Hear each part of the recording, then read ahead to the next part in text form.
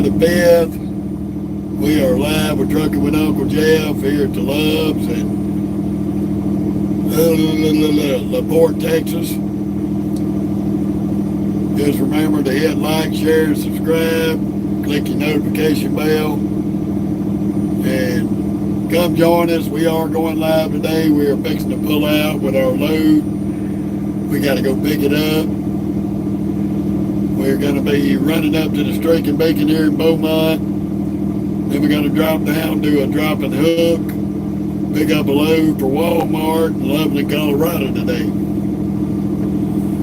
Oh, mercy, and I'm going to try my best not to lose my shit on the media trolls. Can't promise you. I'm going to try to do a little bit better with them. Last live, we lost our shit a little bit. We were extremely tired. We are fighting with our boys today. We will get it back gradually, so just bear with us. We got about 3 or 4 more minutes.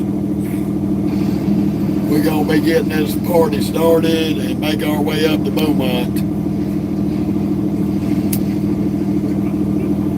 Trying to do a little bit better with our introductions when we start our lives, etc.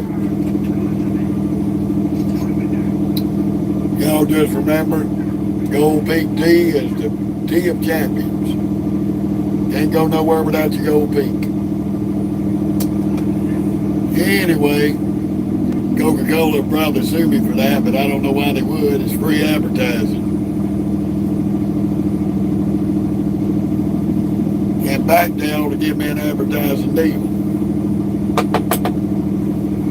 Ooh, me oh my, the fun of it all. We did miss our appointment time,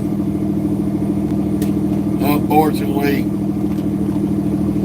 Friday night, due to Tyson screwing up loading the trailer, and we had a mechanical breakdown within 30 minutes of leaving Tyson, an unexpected breakdown that we couldn't do nothing about. Doing good there, Judd. Play.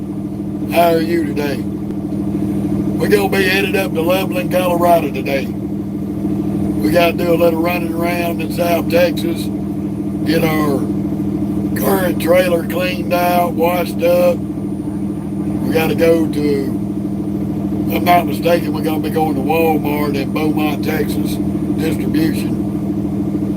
And we're going to do a drop and hook and run a Walmart to Walmart, basically. Trying to get no hard candy to soothe my throat a little bit. My allergies have been cutting up the last 24 hours because of the weather. It's good to see everybody today. We are here at the Loves in LaPorte, aka Deer Park, the industrial area of Houston, Texas. Thank you, Johnny.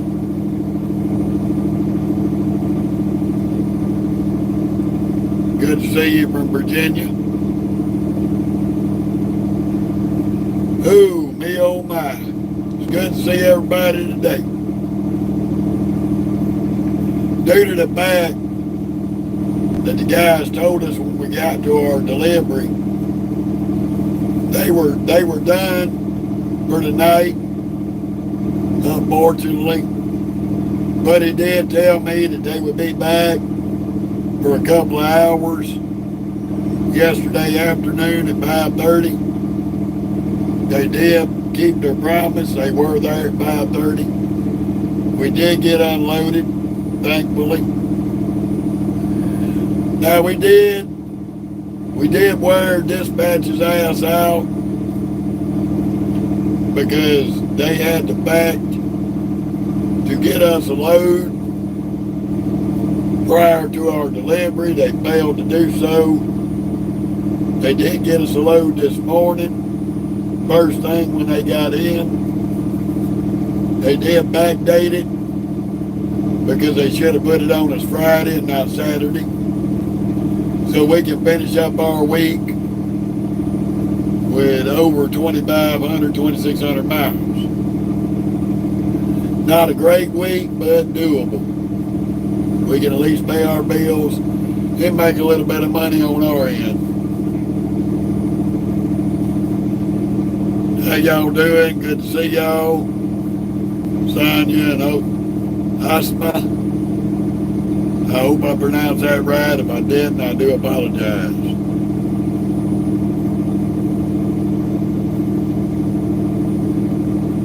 Oh, so you're giving me shit signs, Asma? Well, we don't need your kind on our platform because retards like you should have been swallowed and not conceived.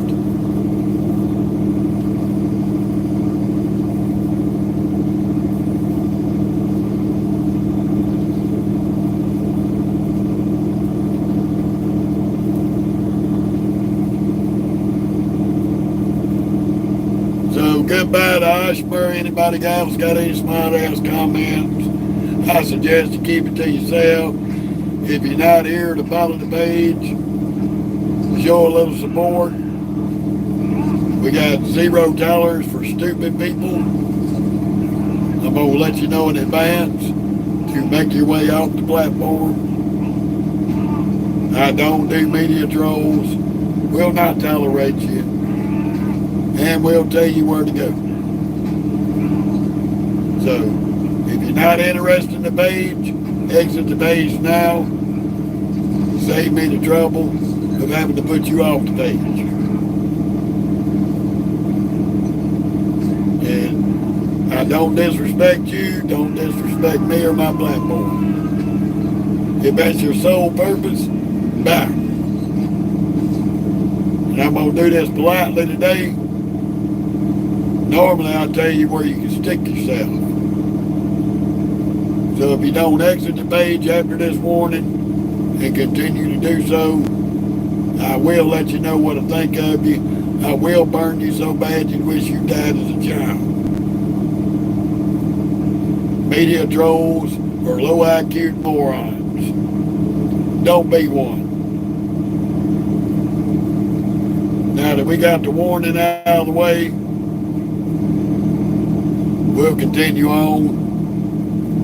We are trying to get our pre-trip in. KA, I drive a 389P. And since we're doing a pre-trip and we're waiting on the Peterbilt to finish his reach-in, I will get outside and let you look at the entirety of the truck.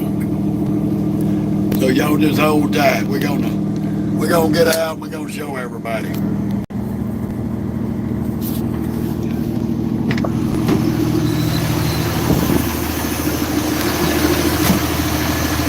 This is what a 389 Peterbilt looks like. This is our Peterbilt.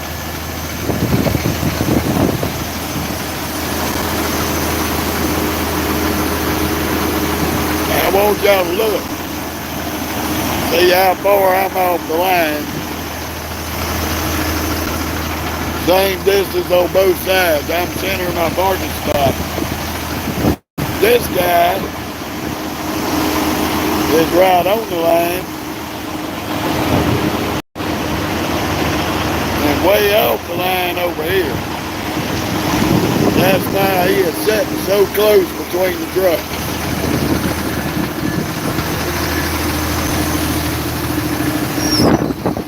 A lot of these drivers won't take the time to center themselves up in the parking stall.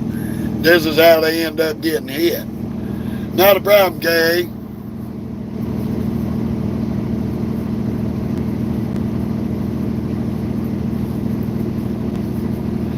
This is about trucking, Tom. This is basically a truck driver's view of what we do every day and what we put up with.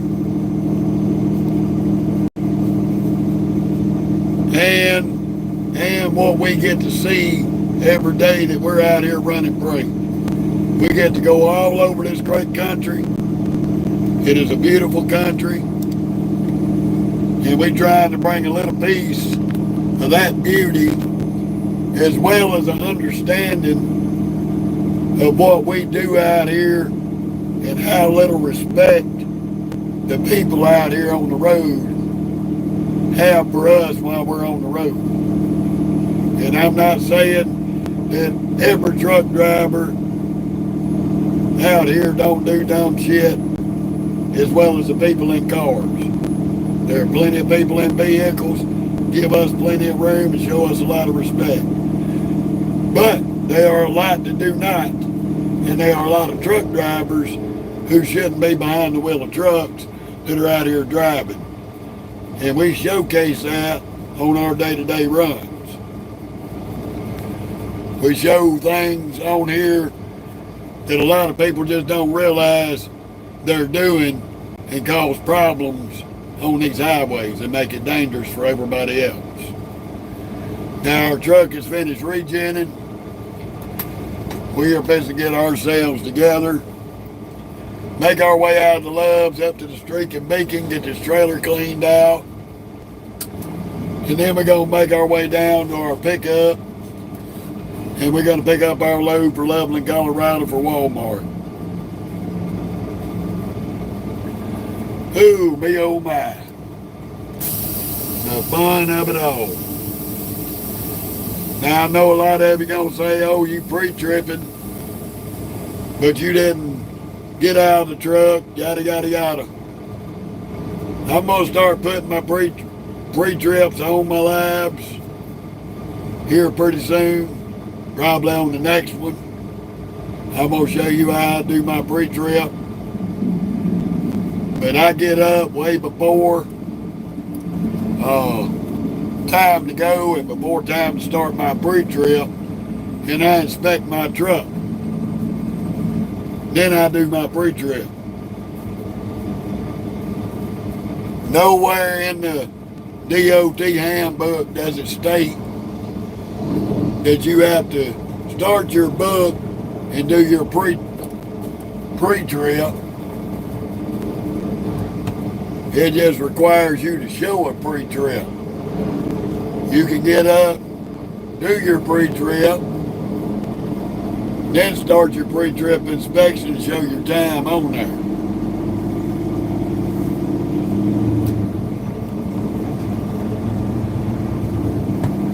Thank you, MB. Turn right, then take the first right. Yeah. That was a good movie for its day.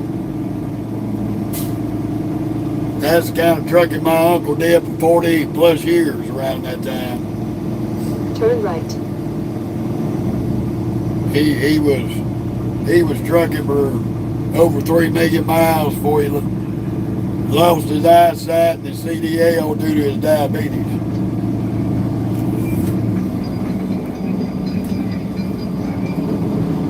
At the end of the street, turn right.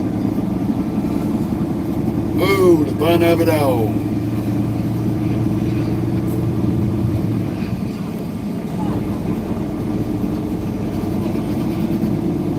Turn right on Independence Parkway South, then take the third left. There comes another Peterbilt. Pretty red one, not as pretty as ours, but it's pretty.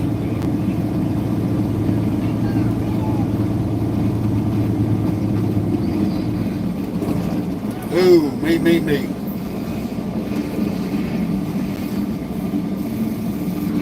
Y'all hang tight for a second. We ain't got nobody behind us. I gotta do one thing real quick.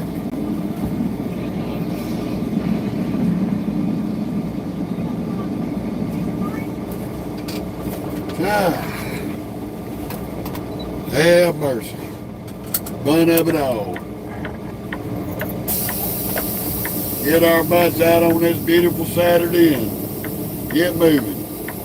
Yeah, we're fixing to leave LaPorte there, Junior. We are fixing to leave LaPorte.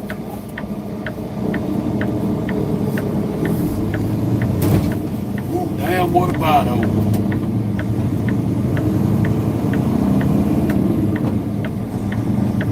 That U.S. Express driver's been up our shoulder to sleep since yesterday. There was 20 spots available to park in this Love's.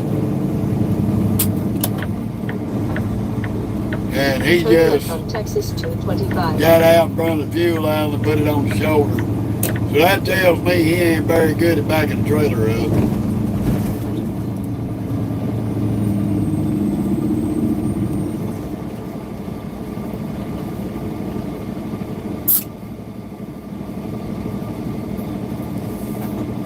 Thank you, MP. We appreciate that. We did get a 34-hour restart in. So that's a good thing. So we'll be able to run our butts out for the next few weeks. And hopefully my daughter and daughter-in-law get over their little snipple where we can take a break and go visit my kids and grandkids.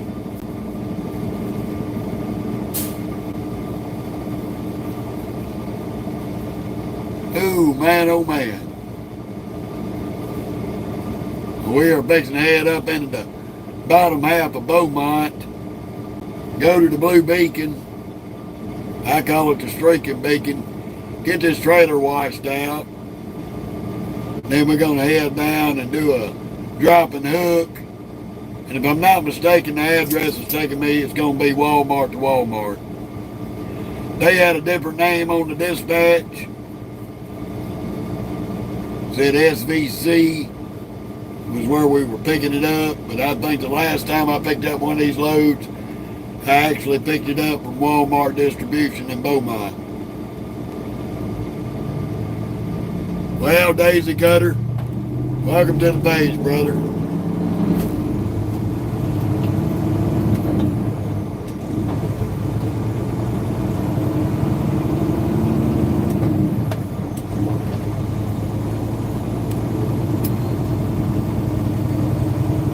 And we're gonna make our way out of here.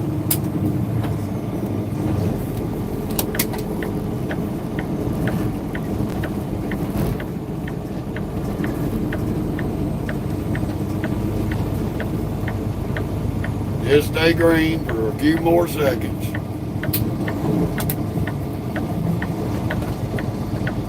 Thank you, sir. Appreciate it. We would have went all the way to the left lane, but we gotta wait a minute. Somebody lost some light lizard lost her money maker right there. Lost their mattress on the thing. Y'all know what you call a light lizard with a mattress on her back. Take the ramp on the left. She's the owner operator. 25 east.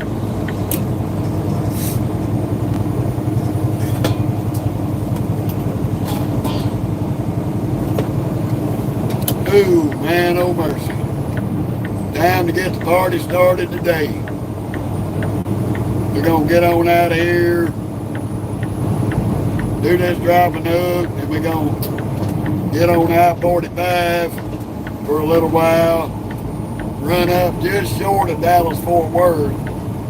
We're gonna jump on 287, run through Fort Worth, and take 287 up to Amarillo, in 2 3/4 and then we'll stay on 287 146 north. all the way to Colorado. We'll get on I-70 in Colorado. So we'll be doing a lot of back road riding today. We're getting out of this right lane. It's just too damn rough. We got to stay right left up here anyway to get on 146. In 2 1/4 miles, keep left to Texas 146 north. But this is the industrial heart of Houston, Texas right here. We passing by Lineage where we unloaded yesterday. Them fellas didn't lie to us. They took care of us. My hat's off to Lineage here in LaPorte. There's some good old fellas working there. Cool as a cucumber. We spent the night there, waited on them to show up. They knocked us out.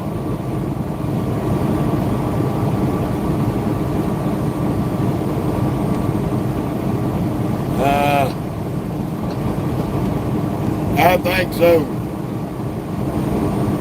I think I am by Channel View. Appreciate it, y'all. How you doing, Trev?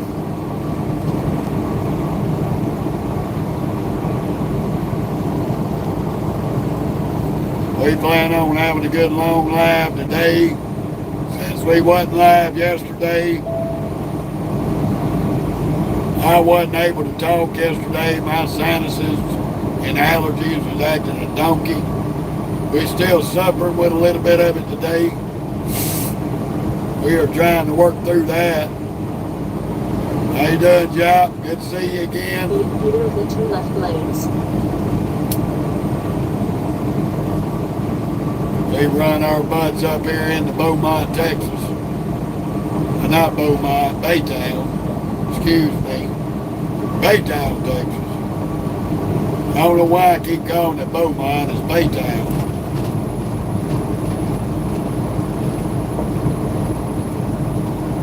I think we got to go to Beaumont to pick up. It may be Baytown. We'll be picking up at Baytown. That's what it is. My brain ain't hitting on all 8 cylinders this morning. Y'all don't pay me no attention.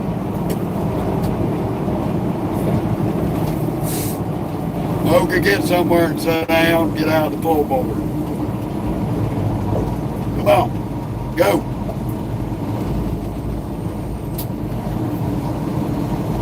You're not going to start that this morning, chick, or this afternoon. Find you a spot and lay it down. Playtime's over, it's time to roll.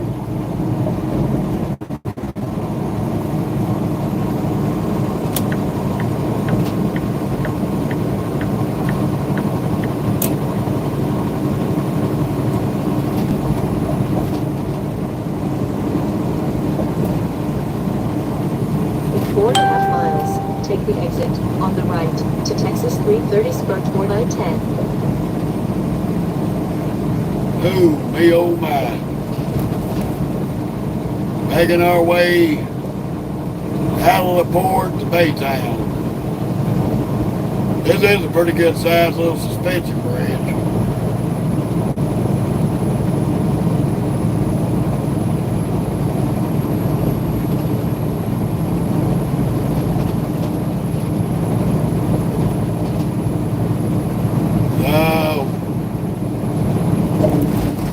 I don't know, Warren. I don't know about if you offended me or defended me, or I'm trying to understand what you're talking about. I don't recall you offending me.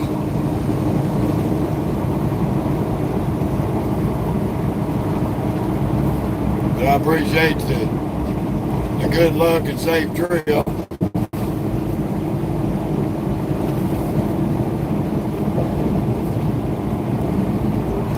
Did I put you in timeout? If I did, it was by accident, because I don't recall nothing going on. Yeah, this is a Peterbilt.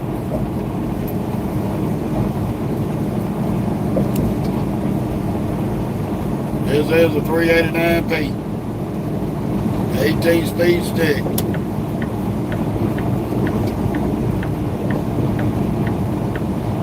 Come on, dude, get off the damn dotted line now. You know you can get center of that lane there, godknocker.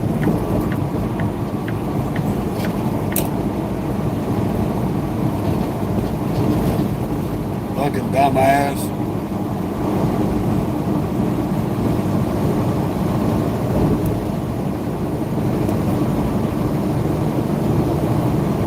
Gonna look at me crazy when I bumped him on the CB for riding the damn line. I guess he thought I was gonna check up so he can get in the right lane. You need to wait on oncoming traffic, buddy. I appreciate that, Stacy. I agree with you on that. They are good-looking trucks.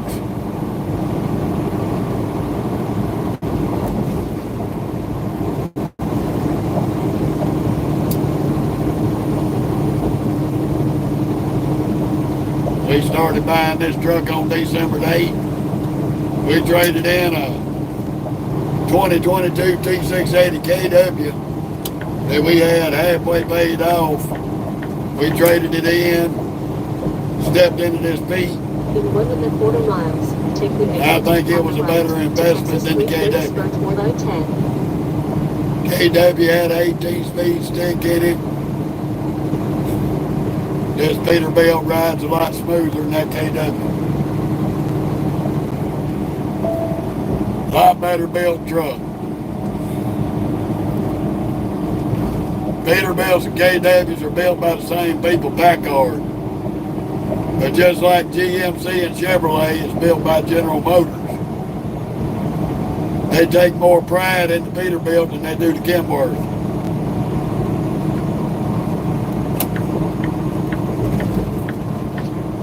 Because the Peterbilt is the flagship of Packard.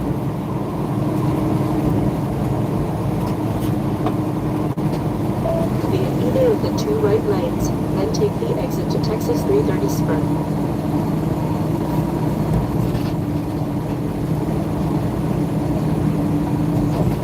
Ooh, me oh my.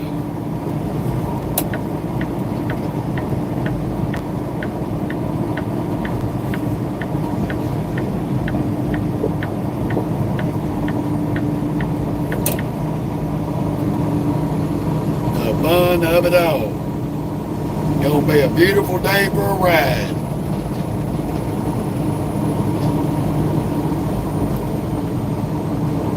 So, we are definitely going to do our best to deal with retards and median trolls a little bit better than what we have.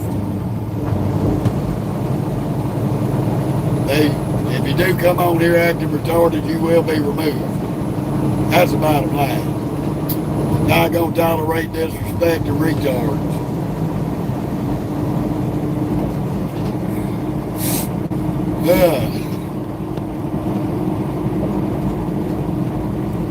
Oh, it actually looks better today than it did yesterday. We actually got a little bit of sunshine today. Take the exit on the right. Yesterday it kind of rained off and on. It was a lot worse.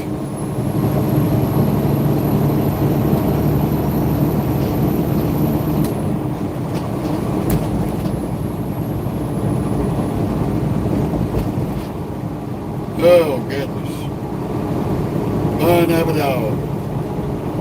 How you doing over in the UK? Good to see you. In 1 3/4 miles, take the Welcome to the crazy highways of America, where dummies can't keep their vehicles in their own lanes.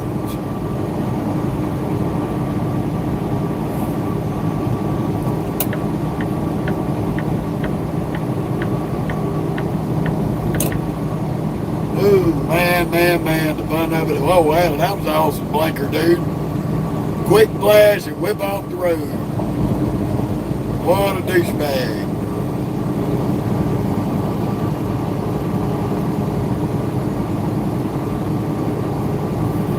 So we're going to go get this trailer ready for our dropping hook. Can't drop a dirty trailer. They won't load it and they'll complain to the company. So we will be saying goodbye to this trailer. I looked this trailer over pretty good the other day. And somebody had, somehow this trailer got laid over on the side. It is pretty beat up.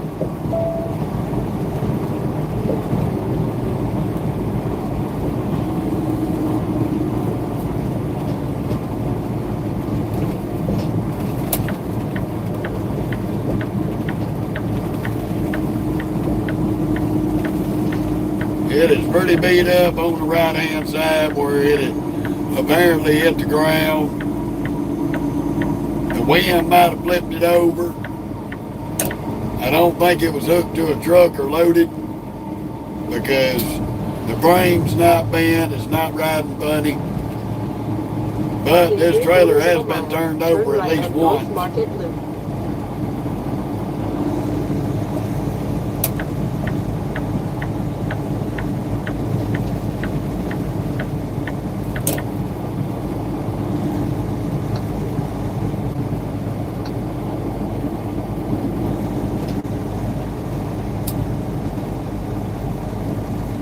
Oh, me, oh my.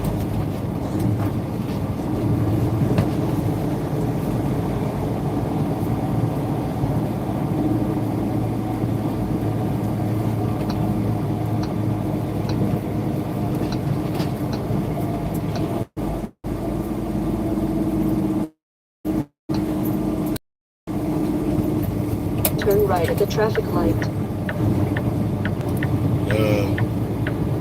We got about a mile to this streaking beacon. I don't think I've been to this one. Maybe, maybe not. We're gonna see. Boy, this is a narrow-ass little road. Gonna be a tight turn here.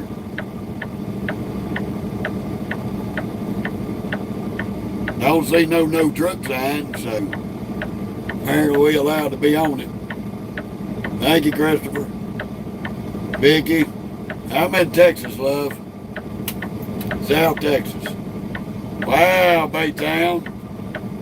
No lights on, no nothing. He just cut all the way around traffic. Cut all the way around traffic and ran the red light. That is law enforcement at its finest. Turn right, then take the first left. Law enforcement at its finest. Have mercy. Just an abuse of their badge. Wasn't in no official capacity, no lights on. Ran the red light. Cut people off. What a super douchebag with a badge. And we got respect for the law, but we don't have respect for is douchebags with badges that abuse their authority because they're in a police car. He could set it to light. If you'd have done that, he'd have pulled you over, wrote you a ticket, or took you to jail. I don't really have a favorite state. GA. Every state's pretty much about the same old song and dance and sad story. Good people and idiots. So, I love driving through the Midwest. It's very beautiful out there. I love the driving through the Northwest. It's very beautiful and scenic. California is a very beautiful state. It's the people who run it and the cities that screw up the scenery out here. But pretty much every state's about even Steven. I treat everybody on equal ground with that. I don't care to go up in the Northeast. There's too much traffic, too much idiocy behind the wheel. Not worth the aggravation.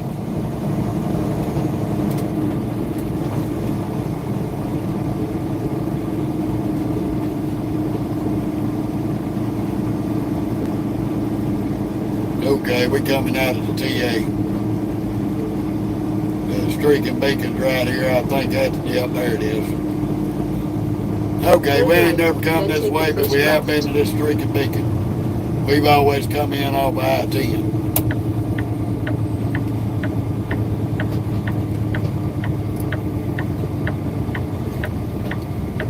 Dude.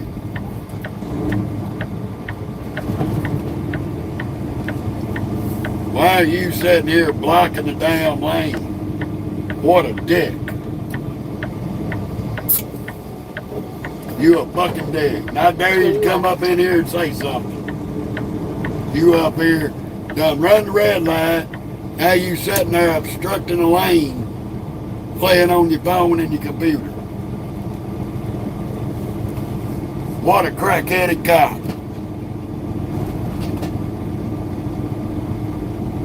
All these parking lots for you to do that, you're going to turn your lights on and obstruct a driveway to a business. Talking about an abuse of his authority. What a ding-a-ling head.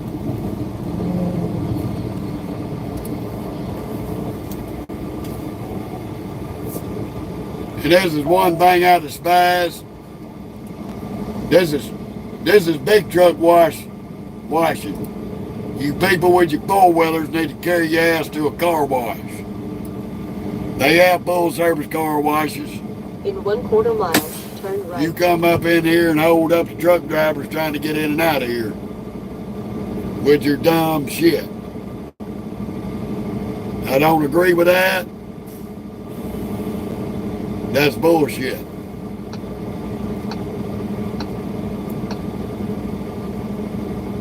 Take your ass to a car wash, not a truck wash. This says truck wash, not pickup wash.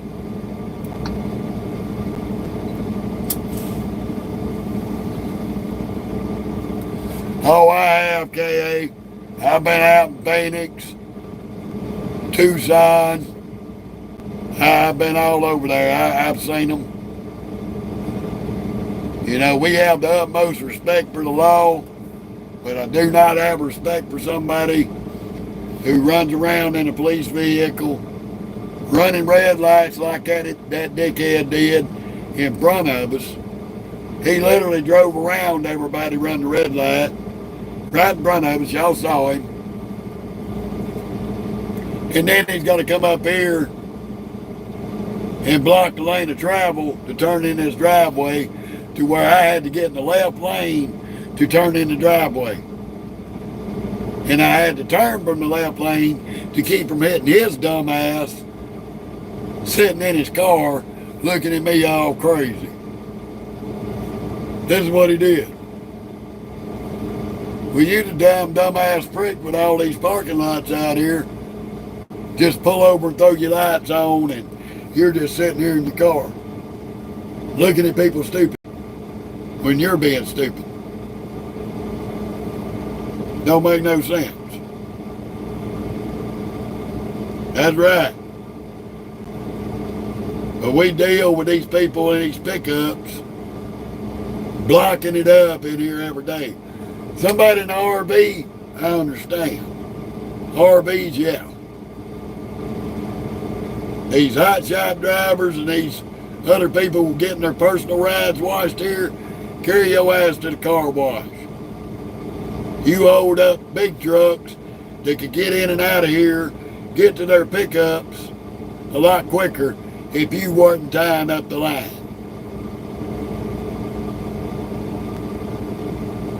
Especially when there's 400 goddamn car washes to every one truck wash. There's 400 car washes to every one truck wash. We're limited on where we can get our shit washed up.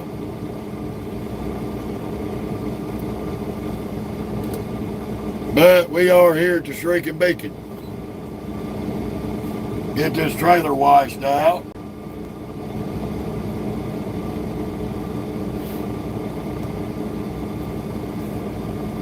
And we got like a 14-mile ride to go pick up our trailer, do our drop and hook. We are picking up here in Baytown. I don't know why I said Beaumont earlier. For some reason I had Beaumont, Texas on the brain.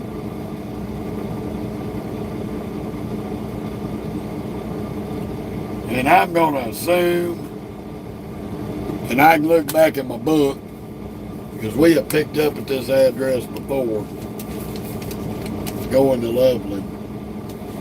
Let me look back, see if I can find it. It's been a minute since we've been down here.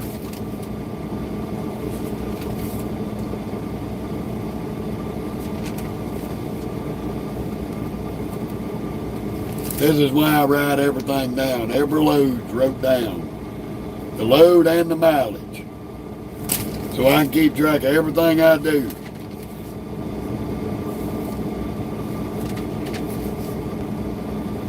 So at any time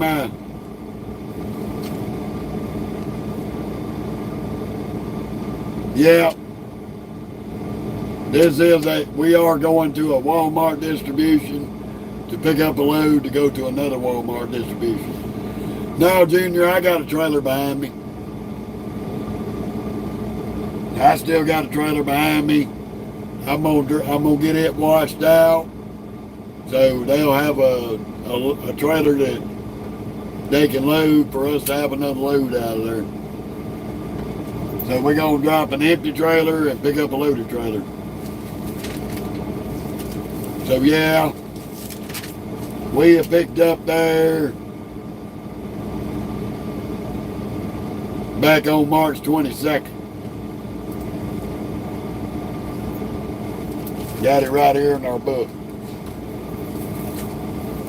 So it's good to write down detailed information on your loads.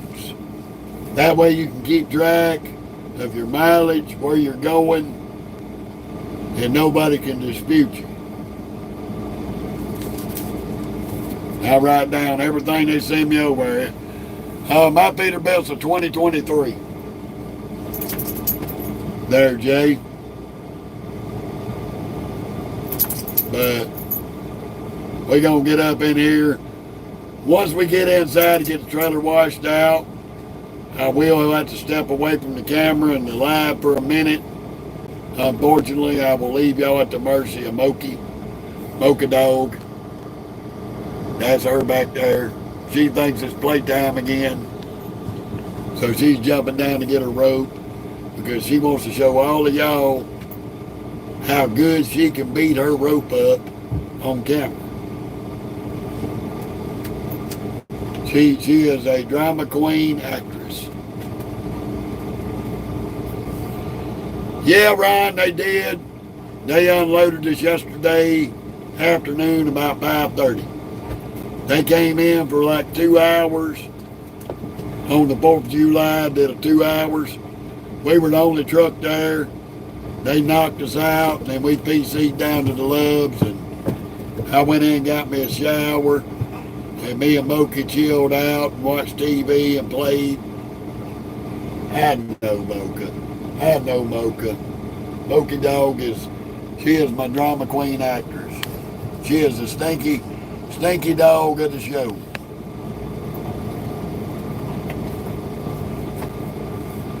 I had them pulled out. They were causing me very serious health problems because I listened to every damn thing the dentist said. And a dentist is in the business to fix your teeth. So by me growing up listening to the damn dentist, all my teeth cracked, busted, and fell out anyway. So then I had to go back to the dentist to pay more money to pull all of them out so I wouldn't suffer with extreme sinus infections. But yeah, I do have some. The ones that they made, the best money can buy. They're in my bag in my box. I don't wear them while I'm out here very much. I wear them when I go home. But I had them pulled out to solve health issues that were causing me problems. Your teeth the bad teeth can cause you all kind of health problems, heart problems, lung problems, all sorts of issues. It can also give you infections that'll go up into your brain and kill you. So, any more questions outside? Is there a problem about me talking with no teeth? Does it even matter? Does it even matter? Why are you so worried about what's in my mouth instead about what we're talking about on the page? I'll tell you what, Asab, people like you need to go away. You really need to get a life and quit being a keyboard cowboy and media troll. And thank you for coming in and being stupid. We appreciate you. But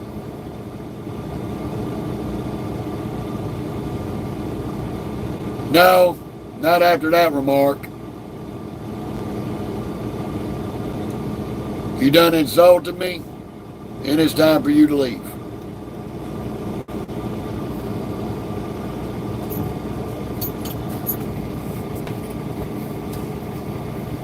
People, don't worry about my mouth, what's in my mouth, what ain't in my mouth. If you do, you open up with that statement to me and then try to ask me a question about trucking, you're going to get what Hasab got. Bye. How you doing, Johnny? And you're absolutely right. It doesn't matter. My mouth has got nothing to do with what this page is fucking about. So for all you media troll retards that want to focus on my mouth and not what we're actually doing and ask questions about what we're doing, bye. Go away. I don't need your support. I'm going to get this page where I want to get it to, with or without you. So don't worry about my mouth, about my teeth. Just know this. I smoke cigarettes and I'm in better health than most of you. Literally. Got the doctor paperwork to prove it. Went to the doctor because my wife was concerned about my age, concerned about my health. Wanted me to get full body workup, blood work, everything. Well, I went and done it. Just to pacify her mind. You know what the doctor told me 2 weeks later? Well, Mr. Mashburn, other than the fact that you're a smoker, you're healthier than a horse. Keep on doing what you're doing.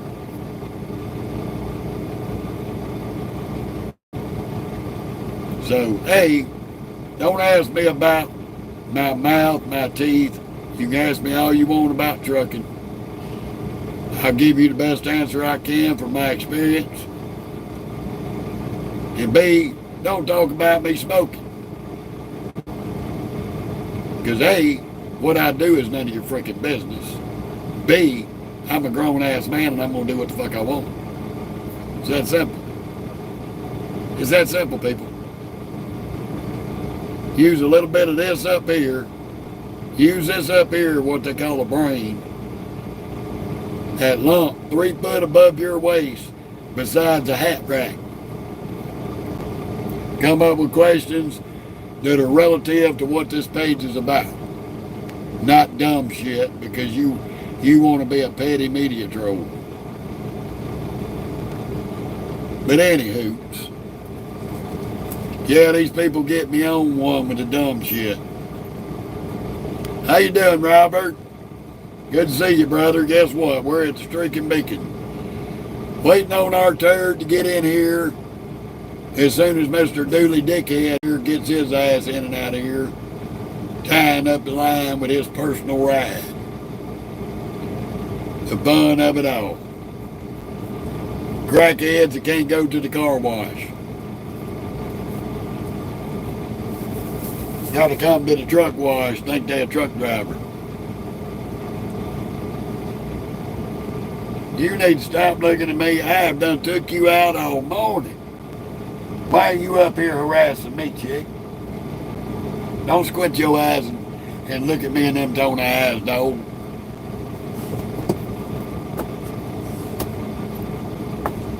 Oh, move, Mo. Oh, you still recovering from my trip down there? Me too. I ain't gonna lie, Robert, I was tired. I do apologize to a lot of you. I was super tired and there were some people really pissing me off. We headed up to Loveland, Colorado, Ryan. We're gonna do a Walmart to Walmart.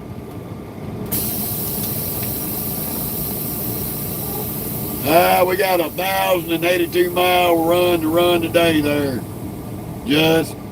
We're just getting started. As soon as we get through washing this trailer out, the load's ready. All I got to do is go over and drop and hook it. I've got till 2 o'clock in the morning to go pick it up. But since we got our 34 in, got our 70-hour clock back, now we got 70 hours, we can blow her in the ground. So we'll be up there sometime tomorrow.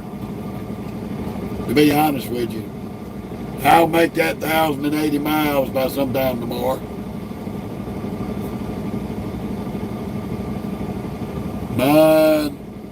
Mind the hoops. Well, I'm good to see you from the motherland, from Scotland. That's where my mama's family's from. I have ancestral roots in Scotland there, brother. I would love to come see the homeland. My mama and them's maiden name or McMichaels. Considered the sons of Scotland, the sons of St. Michael. I'm a firm believer in my ancestral roots. My daddy's roots are Irish. My mother's roots are Scottish. So I got Scot-Irish blood, so you can imagine what kind of freaking temper I got, brother.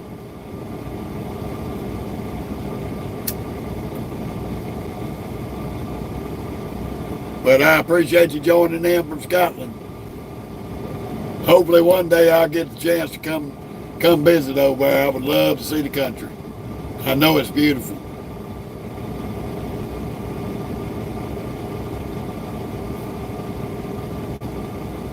Yeah, I hear you, Forrest Gump. That is very true.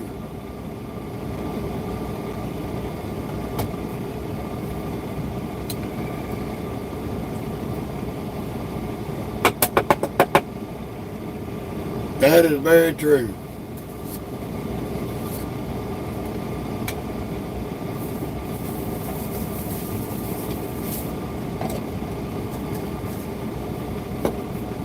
One thing I will say, Connecticut,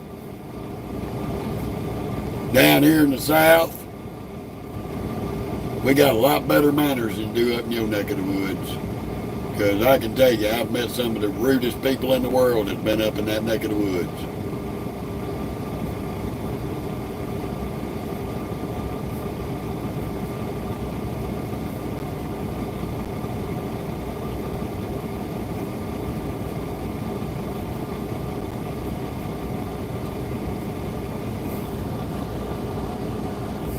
Now, what are you trying to advocate there, Dog Demon?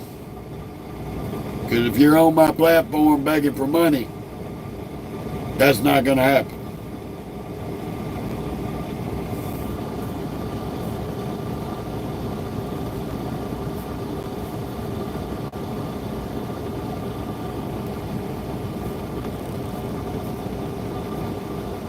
Not going to tolerate that on my page, brother. I'm giving you an option to retract it. If you don't take it down, you're gone.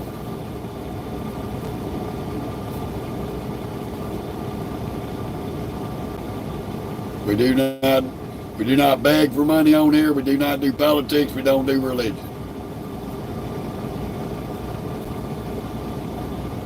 Giving you 5 seconds to retract your statement.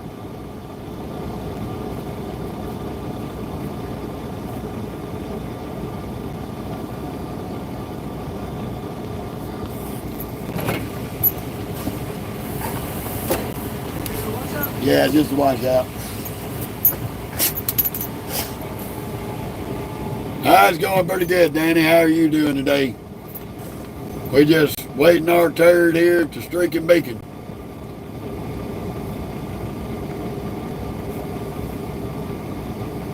Y'all bear with me.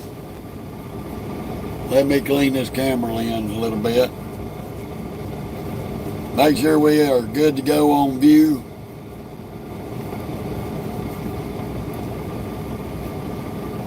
We did clean our windows this morning. I don't know what this Dog Demon dude was advocating, but I gave him a chance to take his post down. He refused, so I had to put him in timeout.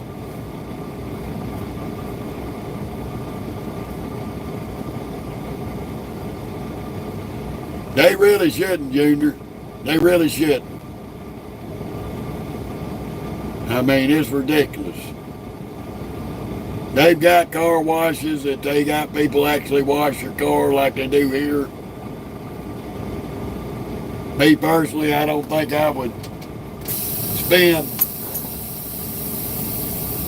$40 and $50 damn dollars to wash my dually.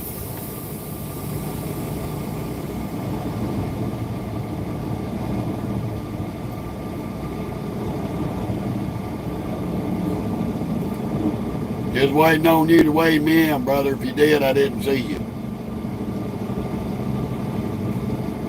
Hopefully we don't lose no service in here.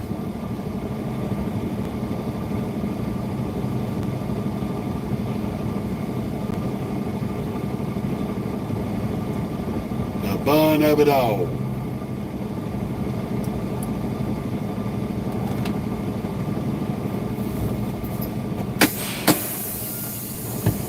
Now y'all bear with me. I gotta go in and charge this to WFX's account, and I will be right back in just a minute.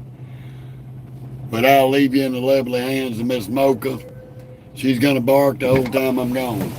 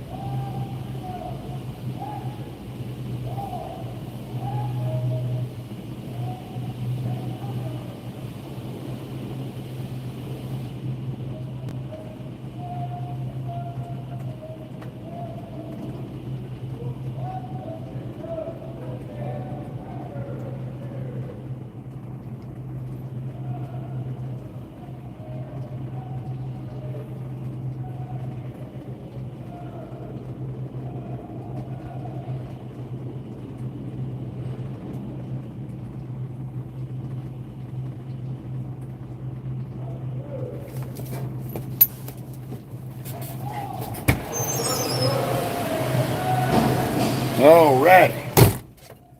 We have got that did. The fun of it all. Hope Mokey didn't drive y'all crazy. How would you look at this?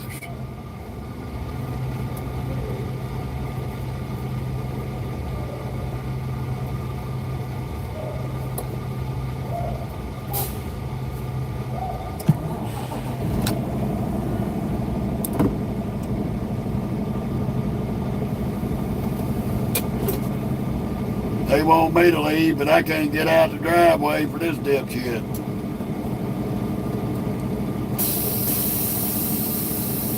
You gonna stop him right in front of the damn door where nobody can get out. That's retarded.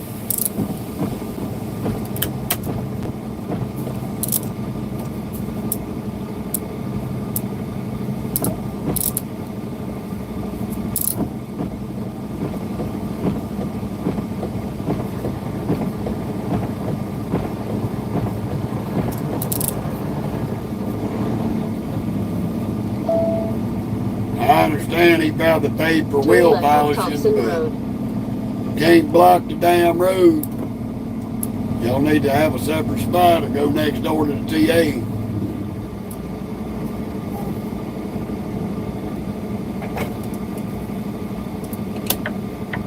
Now I want y'all to look when we pull out at this cop.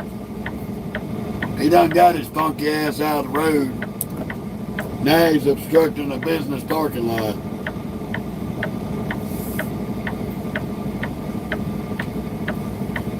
Crazy shit.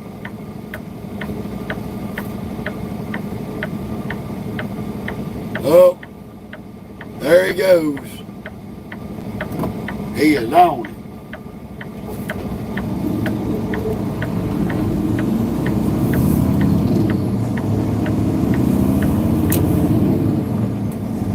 He was sitting in the loop zone there. He done backed up in that lane and backed up into the speedy loop here, basically. Then he gonna fly out and pull that SUV over. In 3/4 of a mile, turn left on Decker Drive.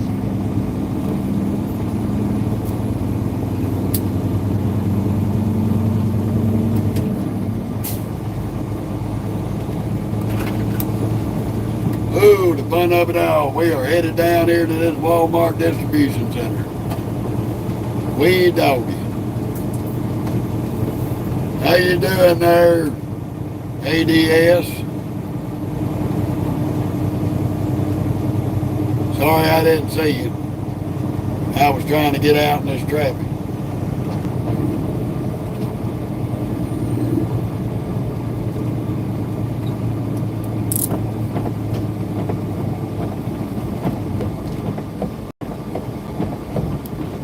Trying to get this damn bug streak off my windshield.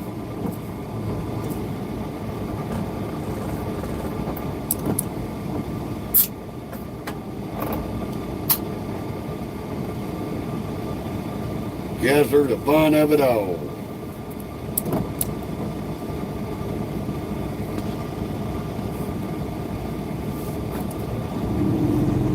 No, Junior, I don't drive for WFX. I am an independent owner and operator for 10 years. I drive for me, myself, and Irene. I am contracted to WFX to haul freight and buy this truck. But I am not a WFX employee.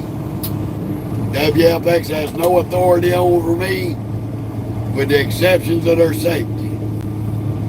Turn left on Decker Drive.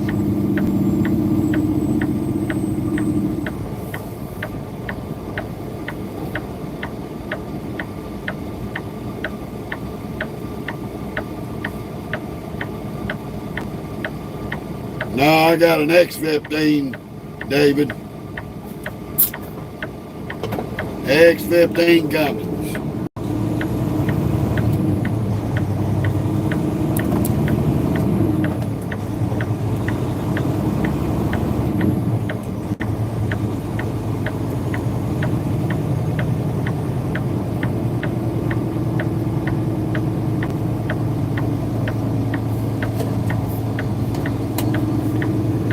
3/4 of a mile, take the ramp on the left to Texas 330 Spur East.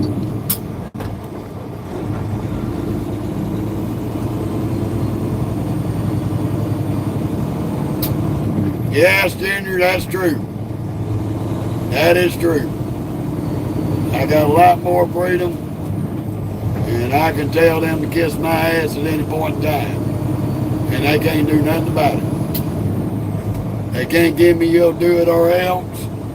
If they say something like that to me, or try to tell me I ain't got no choice, they'll get a breach of contract lawsuit, and then that will end me paying for this Peterbilt, because they'll be handing over the title to this Peterbilt as part of the settlement for a breach of contract. Take the ramp on the left to Texas 330 Spur East.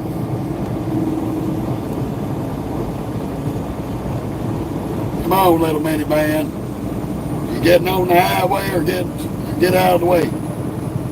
Don't run into the curb, dummy.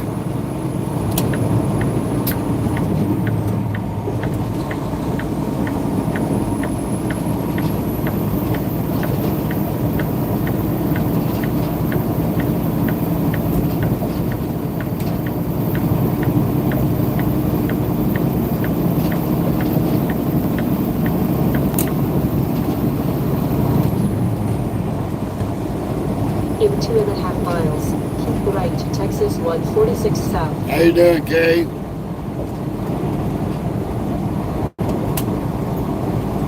Yes, sir.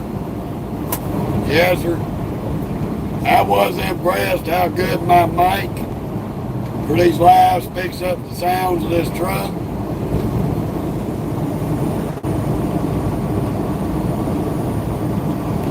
And I'm glad y'all can really hear this old Peterbilt spool up.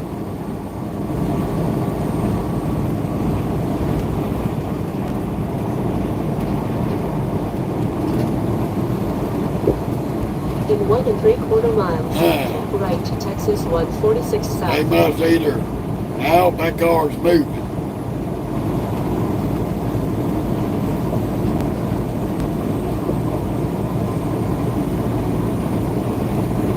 Really not a smart thing to do out here on this highway.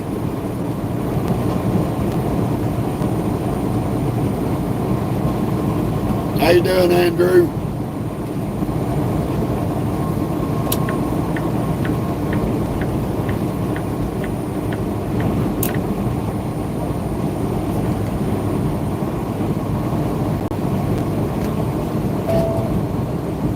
Ooh, mercy.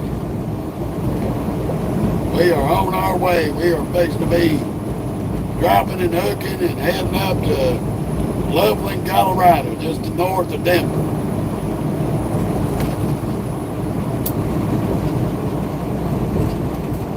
This is a pretty easy peasy run. We have run this run several dozen times.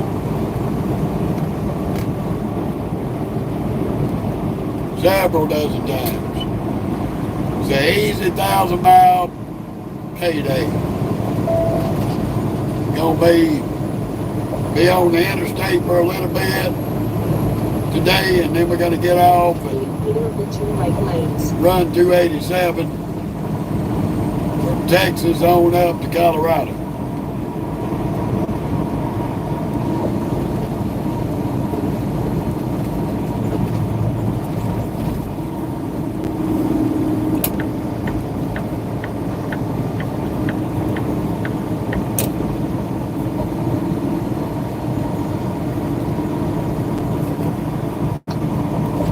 We're about 9 miles from where we're going. We're basically heading about back to where we were at when we left this morning. Right back across the bridge to go to this Walmart.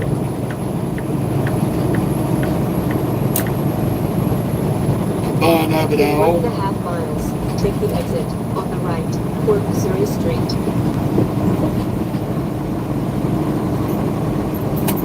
Which days we're going to get off before we go across the bridge. Woo-hoo. In In 1.25 miles, take the exit on the right toward Missouri Street.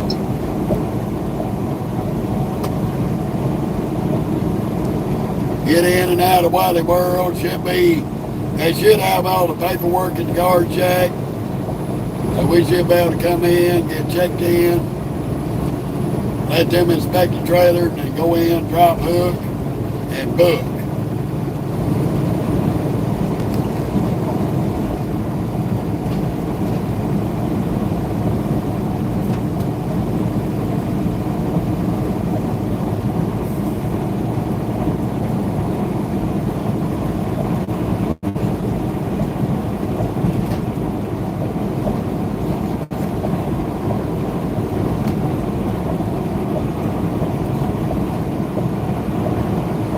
Take the exit on the right toward Missouri Street.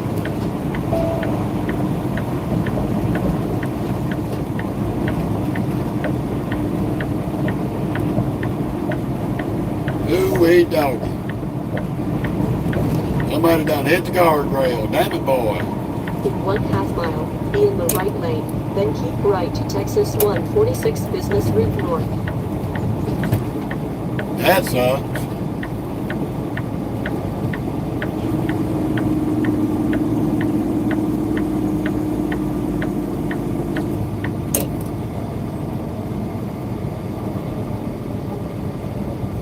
Keep right to Texas 146 Business Route North. Just run the red light, asshole. Never mind the fucking big ass truck that's coming. You dumb shit Texas bitch. Stupid motherfucker. And then can't stay in your lane. In 1/2 mile, take the ramp ahead. Then can't stay in your lane. What a dipshit.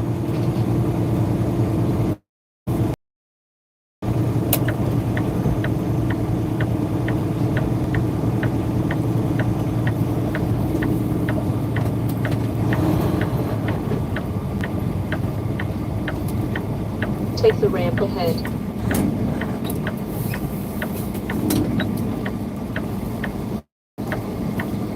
This is the only way to get to this place. You got to come down here and do this U-turn.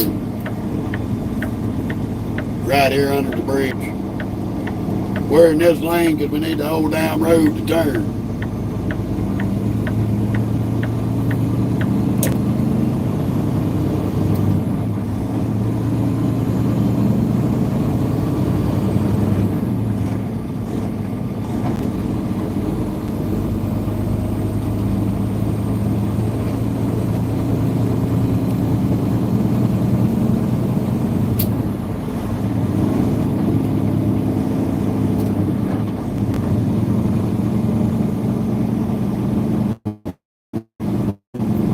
It's a crazy little setup, though.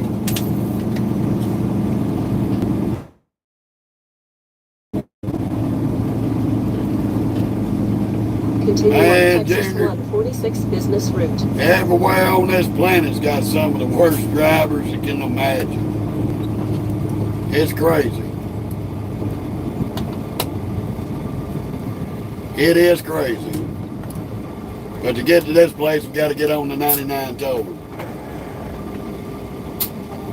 You got to yield, dummy, go.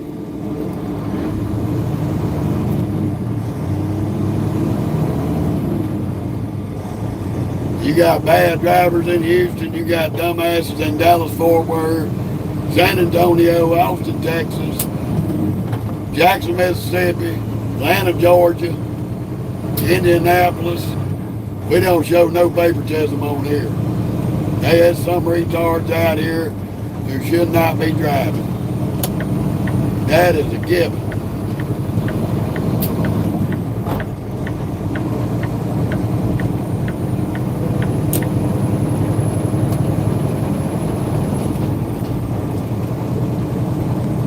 That is a given, brother. And we showcase them on the labs and in the video. Dumb to the dumb with license, whether they're in a big truck or a car.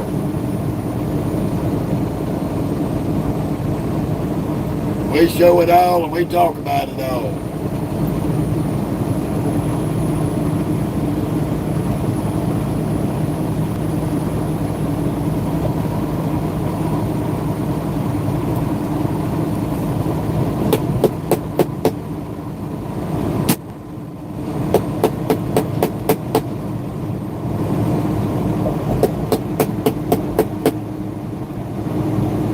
This is Texas 99 toll road.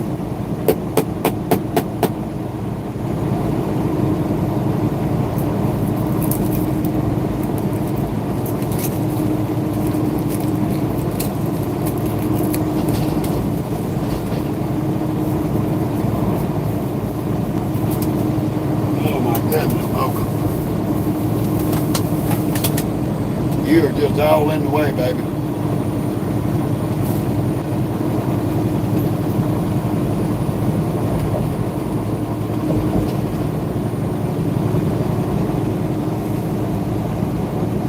"12 years, T.Y. Got 12 years and 1,200,000-something, pushing 300,000 accident ticket-free miles. Safe driving."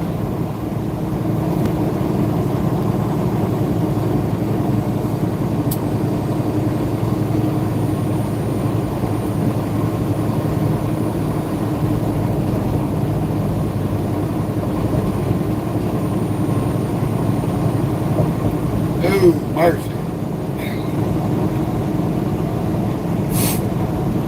Yes, indeed.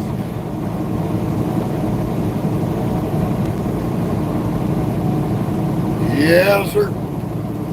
That's what he's doing.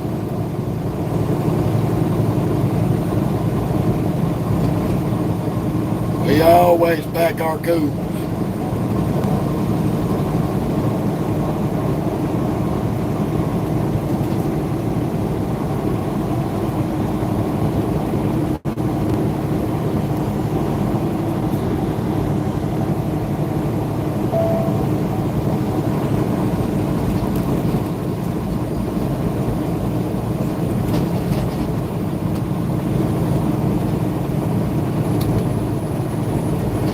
We got to get off up here and get on FM In 1 3/4 miles, 1405. turn right on FM 1405.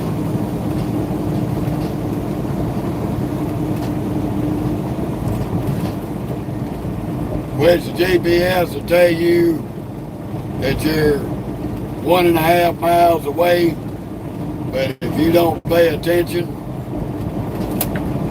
and get off on this exit right here, you'll have to go up, do a U-turn to come back. You got to get out right here, ride the service road to get off on 1405. It is retarded.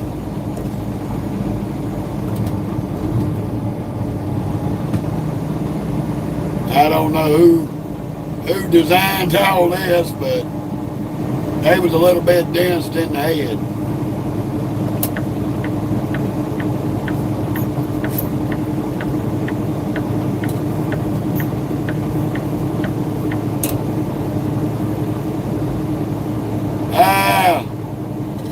Not that I can remember there. In 3/4 of a mile, I don't turn remember right going on to the FM Outer Banks. 1405. I may have, I may not have. I'd really have to look at it to remember if I have been or not.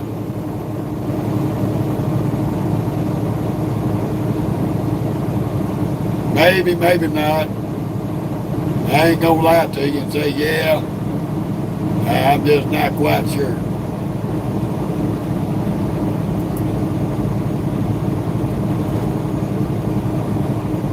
They got a little mom and pop truck stop right here.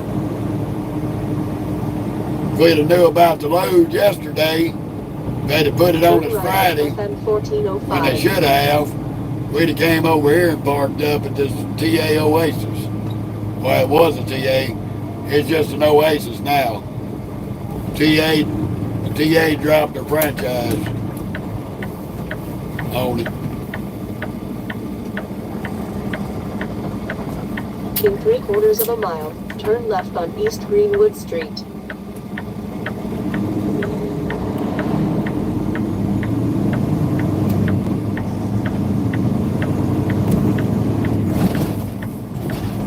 But this is going to be a Walmart to Walmart. Big Walmart distribution center. They got like 2 or 3 different little warehouses right here together.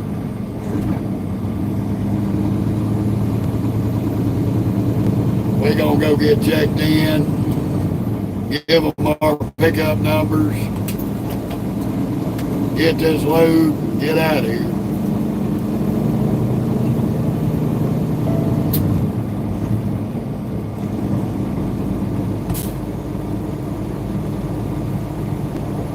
We've picked up a lot of freight out of this area over the years, so we're pretty familiar with it. Turn left on East Greenwood Street.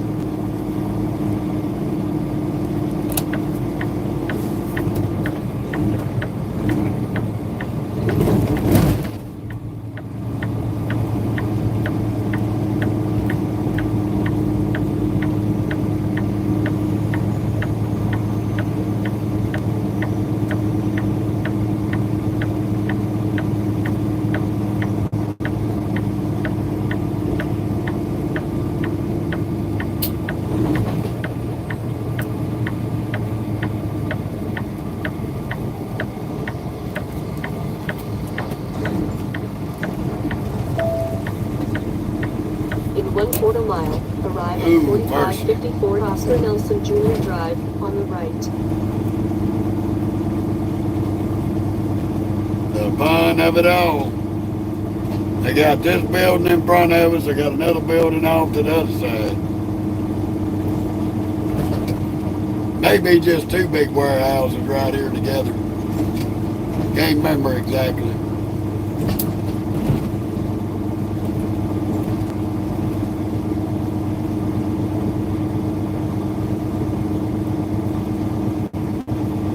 I know they got two gates here, Oscar Nelson Jr. Drive, but the second gate ain't open. They operate out of the one gate.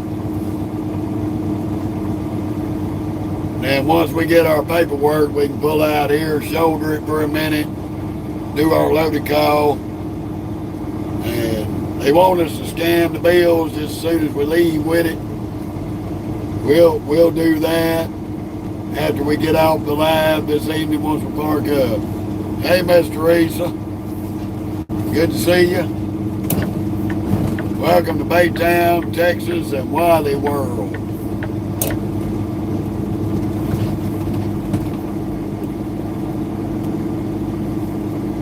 We have to be in the right lane up here anyway, because the dedicated Walmart trucks like this U.S. Express day cab dipshit who just tried to sideswipe us going around the curve, they're supposed to be in the right lane.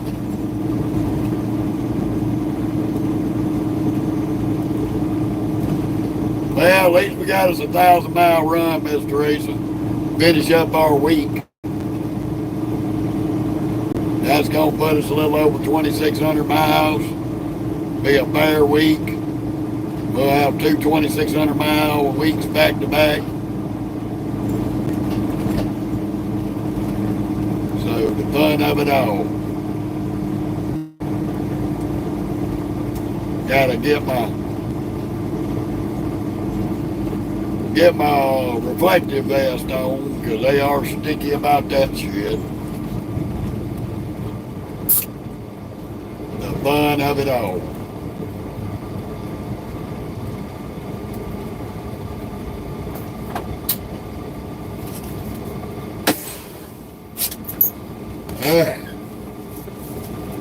Get my vest on. Get ready for this drop and hook. And hopefully we're going to be in and out of here within 30 minutes. 45, 50 minutes at the most. We're going to try to get out of here in less than an hour.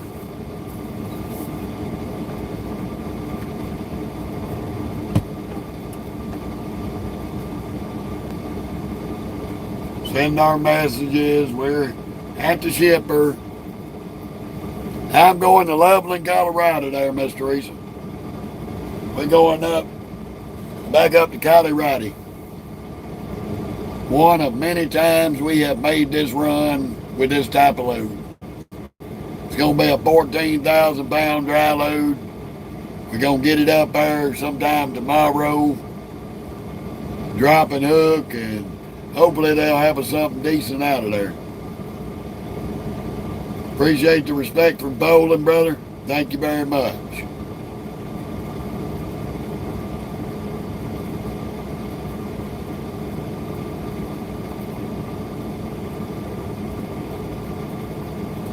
Had the old young brother pulling that Snyder trailer, he did right in this wind, latching that door back. You don't want to ever open them back doors in the wind and turn your back to it. It might stay in one spot for a second, and then it may come around and cut you in half. That son of a bitch will knock the spit out your ass. I've seen people not learn that lesson, get hit upside the head. It was smart. I'm looking at the strings hanging off his trailer, so the wind's coming in on that side. That damn door would have took his ass out before he could climb up in that trailer.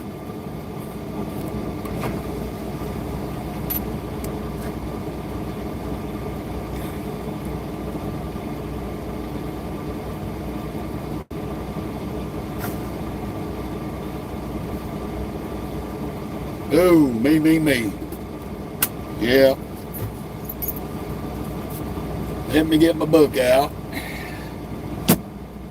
You threw out the window because it's hot out there and we ain't gonna let all the AC out there, stinky butt. Huh.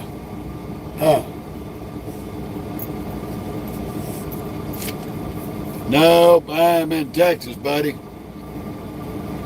We ain't been in New Mexico in a week. I left New Mexico. Where'd we just see? We left New Mexico, came to Texas. Then we left Texas, went to Tennessee. Left Tennessee, went to Mississippi. Came back to Texas. Now we're leaving Texas, going to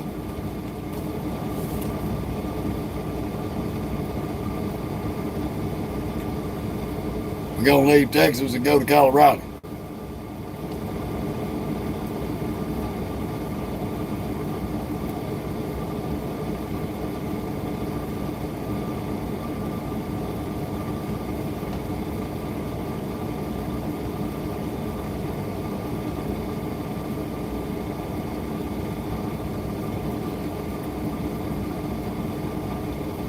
They did not give us a trailer number that it's on.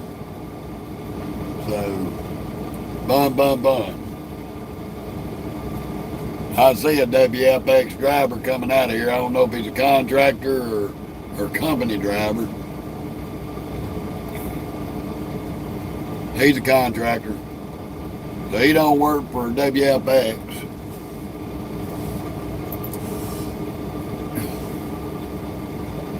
Picked up a nice reefer trailer though.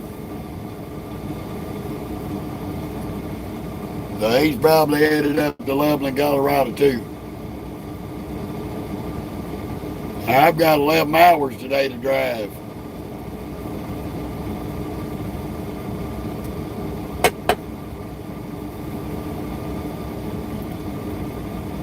We are just waiting on Snyder to get out of the way so we can get checked in.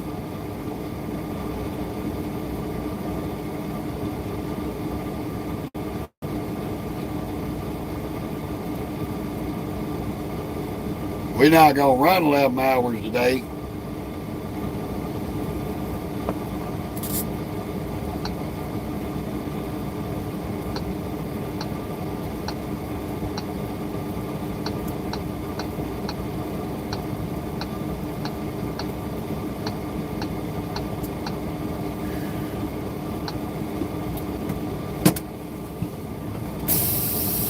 In actuality,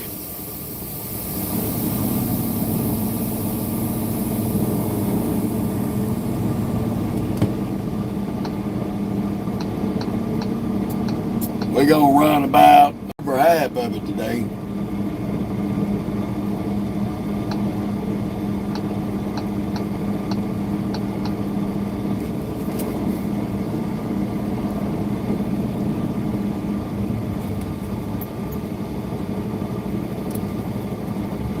Ooh, the fun of it all.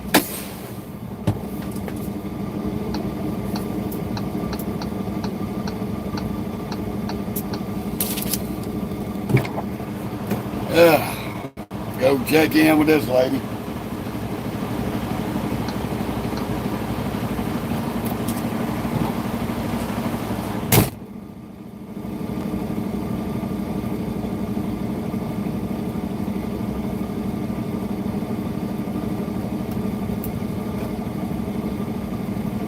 In 1/4 mile, turn left on Oscar Nelson Jr. Drive, then take the first left.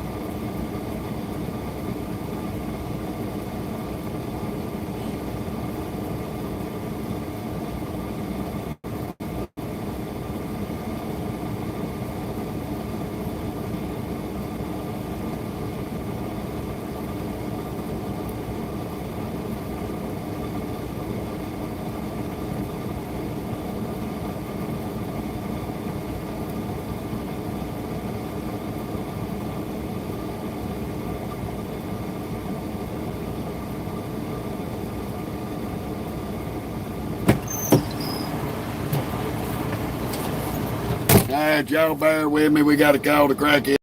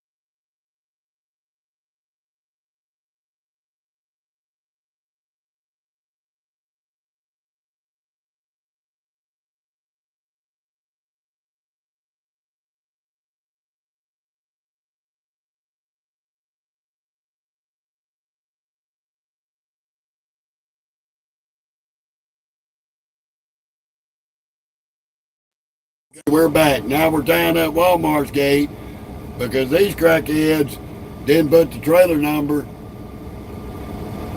in the damn dispatch. So now I got to wait on one crackhead to communicate with another crackhead, get the trailer number, so we can pick up the load because that's the only way security can pull the load up. So we're sitting here waiting on the dumbest of the dumb. Let me walk over here and ask her if she wants me to pull up and unblock the driveway right quick till we get the number.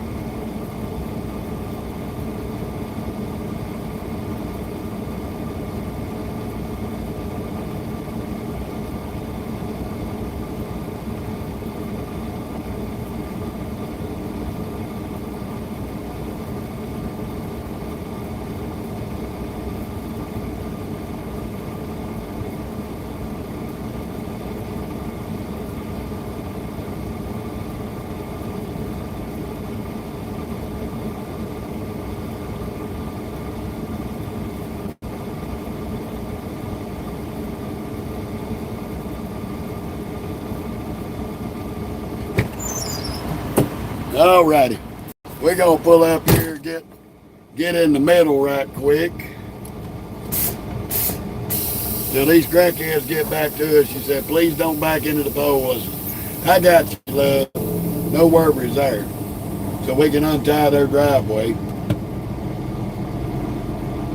Turn left on Oscar Nelson Jr. Drive, then take the first Lord, left. that poor little damn pole has been beat down and back. Beat down and back, y'all. Give us some room, PTL.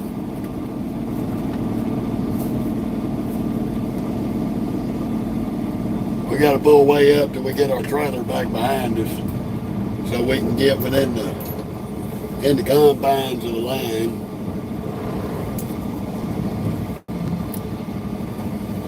That way we stay fully out of the road.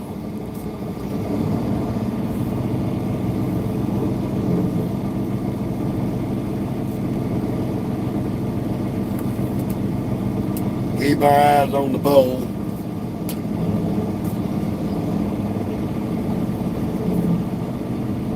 Try not to get sideswiped by Walmart.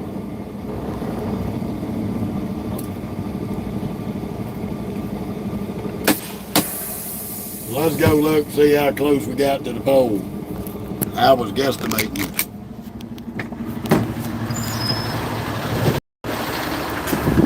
Oh shit. We can back up a lot further. Thought I was closer.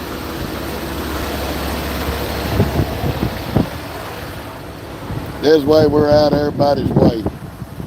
We're out of all the lanes.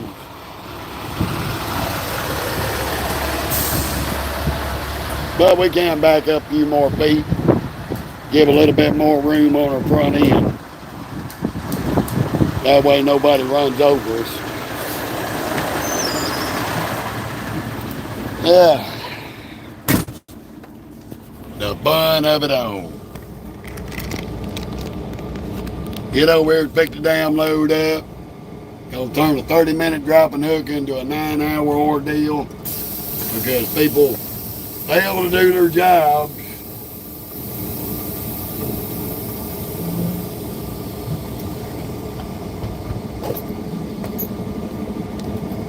Fail to do their jobs. I'm only gonna back up a few more feet.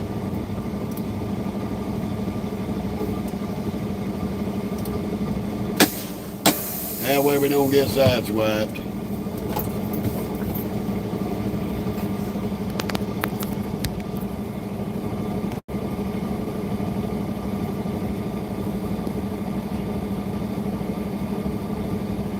Yeah, I remember you telling me you wanted to visit California.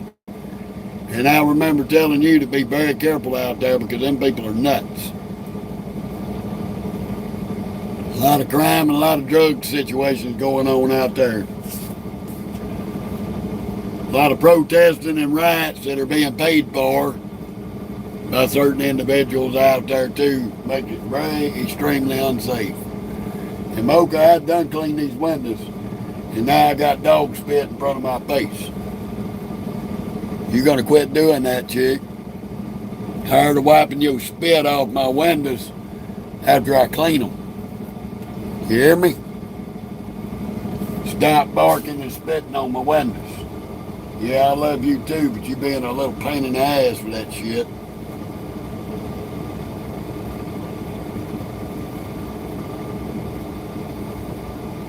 Move. Move. Thank you.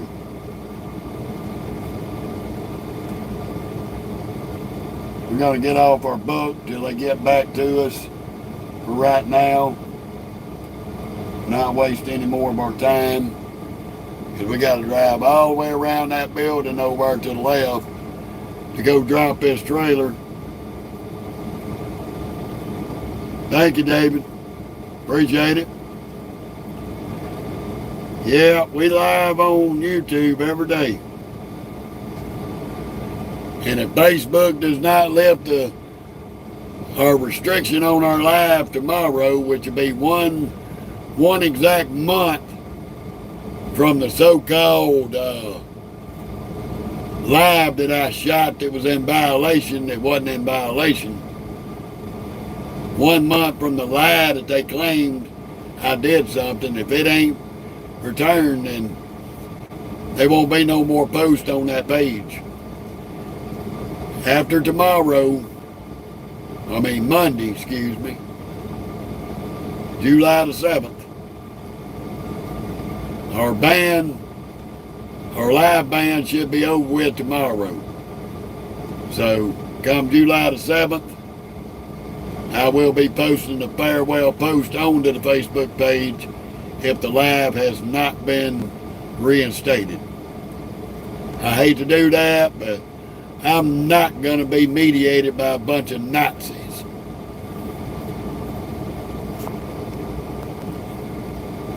Nazis that take up the lies of media trolls and not the truth of the situation. And yeah, Zuckerberg, I'm calling you a fucking Nazi. Because that's just what you are.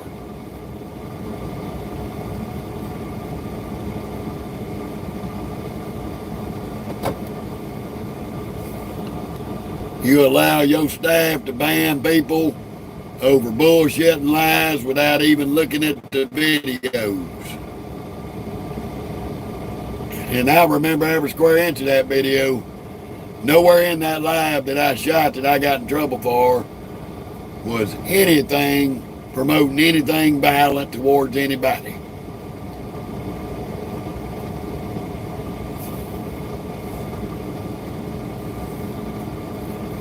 And they didn't even send us any notification.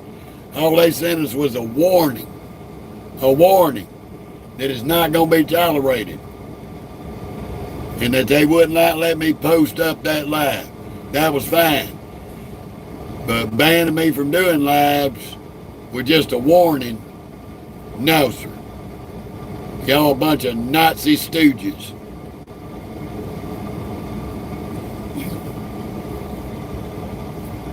I bet you got a picture of Adolf Hitler in your bedroom. Probably jerk off to it.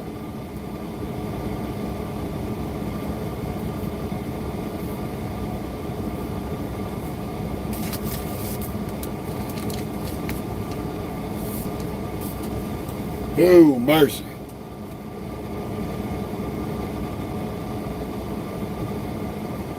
Yeah, I got a little biggity bone with Facebook, y'all. It was bullshit all the way around. If some blind chance they do give me my live back tomorrow, or by Monday,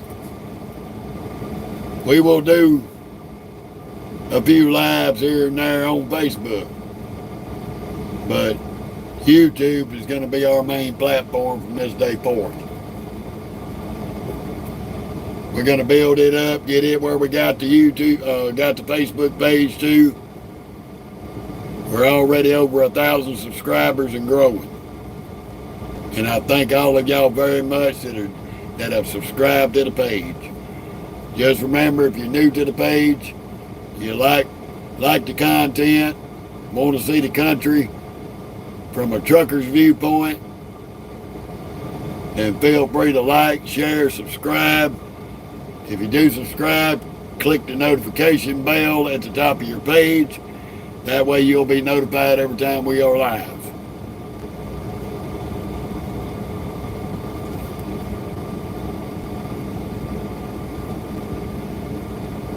But at the moment we're going to sit here waiting on the crackheads of the office to get their shit together and get us the information we need to pick up the load. Everybody wants to blame the truck driver about loads not getting picked up on time, not getting there on time. But when you really break it down, 75% of the time, a trucker is late picking up a load, late delivering a load, is because of people's inability to communicate all the right information we need to get such said load picked up.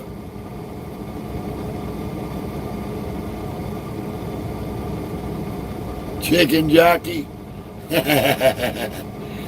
not a chicken jockey. So part of that 75% is the shipper and receivers of such sad loads who put us behind schedule by not getting the truck either A, loaded in a timely manner or getting unloaded in a timely manner. The other 25%, we're going to say at least 10% of the time, mechanical failures, blowed tires, stuff like that. And the last 15% will be depending on who the driver is and how they handle their truck.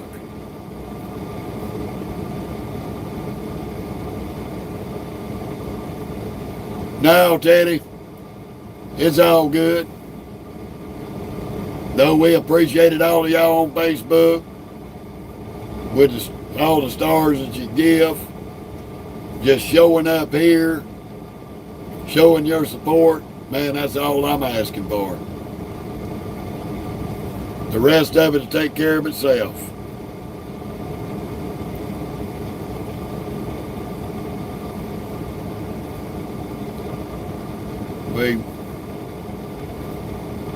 We need 4,000 watch hours. We needed 1,000 followers, 4,000 watch hours, 10 million views on our reels to be eligible for monetization. I'm happy to say we have our 1,000 subscribers. We have 2,100 of our 4,000 watch hours. So right now we're focusing on getting our reels amounts up on the page to get our 10 million views up there. When we hit our 10 million views, we're going to be rolling. Yeah, CT, I told you that the other day, buddy. I come to Indianapolis all the time. I run through there a lot.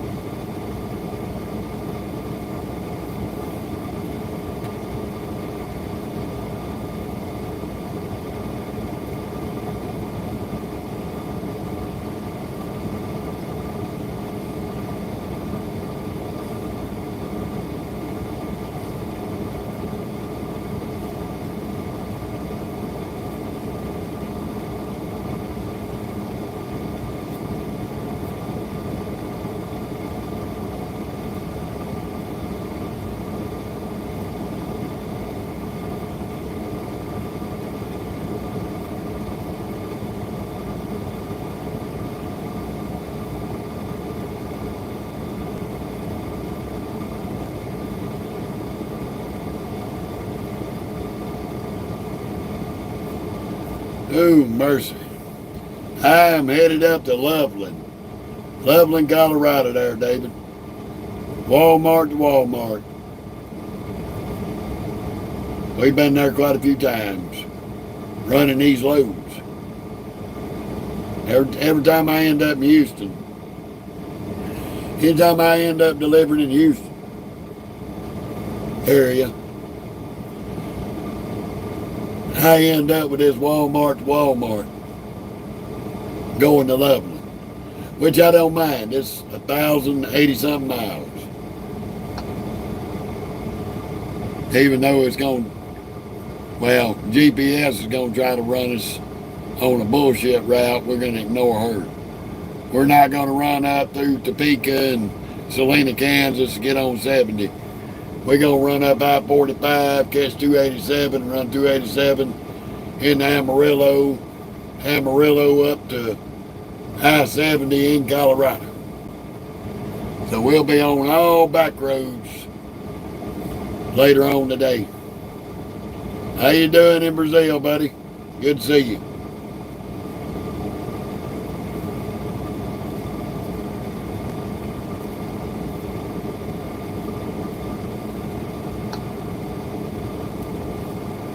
We'll be up there sometime tomorrow. If I can get 8.5, eight and a half, 9 hours a day on the road, if and when we get the information to pick it up. How you doing, Dust World? Good to see you. We are sitting here waiting at the gate at Walmart out of the way till they can get us the information to get our load. Need to know information. Apparently the truck driver didn't need to know to pick up the load. Yeah, David, we got 34 in. We got a full 70-hour clock, buddy. And we're going to burn it in the ground.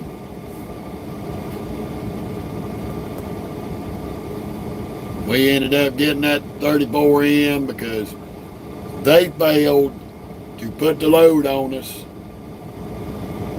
between Thursday and Friday to pick up over here for today.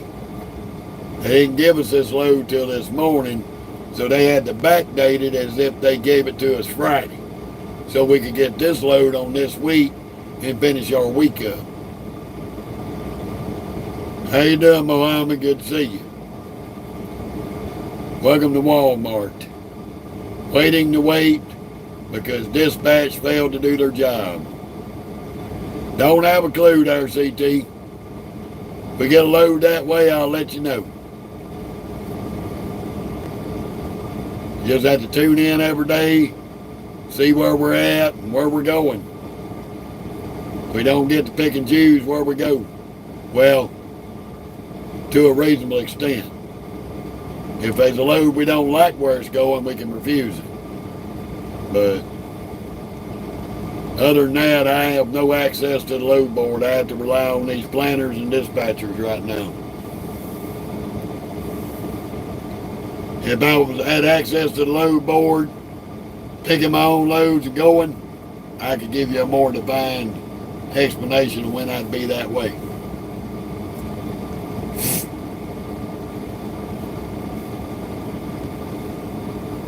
We'll probably end up back out of Colorado and Oklahoma or Texas again.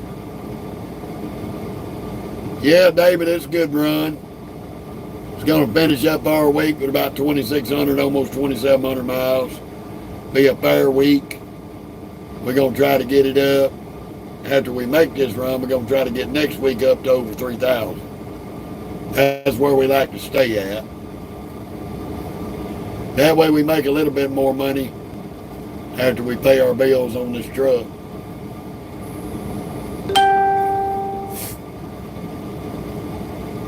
The fun of it all.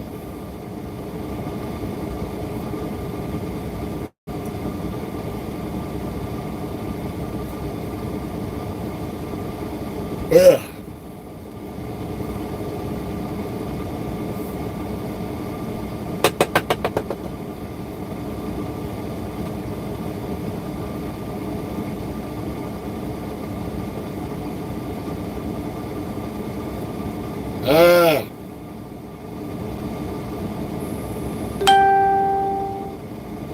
Let's see.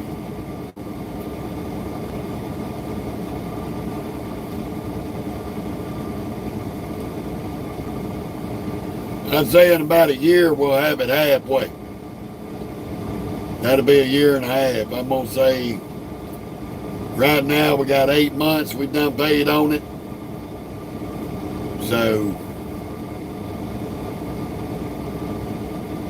I'm going to say another year and 3 months we should have it paid for.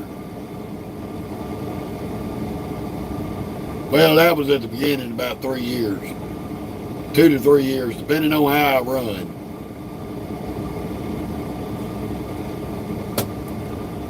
Two to 3 years, depending on how many miles I put on it. The longer I stay out, the more miles I put towards it, the quicker it gets paid off. So I'm going to figure about another, in about another year, less than a year, we'll be halfway. And then about another year and X amount of months, we'll be finished up. So we should be finished up within 3 years.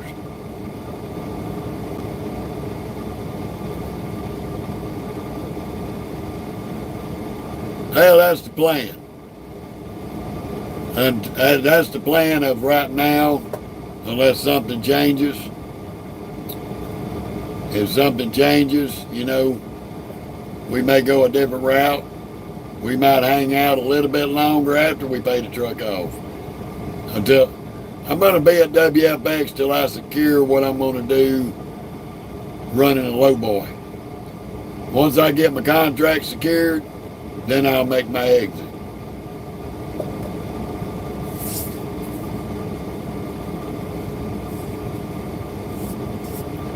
But once it's paid off, that means that'll be the end of the warranty. Well, that's what I'm going to do. I'm swapping the direction of my company from reefer and dry van to heavy haul. So that's going to be interesting. If I can get contracts like I plan on with little or no trouble, shouldn't be a problem.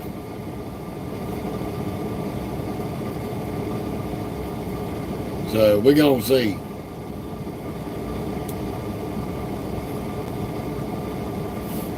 We're going to see. We're going to do our level best.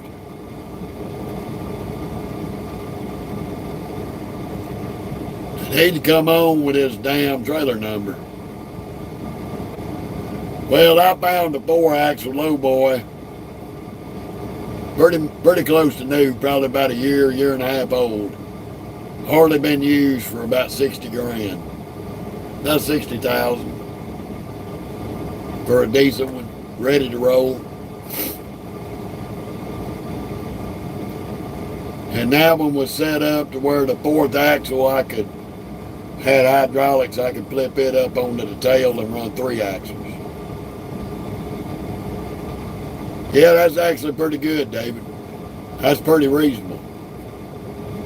Because you got to stop and think. That drop on that low boy, you have to unpin it and pull forward. So it's got hydraulics to let it down to the ground. And you unpin it, pick up, pull back forward, load the equipment on the trailer, and then back up, drop, and pick it again. So, yeah, that's not bad. Plus, if I need to put a drop axle on this Peterbilt, I've got enough room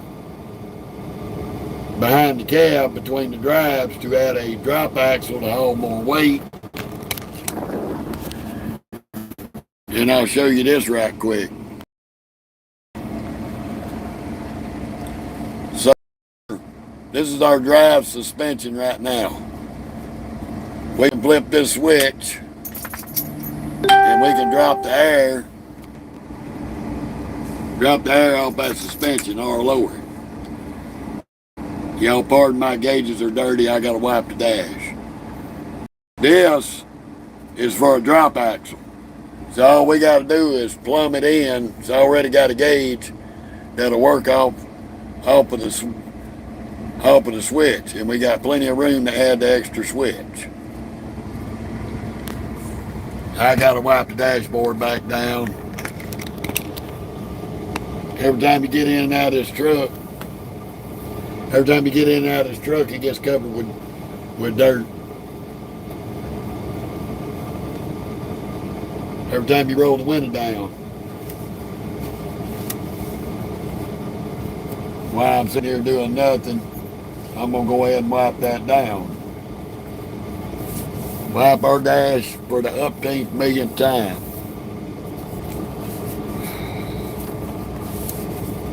These trucks stay so dusty with you getting in and out. It is hard to keep the dirt and dust off of it. I usually keep it blowed off and wiped down, but I was being lazy yesterday. We were being super lazy.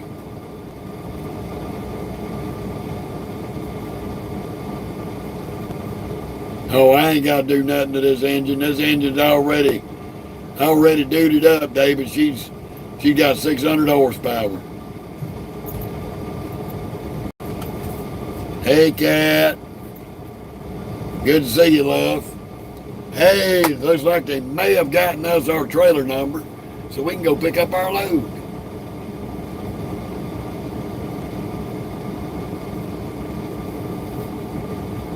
Move.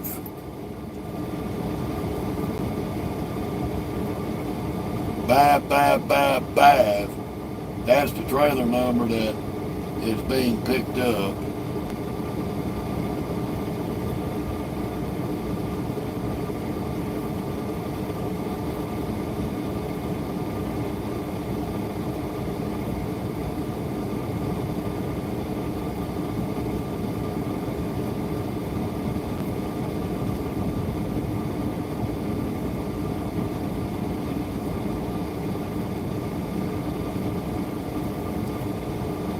I got a feeling we're picking up a raggedy ass FX trailer, IWX trailer, excuse me. Let me walk up here and talk to the security guard right quick, find out.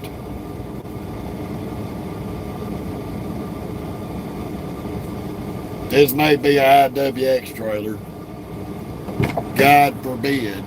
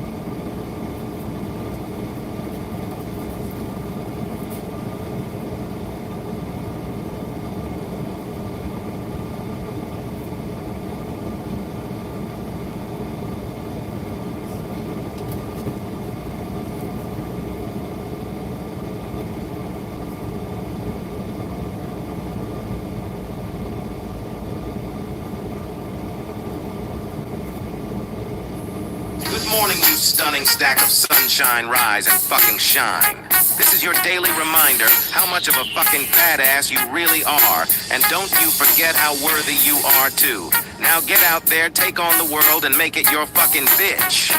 Good morning, you stunning stack of sunshine.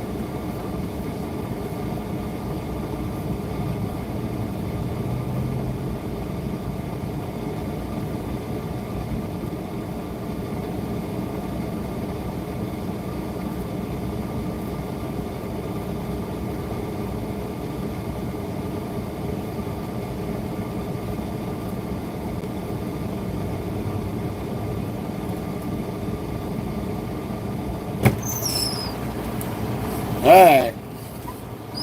We is back. We got a drop in 77, pick up in 89. I'm in Texas there, Cat. Picking up at Wally World in Baytown, Texas. Have mercy. Let me get my ass back on my yard move. They do have that trailer in there, so it is an IWX trailer. So we're trading out a rain and sun piece of junk for a IWX piece of shit. And thank God we're leaving that in Colorado. The fun of it all. And hopefully we can get us a good Reaper trailer out of Loveland up there. And get us a good Reaper load out of Colorado with some big miles on it. But we are basically go in here, get this trailer dropped and all that good shit. The fun of it all. Sorry I had to step out and go check in.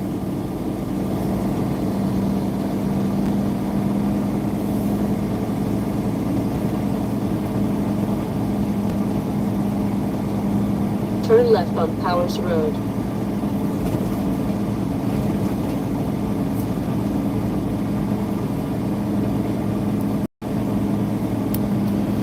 The joys of crackheads not giving the correct information.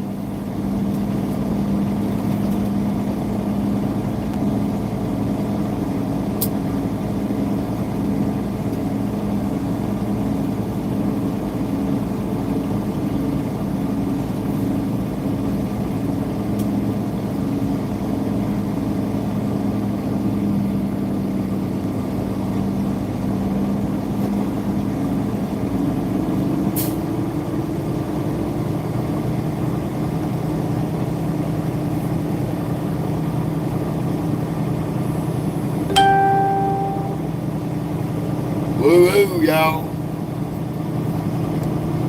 Almost 20 minutes later after hitting the gate, we finally got all the information we need to pick the load up. Something we should have had before we ever got to the gate when they gave us the dispatch.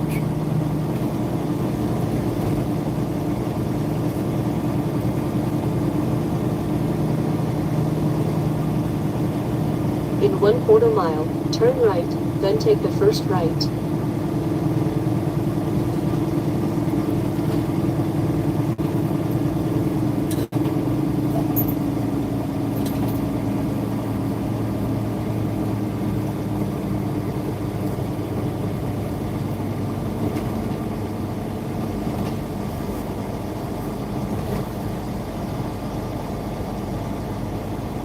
We're dropping into 77, and that is this way.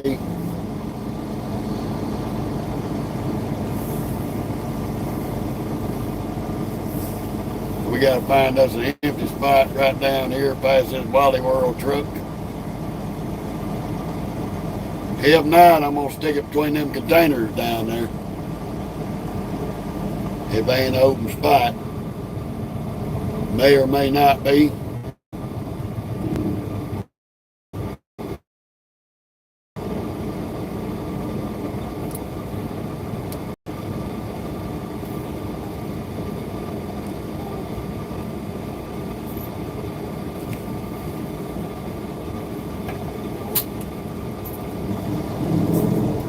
See if we can get it right here in this spot, maybe.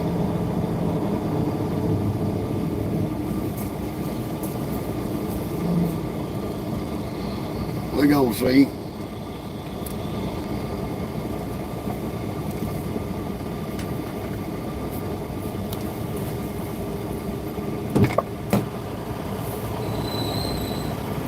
Yeah, 77, that ain't gonna happen.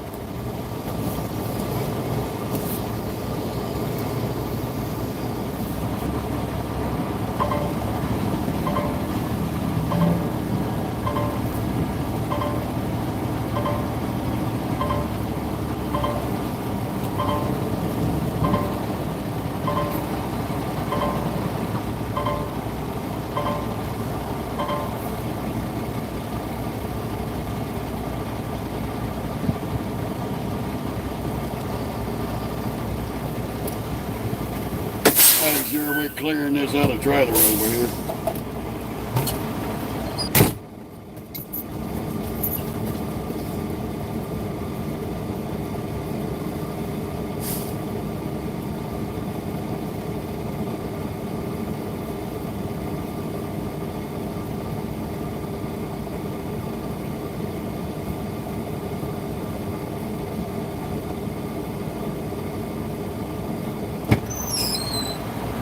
Sometimes if you ain't sure, it's best to get out and look.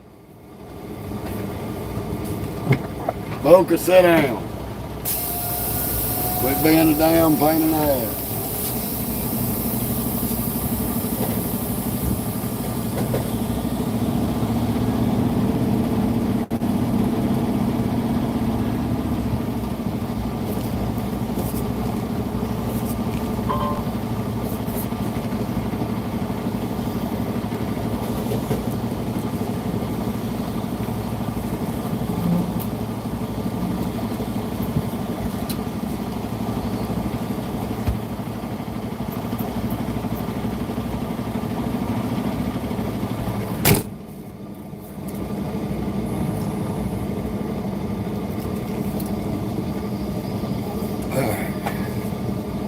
Get ourselves back under our trailer. We're in the gate.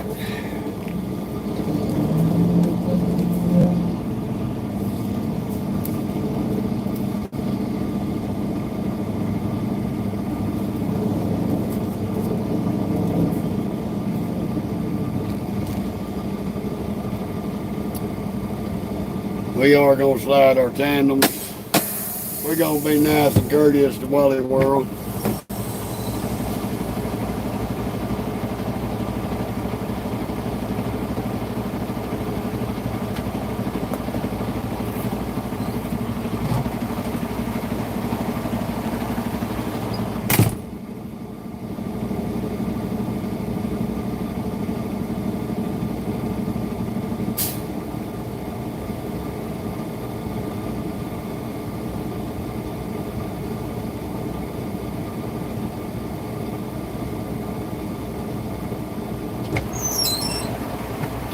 Move, Mo.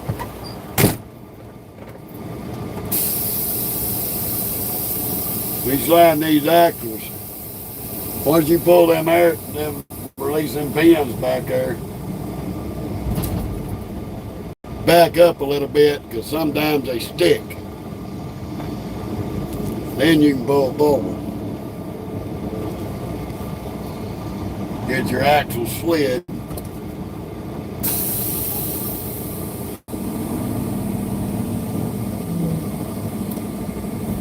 Where they need to be, then finish backing in.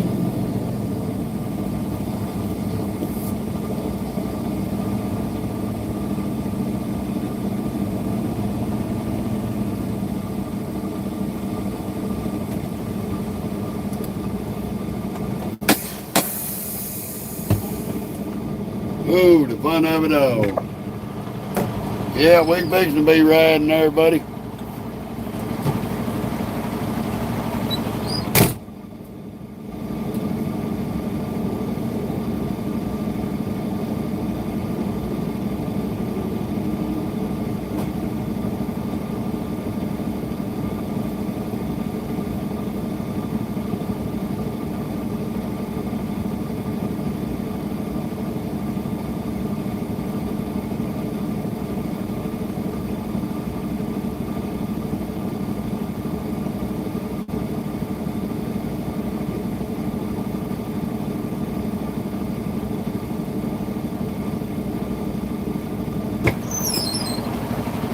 Alrighty.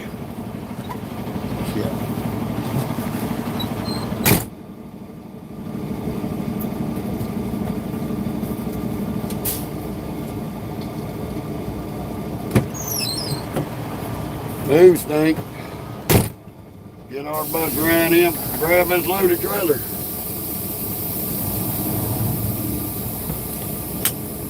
Dump our suspension and get out from under this dude.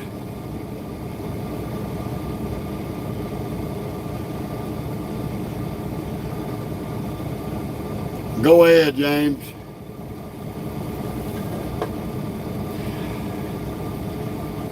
Take a puff for me because I can't do that stuff. We're not allowed.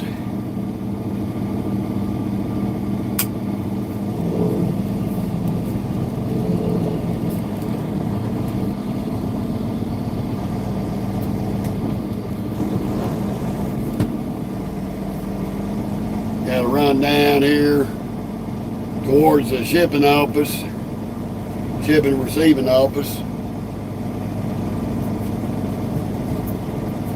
in order to pick our loaded trailer up.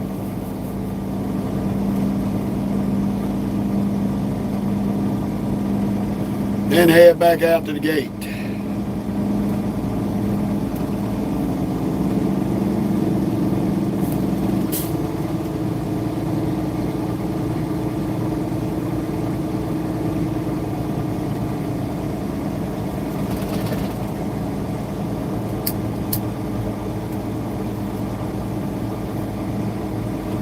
We're trading out a rain and sun piece of junk for an IWX piece of shit.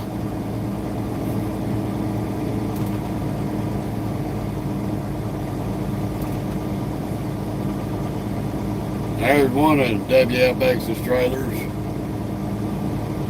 2021 series. Turn right, then take the first right.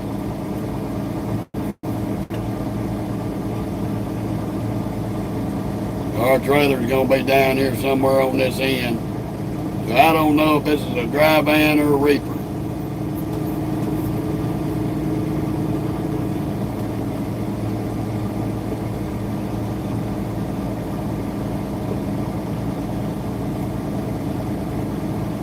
And hopefully it's down here where it said it's at.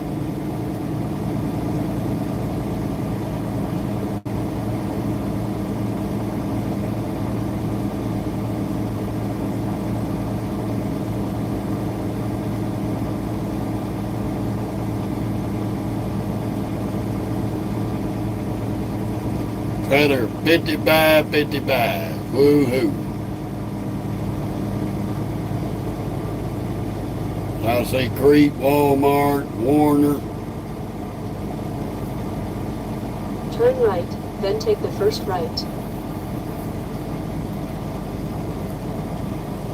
Well, it may be on the back side, but I sure as hell don't see it on the front side.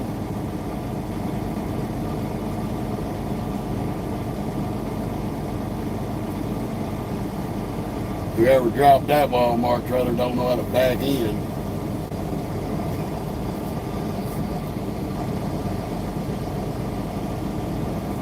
Turn right.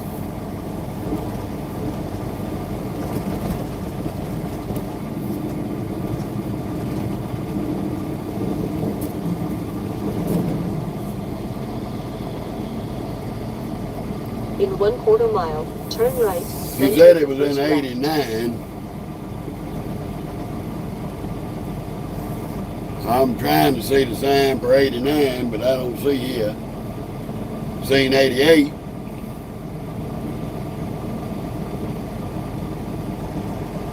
And we're going to take a little stroll down this way before we come back.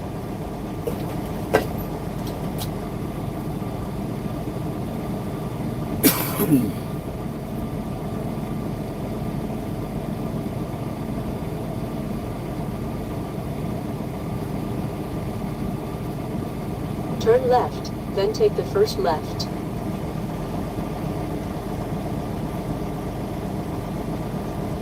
If it ain't over here with these trailers on the front side, then it's probably going to be on the back side behind us. Maybe. We're going to see. Never know with these crazy folks.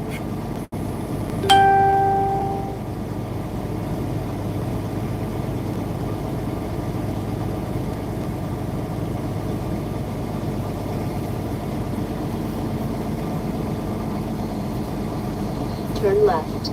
Alright, well this is the 89 parking right here. We're going to see.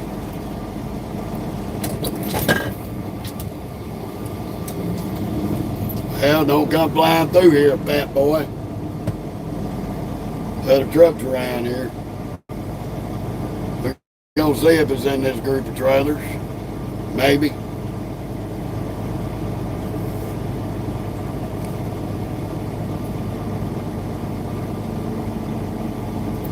Mocha, it would be appreciated if you quit knocking my ashtray over, chick. There it is, right there. Here's a Reaper trailer. No, that's 5455, not 555.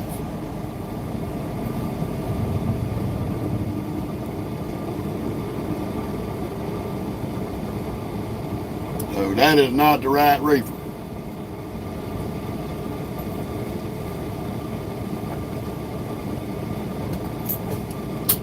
Go figure.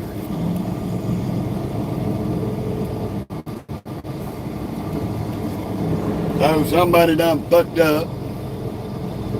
Got the wrong damn number. Evidently.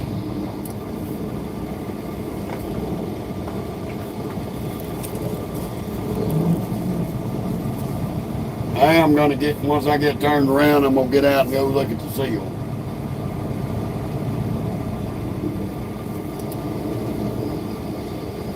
I see a 5455 now. They may have fucked up and didn't write the right number down. Let me go look at the seal right quick and I'll be right back.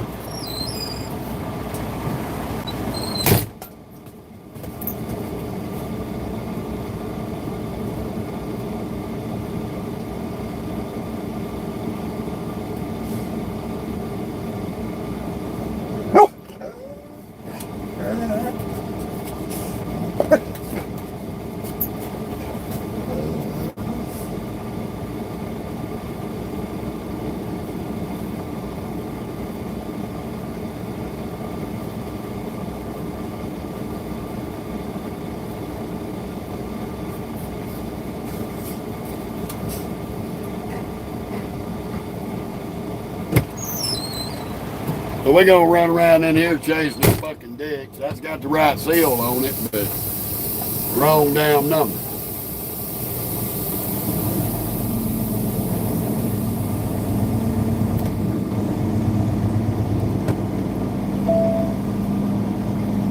Got 5624 right there. It's in the door.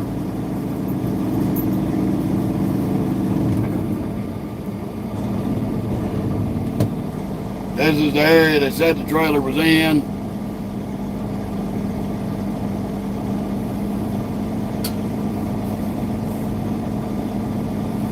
And the trailer is not there. Oh, well, what do you know? We drove by it, y'all. Didn't even see it. We have found it. Huh. Hiding in the cut.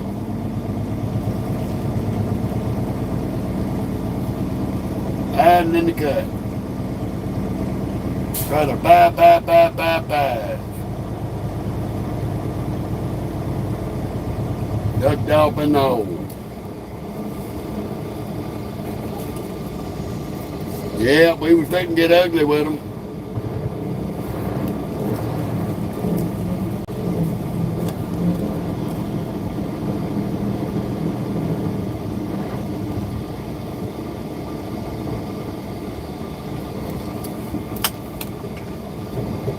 Fixing to get ugly with them.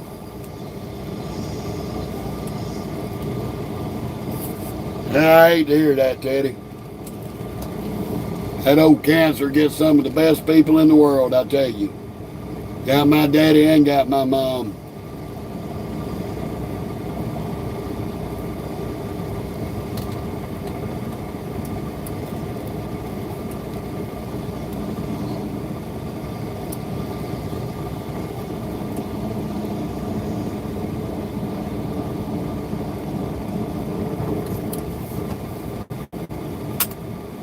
Ooh, me oh my.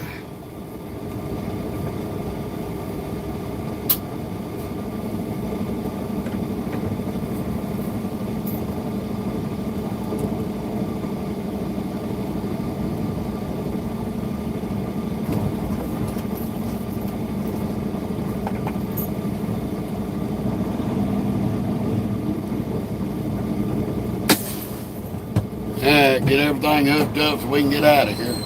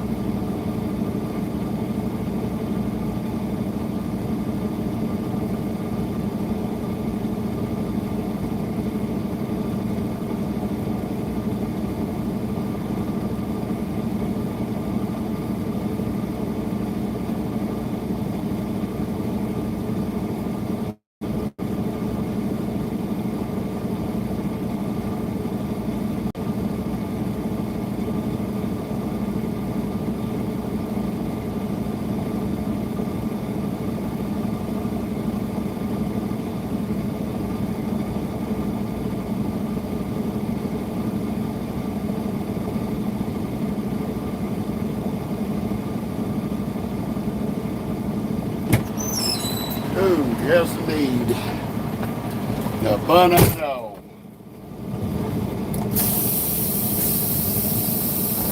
Trying to find a needle in the haystack.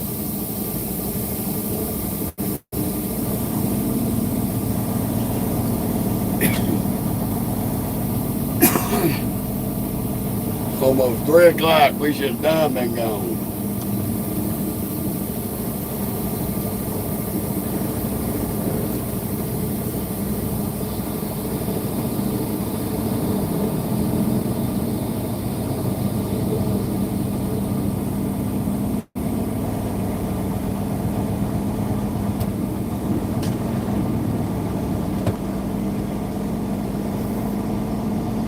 Get back out here and get our paperwork. Woo-hoo.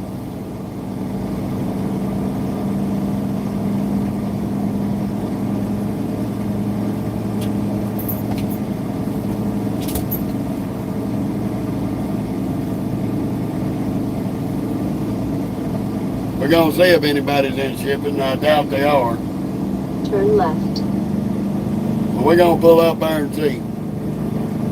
Just in case. It seems to me if they had the paperwork at the gate, nah, it's only about 15,000 pounds of freight. It ain't shit.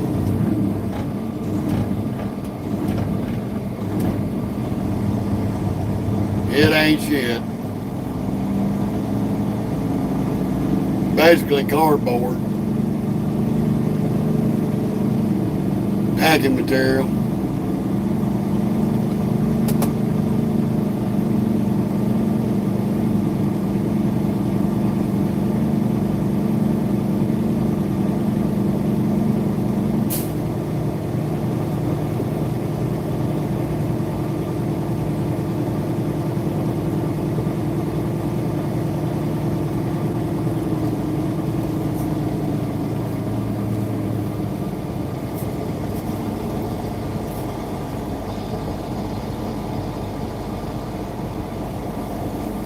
Turn left.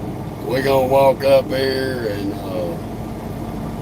see if anybody's in shipping. If they're not, then we're gonna go straight back to the guard shack. Y'all bear with me.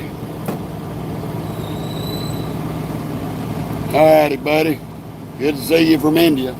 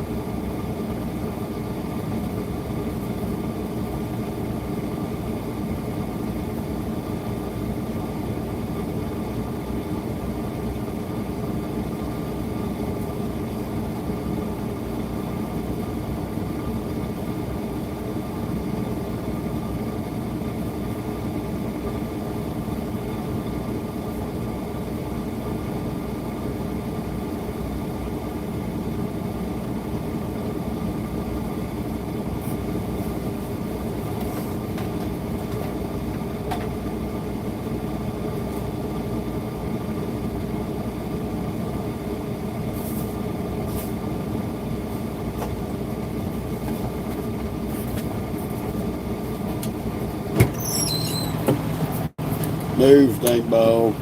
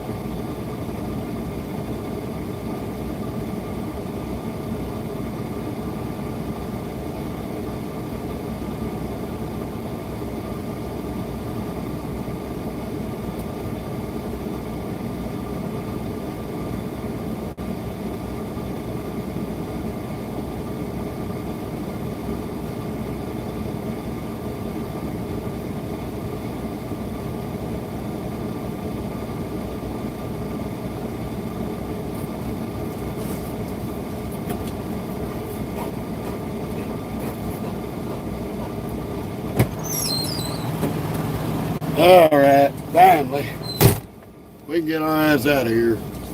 My dumb ass went in there and forgot the damn last 4 digits of the pickup number. So I had to turn around and come back out here. And move. Get my book.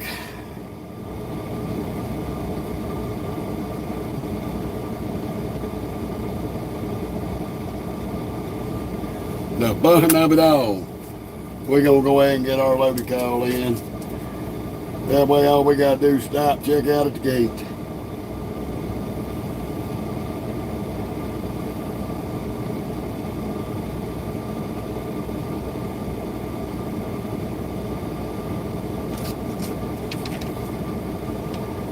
We got 14,589 pounds.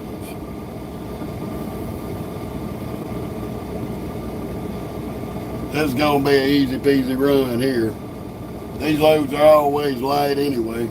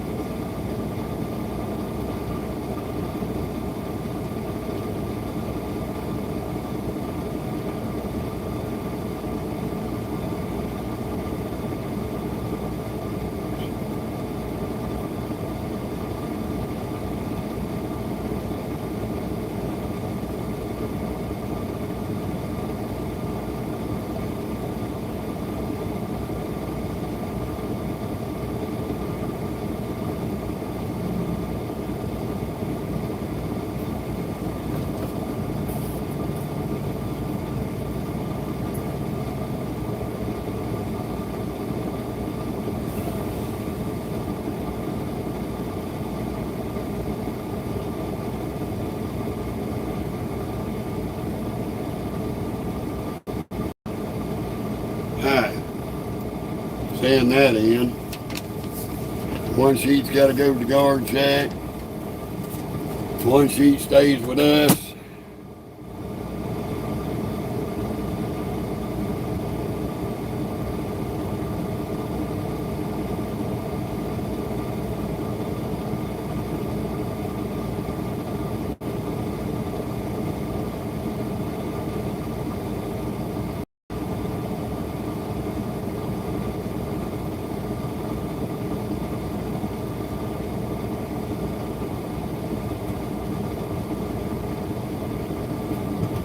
Get that done.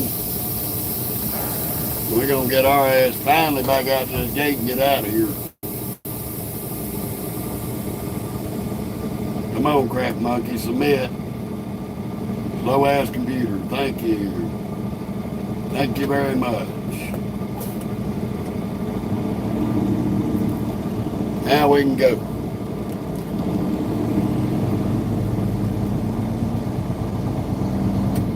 Get our butts out here on the road.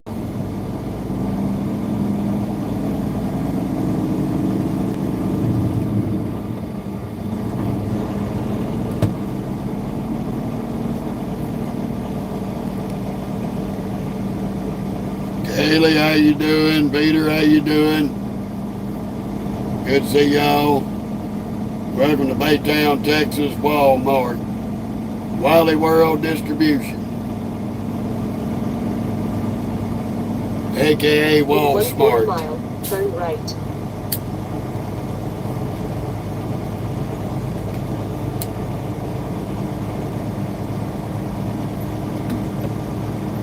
Better get our butts out of here. Run back out.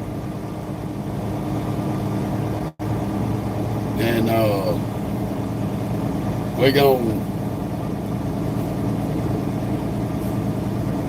if I'm not mistaken, we can get on 99 and run straight up to 45. I can't remember. We're going to see. I'm trying to remember the easy way out of here. That way we ain't got to go back through Houston.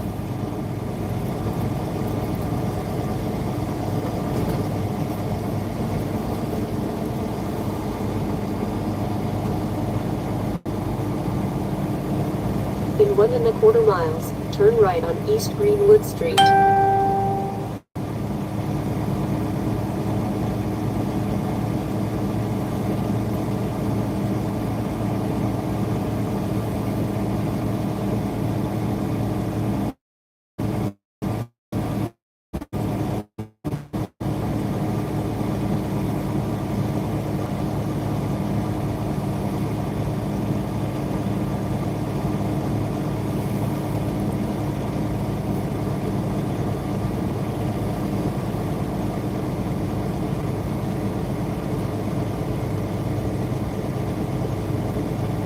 Now, we may have to go back towards town, hell. We'll be alright. Quit giving me a drop point, you peckerhead. God, I hate this GPS sometimes. Just be doing dumb shit.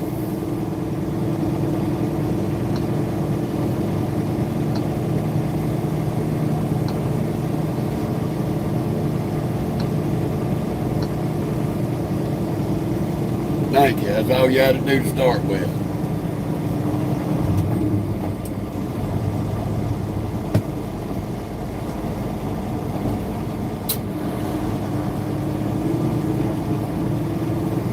And we are better to get out here and deal with Houston traffic on Saturday.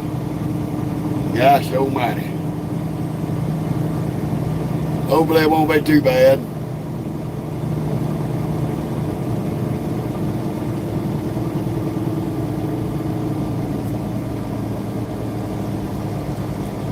Oh, it sucks, David. IWX has got some raggedy ass equipment.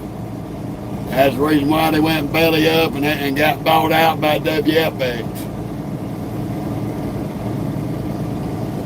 That's why WFX is replacing all of their tractors, all their trucks with new trucks. and getting rid of the old junk that they ended up buying. They really need to shit can the trailers. They need to sell the truck and the trailers.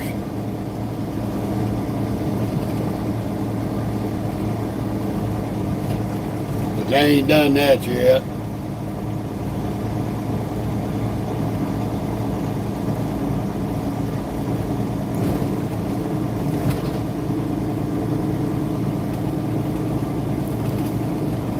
Ooh, yes indeed.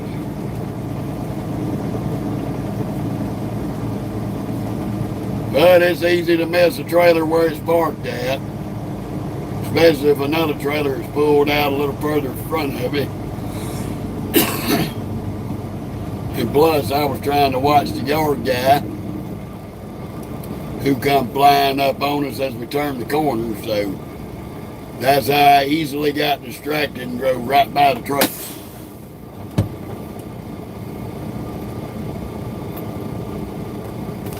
I'll be right back. We're going to get on out of here.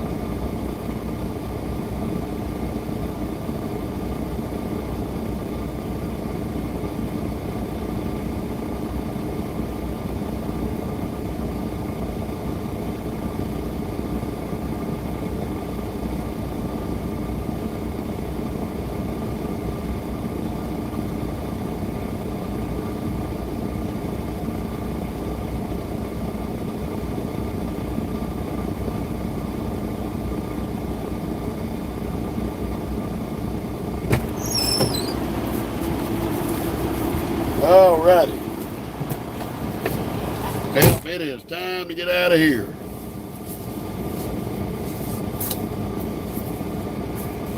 Well, for every 11 hours we drive, brother, we got to shut down for 10 hours. It's called 11-hour drive room. We just picked up a couple of fans. So, we're fixing to get up out of here. Done send our loaded call. So we ain't got to stop for shit else. We're going to make our way up. Turn right on FN 1405. If we get up to Amarillo today, I'll be happy. Because I know I can leave Amarillo and make it all the way tomorrow. So we'll probably head somewhere out towards Amarillo.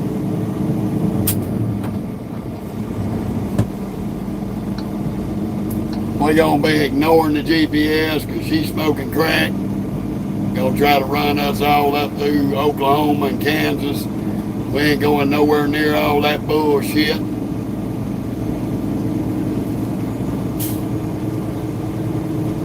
And I just introduced the girls to our YouTube page. They done looked me up and found me.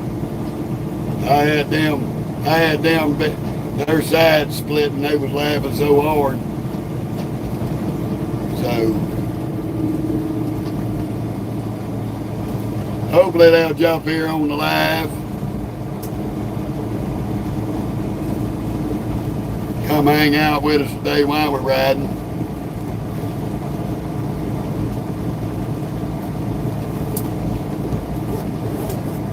Oh, man, oh mercy. Real sweet ladies back here at this Walmart guard shack. We will give them that.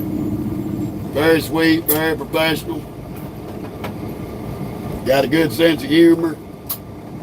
We checked their sense of humor out, had them laughing, had them enjoying themselves while we were trying to get everything together.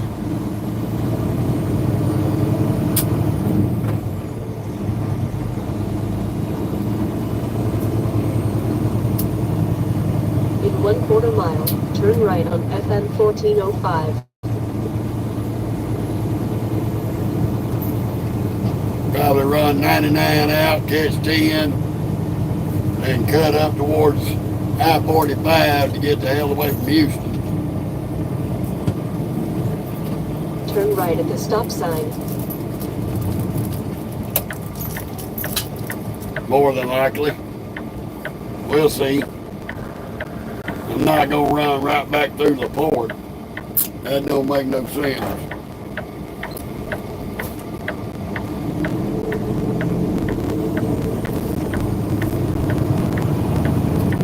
In 3/4 mile, turn left on Grand Parkway.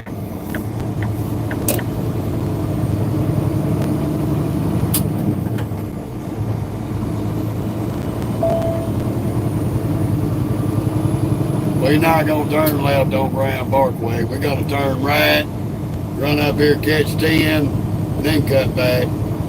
Rather than go all back through LaPorte and downtown fucking Houston. That GPS smokes some serious meth. Some days mixed with crack. We ain't got time to be bothered with her.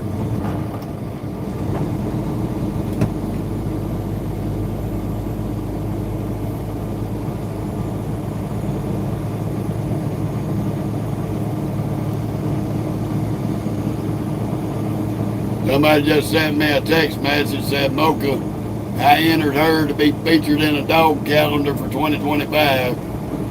Somebody just sent me a message stating that she will be featured in 2025 in the dog calendar. We're going to head 99 north up to I-10.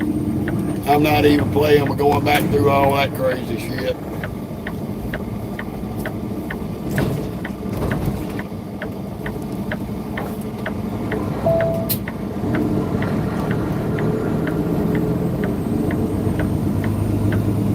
His GPS will figure it out.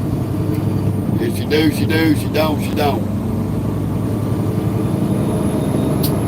Why in the hell would I want to run the opposite way when I'm 9 miles from I-10 and come back through the bottom half of Houston and all the bullshit? Makes no fucking sense.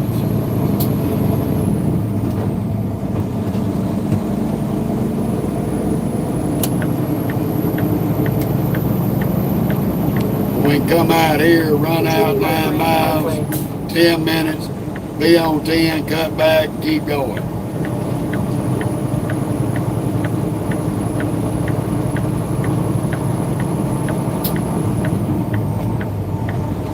And I don't even have to get on 10. I can stay on 99 here, run all the way out to 45. So we're going to stay straight. We're going to avoid Houston at all costs. I'm trying to remember my way out of here.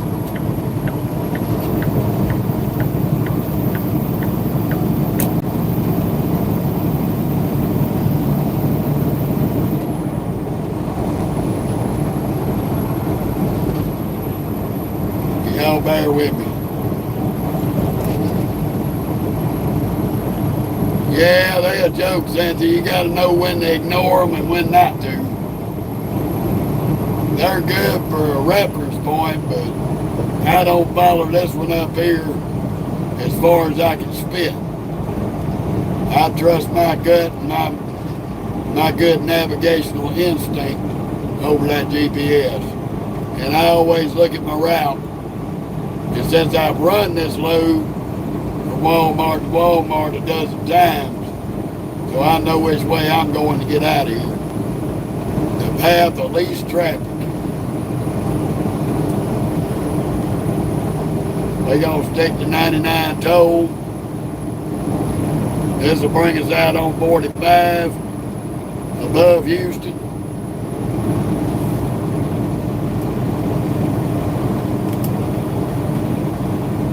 And we're going to leave it at that.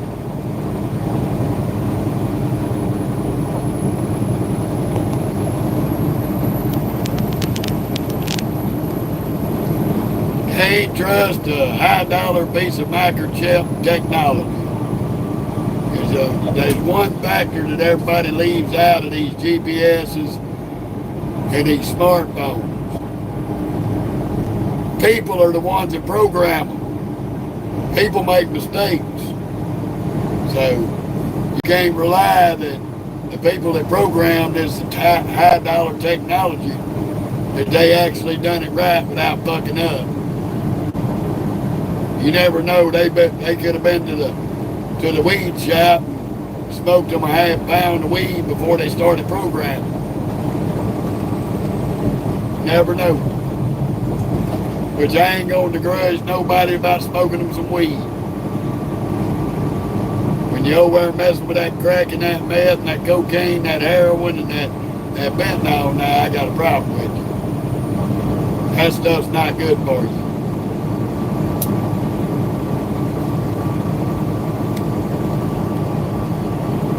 We are officially on our way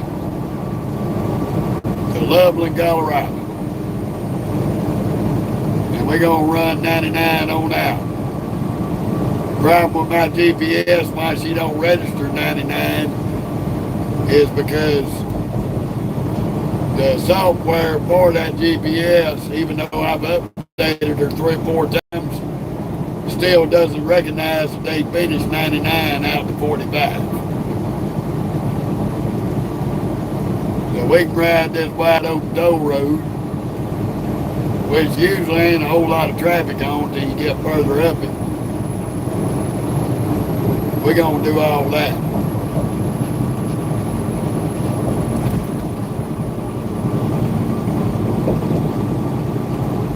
We're going to bypass Baytown, Mount Bellevue, and all that crackheaded noise.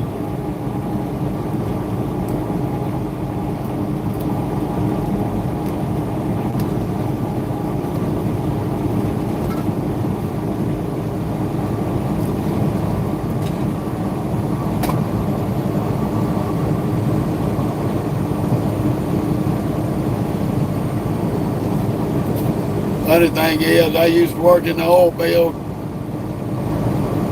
handling explosives and shit. And I spent a good little time over here in Baytown and Mount Bellevue doing some oil research work.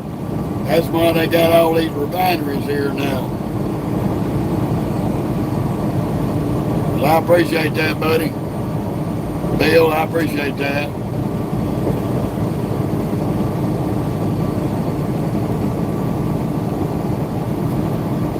Hey to everybody that's just jumping in and joining. We're going to have a good long live today. I hope we get a lot more boats on. We got a fair decent little crowd right now.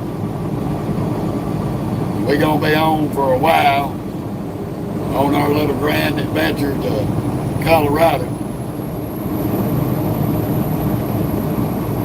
Just remember, you're just coming to the page. You want to enjoy the page, please feel free to like, share, comment, subscribe. If you do subscribe, make sure you tag your notification bell at the top of your YouTube channel page in order to get the notifications of when we're live, because we are live every day from anywhere from 3 to 8 hours or more, depending on how long we drive.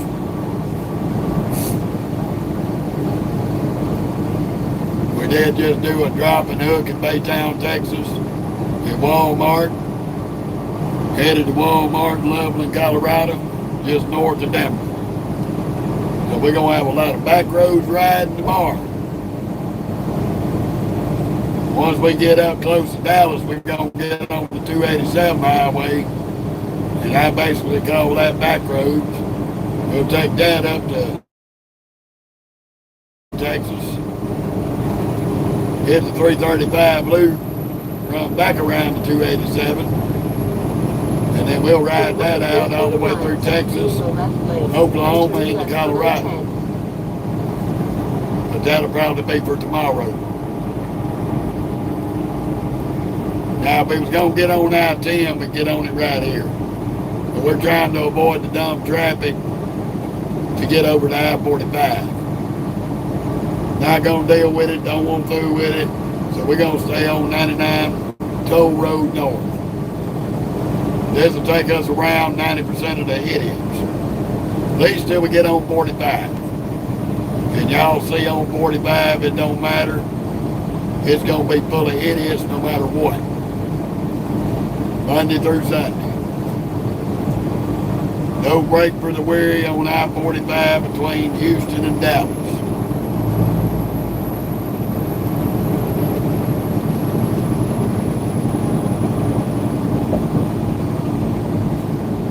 But that is I-10 right there in front of us.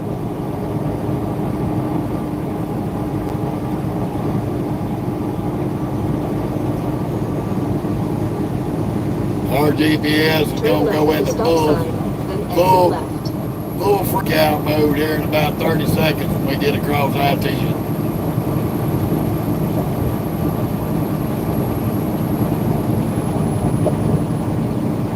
Always study your routes, find the easiest, quickest way to get out of here. Routes that don't involve dealing with a bunch of wackadoodles in traffic. Yeah, 287 is a good little ride. They have been working on it and repaving it. So they've made it a lot better than what it was. We run that route. At this point in time, our GPS was telling us we had 16, almost 17-hour ride to Loveland. That's a lie.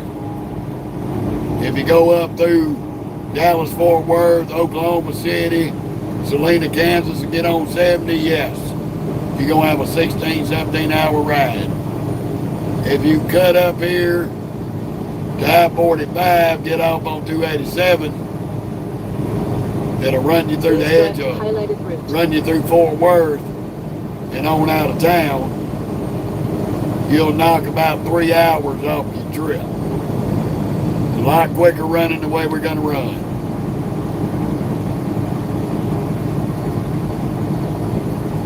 A lot quicker. I I'm shooting for Amarillo, but if I got the time, I'm going to push past it. Because on 287, I got plenty of loves I can stop at on the way up there to spend the night in and get us a good night's rest. And something to eat.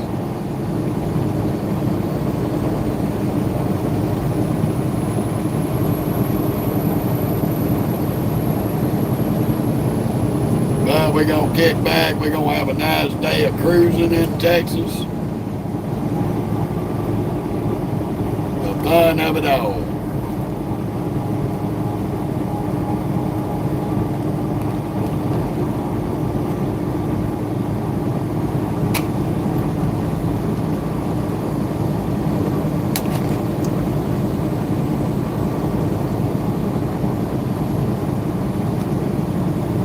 I forgot about this stretch.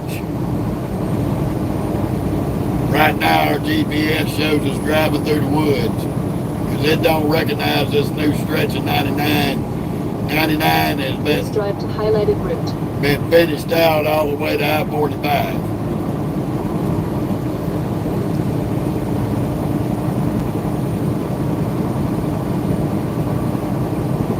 It won't pick 99 back up till we get to I-69.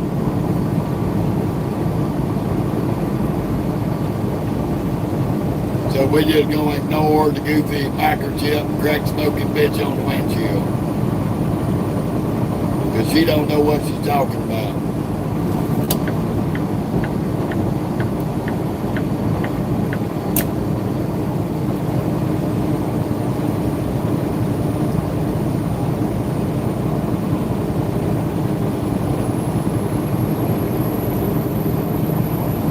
Y'all see all these gas refineries up there? Highlighted route. Back when I was in the oil field, none of that existed. After we did the oil exploration job in this area back in the 90s, late 90s, all these gas refineries was built from that oil exploration job we done here. We helped provide enough information for the oil companies to find a shitload of oil right here in this area, which led to all that being built and providing all them jobs to this community.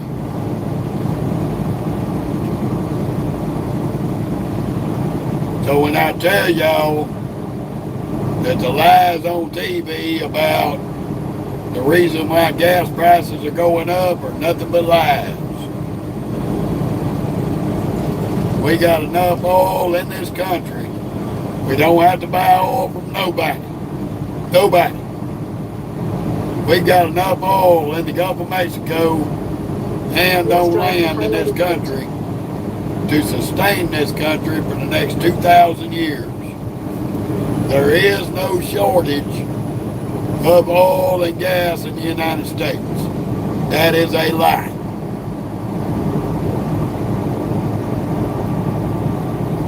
I spent a good part of my life in the oil field doing exploration work offshore and on land.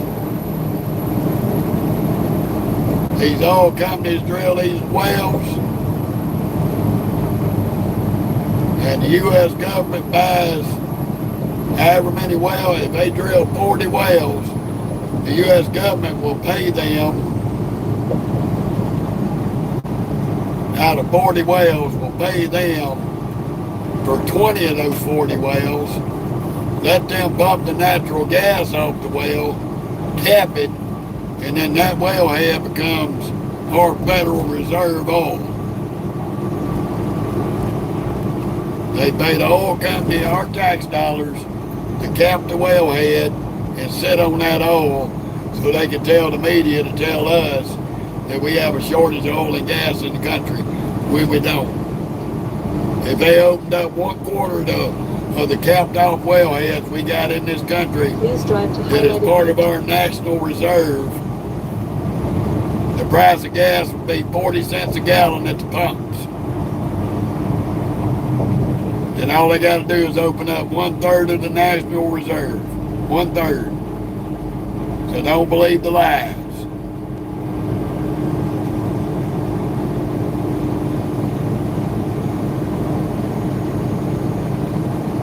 I spent a lot of time in and out of the oil field in my life. I'm not dumb enough to believe the bullshit.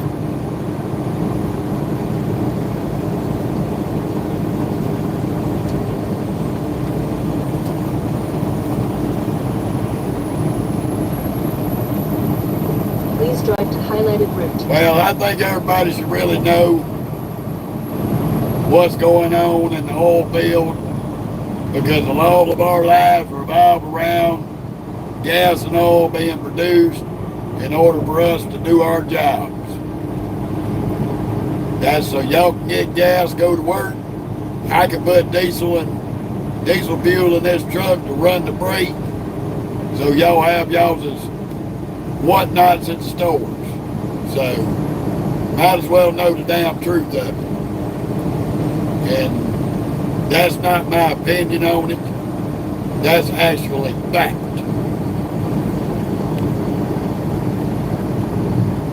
And if you don't believe that ain't fact, think Please back. drive to highlighted route. Think back into the 2000s when Obama got into a dick measuring contest with OPEC. And if y'all remember, our gas prices fell down to like $1 and something a gallon, because Obama flooded the market with 1/16 of our oil reserve. When he did that, look how far the gas prices fell.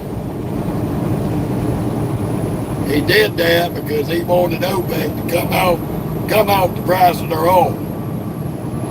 So he tried to show them who had the bigger pecker at the table. Don't take common sense, put 2 and 2 together and get 4. Please drive to highlighted route. That's all I'm saying. But of course, when he done that, I had just recently went back to the oil field after taking 7 years away from it. I went back to the oil field. So when he done that, he got me laid off and unemployed.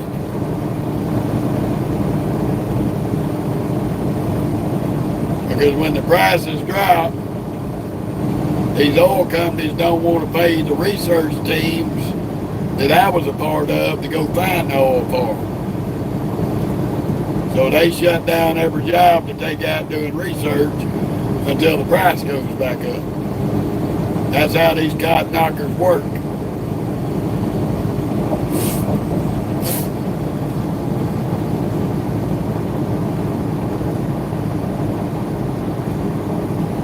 But all it takes is just doing a little bit of research and investigating.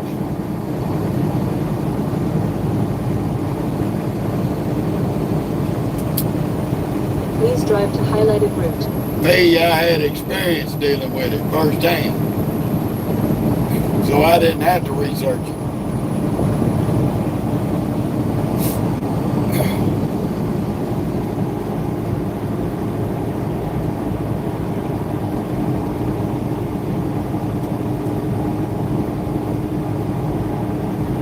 I spent the better part of the last half of 94 all the way up to 2013 when I went and got my CDL to drive trucks in and out of the oil field. So I got a pretty damn good idea.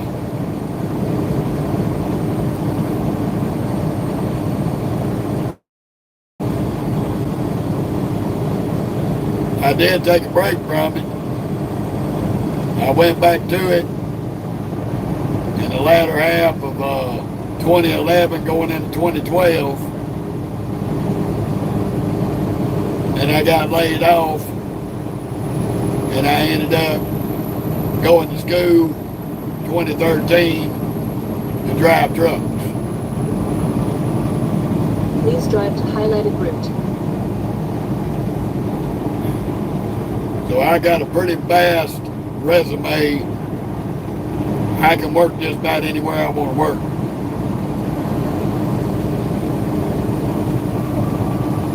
I've got a good variety of jobs that I can work in. I can go out and be a welder. I can go out and do industrial maintenance, industrial refrigeration. I can work on drilling rigs, supply boats. I got a DDE 3,000 horsepower chief engineer's license. I'm working on supply boats in the oil field. So I can work in a lot of places as well as drive trucks. Just another add-on to the Please drive resume. to highlighted route.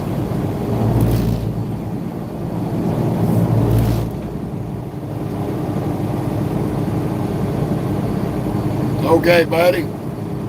Welcome to the Texas in the United States there from Turkey. Good to see you. Come one, come all. We are going to enjoy a beautiful day.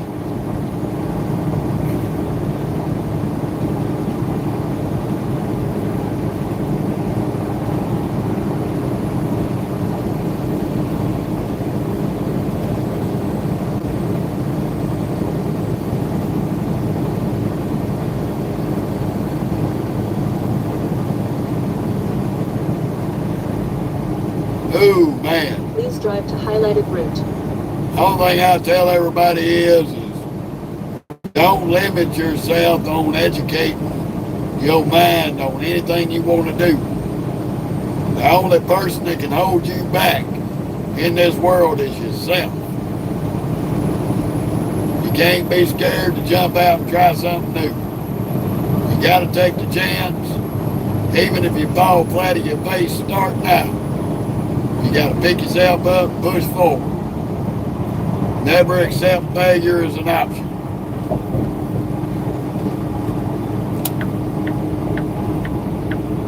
My attitude is failure is not an option.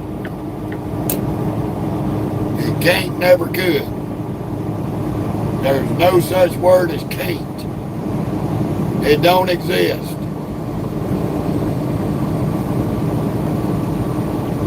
If you go into any situation thinking you can't do it, you've already defeated yourself already and you're going to fail.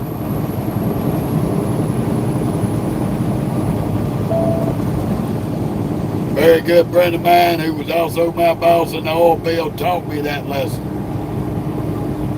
He never believed in can't.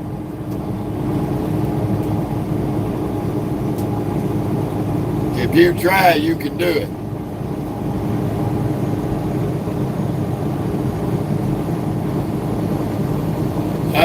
Caterpillar still makes truck engines in every part of the world. They just don't make it in the United States. George W. Bush passed the Green for the Environment Clean Air Act, and Caterpillar told him to piss off and quit making truck engines in the United States. They still make heavy equipment engines, Please drive to but highlighted they don't make engines for trucks anymore. They said they were not going to put DEF systems on their diesel engines, and I don't blame them. DEF systems on diesel engines, it destroys the engine. It ain't green for the environment. It's actually more harmful to the environment than a straight up diesel engine. And they've done proven that. That's fact.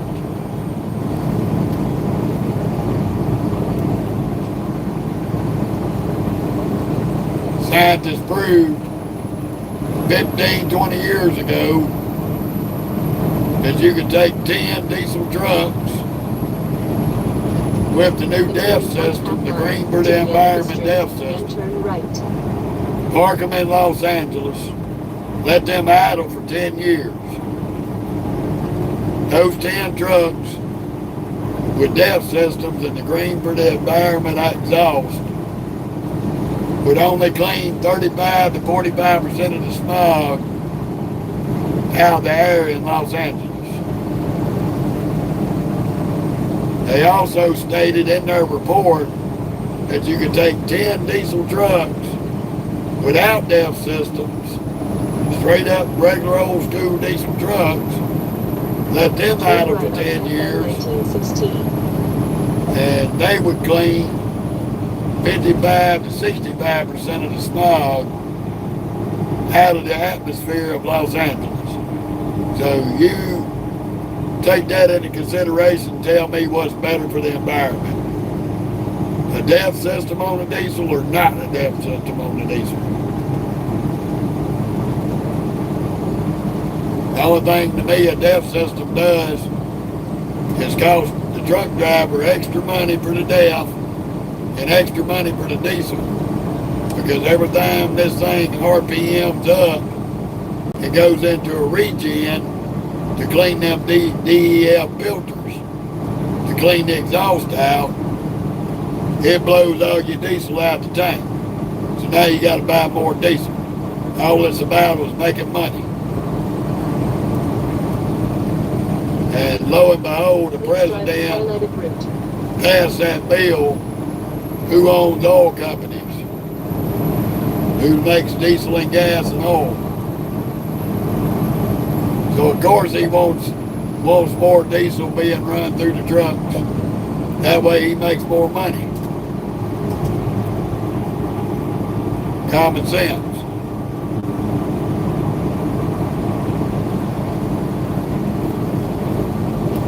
I ain't gonna sit here and say that I know everything. I don't. I learn new shit every day. One thing my granddaddy told me is the day you quit learning is the day you become the fool. And I learn new stuff every day. And if I don't know it, I'll look it up, research it, and find out about it. I ain't scared to look nothing up. Get the right information that I need to understand what's what.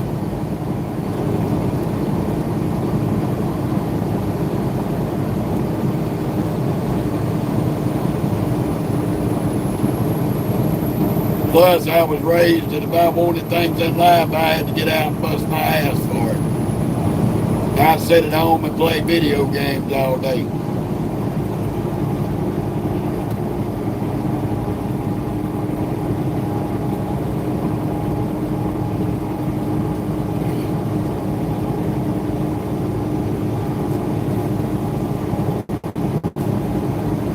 Cummins okay. I would prefer Caterpillar in Detroit over Cummins.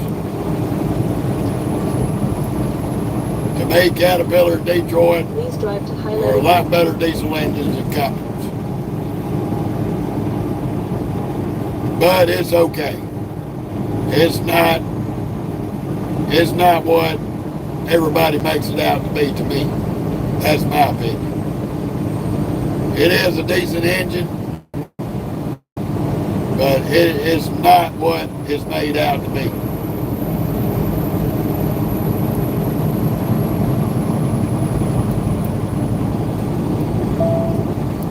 But like I said, everybody's got their picks, each to their own on that. That is my opinion of a Cummins diesel. It's okay, but I'm not a ride or die fan of Cummins.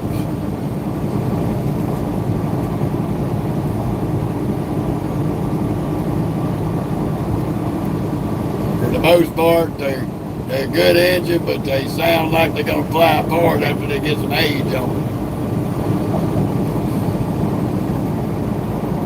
Too loud, too clattery. Please drive to highlighted route. And if a Cummins quits making noise while it's running, gets real quiet, you might better shut it off, pull your dipstick. You may have a problem somewhere. Because any time they're spooled up, they sound like they're coming apart.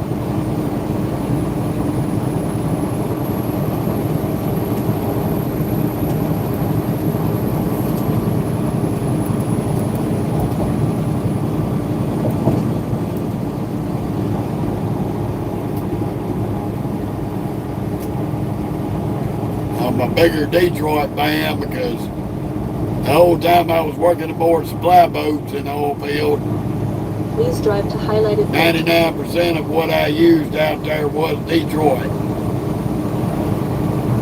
1692 Detroits, 871s, 471s, which a 871 is a V8 Detroit engine, a 471 is an inline four-cylinder Detroit. A 1692 is basically two 871s on the same crank, two V8 Detroits on the same crank. Very good engines, very reliable.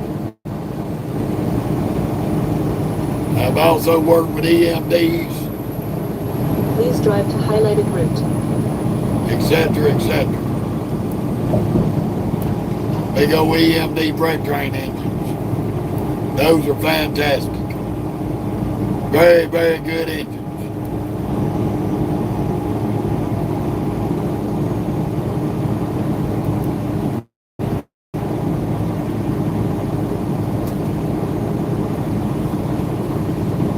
I did run a boat with IMDs on it, which is basically a major drop down from an EMD. A lot smaller, pretty powerful engines. Please drive to highlighted route. I think they were listed as a 192, something like that.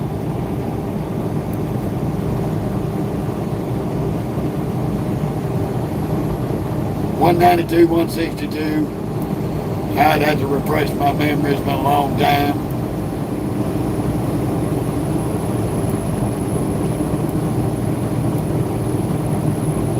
Very reliable. They're not as powerful as the EMD, but they are a decent diesel.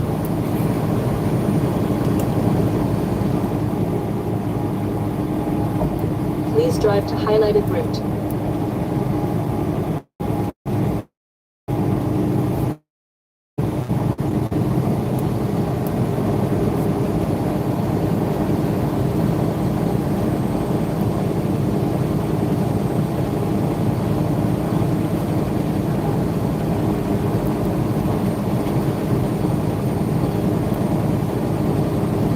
Yeah, there ain't too much scenery through here. Once we get on 287, that's basically east. This is East Texas scenery through Plenty Pines. Please drive to highlighted route. Because of the glare from coming through the windows, I can barely see what's being said, so y'all bear with me a little bit. We ain't got too much further. We'll be hitting I-45.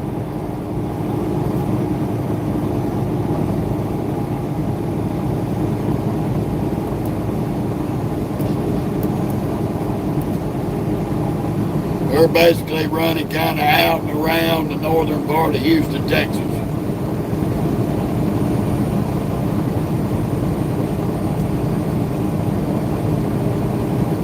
Watching our crackhead GPS have a mental meltdown because she can't find the road. She can't find the road to put us on. So she's staying in reboot mode for every 2 seconds. But the good thing is we're smart enough to look at the map Please drive to highlighted and see route. where we can and cannot run to get where we need to go. So we ain't got to rely on a piece of high-tech microchips that's usually full of shit on their routes. Might have busted that guy over his ass. There's a lot of them around here.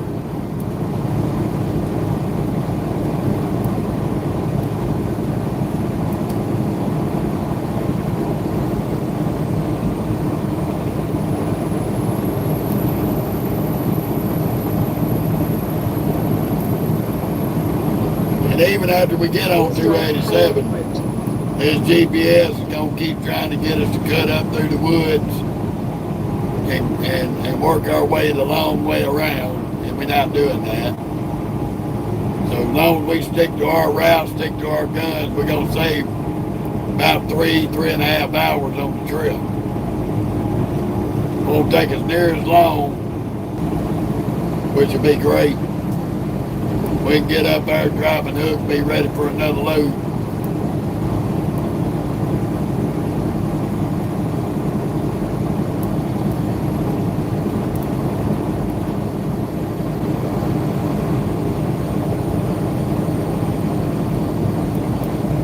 Oh, they ain't going fast enough.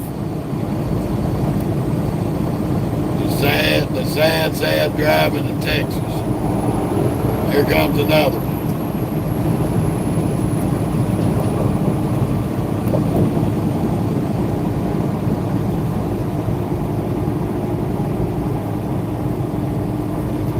This toll road is a 65 mile an hour speed zone. Even though the crackheads is doing 80 and 90.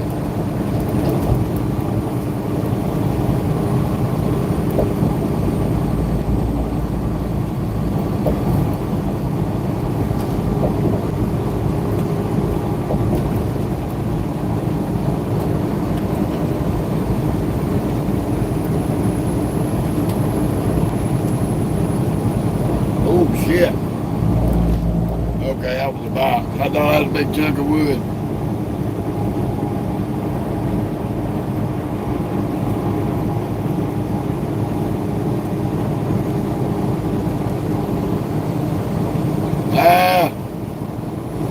Well, there's a lot of good companies out here. Forward 3/4 miles. Turn right on Texas 494 Moon. There's a lot of good companies you can go with. I would find me a big company. Somebody with a, if you haven't had,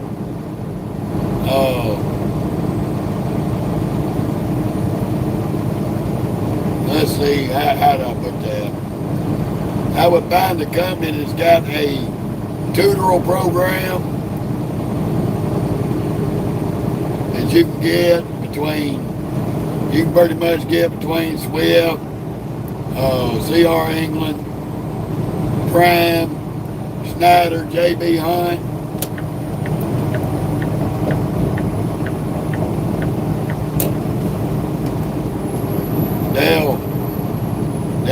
They make, some of these big companies will put you with another driver till you get so many hours that they're satisfied that you can be by yourself. You just gotta do your research and see who would be the better option to go with. But I would find a pretty predominantly big company to go with. Get you at least 2 years with them, company driving, and after that you'll have the experience level to go anywhere you want.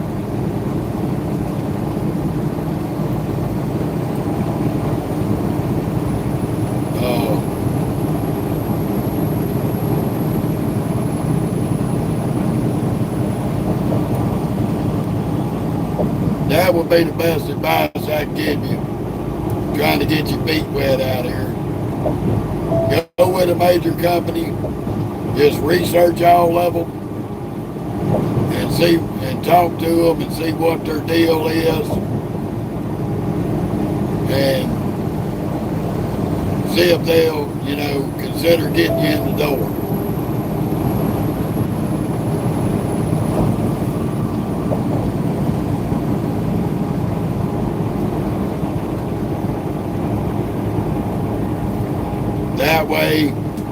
That way you can get you a year to 2 years experience,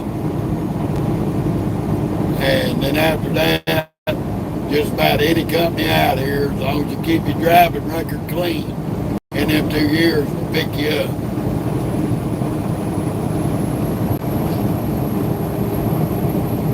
How you doing, Jackie? How do you do?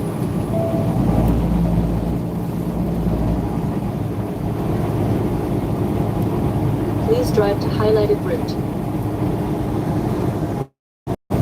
Alright, we're back. Sorry for the inconvenience. YouTube's being a pain in the ass right this minute. Locked us out of the lag in and reboot real quick.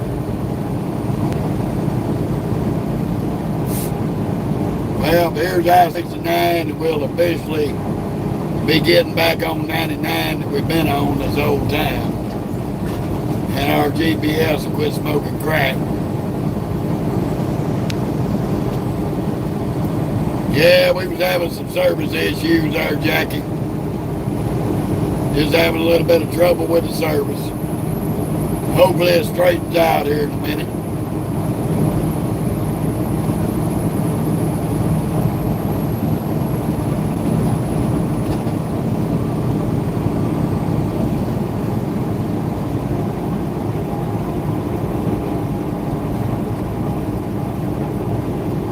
We're gonna skip over I-69. It's crawling out there on that road. Crazy ass traffic. We're gonna end up probably in some bad traffic when we get on I-45, but we'll eventually get out of it without having to deal with Houston.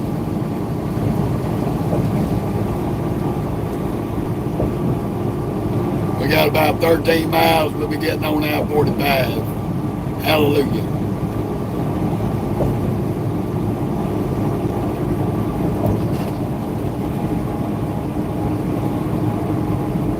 We're going to have us a good Saturday ride.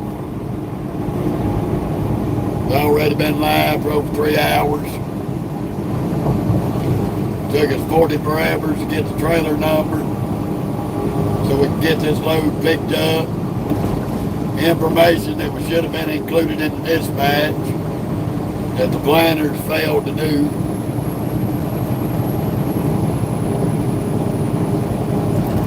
So when we get up here to Colorado,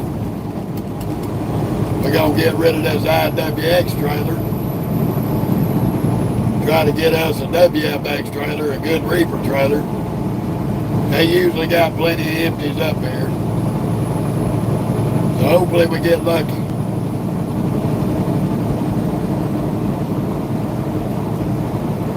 You better get on the gas, crack monkeys. Coming out in front of me, dragging your nuts, get you run over.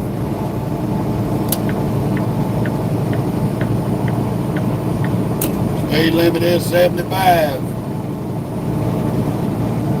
not 45.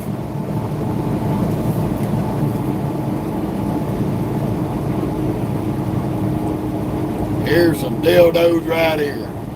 Instead of getting on the gas and passing, you're going to drag nut and tailgate. Come on, people. 75. Move it or lose it.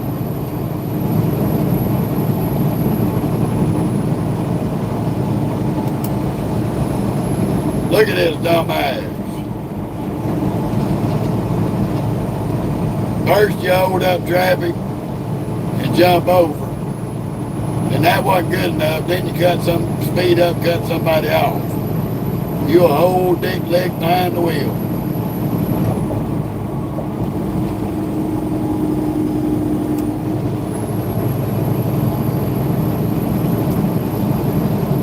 Well, that's cool, Jackie. I like my 389. It's an awesome truck. Very well impressed with the Peterbilt.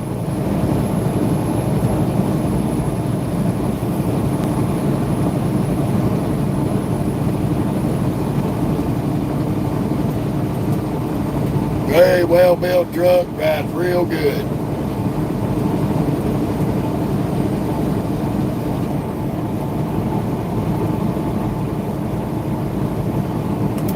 Here comes the dildo that wouldn't give us a chance to get clear of anybody to run over. A Bronco buying dildo.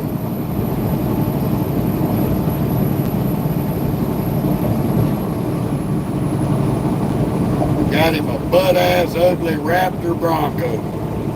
What a joke.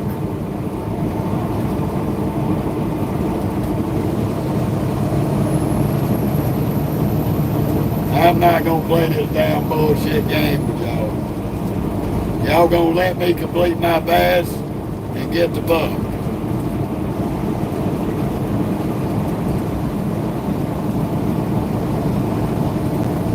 Now he did all that to get off at a fucking exit.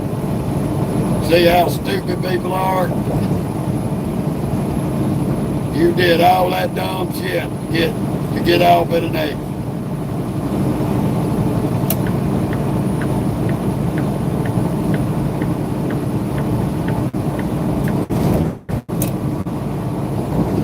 Now I got a dry load of packing material on the trailer for Walmart. There's Jackie.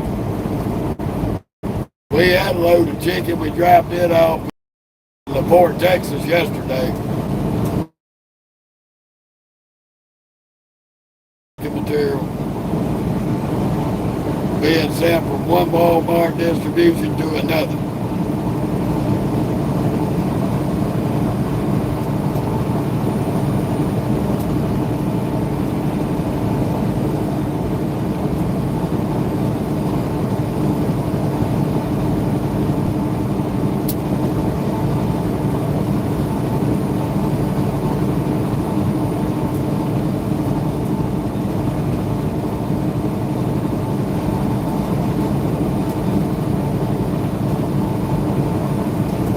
Oh boy, fun of it all.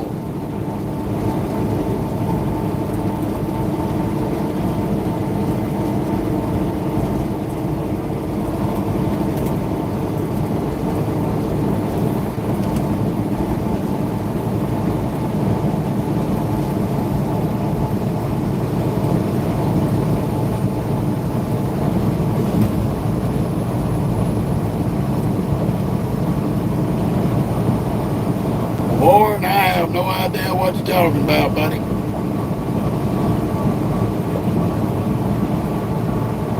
So I don't know what the beef is.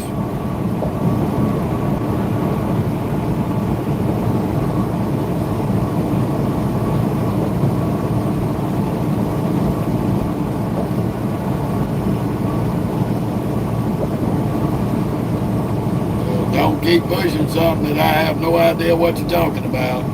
If you can't explain it, then don't talk about it.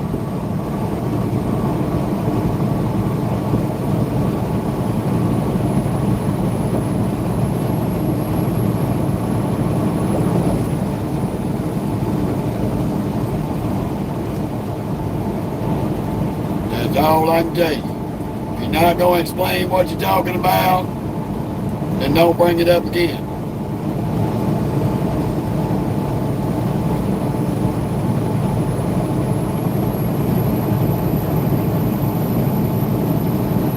I get thousands of comments, so I have no idea what you're referring to.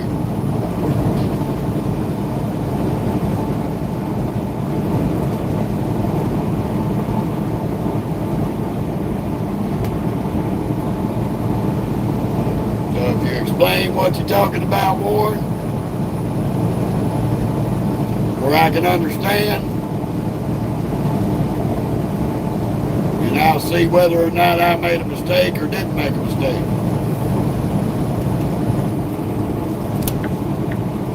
But until you do that, don't keep repeating that same crap.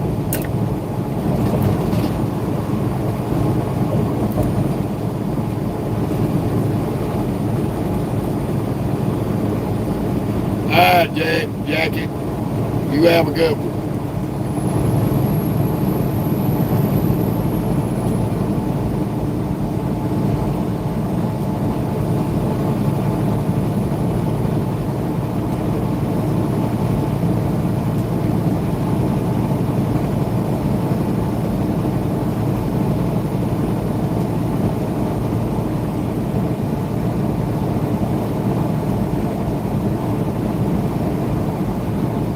All righty, Jackie.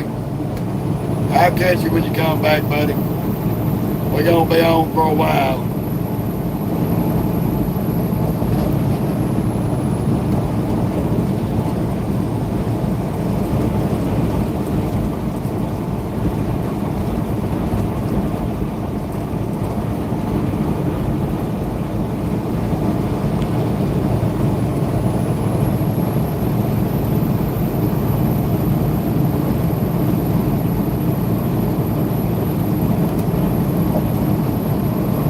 I just come right on out and cut me off, shitbird.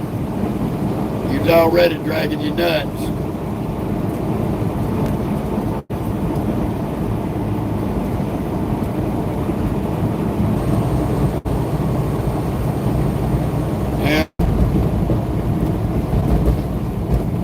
Alrighty.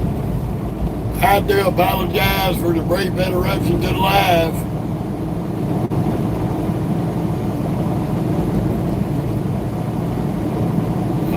We lost everybody for a minute. Unfortunately, we had some charging issues, which led to our battery dying. We had to swap cords, get some charge back on the phone. So I do apologize for the brief interruption.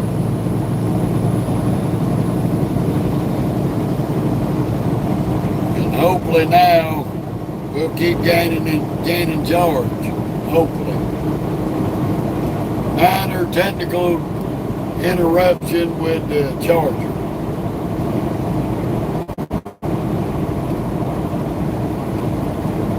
I hate that we lost everybody.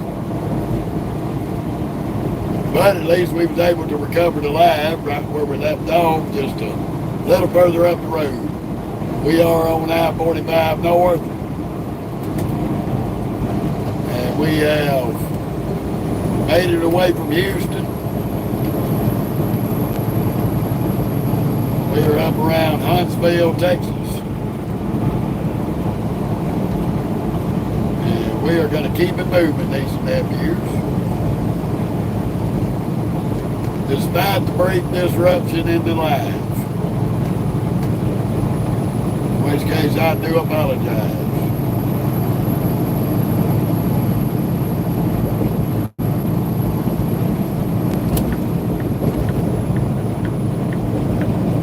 We got a crowd coming up.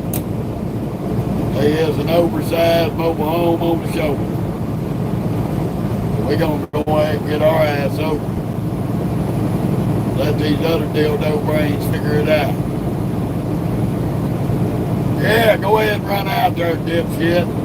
I didn't get in the left lane for my health, moron. I hate a stupid person like that. They are ridiculously idiots.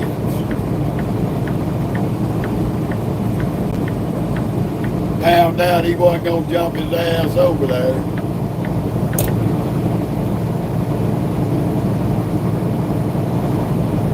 Stupid fat bitch.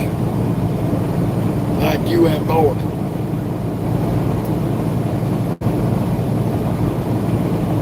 And hopefully, Mr. Warren, he's explained to me what the hell he's talking about. Because if he was talking about the last live, he may have inadvertently got caught in the timeout crew, but it wasn't on purpose. But if he ain't going to explain himself, then he's going to end up getting a one-way ticket permanently off the page. I don't want to have to do that. But if something happens during the live, that you are inadvertently put into timeout, it may have been an accident on my part.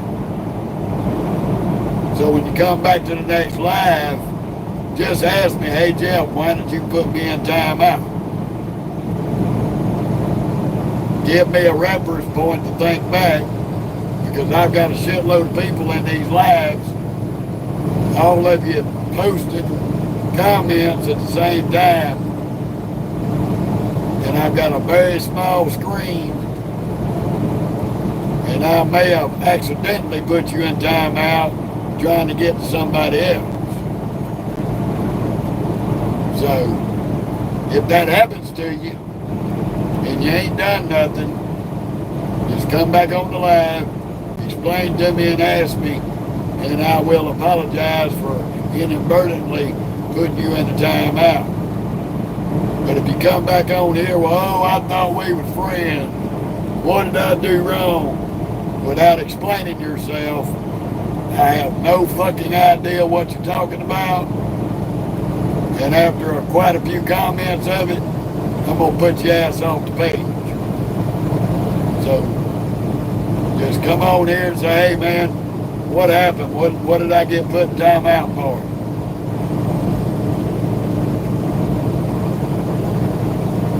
Because I don't boot people off the page unless you keep repeatedly coming back after I put you in timeout being a media troll. I'll give you 3 strikes. Third time you come on here acting a fool after you done took 2 times to time out, then I will remove you from being able to see the page. So if you accidentally get put in a timeout, you ain't done nothing, specify that when you come back. And I will apologize for putting you in timeout when I was intending on putting somebody else there. That's all you got to do. Being an adult. Don't sit here and cry and whine and not explain what in the hell you're talking about.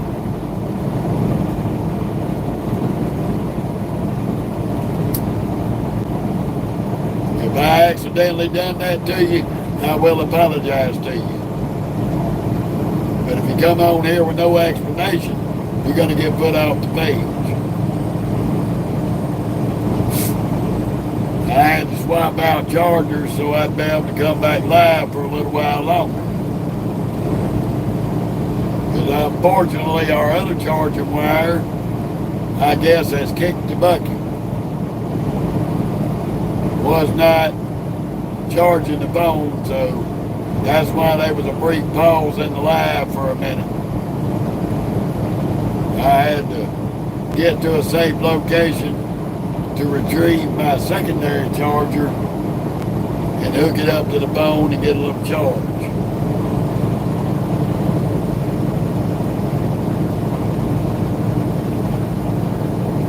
So,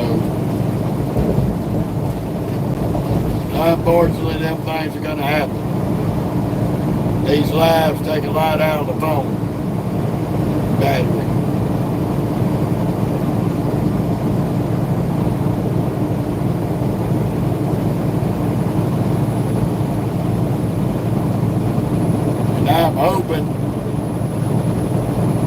I'm hoping we don't run into any bad weather. The way it's looking in the sky, we're probably going to get in the mix of some bad shit. And little 2K, if you're still here, I'm headed to Loveland, Colorado. We have a load going from Walmart to Walmart, from Baytown, Texas to Loveland, Colorado. Right now we're on I-45 North, making our way towards Dallas-Fort Worth.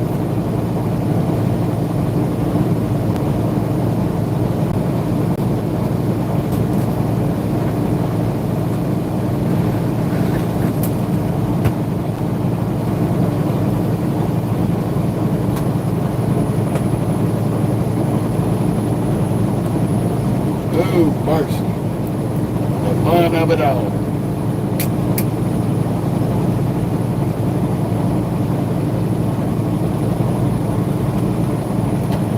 Word from our sponsor. Remember, Gold Peak Sweet Tea, the sweet tea of champions. If it ain't Gold Peak, it ain't sweet tea. Now back to regular scheduled programming. Ooh, me oh my, the fun of it all. Trying to get away from one madhouse to another madhouse and make it as far northwest as we can go today.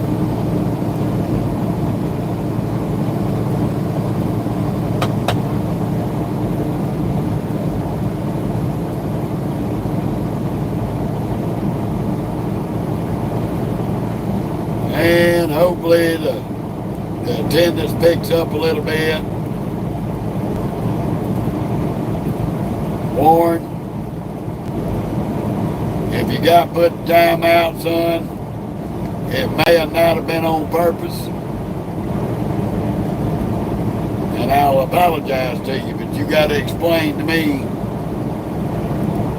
what you're talking about.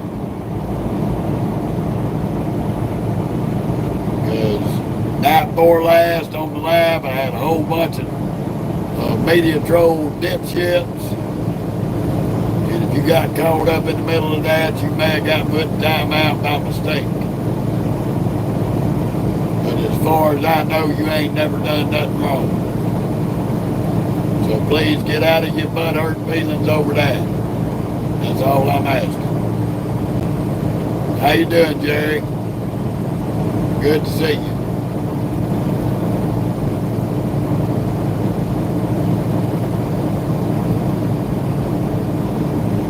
Because I'm going to show y'all something. My comment bar is about this wide. My big ass fingers may hit you by accident. So if you do get put in timeout without doing anything, it probably was not on purpose.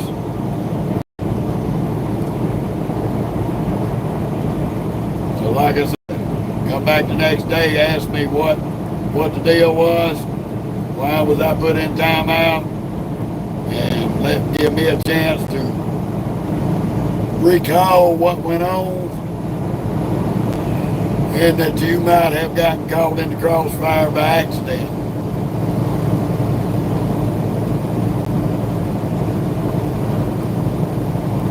And if you do, you will get an apology from me for an accident.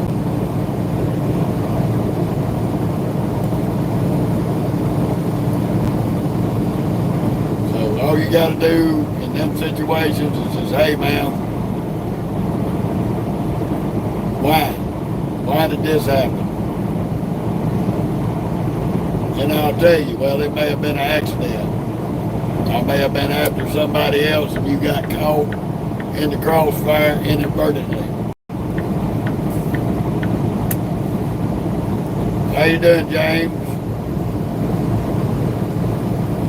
Welcome to I-45 North in Texas. Hey, Sherry, how you doing? Now, hopefully our phone will hold charge or at least gain some charge. I got it back up to 10%. May go out again and we may have another brief pause in the live.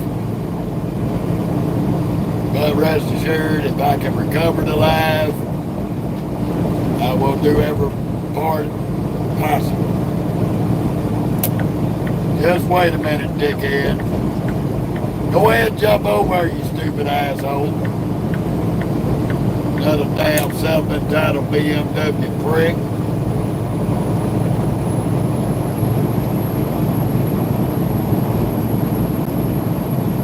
Wait on somebody to get around somebody before you try to drive around them, asshole.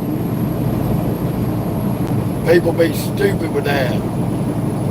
If a truck is passing somebody, a big truck, we're trying to give the people that we're passing enough room that we're not jumping right dead in front of their bumper.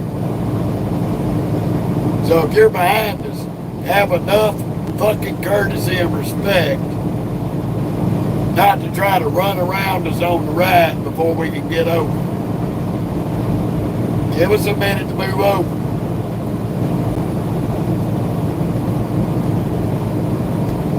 Instead of running up there doing 90 miles an hour like this dipshit in the Beamer, doing 90 plus in a 75, trying to drive over everybody.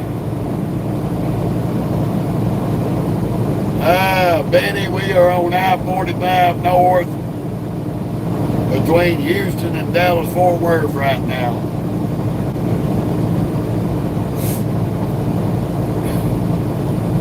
We're closer to Houston than we are Dallas.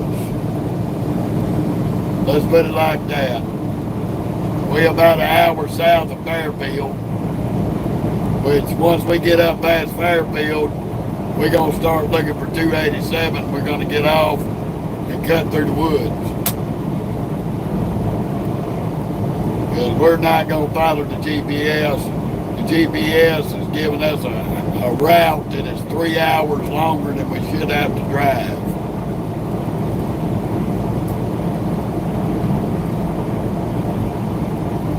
It's good to see you, Sherry. Benny, James, Jerry.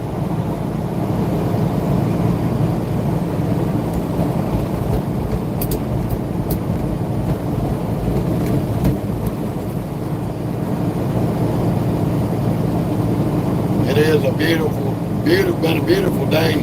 I'm doing good, Sherry. Doing real good. They finally got us a load this morning.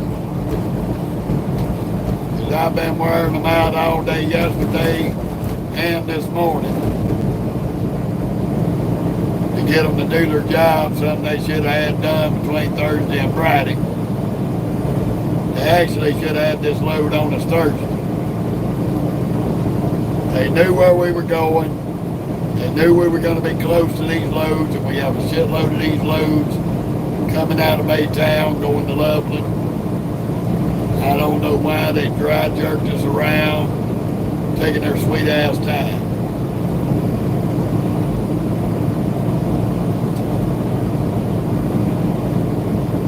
It ain't like they didn't know I was going to get emptied out 5:30 Friday afternoon, because I informed them that the people would be back in on the 4th of July to get us unloaded.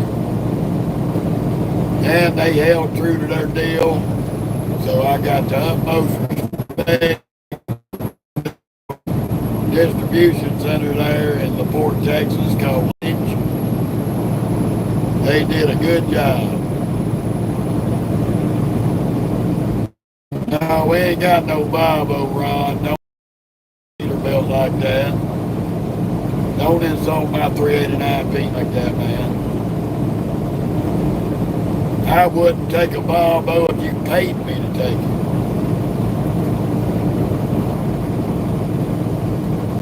And my Volvo is garbage.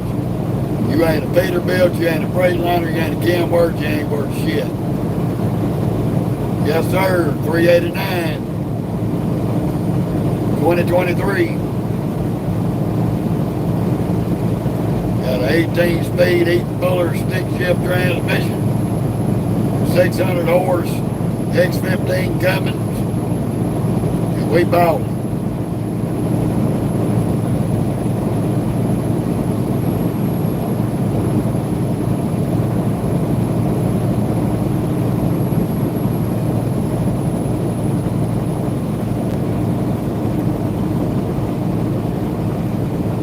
How you doing, Dan? T, that's cool. I've owned Freightliner, Peterbilt, and Kenworth. Mostly Freightliners.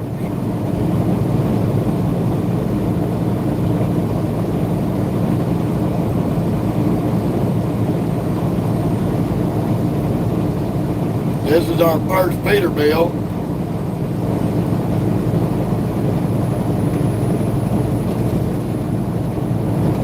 We have been quite impressed with the Peterbilt. She is a good truck, well built, plenty of power, good smooth ride. We do have a 265-inch wheelbase, so we got a little stretch to us, not an excessive amount.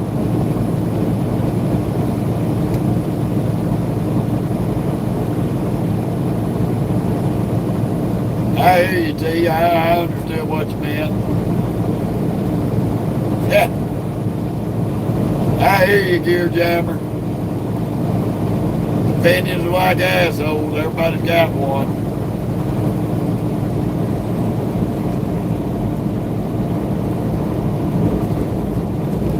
The Volvo ain't nowhere better than no feet. You will get a strong disagreement on that from me.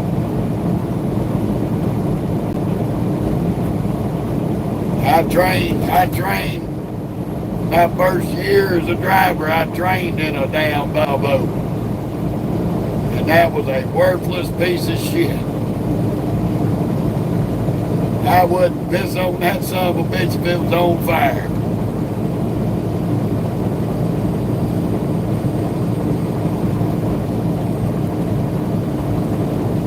But that's one thing we can agree to disagree on there. I would never choose a Volvo over a Peterbilt. No way, no how.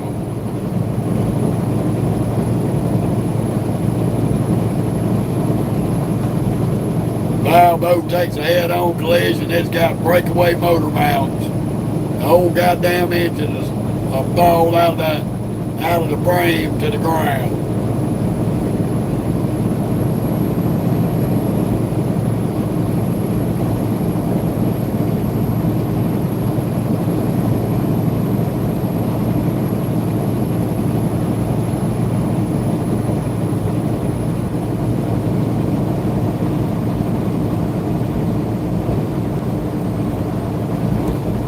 It might be quiet, but it is a no pulling ass, rough riding piece of shit.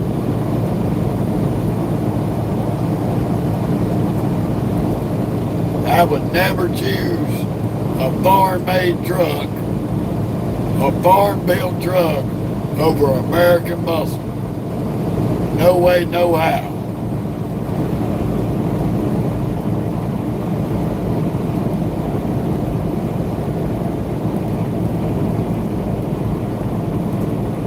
Peterbilt is the flagship of the American Trucking Association and Highways. Peterbilt has always been the flagship of the American truckers. Volvo just turned out to come over here and become a skid mark to wear dirty underwear.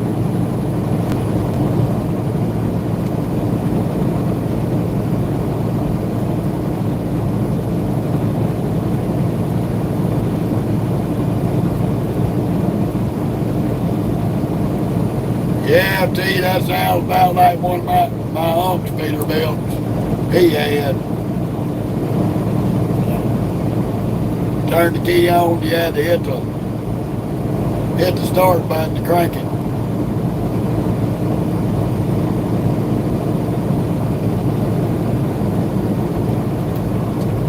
Yeah, true, Sean.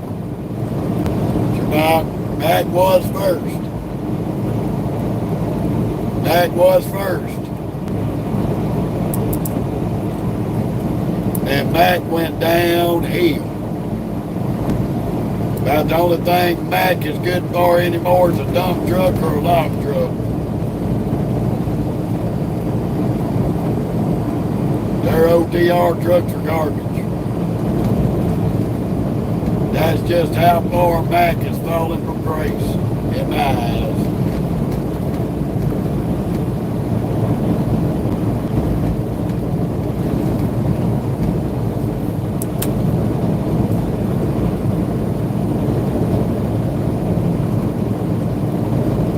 Yeah, Mac's a good work truck for stuff like that.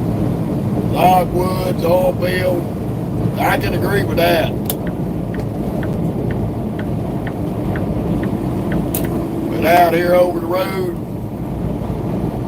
what I've seen of their OTR, trucks in the OTR world, they ain't worth shit.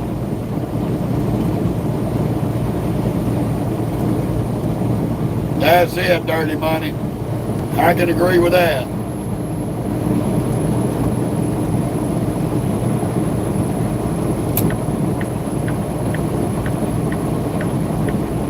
Just wait, you impatient asshole.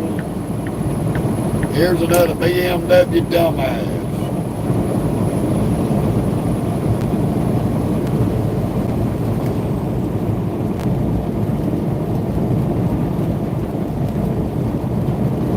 Nah, I don't give a damn. 30 to 40,000 this Peterbilt ain't no problem.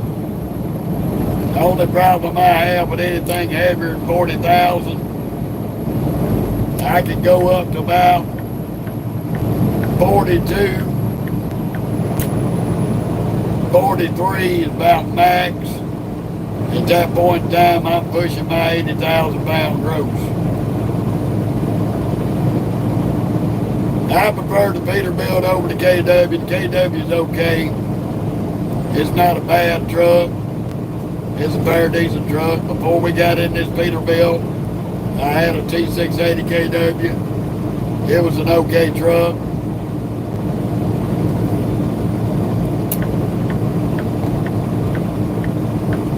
But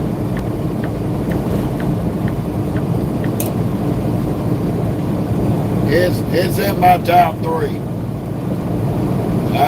I'll drive Peterbilt at number one. shaky brakes at number 2, and that can work to bring up number 3.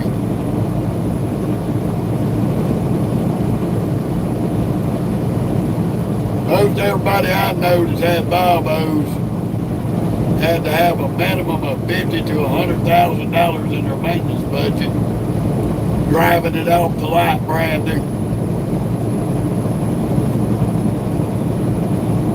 One of my buddies is running flatbed. He's driving a brand new 2025 Volvo, and everything on it is going apeshit crazy.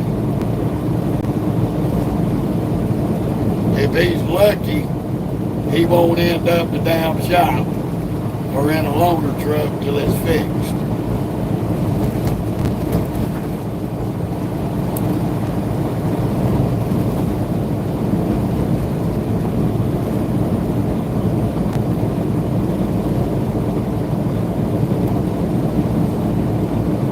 What a Reaper driver's like.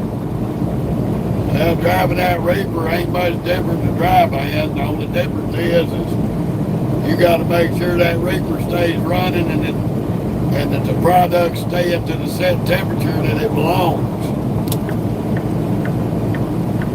So you got to be, well, it just varies. It varies from, some loads can be fresh loads, 26 to 35 degrees. Some of them be frozen loads from 0 to -10.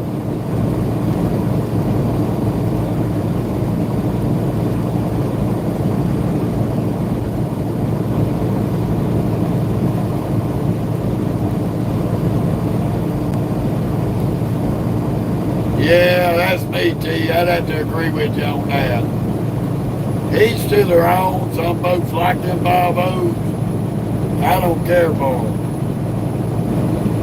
To me, they're just a waste of money.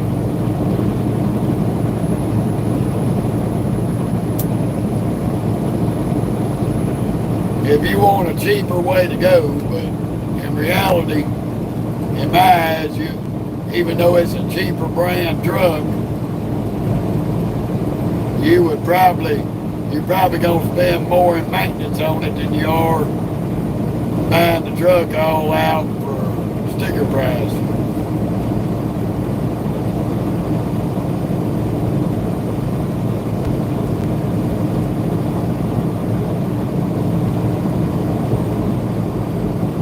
Okay, buddy.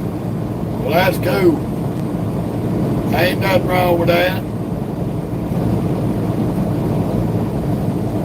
White was all, only thing white was a cheaper version of a Freightliner. Just like KW is a cheaper version of a Peterbilt.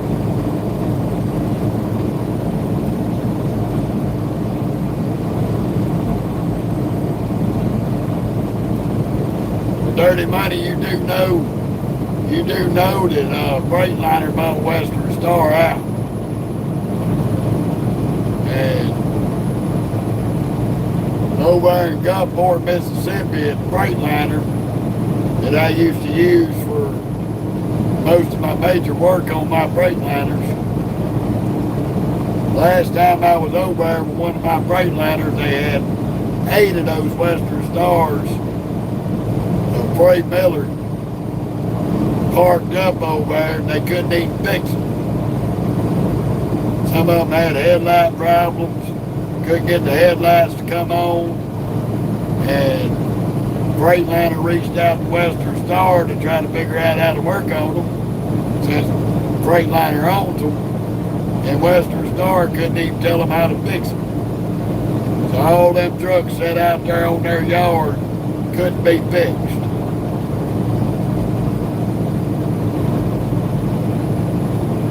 As far as looks, they're a good looking truck. But as far as running, they just can't hold up.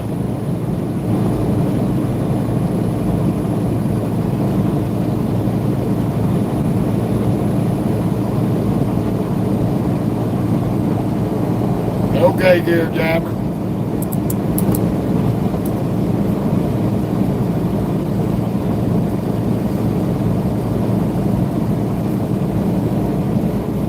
think my uncle from the 70s on up, close to the 2000s, I think he drove a little bit of everything but a Volvo.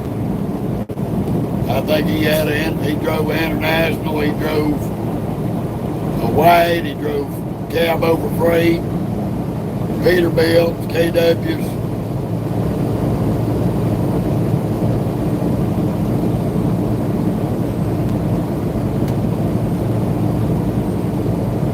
Now, delivering to Walmart, some of them are easy peasy, some of them are a pain in the ass. The one we're going to up here in Loveland is pretty easy peasy. Real nice people. Some of them you run into are rude assholes and take forever. But that's a 50-50 shot at any distribution center you go to.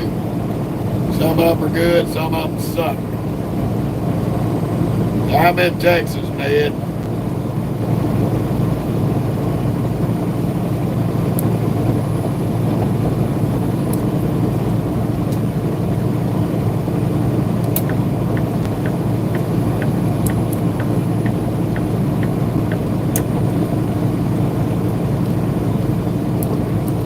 No, I'm happily married, 13 years.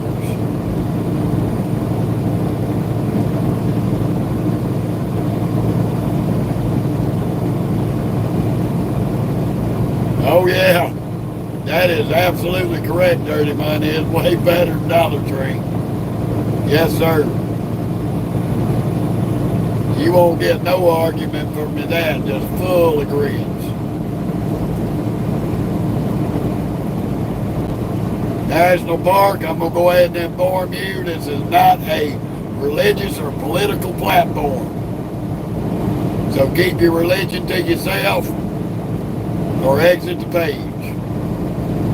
That's your one and only warning. Which result would you like?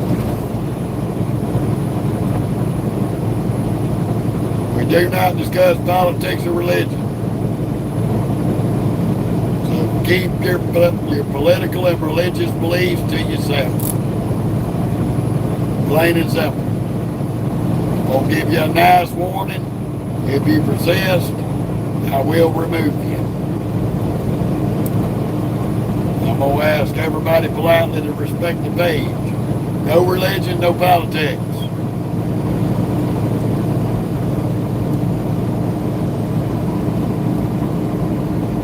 When I finish getting this page set up the way I want, you won't be able to post that. Won't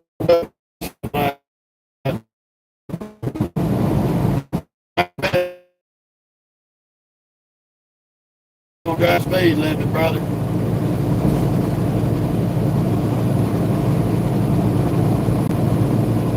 Time I drive for myself.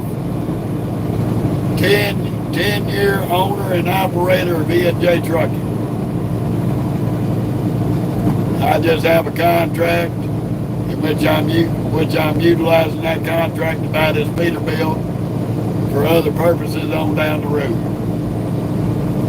from WFX.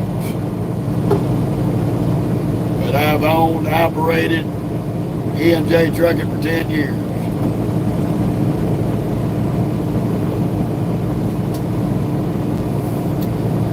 I do have my own LLC.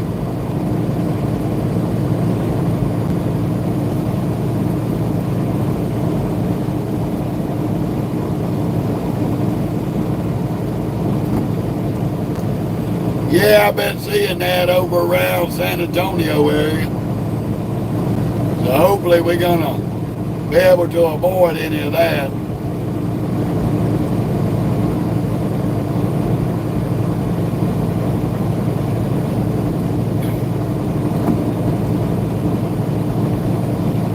What do you mean by MC?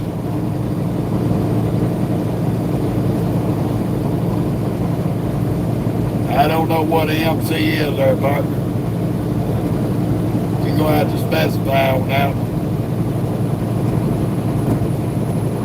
I don't know, Dirty Money. I hope they did. My heart and soul and prayers go out to them folks. My motor carrier is E&J Trucking.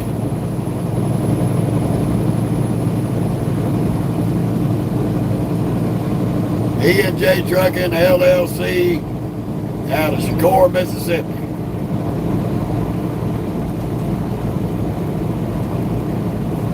Well, basically, yeah.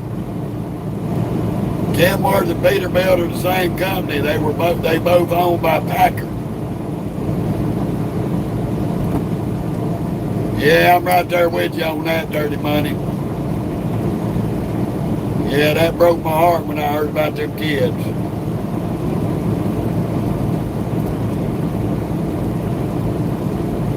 Man, that sucks. And I hate it for them poor babies. Have mercy.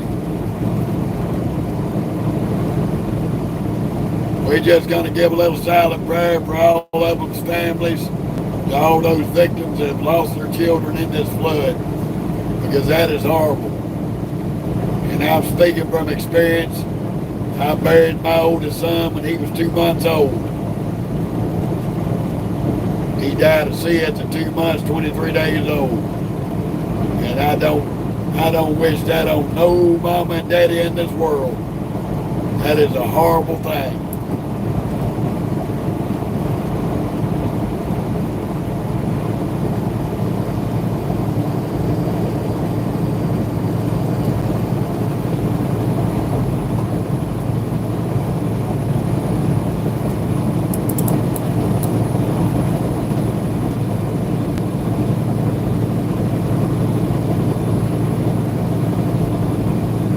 Wow, dude. That's messed up. That is messed up.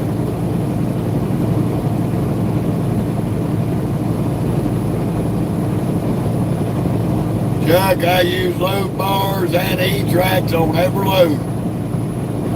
That is DOT required. Secured load. Unsecured load is an automatic out of service if the DOT catches you.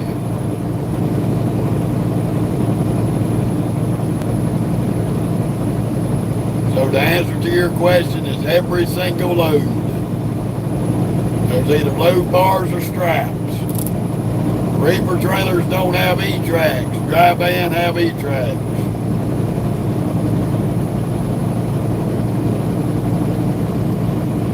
No, Dirty Money, we run Reaper and dry van. I don't flatbed.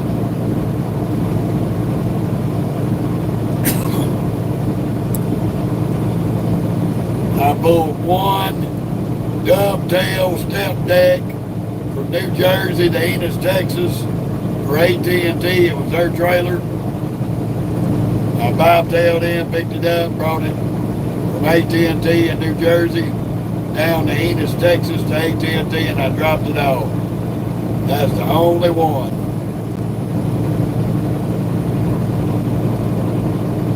Yeah, gear jammer, I may consider pulling a drop deck, but a skateboard, that ain't no.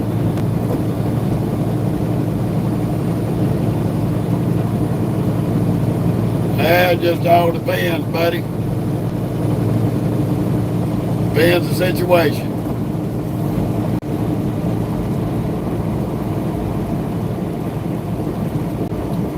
Some outfits I contract to do, I get $30 an hour for every hour I have to sit, with a minimum of $240 per stop.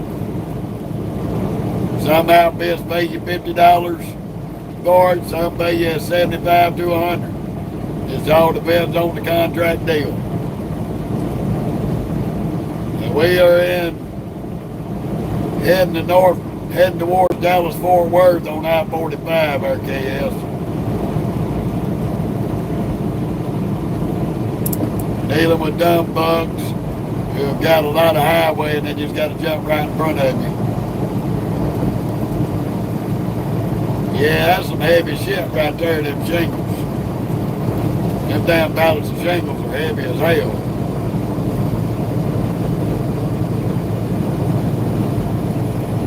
Yeah, that's the only thing I got against that gear jammer is the damn target.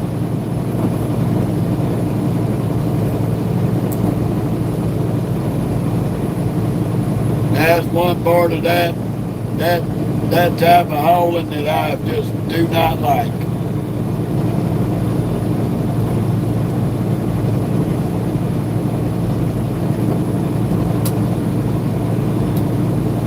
Now, if I was hauling stuff on a day-to-day basis and it did not require tarps whatsoever, I might not have a problem with it.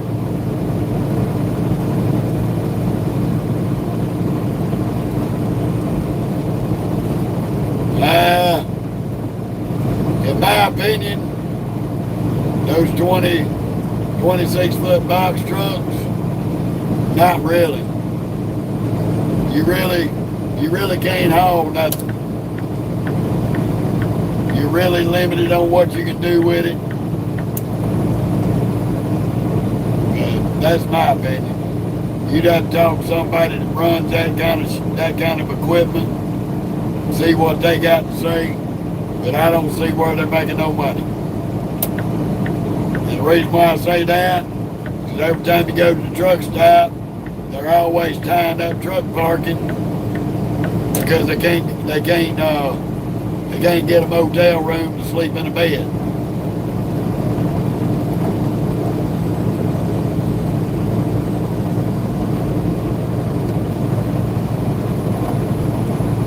I don't expect nothing for a washout, dude.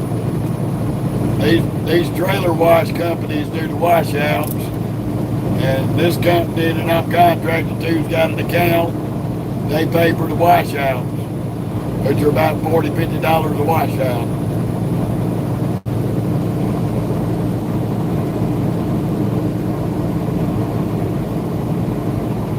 No, we got EFS.com data. I've got some. Whether at most places you pay on the app and you ain't got to worry about a check. Thank you, Dirty Money. You too, brother.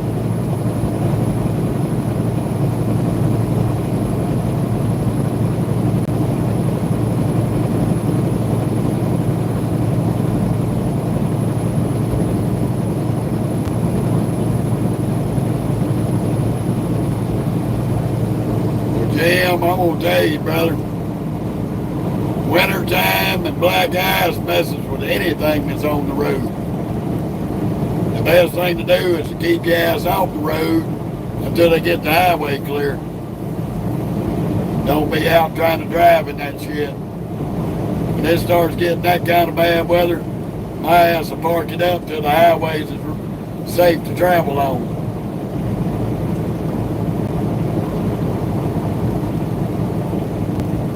I don't play no bullshit with safety in bad weather.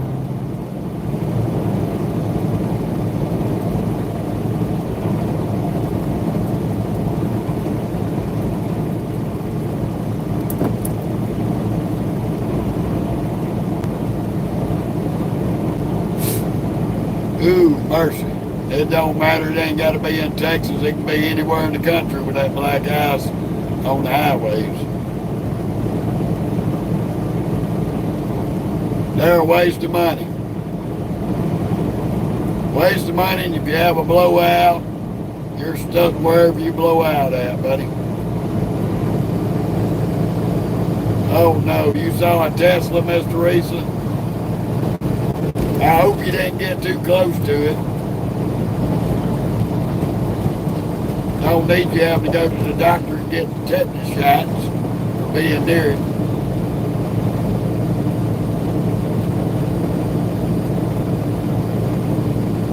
I'm in Texas there, Jazz. I'm in mid-Texas, headed up to Dallas-Fort Worth over here from Houston. Basically East Texas.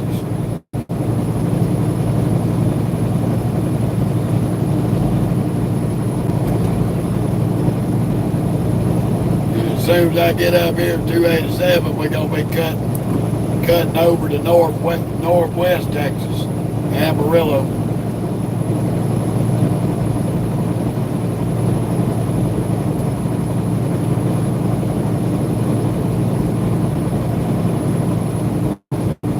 Know that That's right, dear Jammer. Hell, that's the best way to be. When there's weather like that, keep your ass parked. That's right. In Amarillo by morning.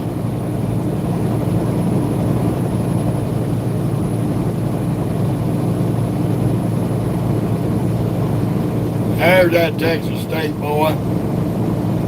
There's another one. Here comes the third. Well, I wonder who they going to fuck up. That's 3 state boys in a row. You know, all of y'all are hanging in the hammer lane like a bunch of dummies. Yeah, we might get a blue light show today. They better get their asses out of that hammer lane and get out of them motherfuckers' way.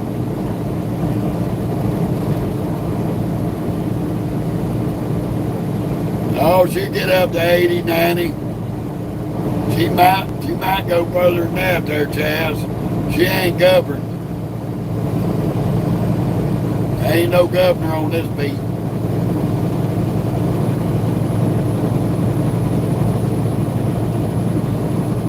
Yeah, it tickled shit out of me to see that, the way these idiots are driving today. But that's normal driving here in Texas anyway.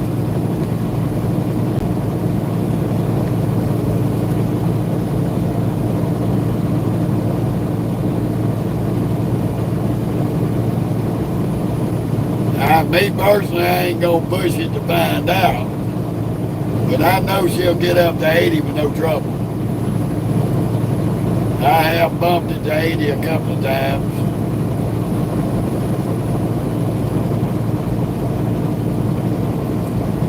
Me, I ain't no hurry to do nothing. Yes, sir, from time to time. It's been a minute since I've been down that way.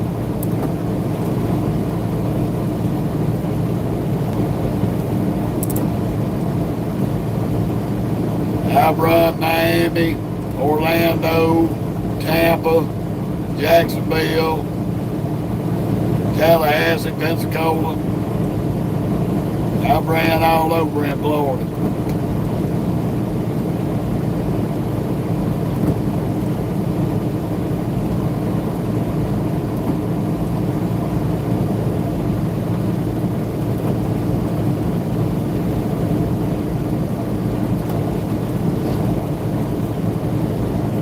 How you doing, Travel?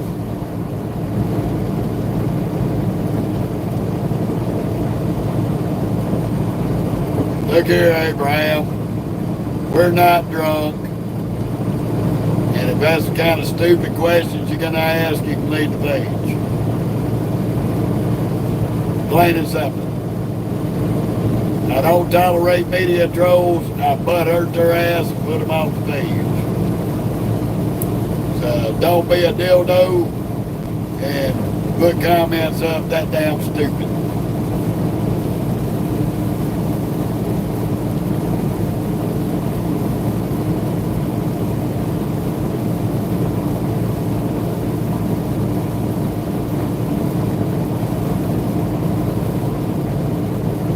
My opinion on that is it's against the law and the federal motor carriers of federal law to be a possessor of a CDL in the United States without the ability to read, speak, or comprehend English. It ain't a new law that just come out. It's a pre-existing law that was, how shall we say, put on the back burner to allow a political agenda to bring foreign truck drivers over here that did not need to be brought over here.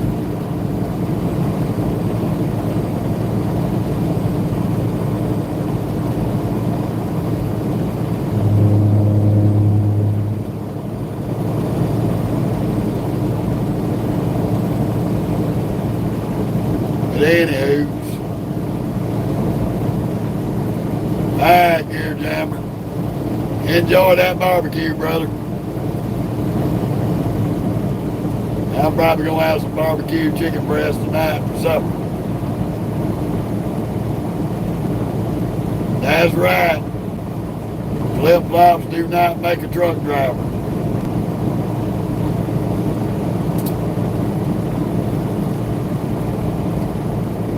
The reason why that English-speaking law has been in place for CDLs over here is so you'll know when to stop that fucking truck, not run over and kill people, like the barn driver did in Austin, Texas, which involved killing 2 little bitty children, or the Russian driver who could not speak or understand English, who run over and killed 4 or 5 people in Alabama here recently. How you doing, Lone? Good to see you.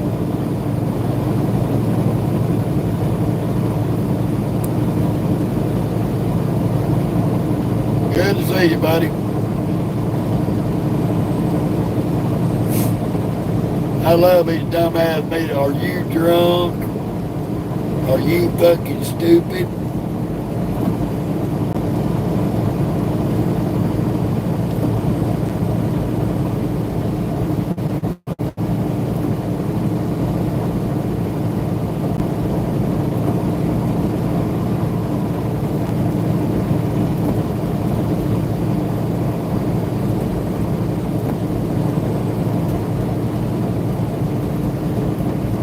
Yeah, Douglas, pretty much.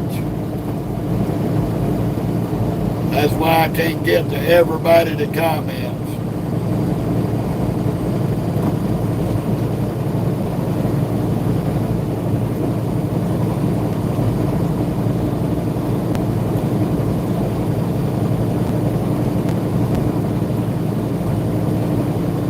Take it, bro. You on with that, buddy. You had to go talk to your people over there. But you're not going to come over here unless you can comprehend, read English, you'll have to have a citizenship because they done shut down the visa program. There ain't going to be nobody else coming over here on a work visa driving a truck. Them days is over with.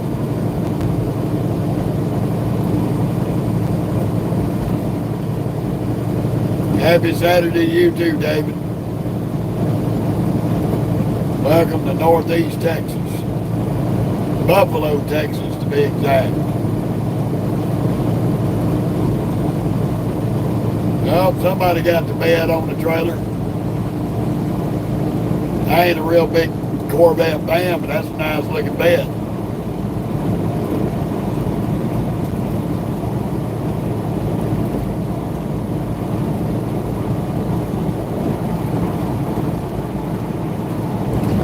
Really wish it'd quit sprinkling rain.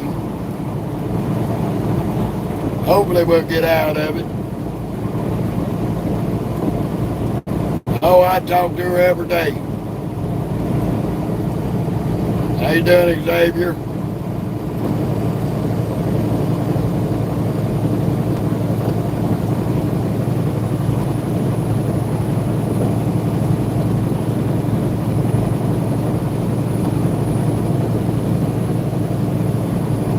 But everything on this channel is hands-free. Period. From the microphone to everything. I'm in Texas, Kenneth. Headed up towards Dallas-Fort Worth from Houston on I-45.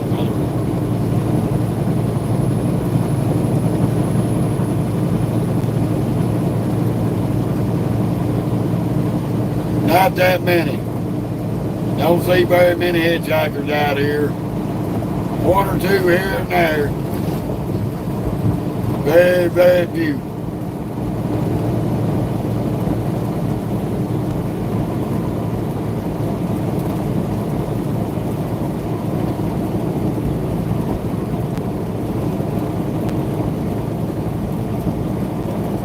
Between Houston and Dallas,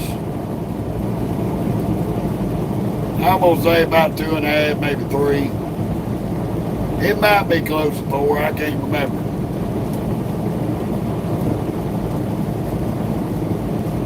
It's probably about 3, maybe 3.5, give or take, depending on traffic. How you doing, Doug?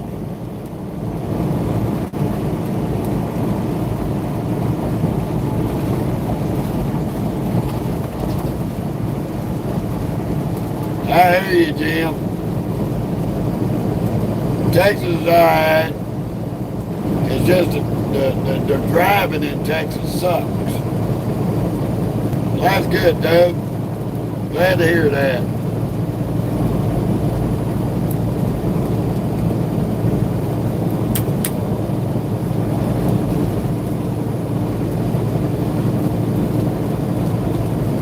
Yeah, but right now, alone, this traffic's been done thinned out a pretty good bit.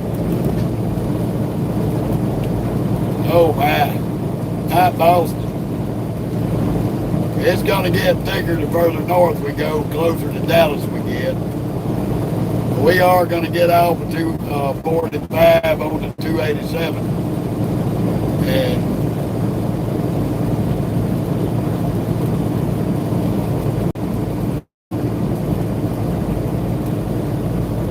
yeah, sometimes we do drop a hook, sometimes it's live load. It all depends on the customer.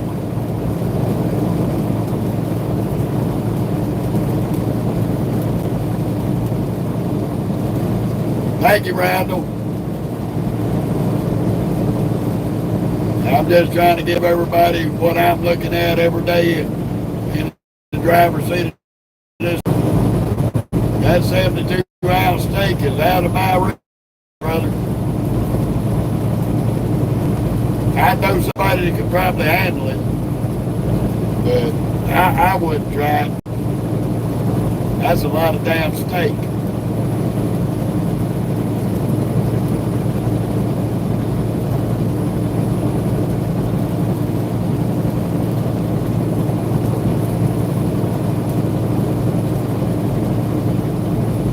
Not a problem, dude. I try to answer questions as best I can.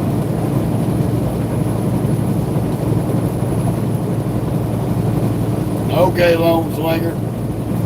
Morristown, Tennessee. Been through there. Running Dollar Tree.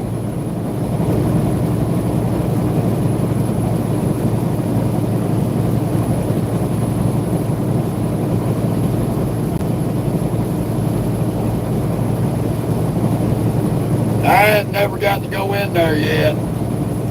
My buddy told me about it. He had went in there.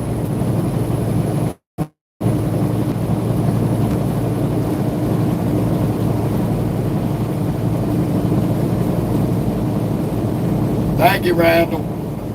That's one big purpose of this live page here.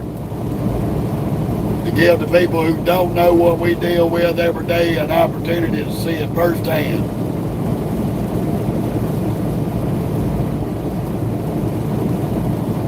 And hopefully they take a little bit of lesson learned from the page and understand that doing dumb shit in front of us in traffic is really not the way to go.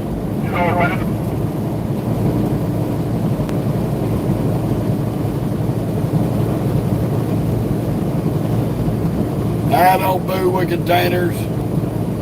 99% of the time they're overpacked and overweight. And then the weight of them just don't do nothing but tear your truck up.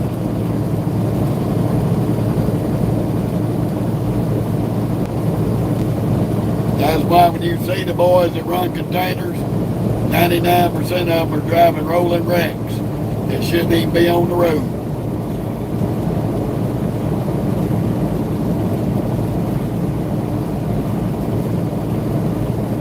How you doing? You're local. Good to see you from PA.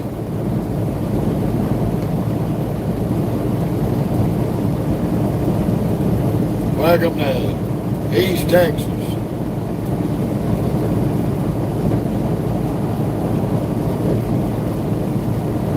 A rolling rack.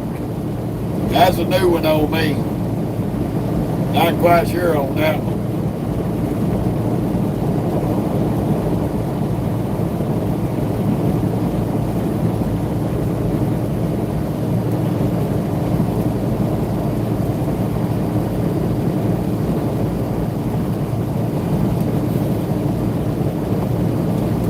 Oh man, we doing fantabulous. We can't complain. If we did complain about anything, my phone would ring and it'd be my wife telling me to shut up. She's got that kind of ESP.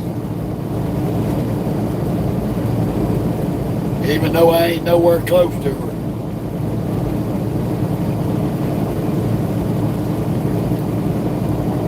Come on back there, driver. You got the blue-eyed devil on this end, and we breathe clear unless you got something to say.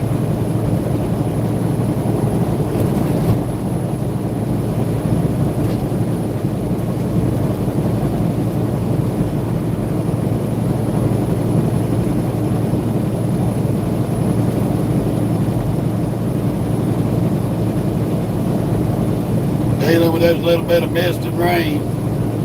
So sucks. Okay, Tim, you too, buddy. Thank you for stopping by. I know everybody's still enjoying their 4th of July weekend, but I'm grateful to the few that have come to ride with us today. I got a Cobra 29 LTD Classic.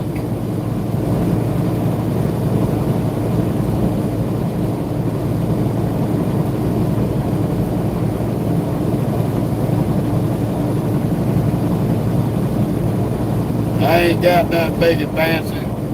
Just a little old Cobra 29 squawk box. I'm sorry, brother, you need to hit your translator so I can understand what you're saying in English, other than Japan.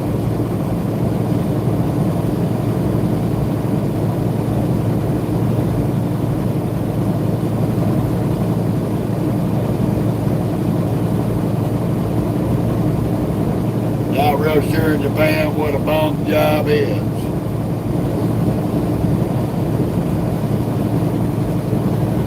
But we happy you like it.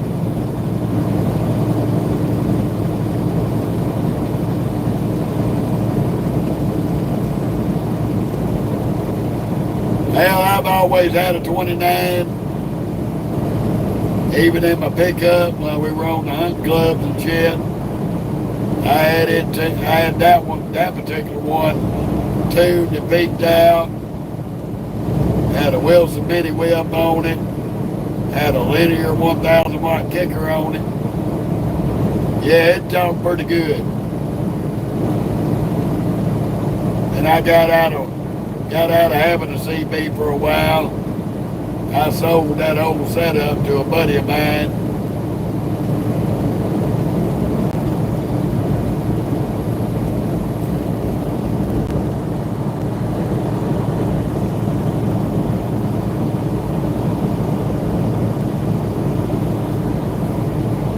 Yeah, I ain't got time for that. Even in Japan, we got media troll idiots. So we're going to excuse him. He's in a 24-hour timeout for being rude. Can't nobody understand gibberish, and that's just rude. He misspelled blowjobs. And then he wanted to come back with something else idiotic. I ain't got time for that shit in my ear.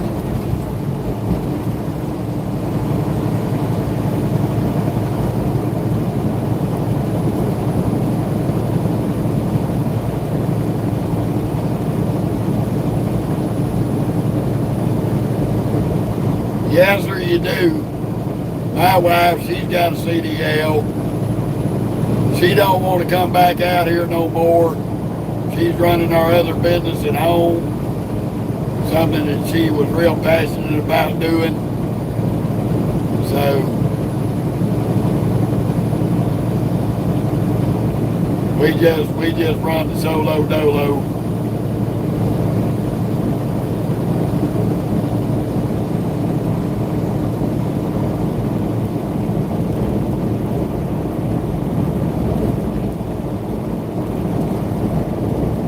Whatever you say there, buddy. Didn't make no sense to me, but whatever. Yeah.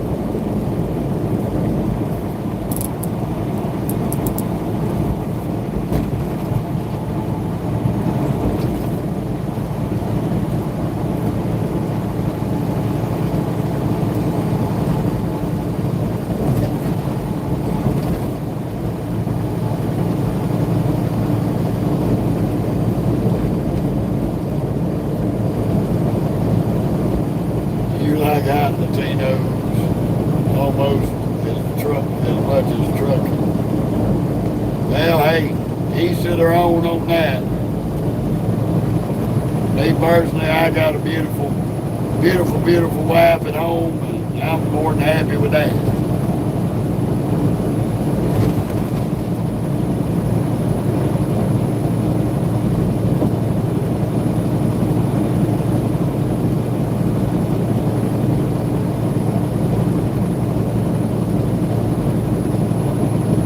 Well, Jim, the good thing about me and my wife is the fact that she's got a temper and I got a temper. She's a Scorpio, I'm a Taurus. So, me being gone and not up her butt 24/7 is a perfect combination for me and her to coexist without killing each other. So, it's really worked out for us.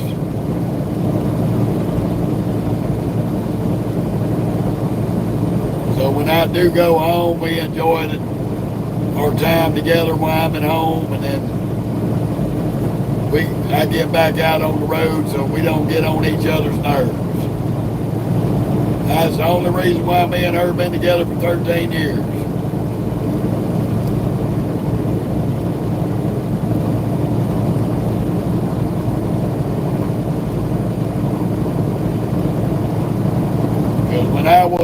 Before I started truck driving, I was at home every night. We were up each other's butts every day. And we fought like cats and dogs. And it just wasn't worth it.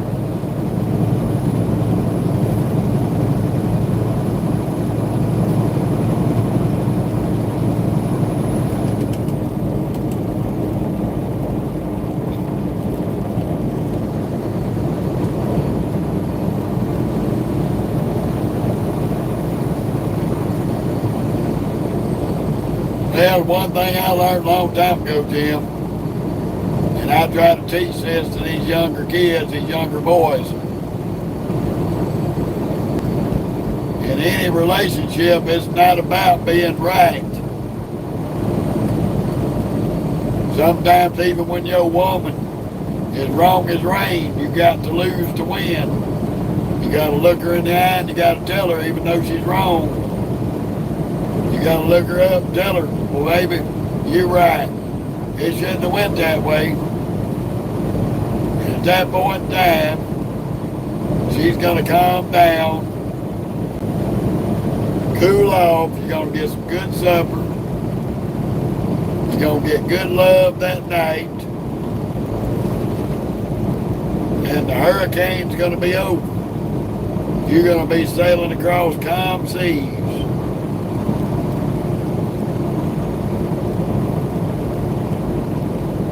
You gotta know you're not gonna win. So sometimes the only way to win is to lose.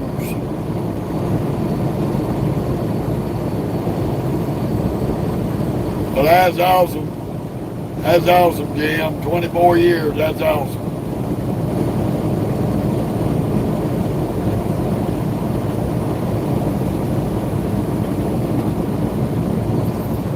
That's right, Raider.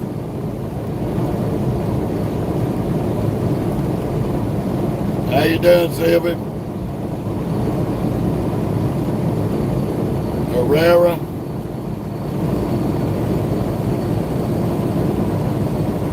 I mean, anybody can take this, what I said, to heart, or, like I said, I don't expect nobody to agree with me 100%, but that's just a philosophy I've been living by for the last 15, 20 years, and it served me well when it comes to relationships with a woman.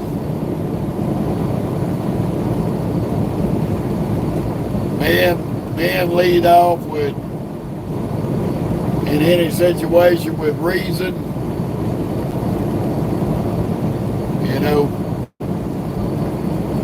90%, pretty much all of your lady folks out here, they lead off of nothing but emotions. So when their emotions is upset, you've got to use a little bit of common sense not to throw kerosene on a fire. Instead, pull back, even though you know she's wrong and she really ain't got nothing to be fussing about. You got to pull the kerosene back and substitute it for a little bit of water and put that fire out.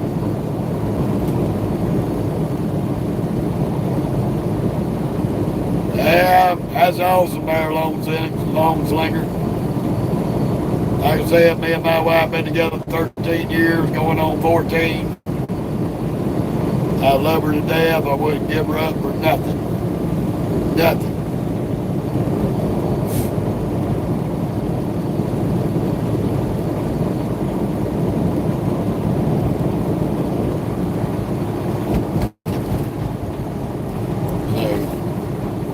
She is a very intelligent, beautiful lady. I love her to death.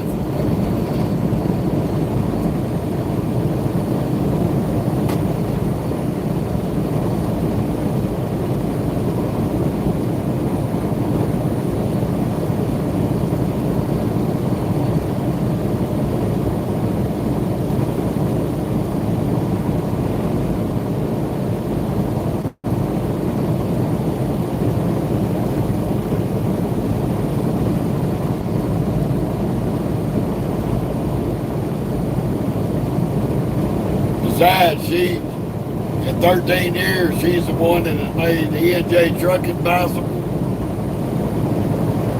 She is the reason and the drive behind both of our businesses. It took me a long time to find a woman that wanted the same things I wanted. To have a good life and not have to worry about shit.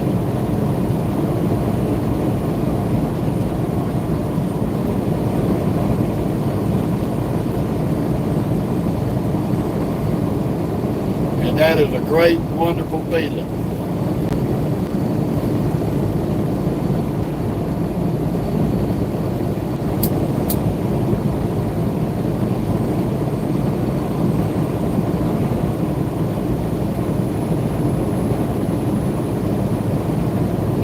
Can't beat it. When you find that kind of a woman, you got to do what it takes to keep her happy and not lose it.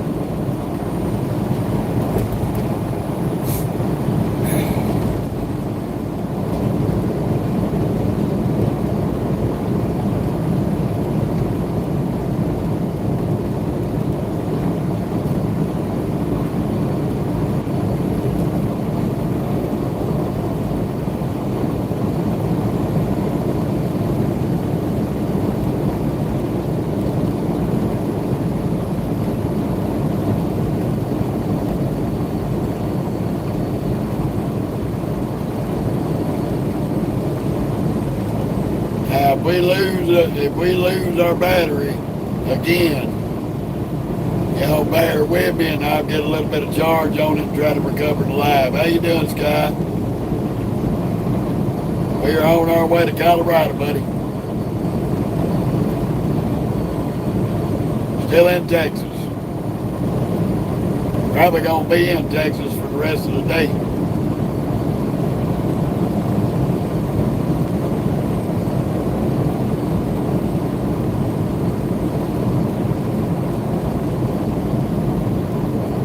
That's it, Lone. Sometimes you got to do that, you know.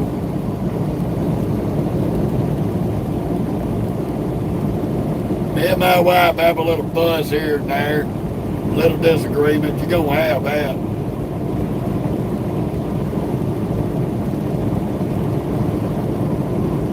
Yeah, Tiki Bo is going to be about 1,082 miles. We got a Walmart to Walmart, a dry load packing material for Walmart. Same old song and dance we always get coming out of Houston up to Loveland, Colorado. Dropping the hook on both ends.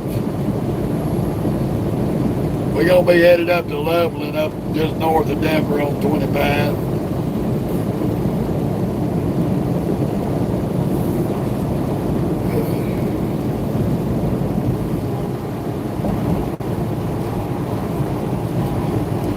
Oh, we sure enjoyed that hot shower last night, though. We had us some barbecue chicken, sweet peas. I bought me 2 of them fruit cups. Bought me some watermelon and some of those little oranges, clementine oranges. I still got some oranges in the refrigerator. I eat the watermelon. That watermelon was so good.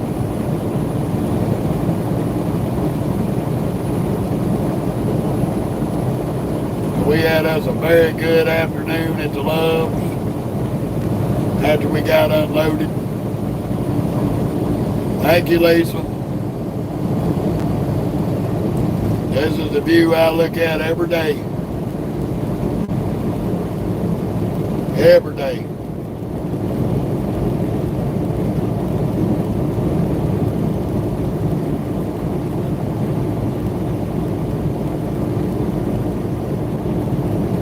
Yeah, we did it big for the 4th. We sat over at Lineage and waited on them. We missed our appointment time, so we didn't get unloaded when we got down there. We had to wait till 5:30 Friday afternoon. They came back in for like 2 or 3 hours, got us unloaded, and then we went on to the truck stop.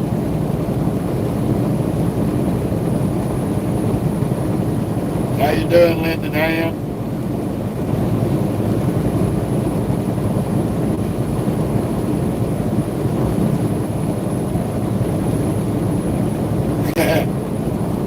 Yeah, well, we've had this boy since we were 15 years old there, brother.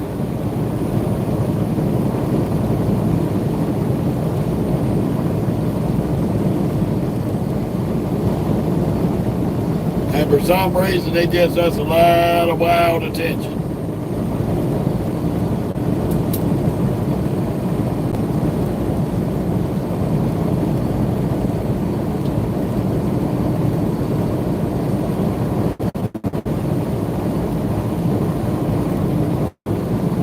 Step, I'm going to ask you a question.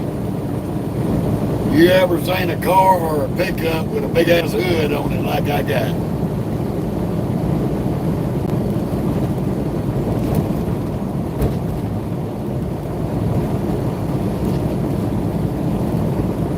So I'm answering your question with a question.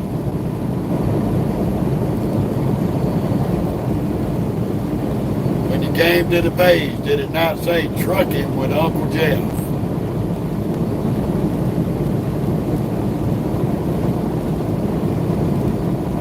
So I'm going to ask you politely, save the low IQ questions and don't insult my intelligence.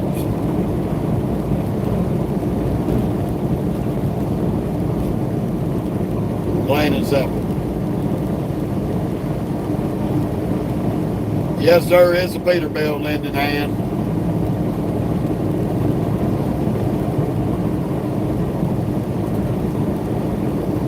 How you doing, Will? I'm glad you thought that was funny. I thought it was kind of a rhetorical question, to be honest with you. You come on the trucking page and then ask the truck driver running the page if he's a trucker. Wow.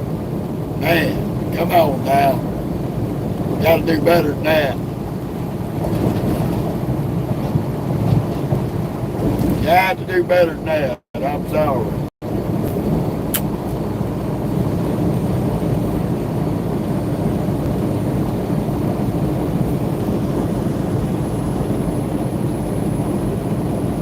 Yes, sir, I got a CB in my truck. So come on, rubber duck. You got the blue-eyed devil on this end. Come back and holler at me.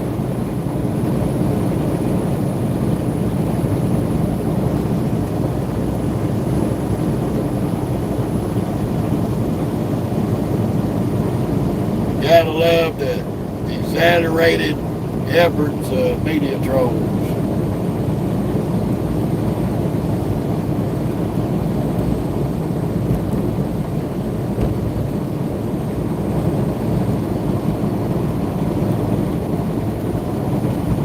Thank you, Randall.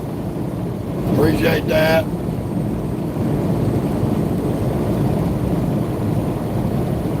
Come on, dude. Hurry up. We got somebody in an emergency here. Got their doorways on. Yeah, I'm pulling a dry load on the reaper right now.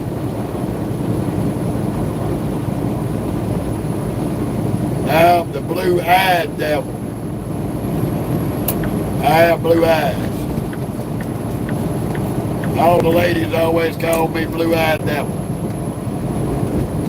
Back in my wild and woolly single man days.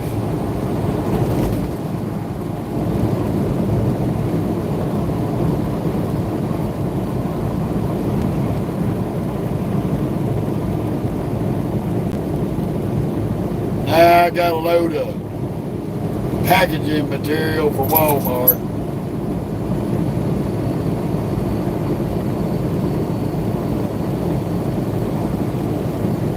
Well, Becky,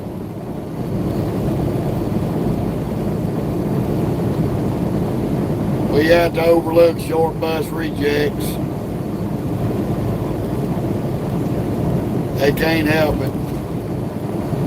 Sometimes they forget to put their helmet on before they get on the computer and start typing shit.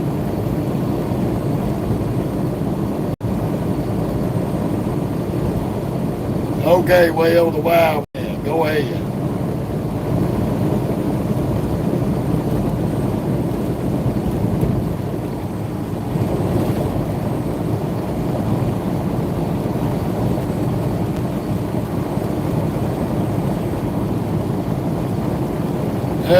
Man, oh mercy. Hell, that may or may not be one of them state troopers that tested, but he got him a customer.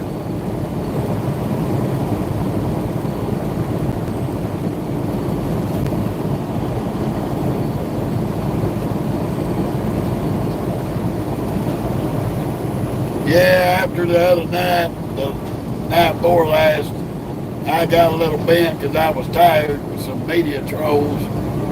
I decided yesterday I was going to deal with them in a little bit better approach.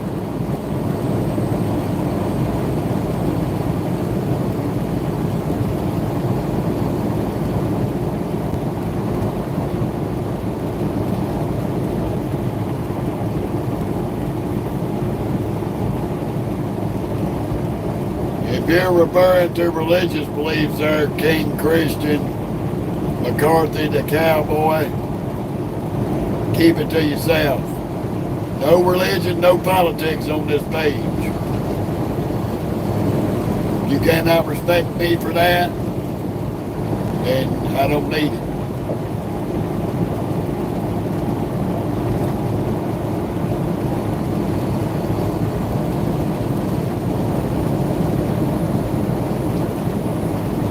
Well, that's fine.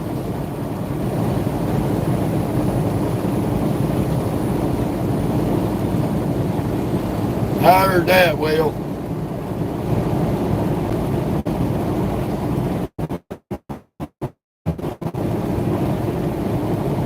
You just missed the point there, buddy. I don't give a damn if it's the truth. I said no religious post on this page. So if you're going to violate my rules, you're going to piss me off, you're going to get put off the page. Plain and simple. Keep your religious thoughts to yourself. I don't give a rat's fucking ass if it's the truth.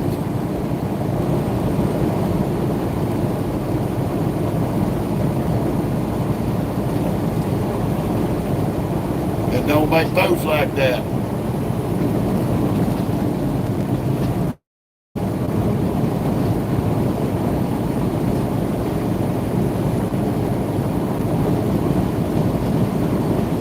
Yeah, Randall, this road's pretty rough. This is all concrete, so it's going to be like riding on speed bumps.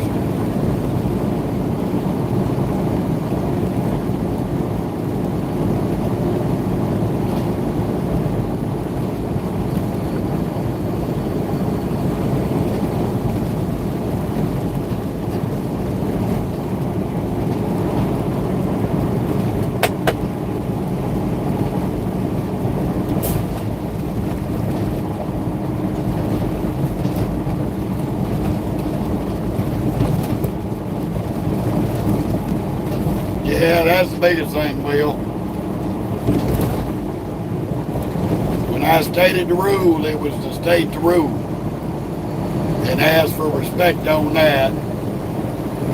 It was not to get a comment in retaliation of me stating the rule, stating, well, it's the truth. Give a damn if it's the truth. I said no. That's the bottom line, because Uncle Jeff said so.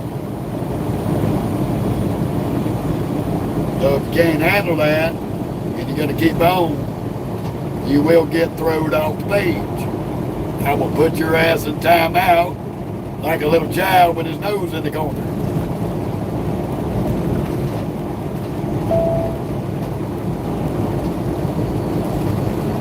That's why I said no religious, no political views.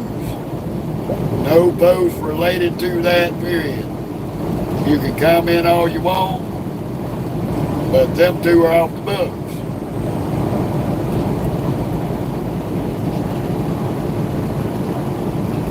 Same cigarettes I'm on every day. Cool, short green in the box. There, George.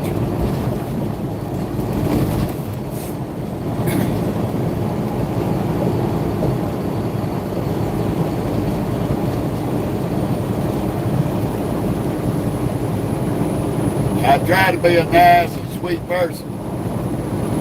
Try to be. But when folks push the limit, when I say stuff, I will get a little elevated in the ass about it.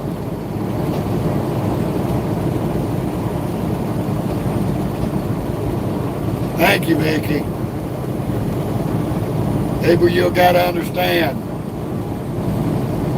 One side of my family, my mama's side, is Scottish, from Scotland. My daddy's side of the family is Welsh-Irish. So I've got one nasty fucking temper,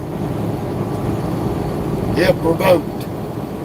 See, I like keeping old Uncle Jeff out here talking to everybody. But some folks want to unlock that little dude in my head called Little Jeffrey. When Little Jeffrey gets loose, you're going to get your feelings hurt. I'm almost up here to Dallas-Fort Worth on I-45, Jerry. We in Texas. So don't get upset and butthurt when you do something and turn Little Jeffrey loose. Because Little Jeffrey don't give a shit. Little Jeffrey will hurt your feelings and keep on trucking.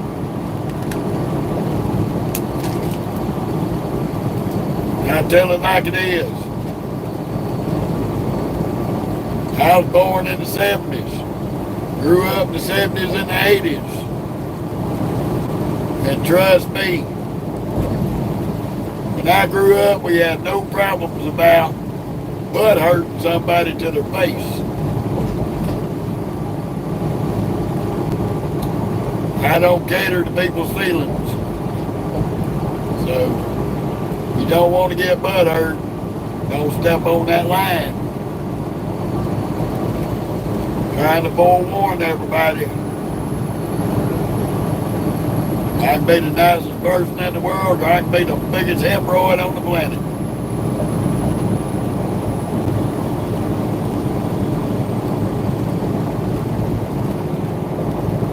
Well, Biggie, I try to be, you know. A lot of people can't understand that. A lot of people in this world are used to dealing with people that just want to cater to whatever to avoid confrontation. I'm not going to do that. If you ask me a question, I'm going to tell you my exact thoughts on what you asked me. And that's just the only way to be, straight up with it. Whether it hurts your feelings or don't hurt your feelings.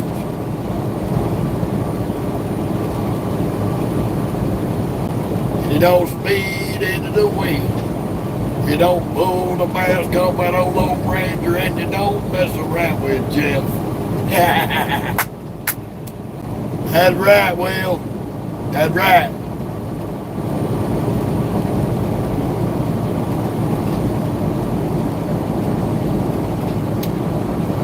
Nah, but we don't engage in such activities such as that.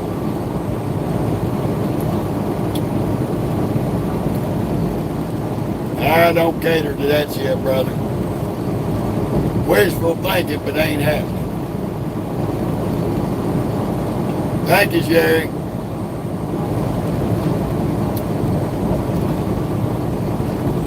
Anybody in this world will tell you, my wife will tell you, if you're not ready to hear the answer, then don't ask me the question. It's that simple. If you don't think your feelings can handle the answer, don't ask the question.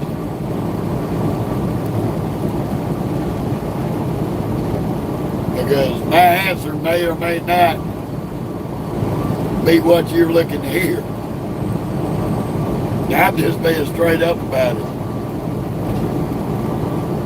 I love being out here on a paid vacation, running all over the country.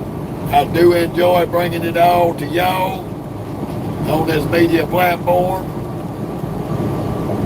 showing everybody the tidbits of the scenery that I get to see on a day-to-day basis. A lot of people can't go out and do what I'm doing. Yes, sir. Yes, sir. I was born in the early 70s. 51 years young this past May.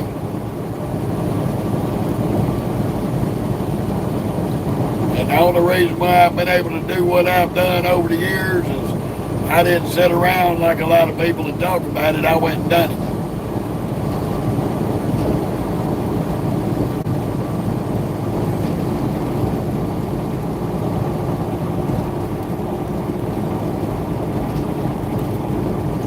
Well, it bees like that there, Jay.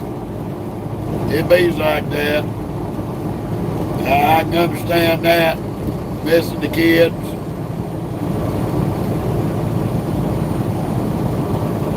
I've traveled all over the place no matter what job I was working. I took 7 years off of traveling. I worked at home, did refrigeration work for a chicken plant in Mississippi. Tried to spend as much time with my kids as I could.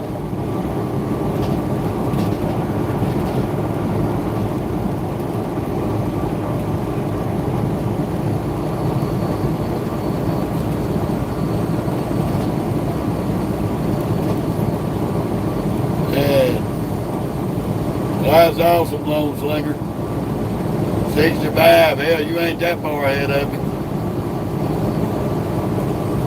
Thank you, Jim. You're welcome, Will. So this page is bringing a little bit of my life every day to y'all, Some of y'all have been out here doing what I've done. Can't do it no more. But y'all get to come back out here and ride with me and reminisce about the days of being on the road. Some folks get to come see the scenery, things they can't go out and see anymore, or ain't gonna be able to see. And we get to show you how many idiots are actually loose on these highways in every town we go to.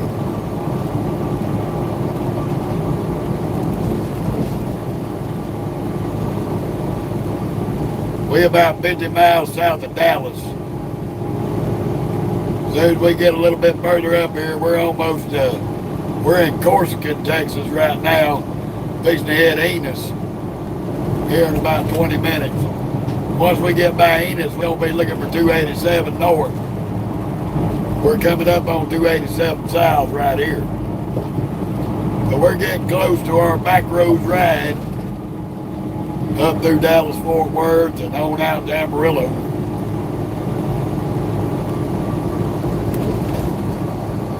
Well, it's a whole different experience, Carl.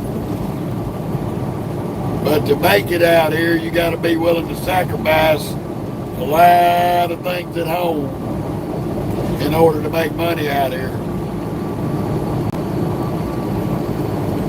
You can make money out here, but you got to give up. You got to give up a little piece of home to do it. Because you ain't going to be able to run back home every other night unless you're on a dedicated. You might can work it out, get a dedicated account, and be home every weekend like I was for about 6 years.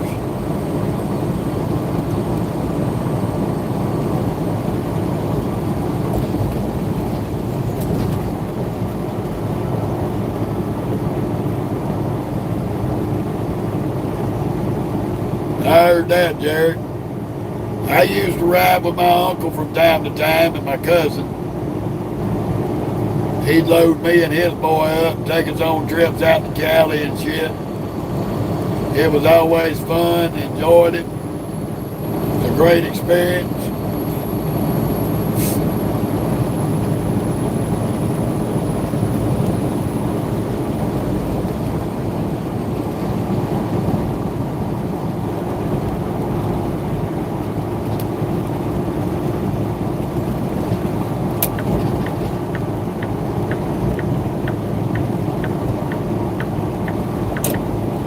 Mercy.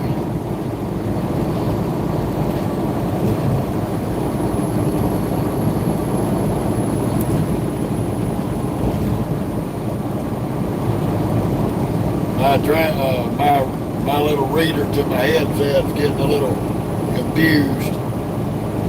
Had to give it a minute. It kind of clicked off. Had to turn it back on. So I do apologize for a lot of questions or comments that I don't get to answer.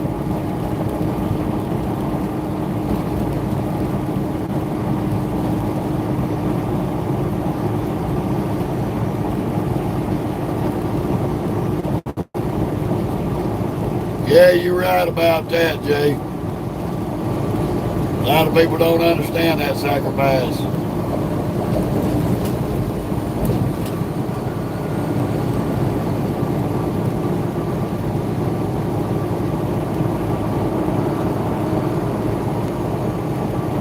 It is a hard, solitary life. That's why my wife found me a riding companion. She bought me an 8-week-old chocolate lab. I named her Mocha.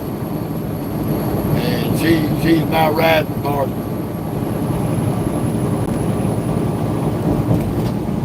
Yeah, sometimes you get bored. It's just part of the job, buddy. I hardly get bored with running the trucking page anymore because I've always got plenty of folks all over the world to talk to. So it helps me occupy my time. So y'all help me from getting bored and falling asleep. In which case, if I get sleepy, I pull over. I don't drive If my eyelids and eyes start crossing up, I shut it down.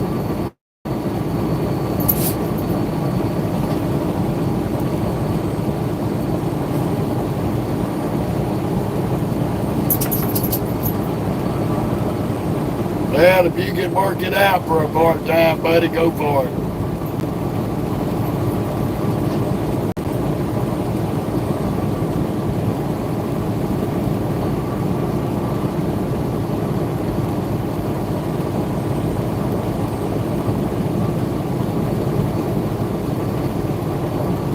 You're welcome there, Jim.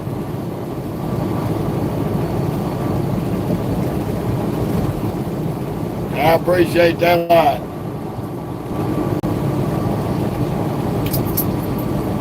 I do fair decent. I ain't gonna say I'm rich from driving a truck, but I ain't gonna say that I'm poor either. We do okay with it. It takes care of the household, which is me and the wife. Between the two of us, we do have 8 kids, but all of them are grown. All of them are working, doing their own thing.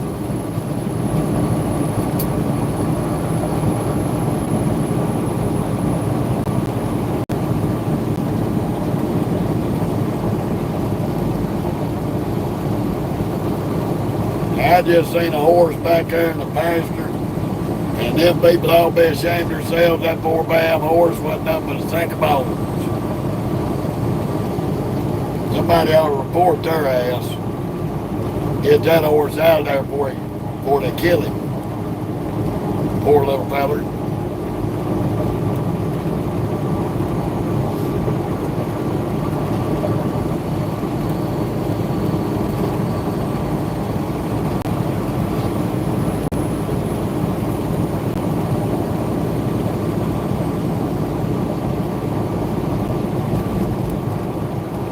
See a lot of stuff while you're out here on the road.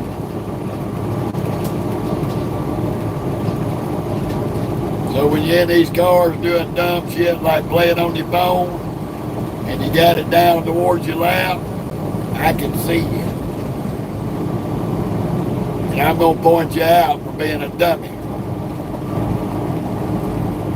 Need to leave that damn phone in the console.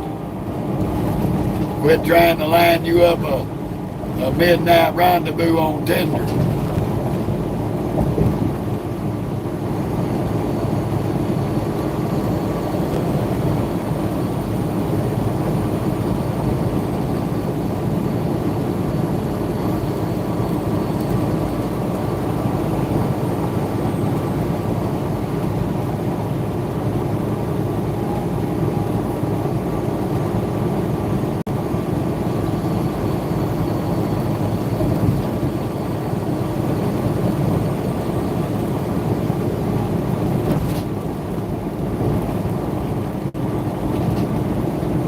Oh, hell, Jim, it varies on what brand you get. Some of the cheaper brands can be $600 to $700 a tire. Some of the name brands like Bridgestone, Michelin, all that can range up to $800 to $1,000 a tire.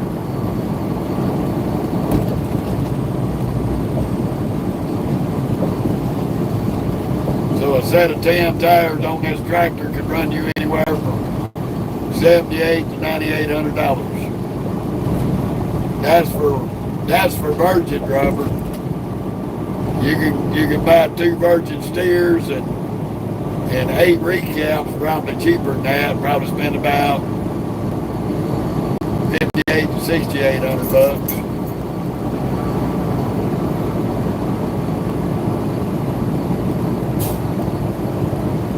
Yeah, there's a lot of people out here customize them, King. If you're into show trucks, that's one thing. If you're going to truck shows, that is one thing. But me, I leave them as is. To me, they look better. Plain Jane. than they do with all that excessive bullshit on it. I've seen folks with 10 on their windows. I don't recommend it. DOT is pretty sticky about not being able to see up into these trucks. So, unless you want to get a ticket and have to peel it all back off, I don't recommend tinting the windows. You probably can to a reasonable extent, but I don't see it going past factory tint.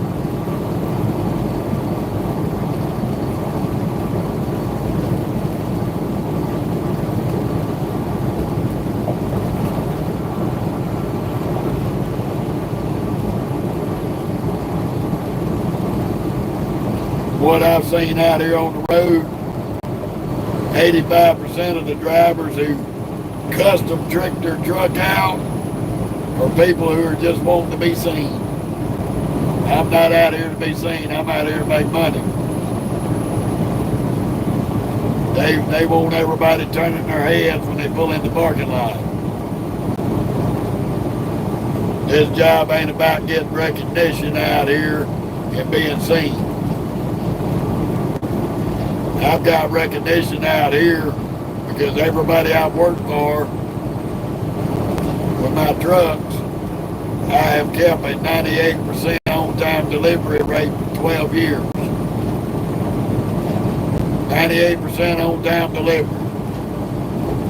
That's the only way I want to be seen. I want to be seen as reliable, so that way I can make that money. And anybody I go to work for sees that, they know, hey, this guy's over here running freight for us. We're going to make a shitload of money. He's going to make a bunch of money. And everybody's going to be happy.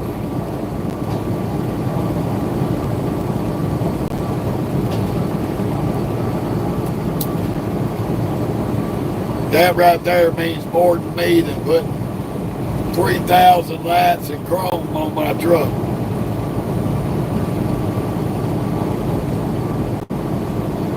I seen one truck driver, he don't even have a bed in his sleeper no more. It's nothing but speakers. He wants everybody to hear boom, boom, boom, boom when he rolls in the parking lot. And the vast majority of us don't want to hear his fucking radio because we're trying to get some sleep.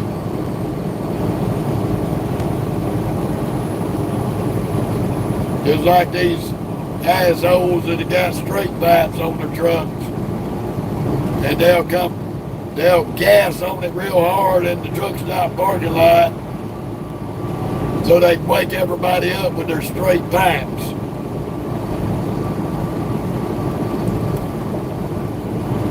They're egotistical jackasses that want to be seen and heard. That's just my opinion. They may not feel that way. Some of them think it's cool.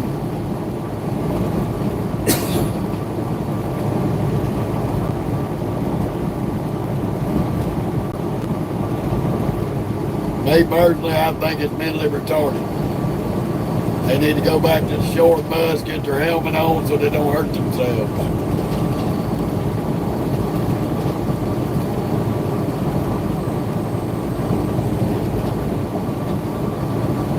Well, I call them super truckers and truck stop cowboys. Because every time you see them, they're doing everything they can do down the road so they can stop at 99 truck stops in 100 miles to be seen. And then they tell everybody they can't make no money out here because of the e-logs, the electronic logs. But I can get out here, keep my doors shut, and make damn good fucking money and run more miles a week than they can because they spend all their time in the truck stop trying to be seen instead of on the road making money. Then they got to run 100 miles an hour to try to make up their time and not be late for their delivery. Uh-oh. There goes the ambulance.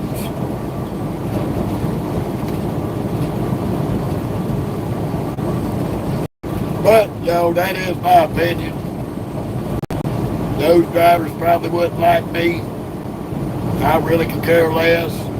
A lot of them got ego and attitude problems anyway, so we wouldn't coexist in the same room either way the cup goes.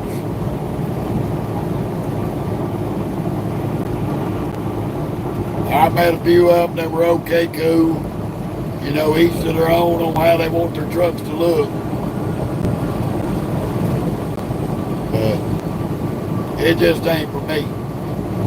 I got chicken lights on this Peterbilt. I don't even like them. Every time I turn them on, they blow out.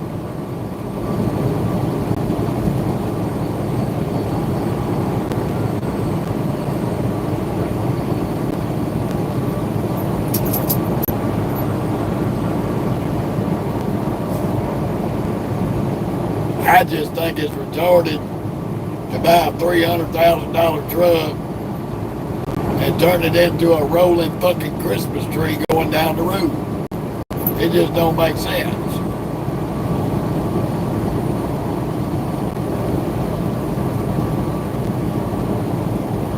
Thank you, King.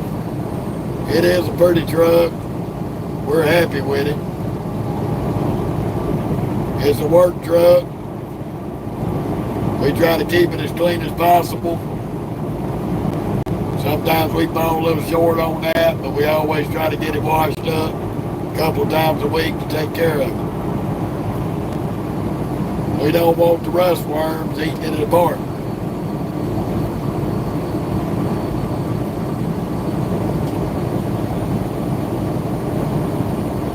Alrighty, we got about 2 miles up here at 287. We're going to get off and hit the back roads, try to get through Dallas-Fort Worth today. As you can see, this traffic is picking up the closer we get to Dallas. We're 30 miles south of Dallas. We are in Alma in Enos, Texas.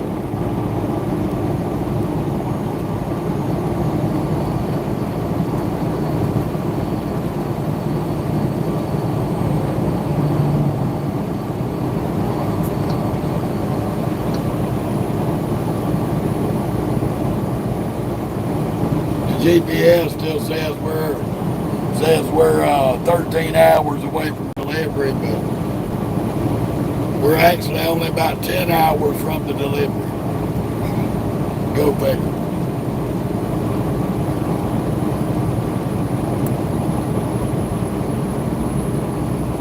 That's right, Jim. That's right.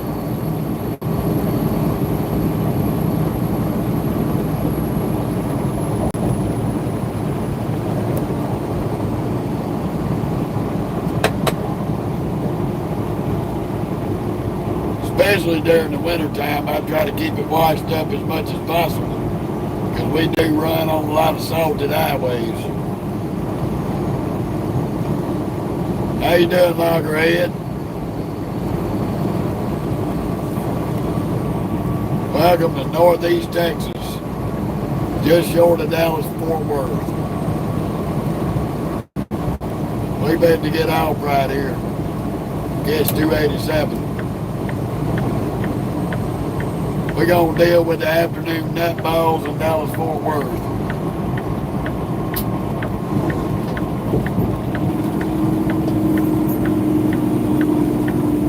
Well, that's awesome, man. You can't ask for nothing no better. Every morning I wake up not dead, I'm always doing good.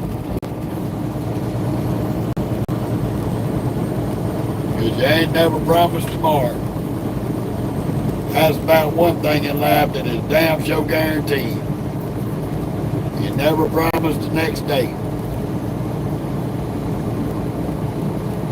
So try to live your life every day like it's your last. Enjoy it, love it, and don't walk around all sold up mad at the world all the time. Life's too short for dumb shit. In 3/4 of a mile, take the exit on the right toward Red Road.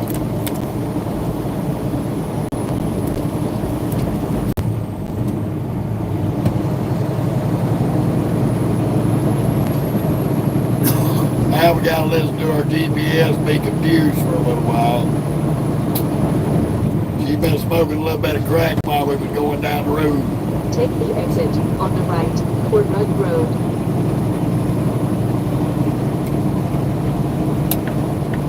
She gonna do her level best to get us on 35 to Oklahoma City. It ain't gonna happen. We gonna ignore her ass. And we're gonna keep driving 287 all the way to Amarillo.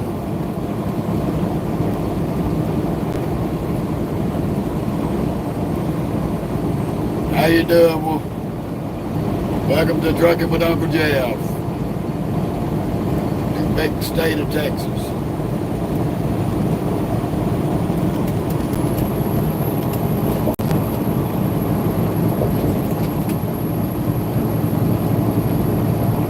In 1.5 miles, take the exit on the right toward Edson Road. Oh yeah, Loggerhead. I ain't even got to have the GPS to know where I'm going on this road. In 1.25 miles, Straight up 287 on from the Dallas right Fort toward Worth, Edson Road. all the way to I-70 in Colorado. Then we gonna get on 70 West, run over to Denver, catch the two-something toll road over to 25 and bypass Denver.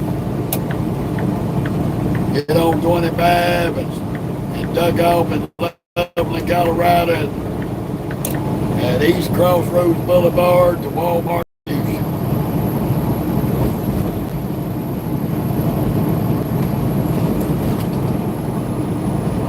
Take the exit on the right toward Edson Road.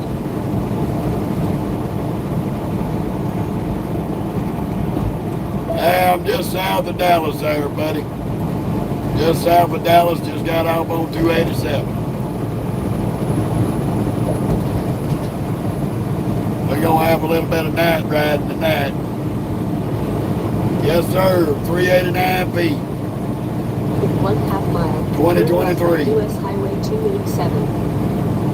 What a douchebag. All that highway and you gotta cut me off. Typical short bus reject driving in Texas.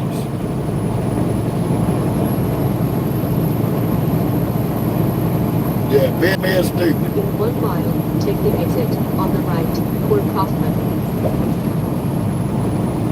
Hurry up past the big truck, cut him off, and slow down.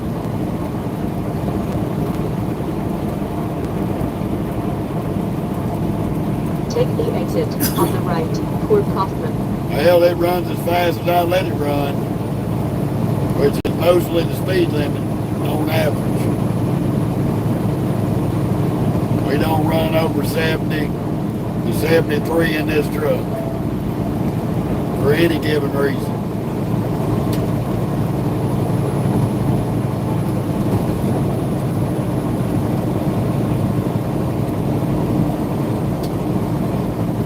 Got no need to.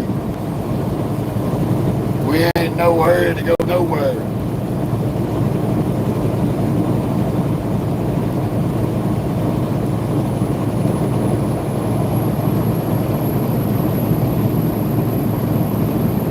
Well, buddy, that's a good long high mileage load. All I can tell you is be careful. In 1.25 Especially miles, when you get take to New the Jersey. exit on the right to East You get Parkway. up in that neck of the woods, they're full-blown retarded on the highway up there. And don't expect to make a whole lot of time. In 1 mile, Might take take you- the exit on the You right get up in that to neck of East the woods, Parkway. it might take you Then take 6 the first hours right. to do 200 miles.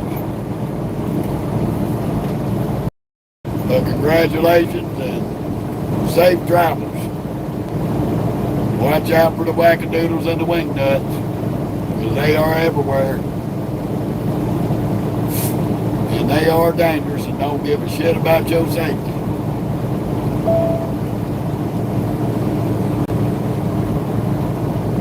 Take the exit on the right to Ennis Parkway, then take the first right.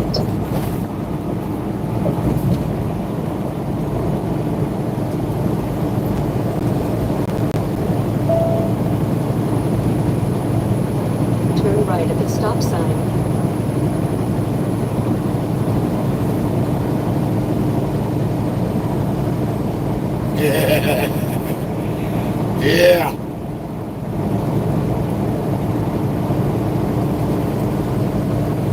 Oh, we know where we going, artists. We always plan our trips.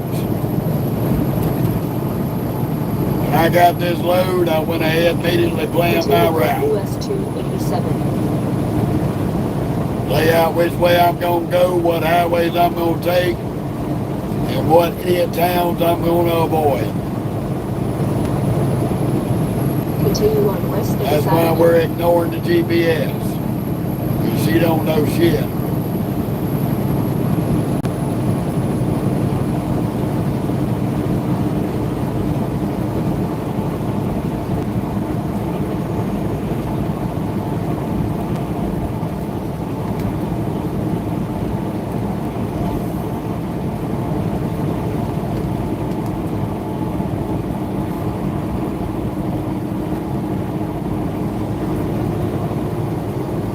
That old sun is dipping down. Well, that's the whole point, buddy. Got to make your job easier. My granddaddy said work smart, not hard.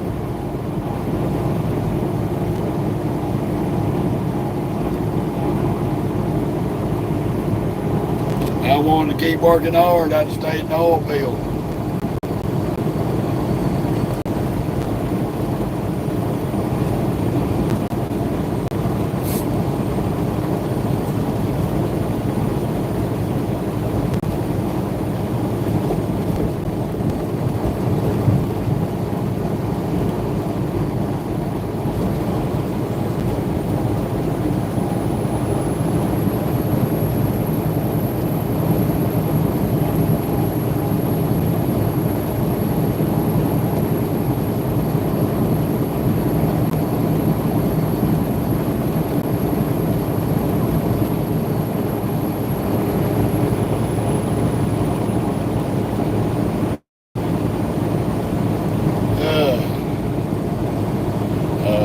A crackhead in a U-Haul on wheels. Yeah, changed that mind real quick, didn't you, dumb shit? You was your beating to cut me off, you retard. Till you seen that damn car over there. Dummy.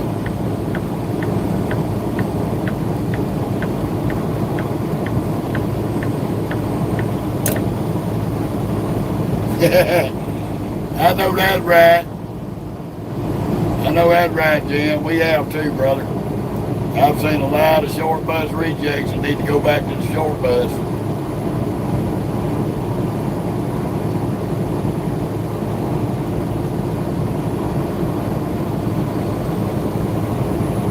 At least with that light ass load, we get 7 miles to the gallon.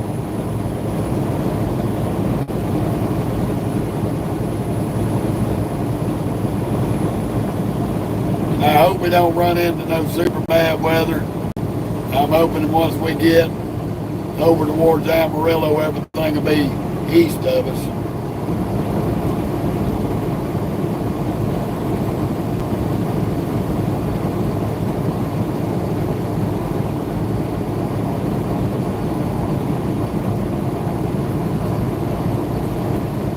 Oh, you get 55 miles. Hey, man, I wish this Peterbilt would get that. Really, I do. I'd make a hell of a lot more money if it did. I don't see it happening, though.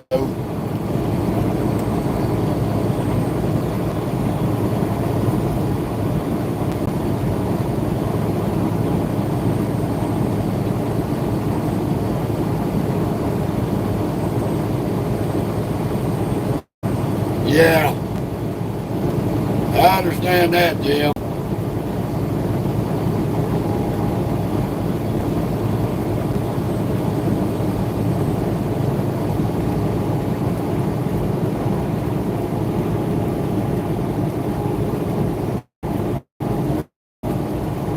Nah, but what he's running, Scott, he probably gets a lot better fuel mileage.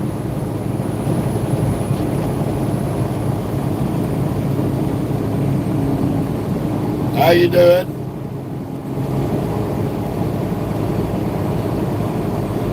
Premium Flex Products. How you doing, buddy? Good to see you.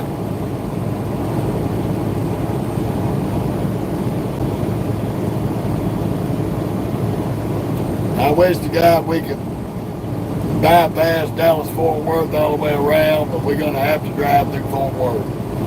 We ain't got no choice in that matter.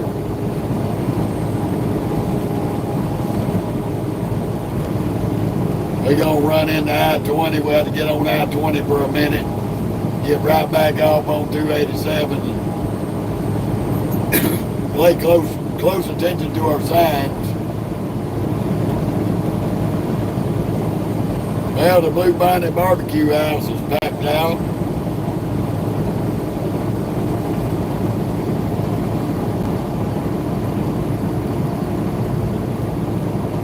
I heard that, Jim.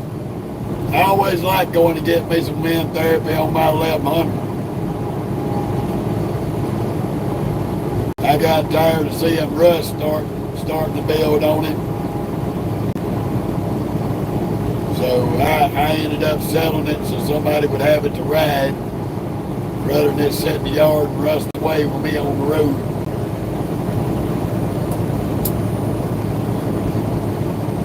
It was a 09. I bought it in August of 2020. It was still brand new. I put the first mile on it. The motorcycle shop that I found it in, and it was in a crate in the warehouse, and they were doing the inventory and found it. $14,000 bag, and I paid them $6,500 for it. Still brand new, straight out of the box and put together. They gassed it up, and I took it home. Put 2,200 miles on it in 2 years. She only had 2,200 miles on it whenever I took it up, when I sold it.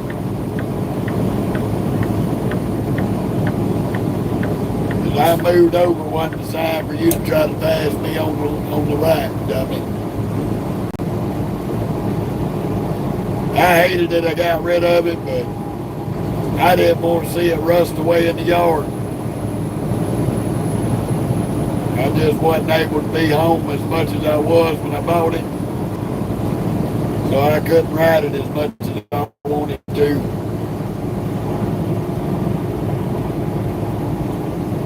All right, Loggerhead, you have a beautiful, safe day, buddy.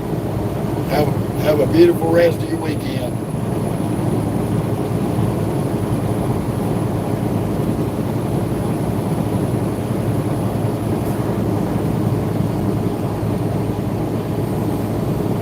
Eventually, we're going to run out of battery again. I had 10% when I restarted the live, when I got the live back. So, yeah, if it cuts off, I'm going to charge the phone back up. Maybe a little brief intermission. And hopefully, like last time, I'll be able to go back in and reestablish the live. So if it cuts off, give us a little bit, and we should be back on. If we don't make it back on, we will see y'all tomorrow.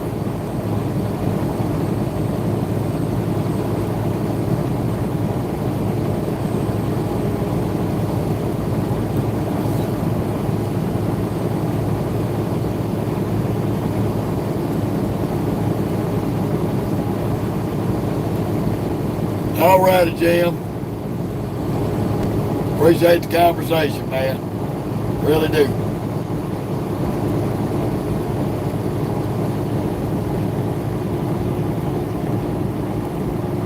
We're about 45 miles from Fort Worth.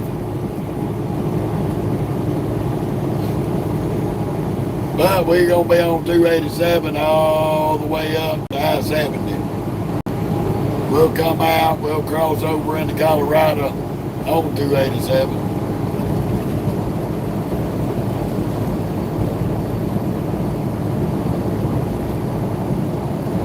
We have been on here for 5 hours.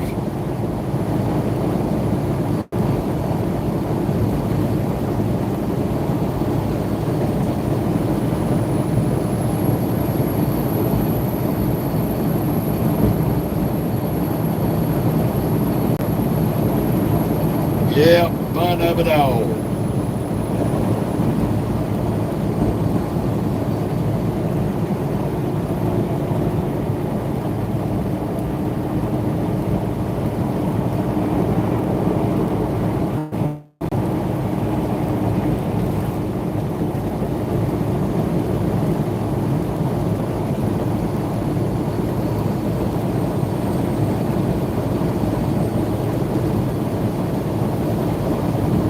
Tomorrow we're going to see if Facebook gives us our live back. If they don't give it back after Monday, come Monday I'll make the final post on that Facebook page.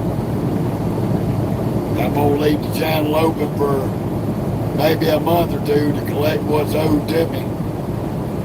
And then after that, I'm going to set it back to private and they're not going to make no more money off of me. Like I said, I'm not going to deal with a bunch of Nazis ruling over my page.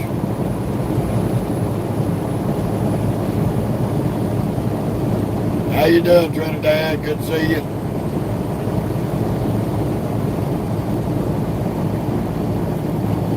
Welcome to Wackachee, Texas. On our way up through Fort Worth.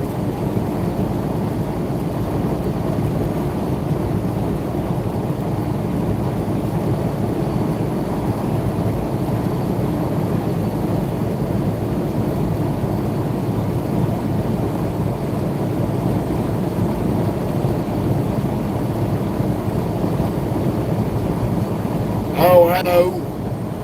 It goes through my mind, Justin. Things I give up running over the road. But you know what? When I go home and take my breaks, my wife makes all of my sacrifice worthwhile. My kids and grandkids make all of my sacrifice worthwhile. So, in a sense,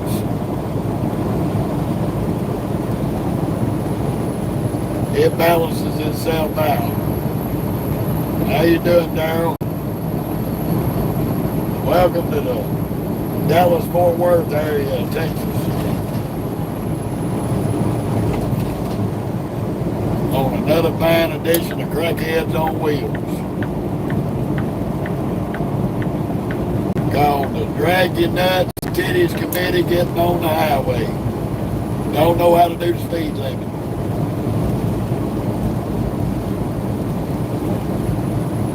Take the exit on the right toward I-35 north, then exit right. We're beating the pass over I-35. We're not getting off on that hellhole. It's going to be bad enough dealing with 20 and 287 through Fort Worth. Sure as hell ain't getting off with all these wing nuts. You see where the majority of traffic's going. Straight on I-35. On the right to I-35 north. There's already a blue light special on the overpass. They done busted them a couple of people and he done called backup. Ain't that some shit? Continue on US 287. They probably done had a wreck, run over each other.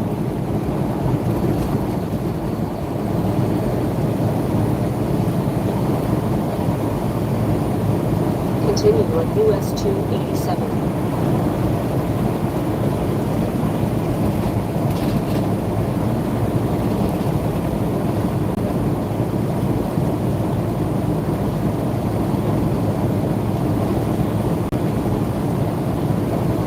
Yeah, every once in a while that rattles my microwave tray in my microwave.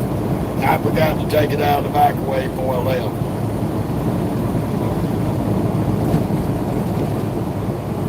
I'll try to remember to pull it out tonight after I get through using it. That way I ain't got to deal with it.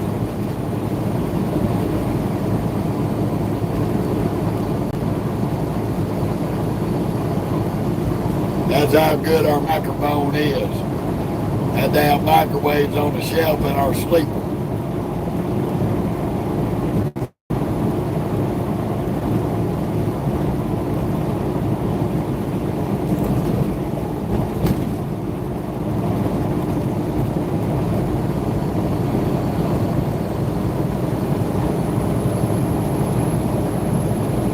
Sometimes I remember, sometimes I forget. I done got so used to it, I just shut it out.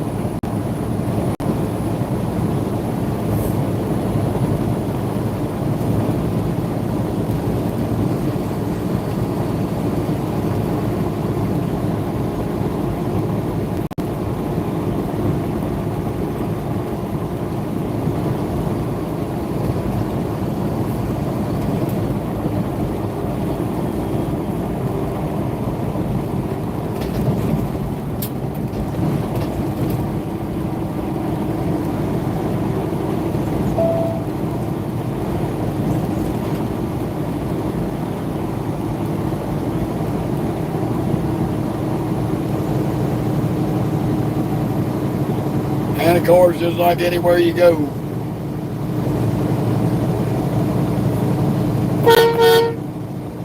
there you go, R. Since there ain't nobody around us, that freight train whistle tends to scare the shit out of people and make them break.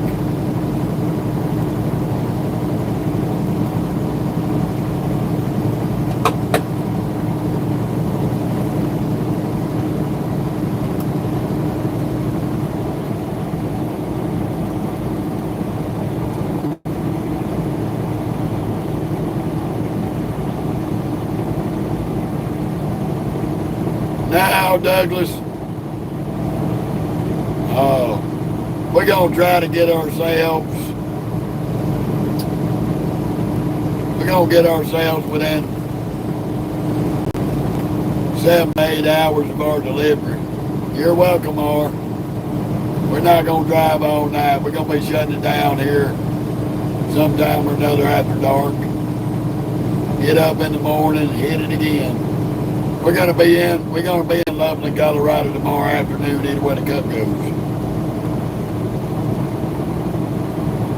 Luke's sitting up here on the hill. Y'all look at him. Smokey Bear in the grass. Smokey Bear in the grass, shaking his ass.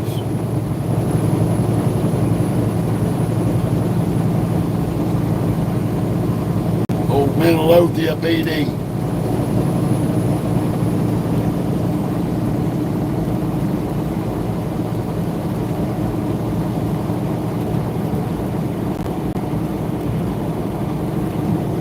Teddy, I hope not. I really don't want to ever go back to that shithole again, to be honest with you. If they try to send me over that way, I may tell them kiss my arse. Especially after the last time.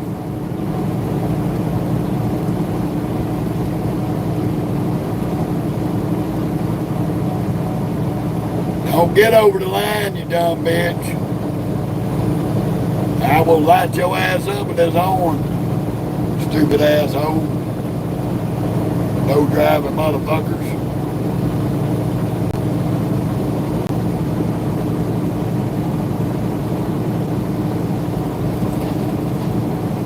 Then she gonna jump in front of me and drag her titties.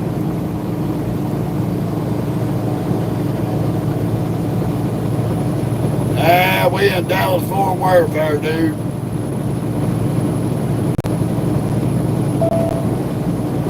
Dallas Fort Worth area.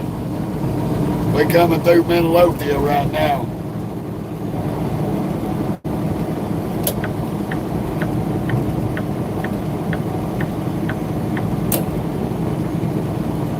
Got a Tesla mobile coming out in dragging his titties.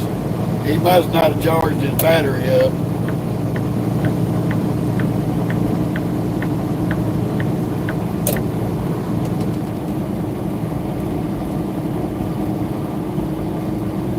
Bump it back a little bit. We're down to a 55 mile an hour speed zone.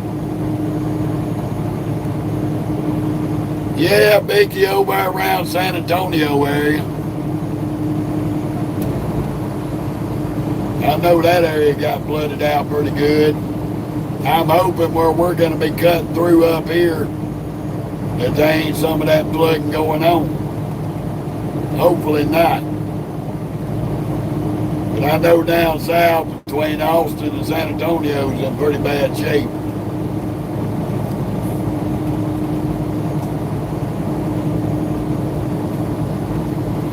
I got nothing but heartfelt prayers for the families down there who have loved ones missing. That is a terrible thing. Can't play with Mother Nature. She'll hurt you.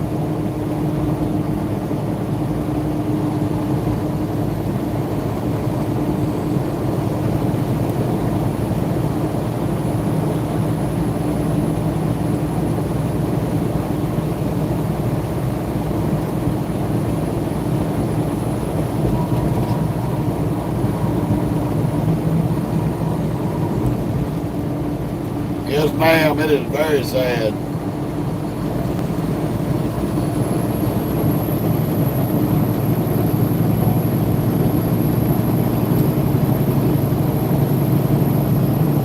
Especially with all the little children that are missing. That right there just breaks my heart. I don't like hearing about things that happen to little children.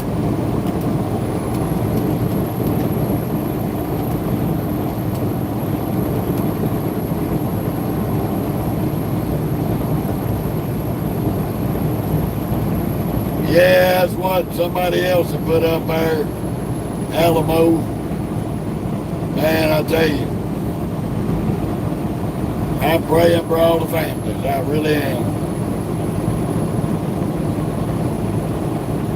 That is just something terrible right there.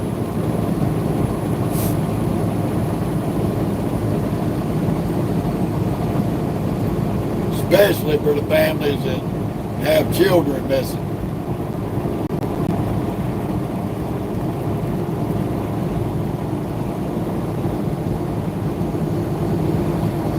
How you doing, buddy?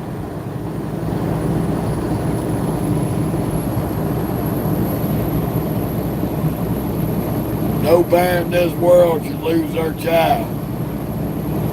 No parent. Those children should be able to grow up and be able to lay their mamas and daddies to rest when it's that time. It should not be the other way around.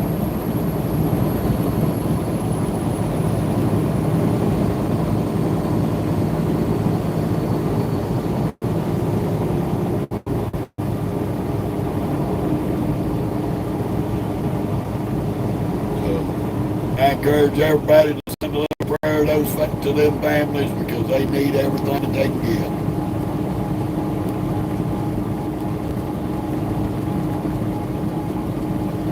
Well, I'm glad you got evacuated, dude. Hey, that is not good for nobody.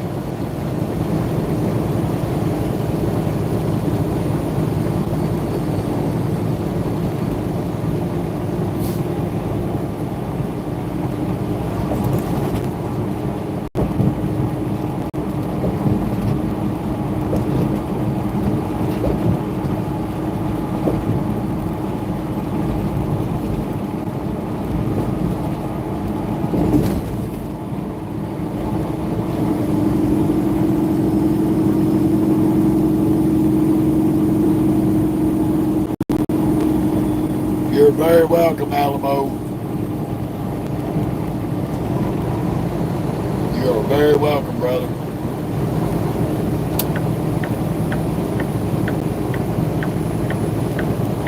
Yeah, that brings a tear to my heart. To see good people get devastated to that manner.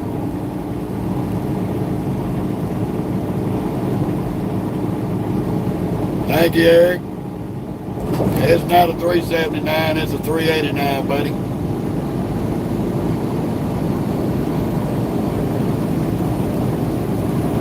I know it's hard to tell the difference between a 389 and a 379, but this one is a 389. Y'all look at this dumb fuck right here.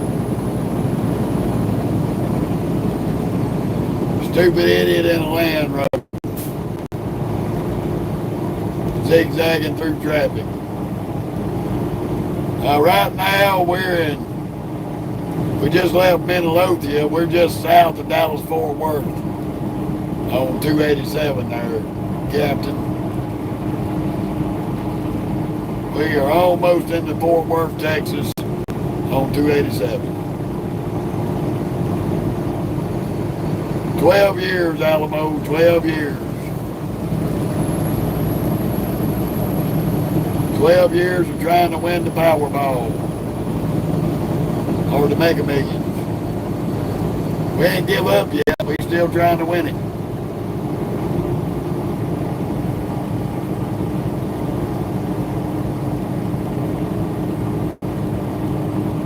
When I do win it, though, I'm going to host a big old seafood barbecue extravaganza at the Home 20 in New Orleans. Invite everybody down to celebrate the retirement.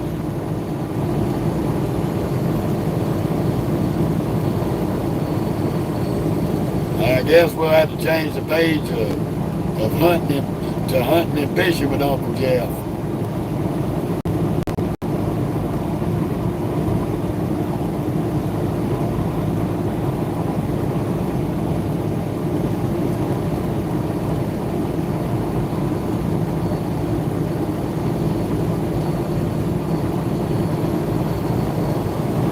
Yes, it ain't look pretty today, Eric. That is for sure. It ain't look pretty today.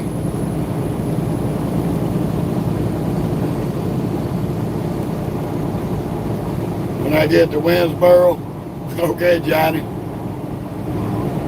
All I can tell you is, Johnny, is I'll slow down. And when you go to let yourself out, remember, tuck and roll, buddy. Tuck and roll. But I will slow down a little bit. But when you jump, tuck and roll. How you doing, Patrick?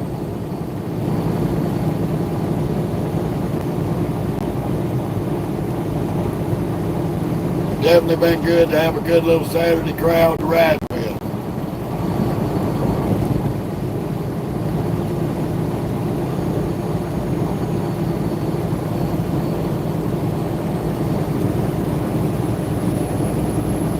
We beating to be in Arlington about 10 minutes.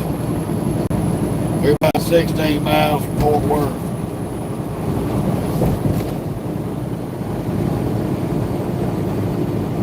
There goes another idiot. 90 miles an hour, jam on the brakes and hit the exit. What a freaking retard.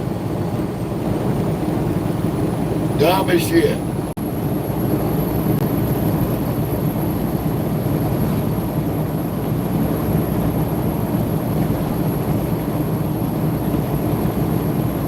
Yeah.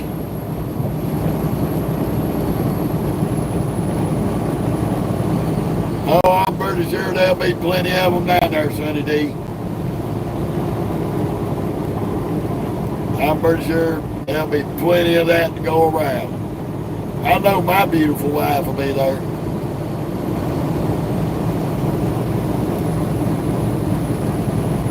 She'll be the food organizer of that extravaganza.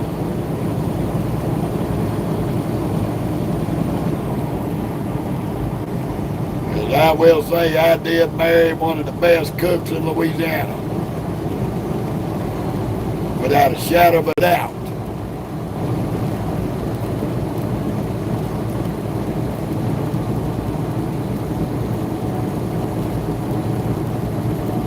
I could put her on top shelf and she'd hurt everybody's feelings.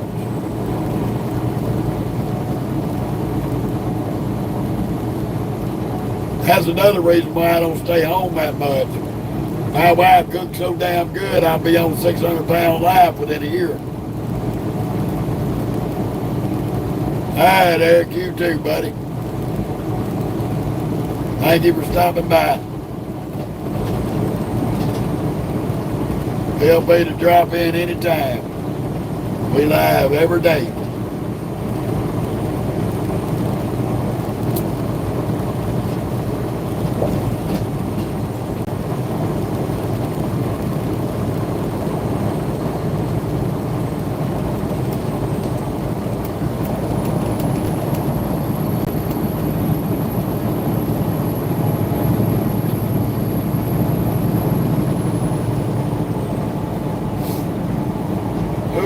doggy, the fun of it all.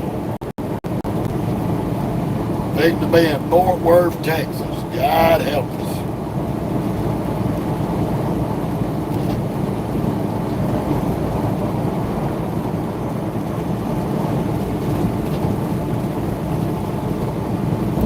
Thank you, Adrian. You keep the sun, you keep the shiny side up, the rubber on down on your end.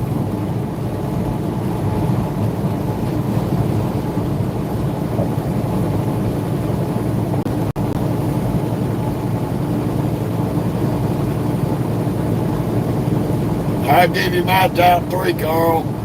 Peterbilt, Freightliner, and Kenworth to me. That's my opinion.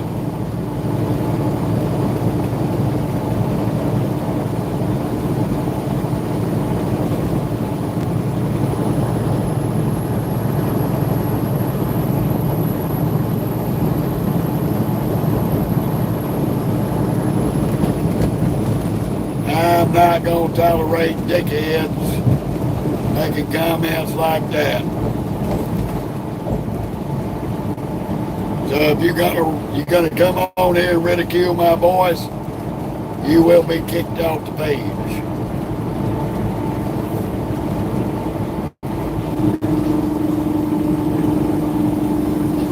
I got some basically boxing material and stuff for Walmart distribution. We picked it up at Walmart in Baytown, Texas, and we're going up to Loveland, Colorado to Walmart. How you doing, Dirty Money?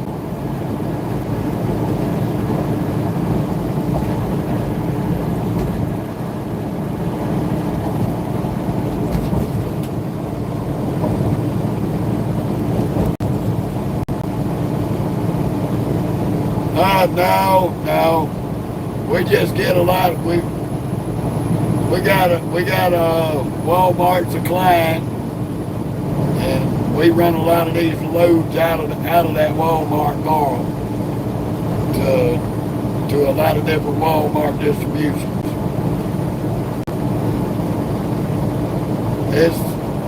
It's not dedicated.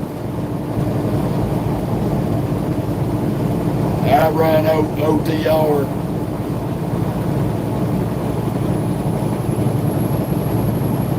They won't let the Peterbilt, the 389 feet drivers, and the W900 Kenworth drivers run on dedicated. They only let us run over the road.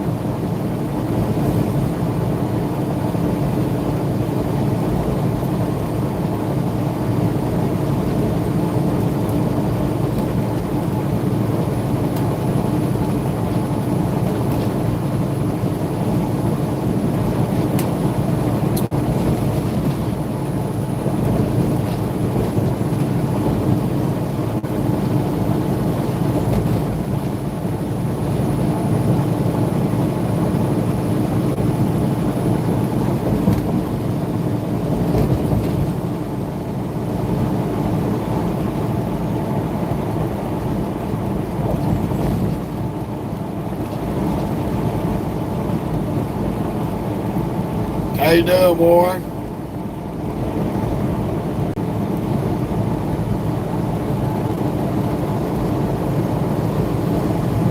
Yeah, we're going to be live on here every day, Warren.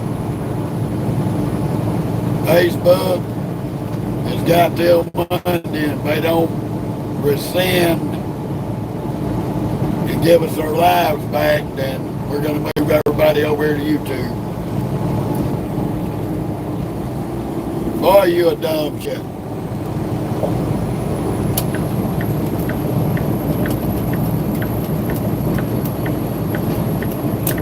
Always a cheese dick dragging the old flappy titties in the damn highway. Speed limit 70 miles an hour. And another dumb shit gonna pass us up hauling ass and then dive in behind them and jam on his brakes like a freaking idiot. Low IQ crackheads on wheels. Gotta love 'em. Thank you, Adrian.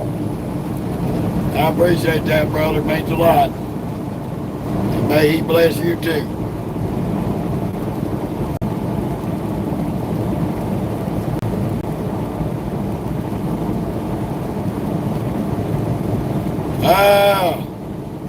Margie, I usually average between 550 to 650 miles a day. Especially on a 1,000-mile run like this.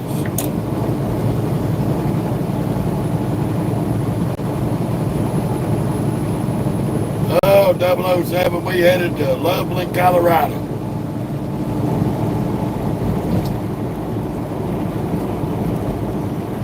Courtesy of the back roads.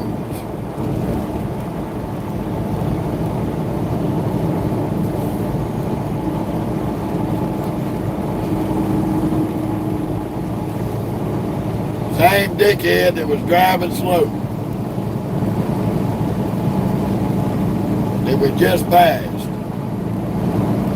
See how they get their ego out of their phone and they automatically got to fly back around you?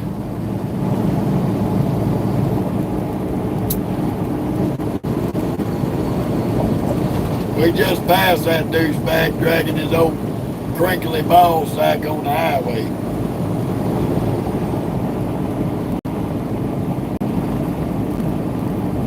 Yes, sir, we done went from Mississippi through Louisiana to Texas. Now we're trying to get out of Texas to go to Colorado. I don't play with it, brother. I run miles. That's how I make my money. The more miles I run, the better the paychecks look, the happier the wife is.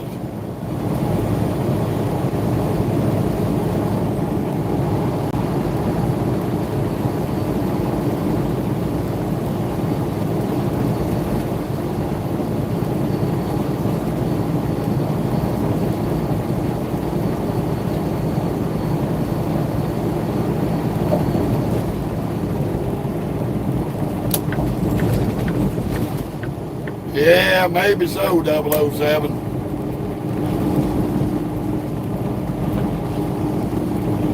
There's a lot of crazy people on the road in Texas. And honestly, if they started giving out IQ tests at the DMV, there would be a lot less of them on the road. Like this dumbass riding my damn bumper thinking I ain't gonna put this big son of a bitch in front of her stupid ass. How you doing, John?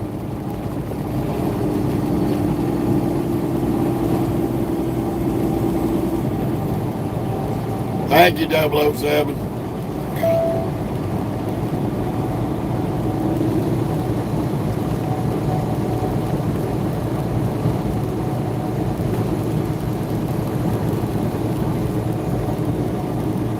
We're getting up here to I-20. We're gonna have to do a little zigzag to stay on 287. They do have construction through here, so it is a pain in the ass. Especially with the dumbasses. Like that. K-Rail's construction, and he's trying to do 90 through here. Like an idiot. How you doing, Charles?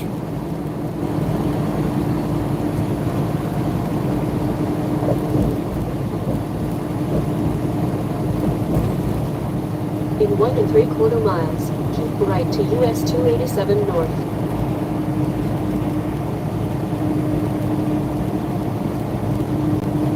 Thank you, Lizard King. I feel you on that, brother.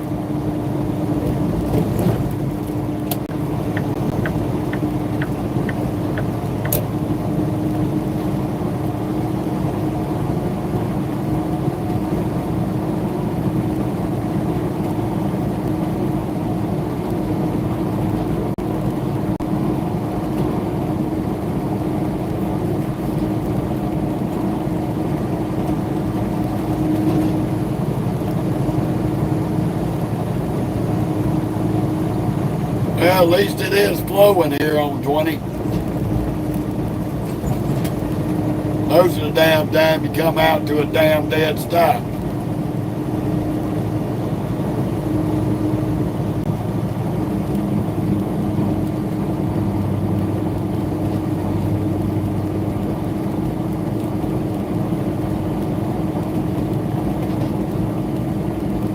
Be in the second lane from the right. Yeah, I know, but we got a dickhead riding right on our DOT bumper beside us instead of passing us.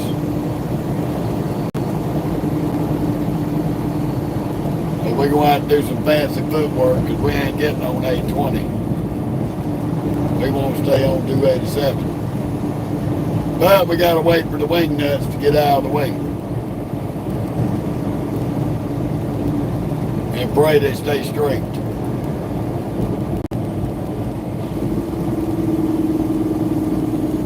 Some of them are, some of In them 1.5 ain't. miles, keep left to US 287 North.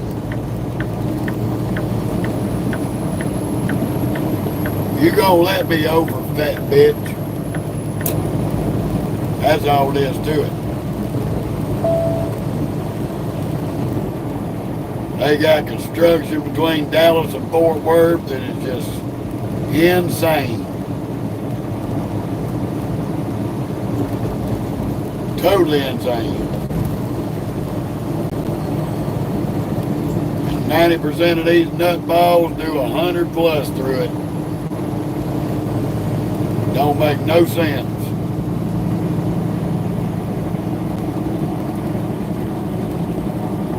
That's what you got to do there, partner.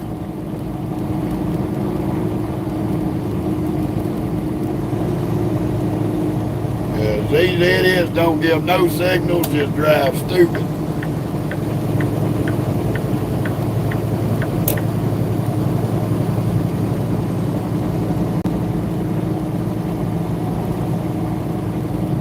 Be in either of the two Okay, lanes. Vicky. That's cool. I may or may not remember where that's at. I go so many damn places, all of them run together.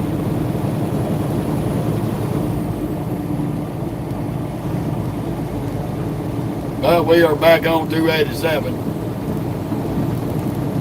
This is a 287 820 split. Continue on US 287. Got to deal with the fucking idiots trying to drive through here at 100 miles an hour. The epitome of stupid. This is the low IQ bullshit that's allowed to have driver's license in the state of Texas.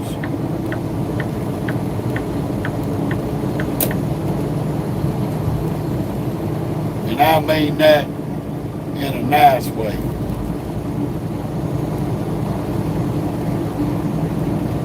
It's a damn scary thought.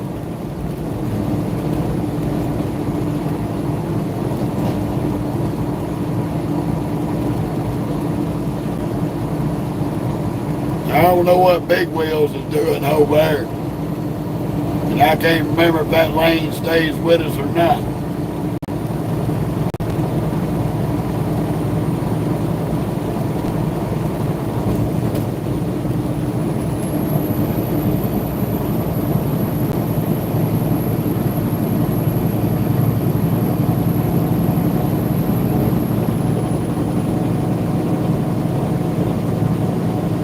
How you doing, Marge?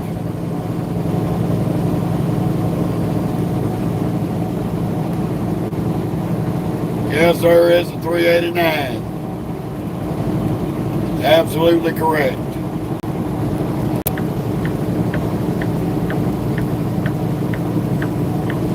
Well, you shouldn't have been a dumb fuck trying to run around me on the right while I'm trying to get over.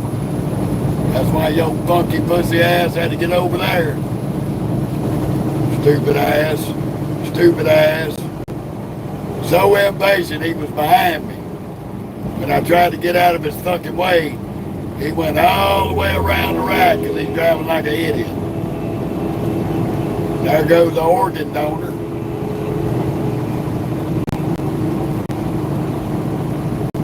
In this town, These people out here, as stupid is, as stupid does, 100%. You are absolutely correct. They drive so butt-fucking retarded, I don't know how in the hell they live past puberty. And they wonder why the death toll on the Texas highways gets up in the 4,000 and 5,000 people a year dying over here because of the stupid way they drive. Look, see? Dumbasses on wheels.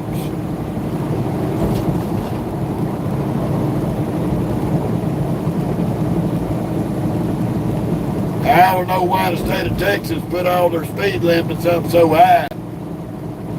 Because when the speed limits were 55 to 65, they were doing 75 and 80.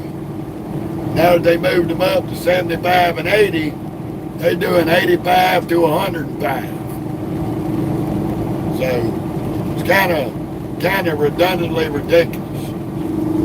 I don't see how anybody can drive in Texas with the big ass speed limits that they have and get a fucking speeding ticket. How you get pulled over in Texas for speeding when you can already do 75 and 80 on most of the highways? That's what I try to understand. Don't make no sense.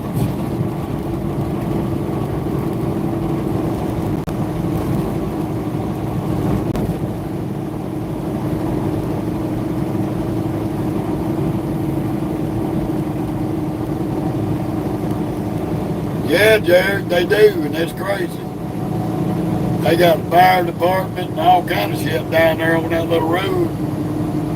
Got a big truck, or was it? No, got an idiot done run into the light pole down there. Driving like an idiot on city streets. Done bounced off, looked like he done bounced off about 2 or 3 different damn things. Driving like a nutball. Right now I'm in Fort Worth, Texas there. In 1.25 miles, keep right to US 287 north. We're in Fort Worth, Texas. Dealing with the wing nuts and the wackadoodles.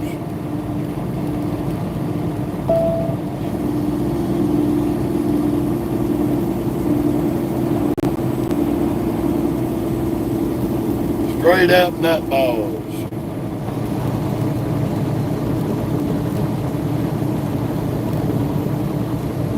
Trying to watch the crackheads so we can get over. You're gonna get this big truck right in front of you, you dumb shit. Running a damn 100 miles an hour through here. See the fucking blinker and keep running up on me.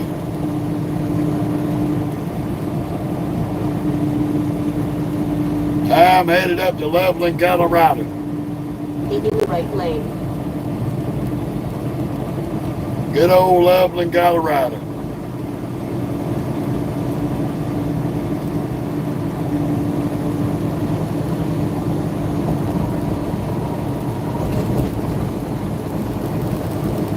We just gonna run through 85 and not 35. In 3/4 mile, take the exit on the right to I-35W north, then keep right.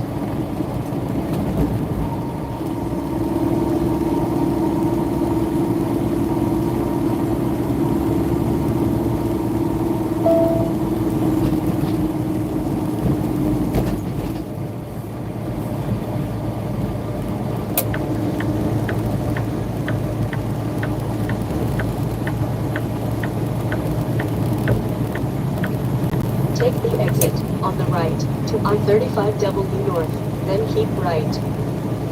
We definitely gonna get off on the express lane.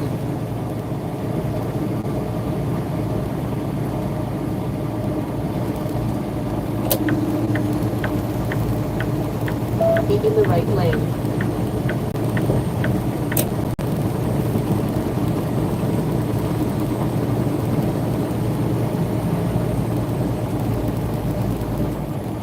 Because we are almost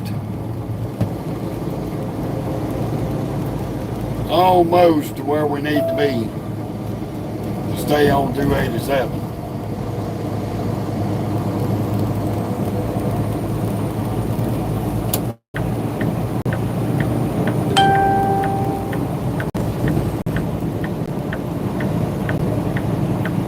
Just gotta watch the nut balls.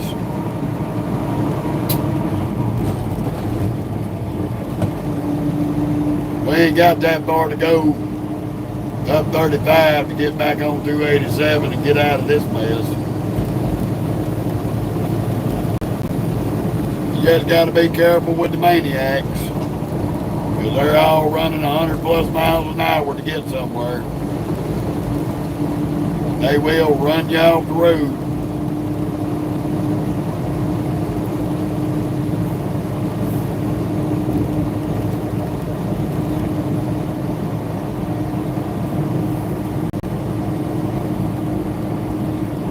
And they will drag their nuts getting on the highway. You might as well back out of it, crack monkey. I got nothing for you.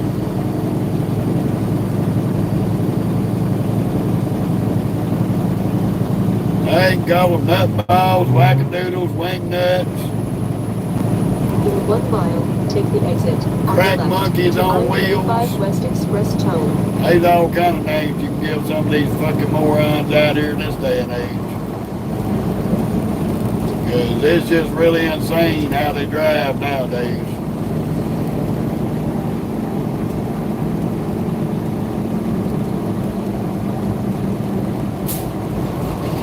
Don't make no sense to me, but each to their own little idiot ways.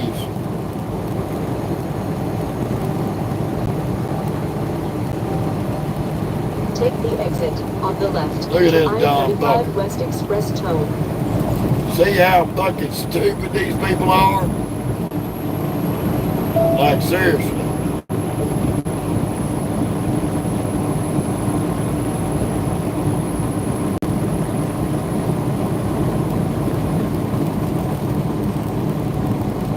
They make it so damn dangerous on this road for everybody, it ain't even funny. You might as well back the fuck up, nutball. I'm coming over, this lane's ending. And fuck what you heard, stupid ass bitch.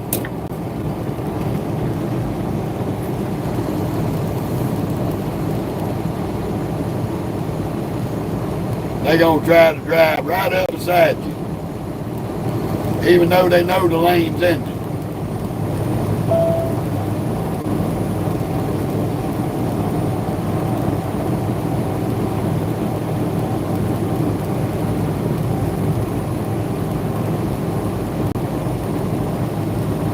In 3 3/4 miles. Well, take thank the you, exit Chris. On the left to I-35 Thank West you very Express much, and Tone welcome to North. Trucking with Uncle Jeff. Just remember to click the notification bell up there. That way you'll know when we're live. We're live every day.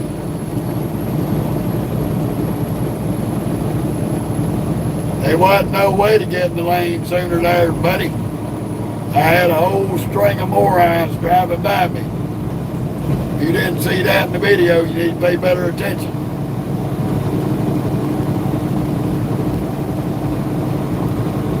I was patiently waiting on them to get out of the way.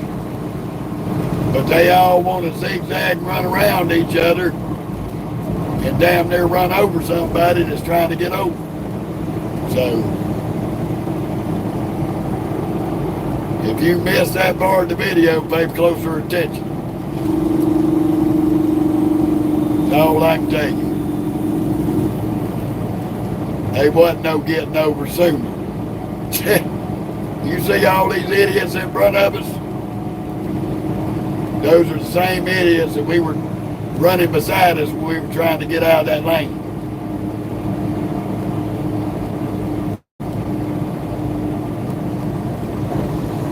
Good thing is we only got 4 more miles of dum-dums.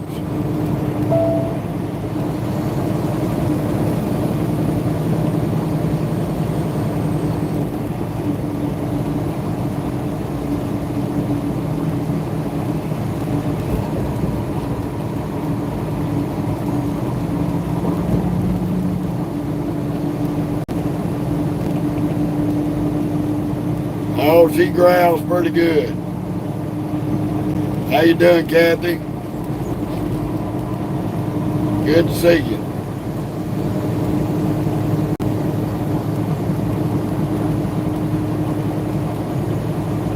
No, you're right about that. A lot of them got a death wish with that front In 1 bumper. 3/4 miles, take the exit on the left to I-35 West Express Toll North. There's another dumbass. Nobody in the left lane's going fast enough for him, even though the speed limit's 65.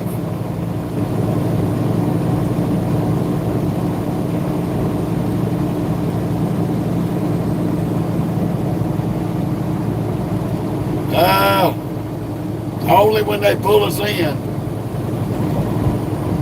Here and there. I've been out here long enough to know most of the ones that pull trucks non-stop.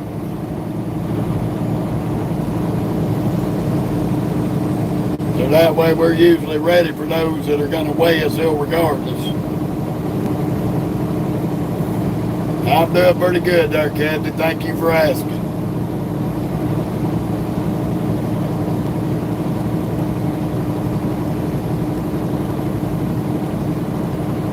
Thank you very, very much for asking. Now that we got a gap, we can get over Take the soon. exit on the left to I-35 West Express Toll North. Our GPS is still trying to run us up through Oklahoma City. We ain't going that way. She's still saying we 12 and a half hours away. We're only about maybe 9 to 10 hours away.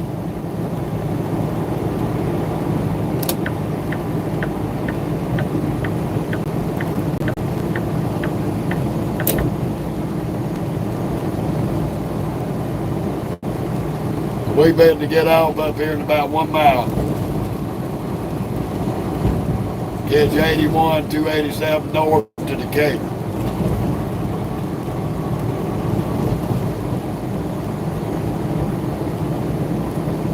Yeah, it's been looking like that all day. It's drizzled on us a little bit here and there when we left Houston.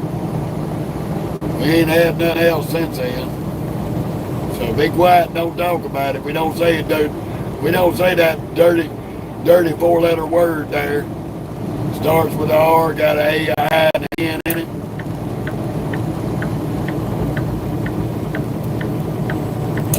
Them's dirty words there, 007.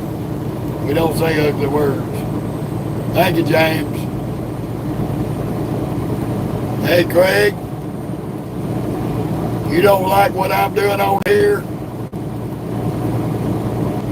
That's all I got for you.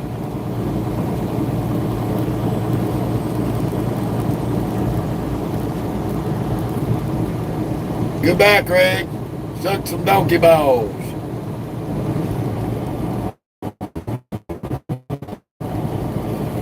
Continue on 35W.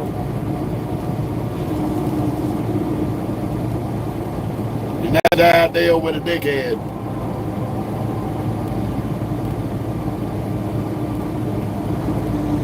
Don't come on my page telling me what to do and not to do. Gotta get you fucked up.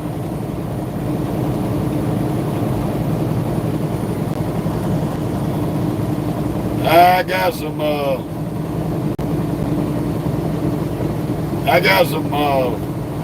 boxing material and stuff for a distribution center. Something to that label. Cardboard box shit. Continue on 60.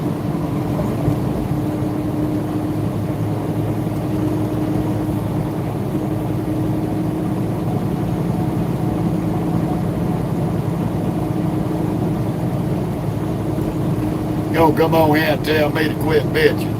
Man, get the fuck off my page. Fucking short bus fucking reject didn't put his helmet on this morning and bumped his head thinking he gonna talk to me like that.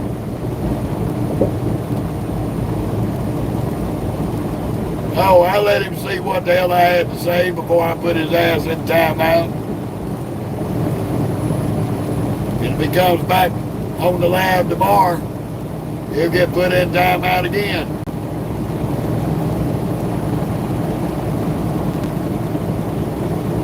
He won't be a dipshit. That's on you. But I can tell you this much. That little short-faced, small man syndrome complex Tuckerwood wouldn't say it to my face.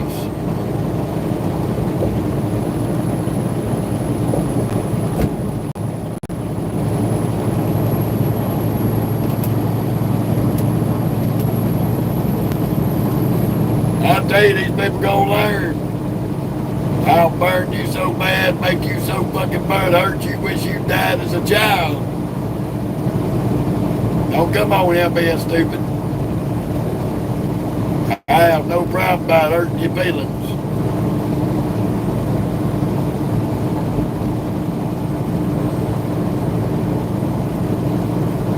Thank you, Kay. I'm glad you do. Gotta have a little bit of entertainment. Why not have some entertainment in a troll? You ever had roasted troll? Man, that's some pretty good shit. You put you some slap your mama on there. I like roasting some troll.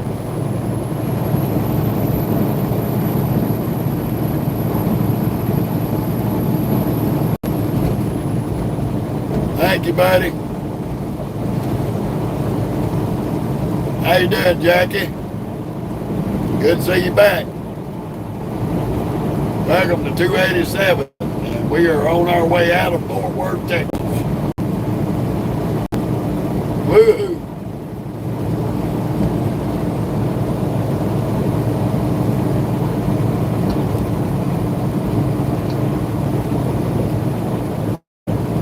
Yes, sir. Yeah, 007.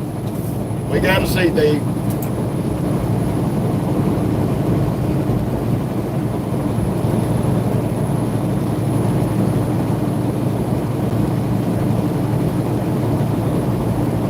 Well, K.A., you probably like Semi-Ernie. He's been on the live with us a few times. He runs a day cab. So you might like his stream. So look up Semi-Ernie. That's another good truck driving streaming page.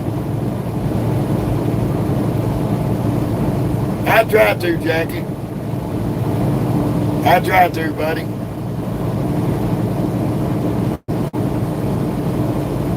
Hey, Bree Bree.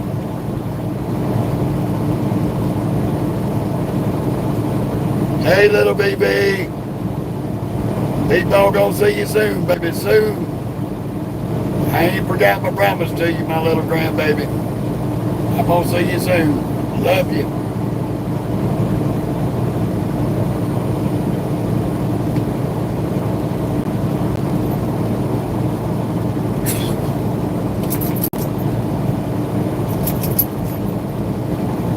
Hell, it's a lot of fun, but just remember, if you're gonna do it, be hands-free.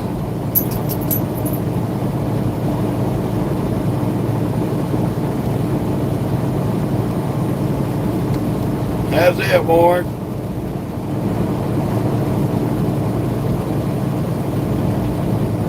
Oh yeah, we're gonna get it figured out, Bree Bree. It may be a week or two, but I'm gonna be down that way for a weekend. That is a guarantee. I promised my grandbaby, and people all gonna keep his promise to his grandbaby now.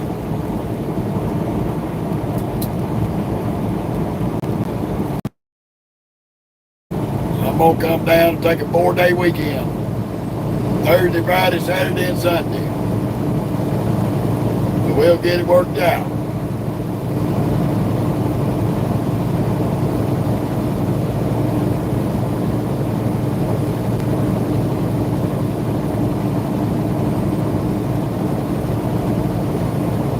That's right, Brian. That's right. Sad part is, there ain't a whole lot of us brothers of the highway up out here. Thank you, Jackie. I'm glad you enjoy. Well, I have a home in Louisiana and I have a home in Mississippi. There, Mike. And I float between the two.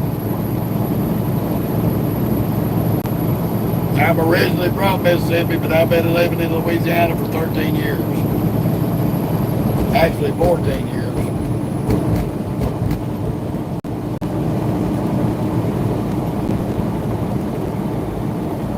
I'll be in a couple of weeks. I ain't set my home time yet, but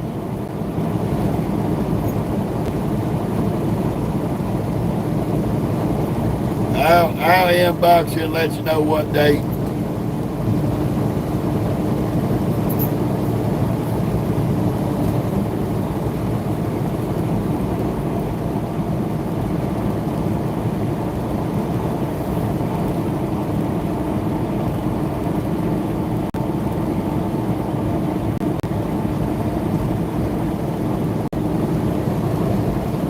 Alright, Bree.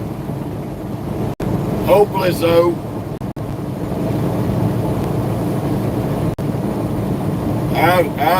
I'll shoot a weekend towards you. We'll see.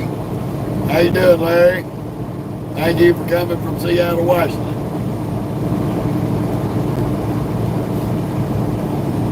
$2013, okay? 2013.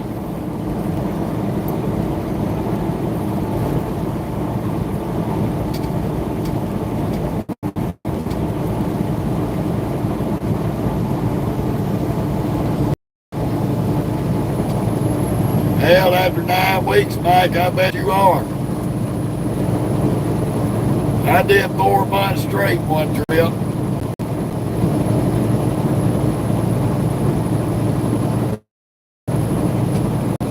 I did December, January, February, and March. Came home the first week of April. Thank you, Larry. Same to you. Right now, I'm on 287, headed towards Amarillo, Texas, on my way to Colorado. We headed to Loveland, Colorado, Bree.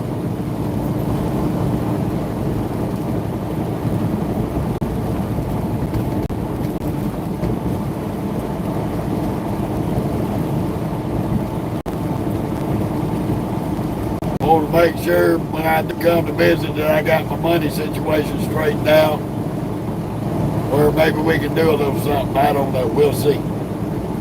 We'll see how it looks. That's right, Mike. You got to pay the bills, brother. Alrighty. Hey, back to Brazil there, Alfredo. Welcome to Texas.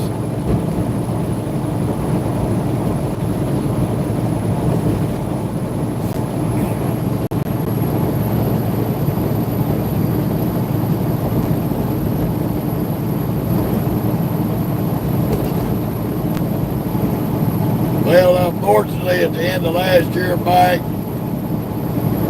I had a little situation with the state of Mississippi, and I had to give up my Christmas break. My truck was in the shop, and I had to go deal with the state on a personal matter. So I pretty much lost about 3 weeks straight. So I had to come back out and run 4 months to try to catch things back up.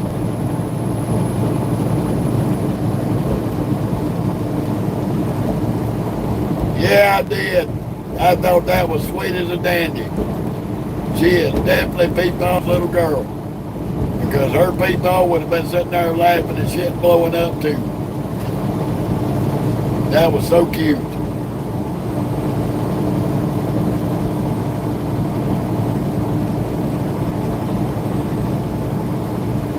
I was too, Bree.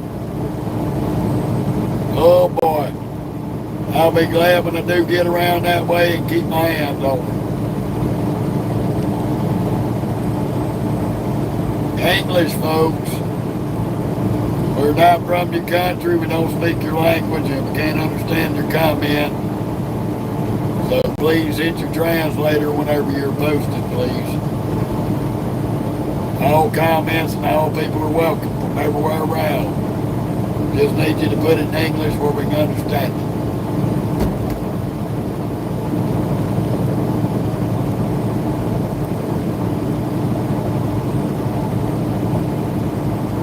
Yeah. Well, Bree, she got Mashburn blood in her, baby. She's at home at the water. Promise you.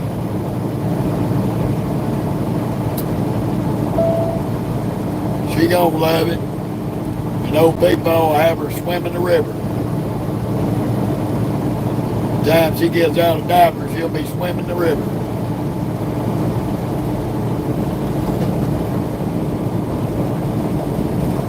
Ooh, Lord, the drawback of going west. Have mercy. West, northwest.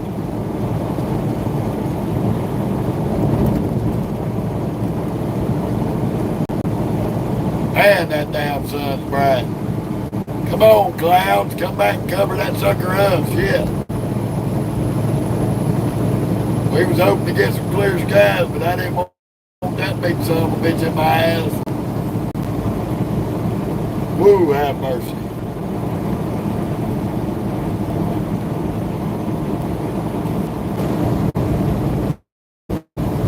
We're going to hope as it gets better in the next couple of weeks. And I'm going to try to get down that way. Yes, sir. I'll be glad when it gets out of my face. It is a beautiful sunset.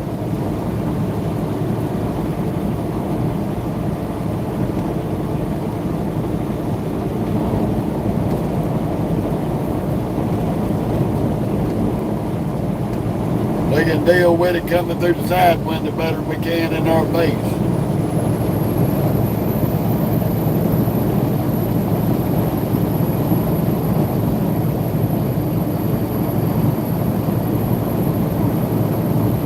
I'm in the United States there, buddy.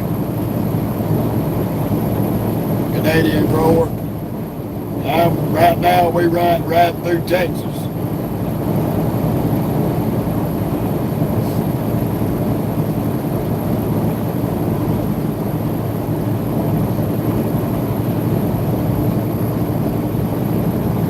Needs to be in New Fairview, Texas, and then Decatur. We're gonna run through Wichita Falls, about 80 miles.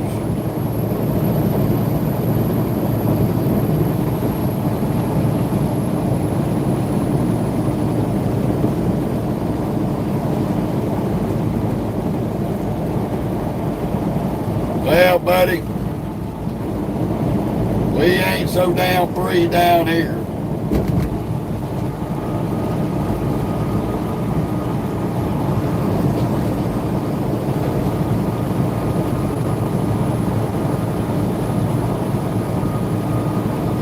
We got bureaucratic idiots running the show down here just like you got in Canada.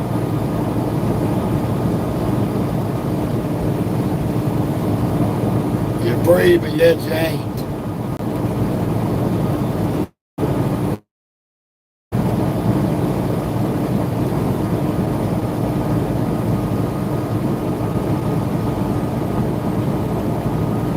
I'd have to disagree with you there, buddy. I think it'd be a wonderful idea.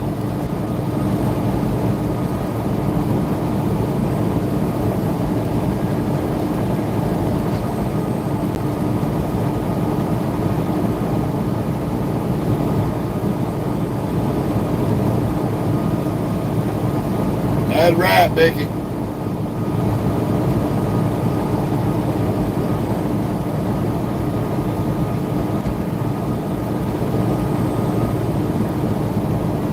Canadian, I'm going to go ahead and tell you, keep your political political views and all that to yourself, okay? We don't talk politics or religion on here.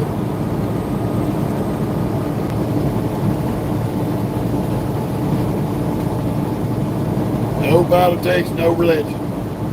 This is a trucking page. You want to ask questions about trucking, great.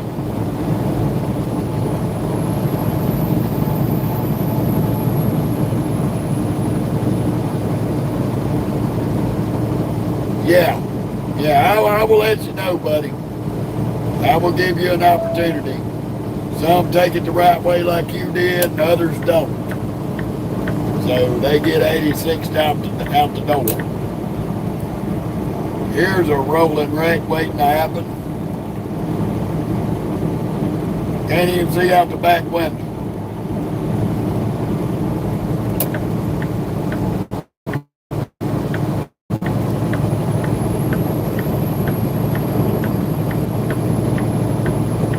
That's right, buddy.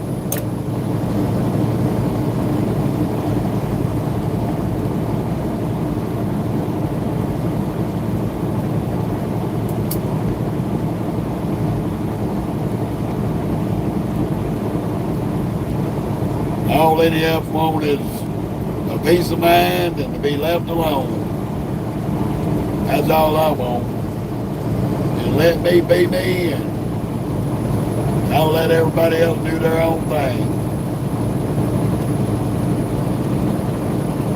Yeah, it's real safe. He had a Washington State tag, so he's from Washington State, but he gonna get hurt down here driving like that. And you might better get that back window cleaned out where you can see, because these cops around here will drive you, will pull your ass over for driving with an obstructed windshield. Even the back glass. You've got to be able to use that rear view mirror and see out the back glass. You can't have it obstructed.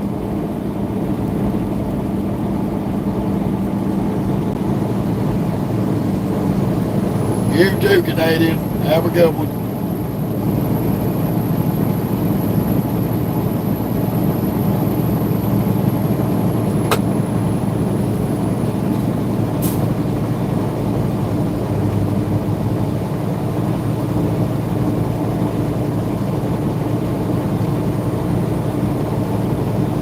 Well, that's true, Dylan, if you're doing that kind of thing.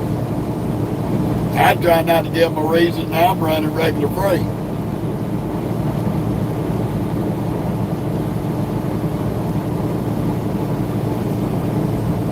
Rich, there's a few of us out here like me that still have a CB. I still run mine.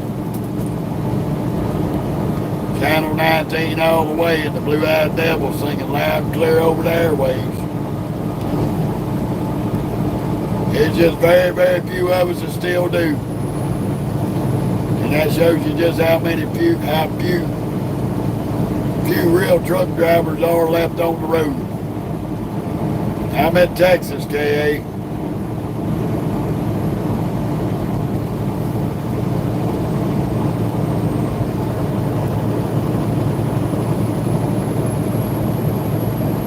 The biggest thing, Rich, is we got more steering wheel holders and flip-flop drivers out here than you do real truck drivers. So the CB is few and far between from time to time. Now it's going down. That's the sunset you're looking at right there. It's actually 8:30 p.m. here in Texas, and the sun's going down finally. So it's fitting to get dark. Gonna be real dark on 287 until we hit towns.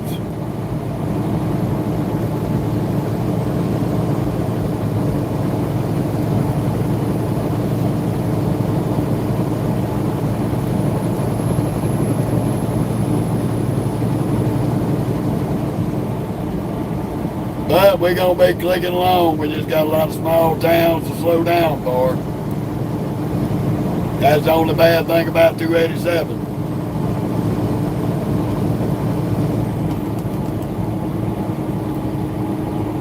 like right now, we're hitting the 65 mile an hour speed zone.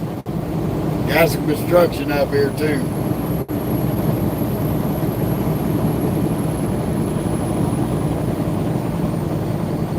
Well, I think like this, Dylan. If you come over here and jump straight in a truck without going to a school and learning how to drive over here, and you don't understand or speak English, you got no business being here. If you come over here, learn the English language, go to a school, get yourself qualified enough to be driving over here, because the rules over here are different from the rules from where you're from, then I have no problem with you, if you make the effort to do that.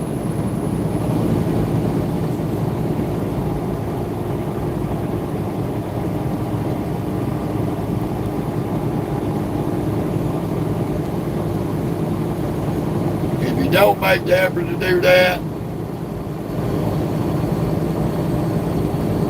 yeah, I went to school. I spent a couple of months between going to school, learning on a road truck, then I had to run for a month or two on a training truck so I could take my final test in solo to get my own truck. So I've got about 3 months worth of school before I ever even set foot in a truck by myself. And that is a much needed requirement on these highways over here.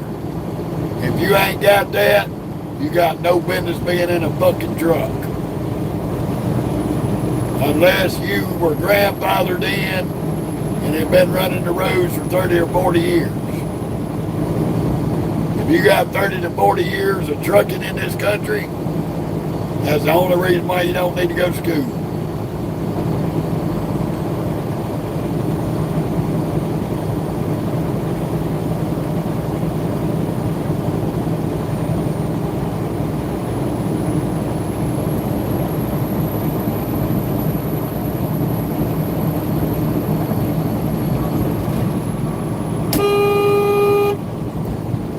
Dumb fucking idiot.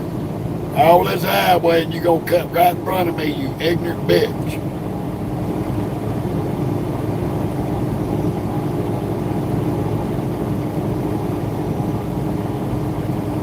Well, that's awesome, dude. I'm glad your son found him a career to excel in. TMC, from my understanding, is a damn good company. I know they got some nice equipment. Take good care of their stuff. I see their trucks out here all the time. I've seen one of their terminals up north in Illinois.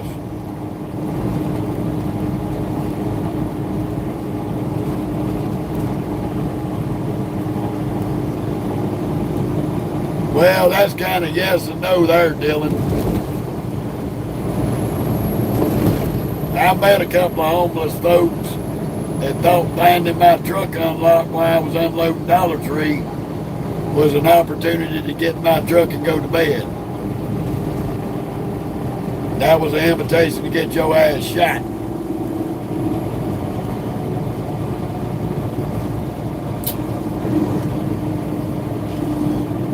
But there are a lot of folks out here that are homeless that do not have the mindset mentally to be doing this job.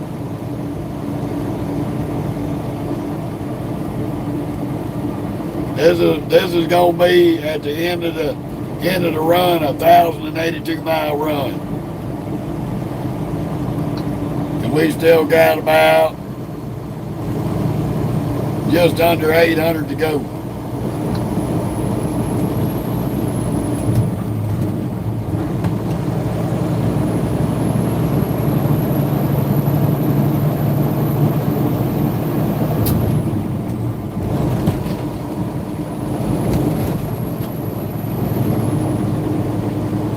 I'm in Texas.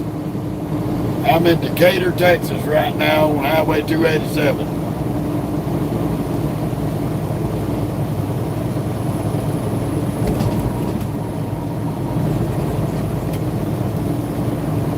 Yeah, Dylan, each to his own on that.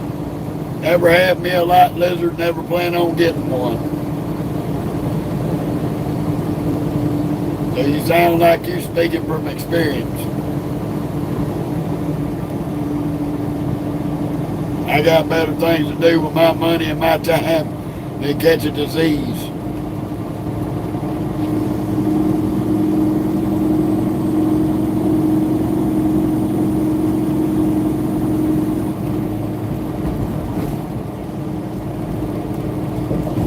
That's what I can say.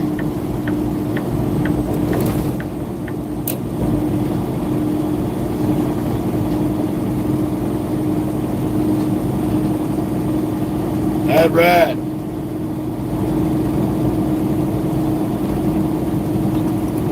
For what he's offering,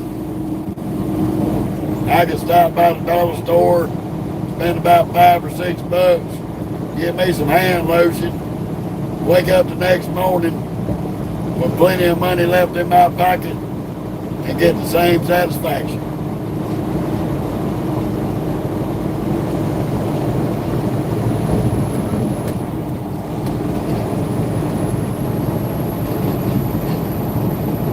And not catch no disease.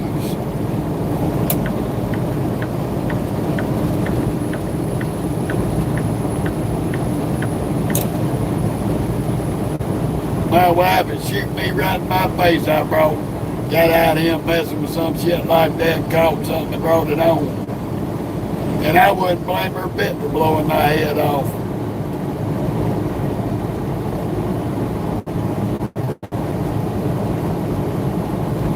You got that right, Mike.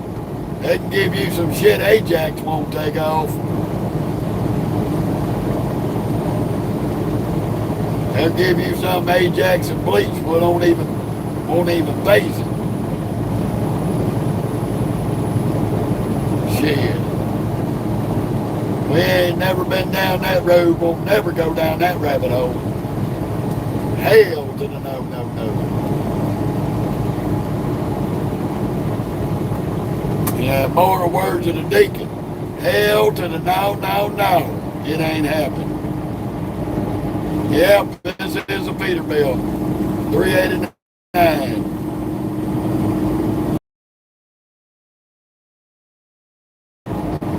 The city.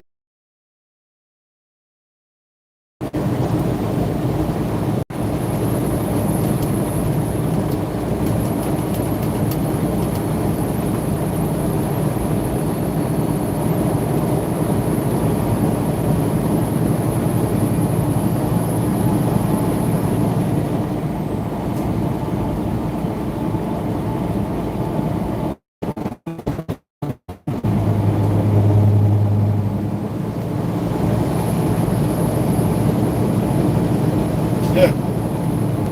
50 cents.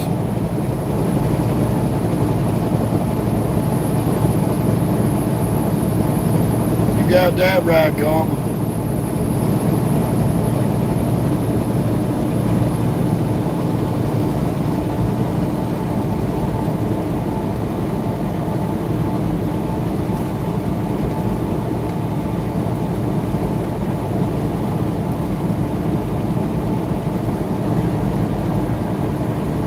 I hear you, Johnny.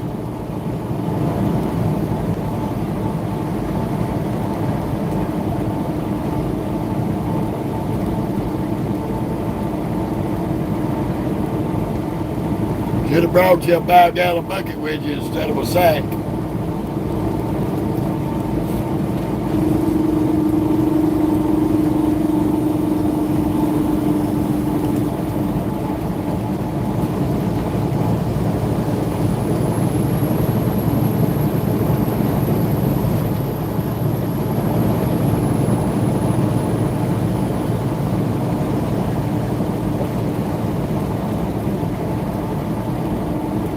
Oh, man of mercy.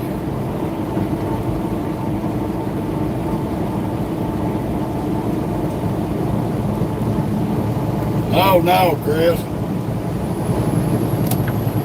That's not bad money for a company driver.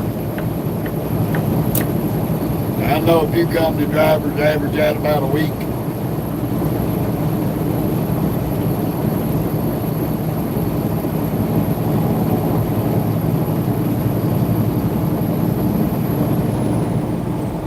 Well, rapid response express.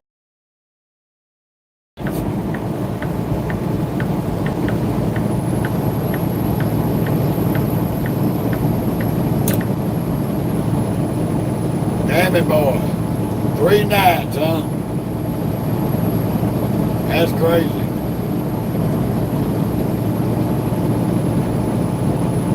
No, Lockport.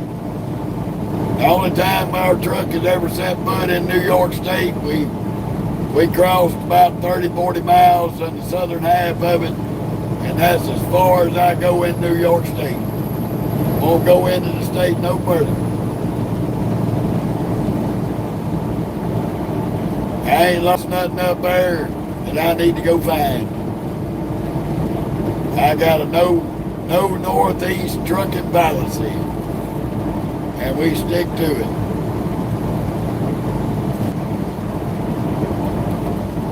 Yeah, I know, Mike. I seen that.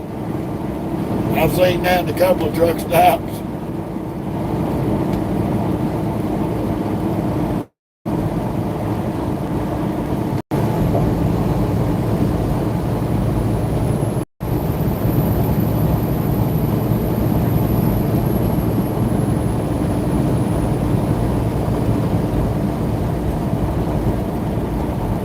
I heard that.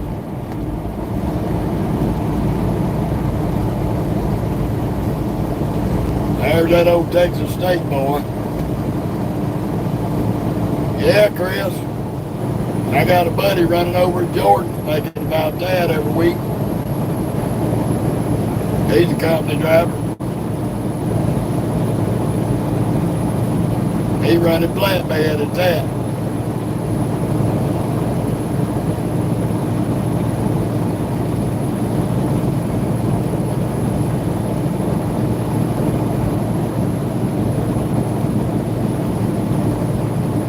Yeah, Mike, till the DOT catch you.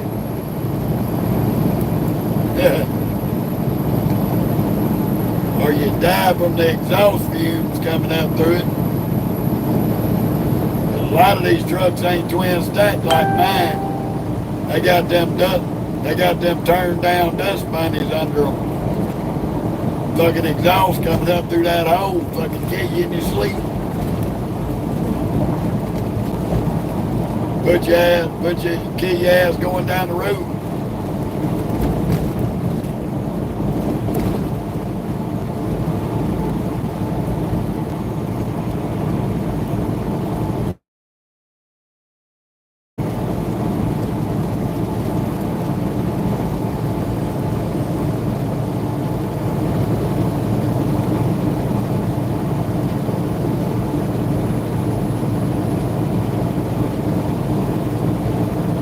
Yeah, well, we're gonna bring this 389 over and see if we can pick up some of that work as soon as we get it paid off. How you doing, Vicky?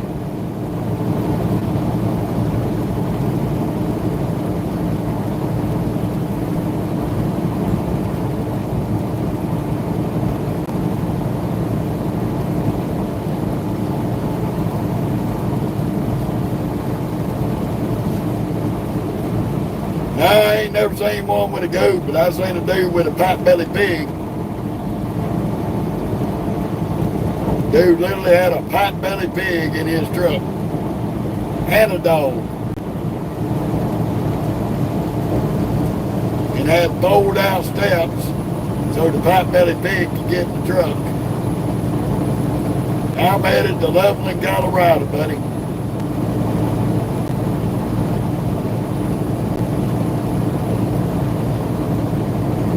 Right now, we still trying to get out of Texas. Thank you, Vicky.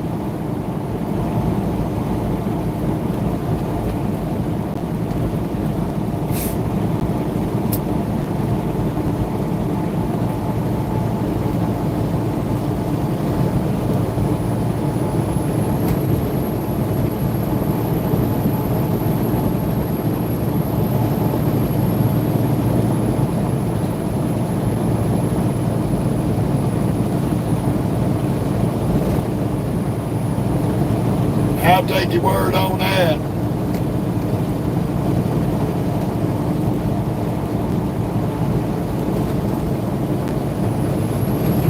Okay, Becky, I hear you.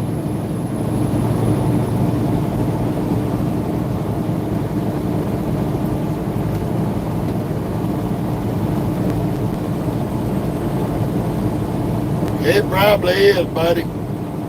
Inside that damn truck probably ain't worth dirt. Damn. I hate to hear that dirty money. 20 little children, man. That is so sad.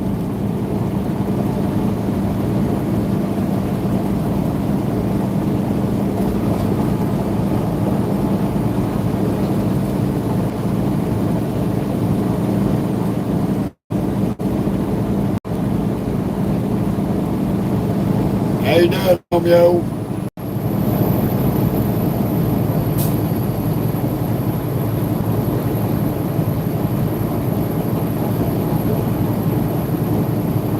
Yeah, that's terrible, dude. Damn near half of them children. That is horrible. That is horrible.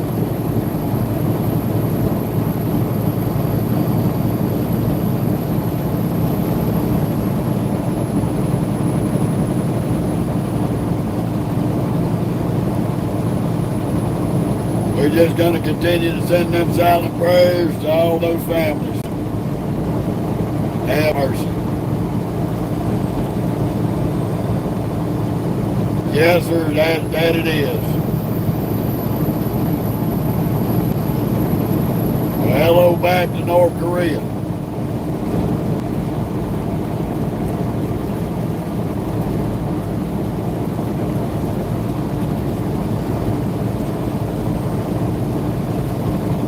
Fabio, I don't know what you're saying.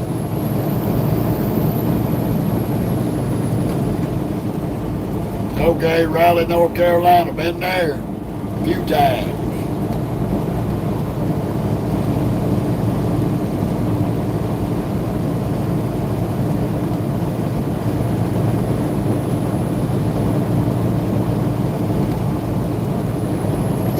Thank you to all who have come on and bless the life throughout the day. Thank you very much. I really do appreciate y'all. Good conversation.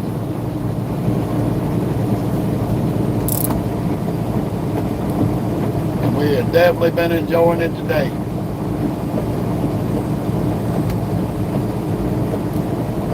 Trying to get them old Texas bugs out of our face. They get bad out here after dark. Yes, sir, Junior. We on 287 all the way, buddy. All the way.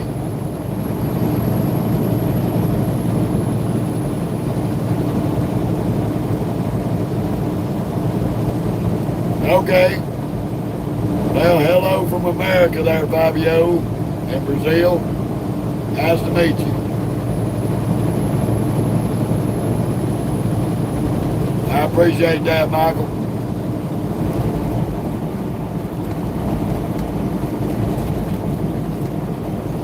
See, we can have good conversation on here if we ain't got idiots coming on screwing it up.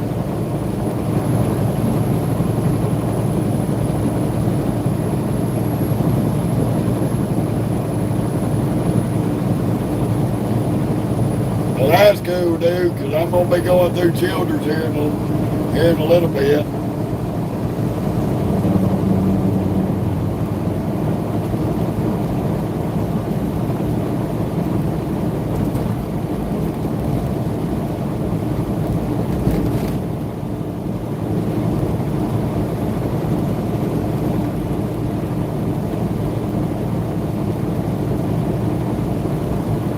I appreciate that, buddy. I appreciate that at the drop yard. We will keep that in mind. How you doing, Albert? Good to see you.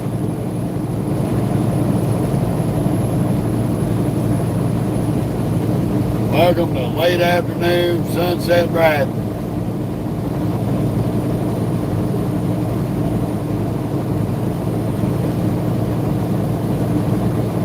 Okay.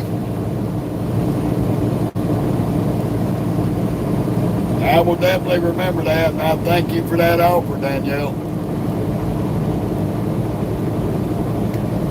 Right now we're about 49 miles south of Wichita Falls, Texas on 287, Junior. VC.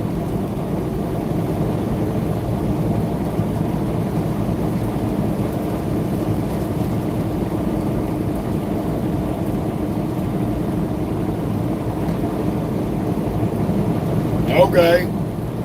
I know where you're talking about there in Henrietta. I've seen that place. I ain't never stopped there. Thank you, Larry. Appreciate it. Big love back to you, buddy.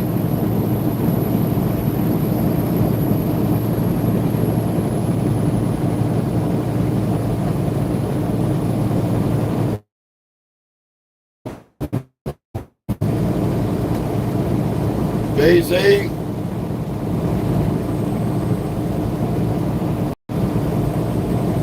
Appreciate you recognizing USA, but you can drop the political mecca off your comments. Don't nobody on there give a fuck about the Republicans or the Democrats. They ain't nothing but criminals.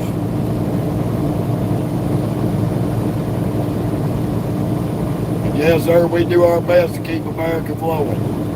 And I thank you for that recognition.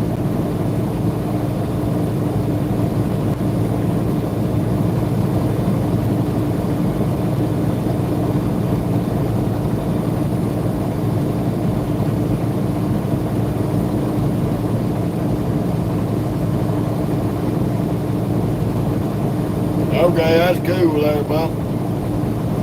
Top Dart. Top Dart gone trucking. I like that. That's pretty catchy. I was trying to figure out who Vicky was calling Pop Tart. I thought she was talking to me.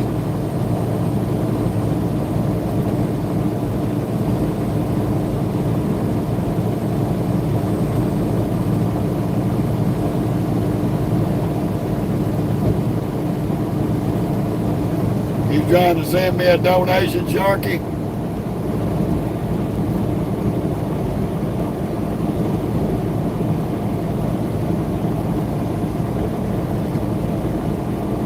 You trying to send old Uncle Jeff a donation? I'll get it posted up on the page.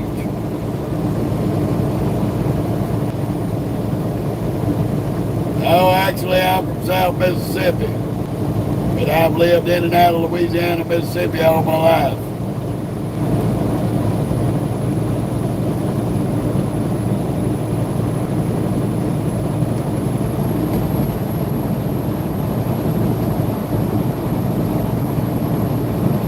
Oh, we're doing all right, buddy. Ain't gonna be too much longer. We're gonna be hunting a spot to park it.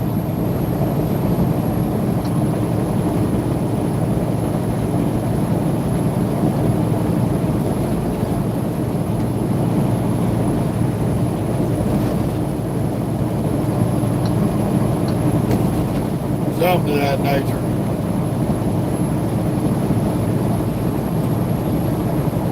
You from Hammond? Well, I live down the Big Easy, Dirty Money. I live in New Orleans. Big city of New Orleans.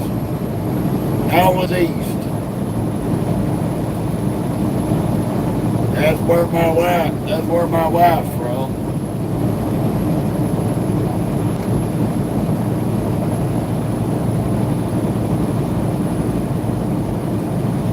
Becky, I'm sorry. I thought you was calling me Pop Tart. I didn't realize who you was talking to. Them donkey ears done come out of my head.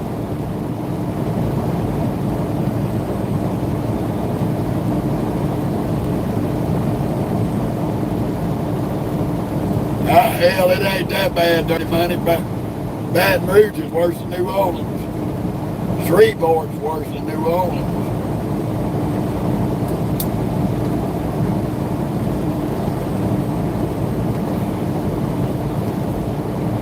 Hell, Baton Rouge is leading the state of Louisiana in STDs. They got the highest rate of AIDS victims in Baton Rouge. Right now, I'm in Bowie, Texas, about 40 minutes from Wichita Falls on 287.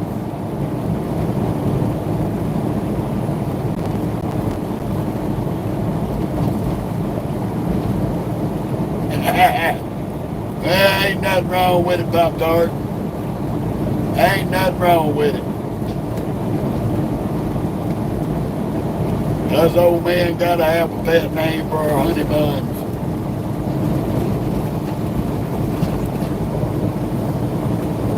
I call my wife honey buns.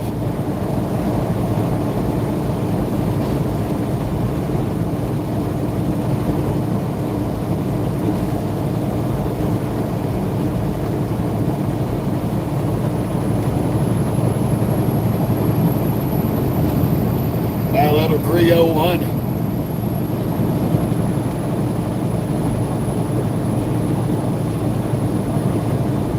Thank you, bud. Appreciate it.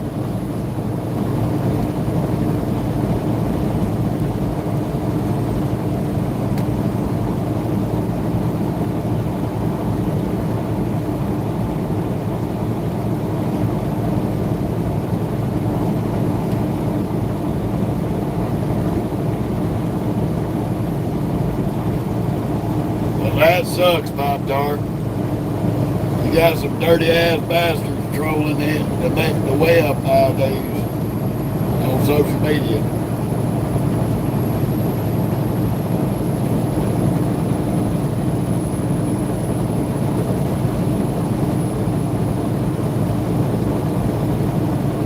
I hear you. You a Lone Ranger with the Bobo Mafia.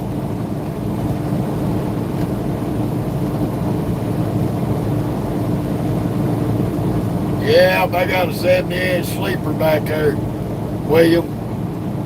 Got a full-size bed in this Peterbilt. TV, microwave. Had a refrigerated cooler. I got to buy me another one. Right now, it's serving as a ice chest for the moment till I get me a new refrigerated cooler. Yes, sir. I sleep in this truck.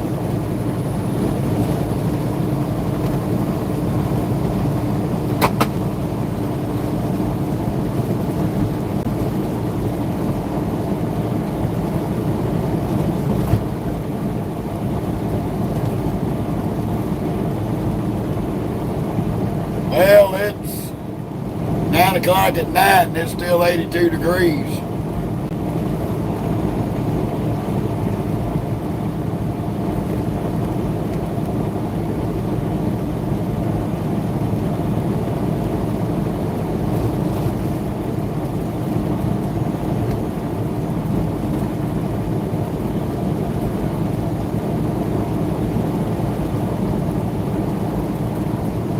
Dirty money, you talking about a Volvo?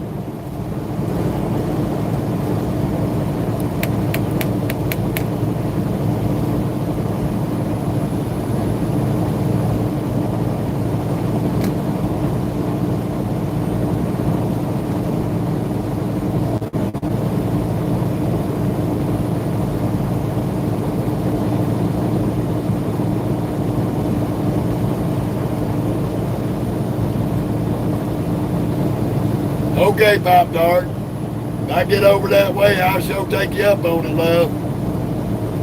I will sure take you up on it.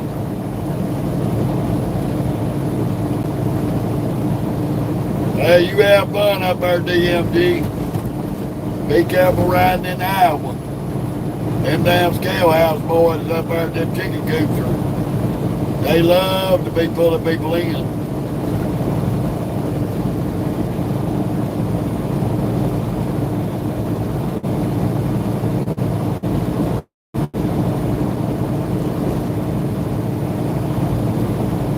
Well, Jason said, and I see a lot of them that can't walk and chew bubble gum every day.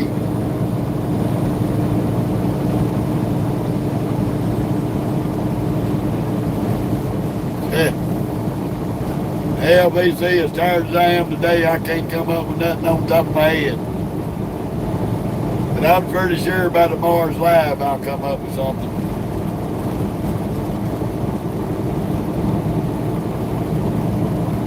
Sorry to disappoint you tonight, buddy. How you doing, Noel? I'm doing fantastic, brother.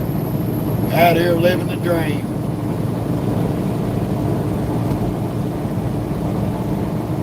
Nah, but if you come back on another live, RBC, and I see you, I'll try to come up with something. Right now, my mind's set on finding somewhere to park up. We done had a busy day today.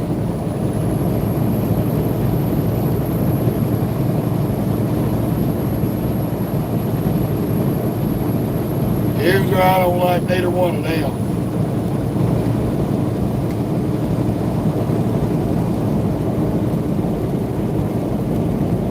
How you doing, buddy? Can't pronounce your name, but hello to you. Oh, I will, BC.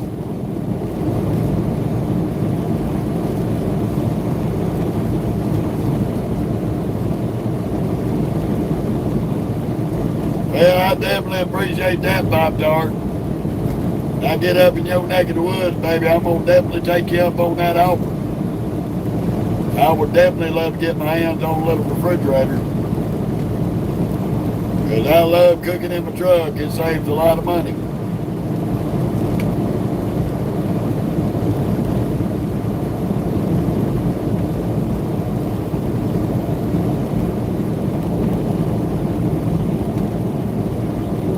Any plans for what in the future? I got a lot of plans there, user.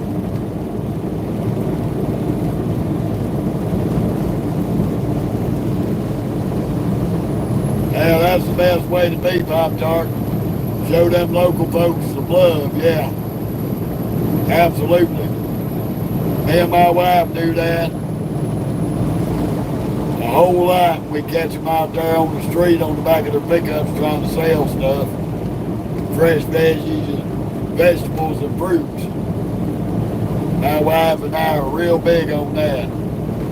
Showing them little folks some love.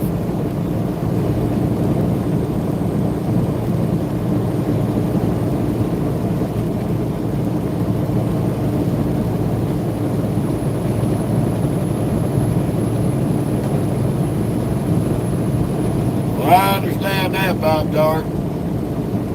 I'm sharing a damn full-size bed with an 80-pound lounge hound, and she takes over the bed.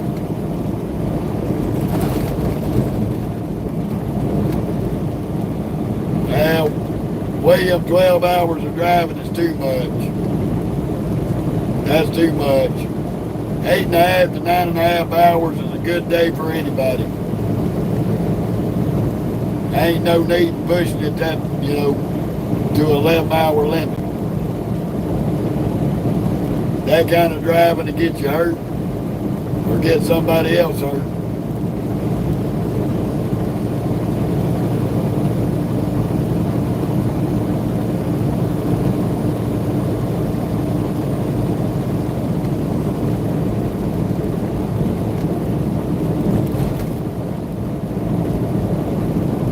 I may have to find somewhere to pull a 30-minute break.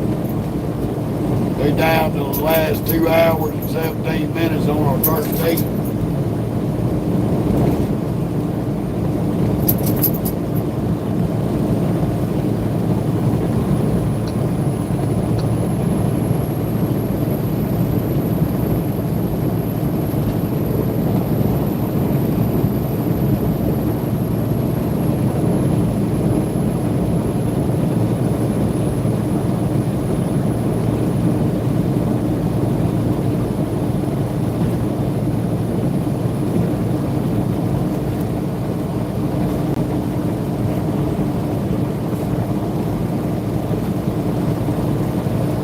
That's it, Pop Tart. You can't beat that, love.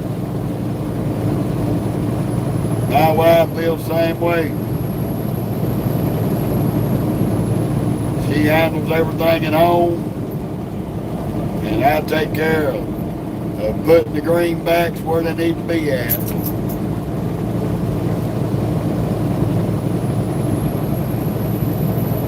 And she's the boss. I don't argue with the boss lady. That is for sure. That's a no-win situation.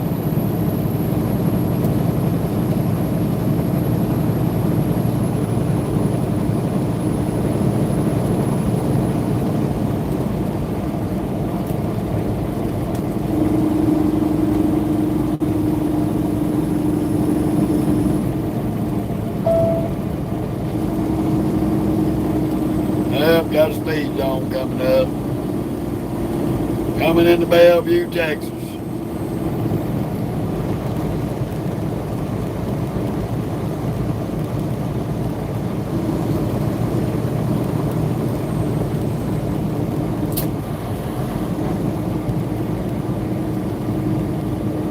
$55 and let it burn. Oh, absolutely, Pop Tart. I love my queen.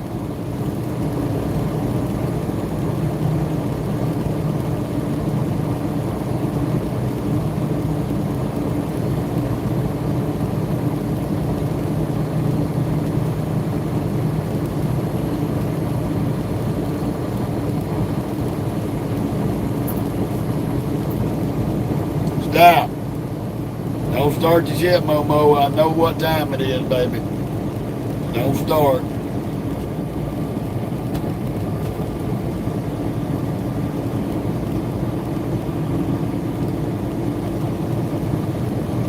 Well, ain't nothing but hot air and opportunity, VC.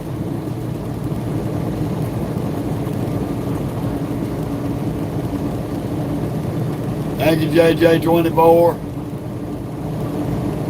You have a good one. Appreciate you. There's plenty of places down here in the South that are a lot better places to live in. Small towns and big towns.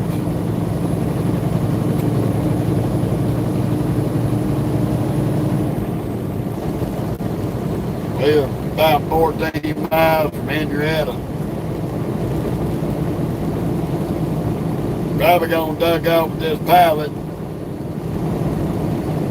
Do me a 30.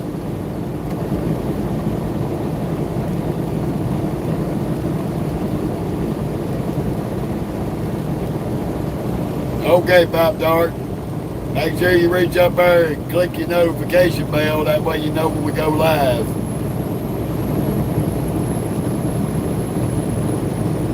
LBC, I understand that, brother. A lot of places out here in this world that are getting out of hand.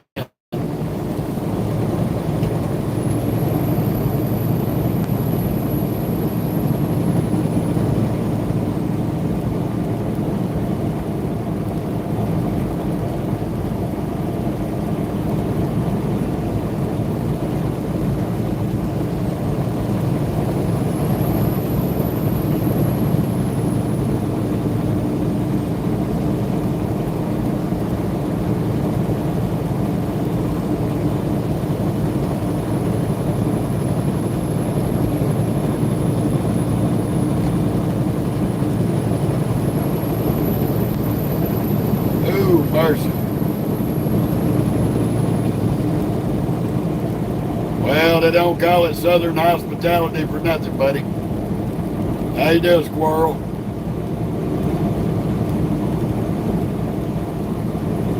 Not yet, Pop Tart. We get this $3.89 paid off, I'm gonna get myself involved in it. That's the whole purpose of buying this Peterbilt.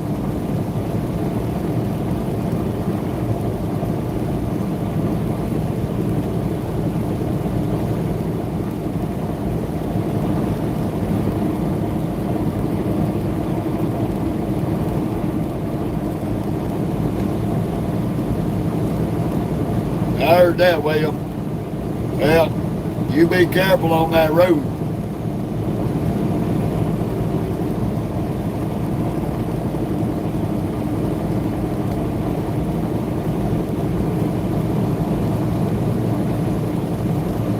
All righty, good night.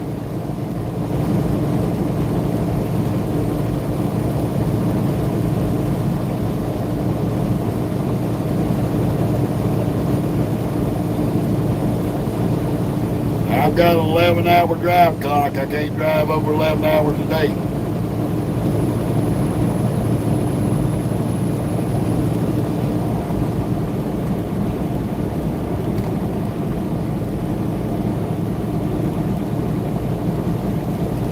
Yeah, just stay away from Memphis and Nashville and Chattanooga and Tennessee. You'll be all right.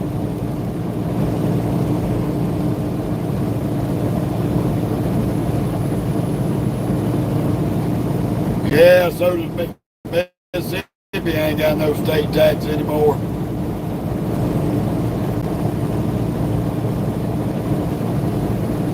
There's quite a few places in Tennessee I like, William. I'd rather be in a small town in Tennessee than one of the big cities, though.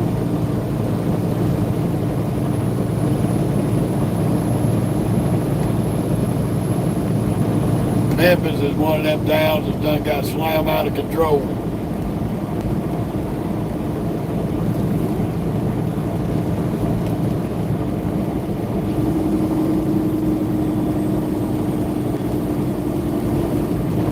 With this light load, that's about as loud as it's gonna get. It ain't got straights on it, so it ain't obnoxiously loud. And I'm not ever going to put straights on it. I'm going to leave it just as it is.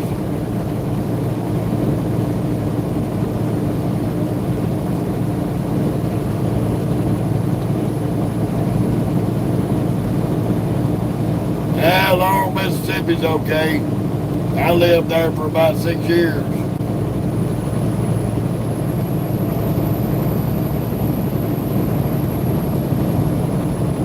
It has its ups and its downs.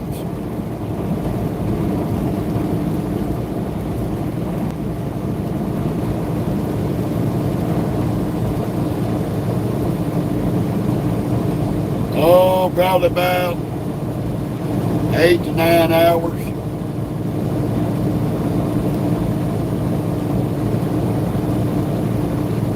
Yeah, it's a pretty area up there in them Appalachians. I got to give you that, JJ.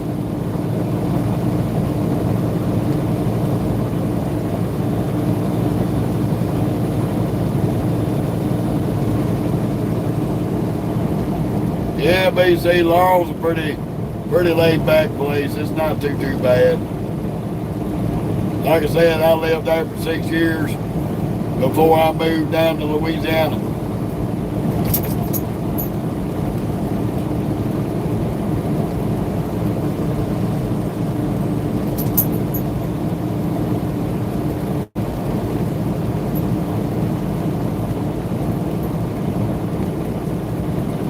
I hear you, buddy. I know it's time to stop. We've been riding forever. Okie dog's got to go to the bathroom, I understand. We're going to be stopping up here in Henrietta for a 30-minute break. I'll get you out. Don't harass.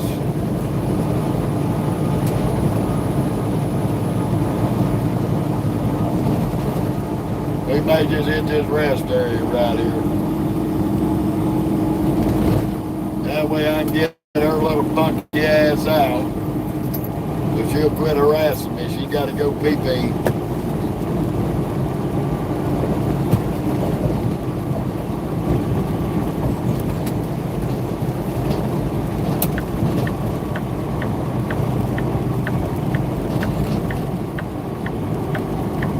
That, and I'll try to remember to take that damn tray out of the microwave.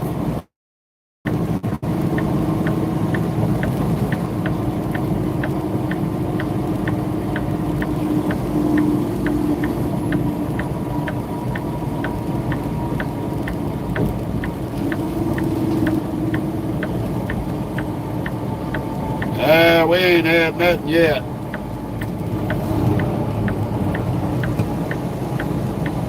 You ain't got to flash your lights and make turbine suburban. Ain't nobody gonna come over there and in your fucking lane, you dipshit.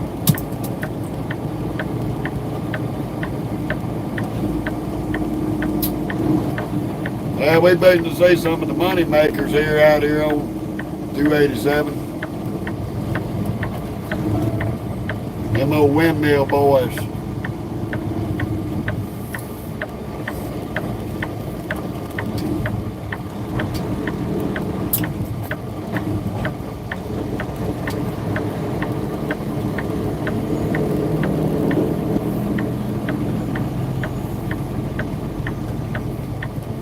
Good old windmill heavy hauls.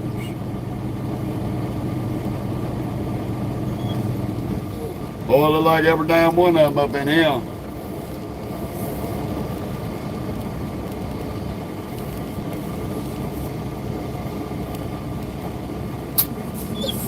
Stop. I'm gonna get you out, but you gotta wait a minute. You gotta wait a minute, chick. Get out of my way.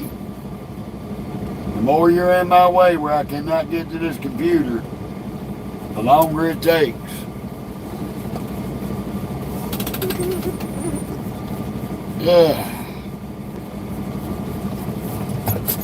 Get this little turd out and let her get in the grass. Sit down.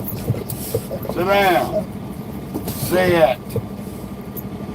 I know you gotta sit. Sit down and stop. I know you gotta go, but you gotta let me get out of the truck. Stop.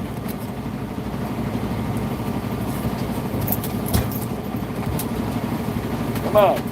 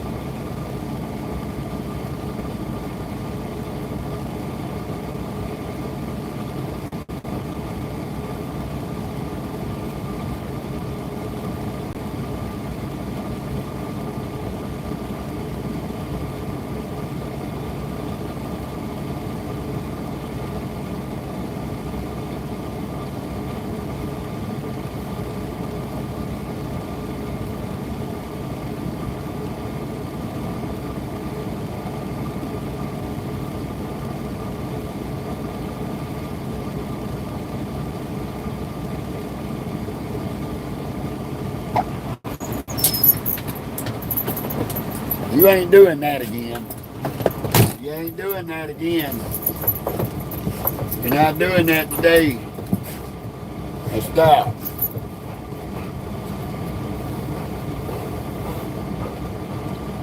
All she does,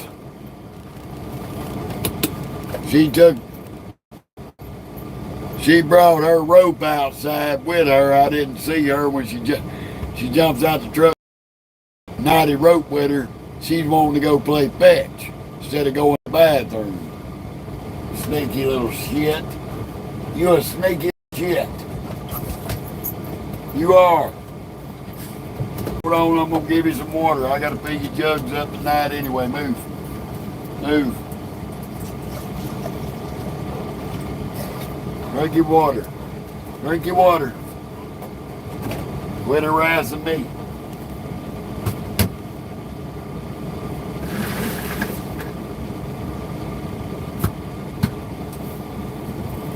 Oh, mercy. Remember, Gold Peak, the drink of champions. You ain't drinking sweet tea unless it's Gold Peak. Now back to our programming.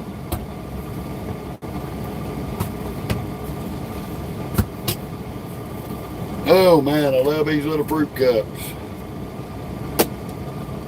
You're not getting none of my clementine oranges. You won't eat them. You act like you're going to eat them, but you won't eat them. I know you like the watermelon. I'll get us some more.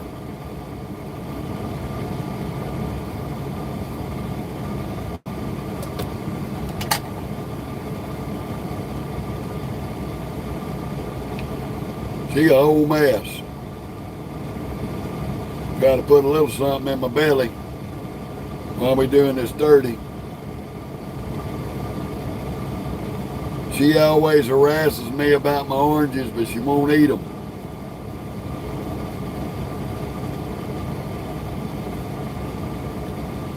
Boy, they're good and cold too. I like these little clementines. Good little snack.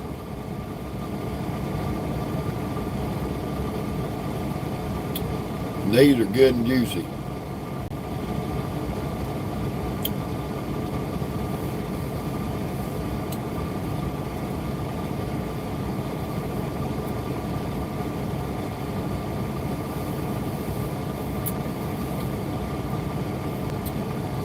Oh, mercy, we are getting tired.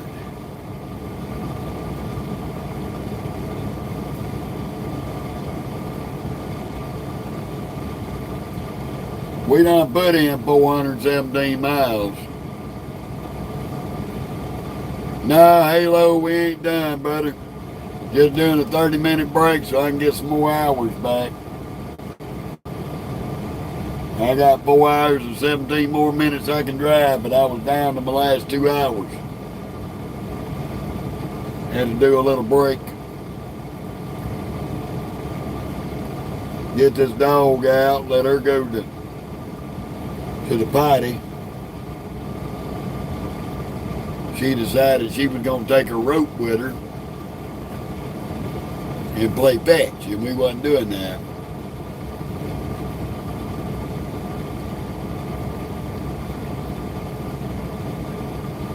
BC, I don't even know what you're talking about. I ain't shutting down yet. I'm doing a 30-minute break.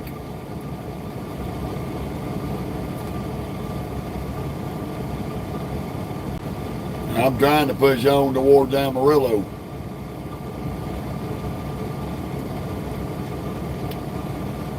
Try to get as close as I can. Because I know I can make it all the way to Loveland tomorrow if I can make it close to Amarillo.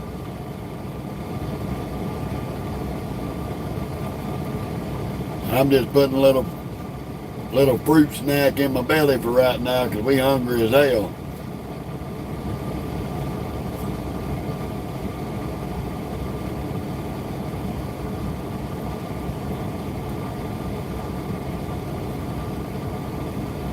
My wife fusses me about eating healthy, so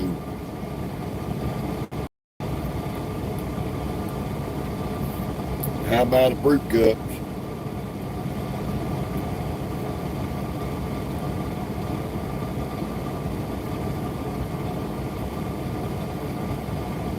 They're pretty damn good.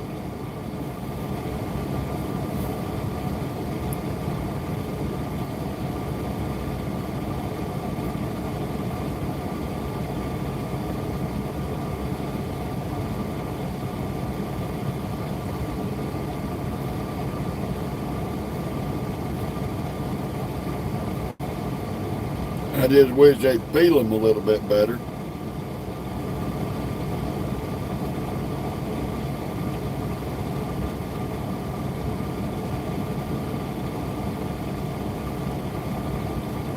That's the only drawback to these oranges.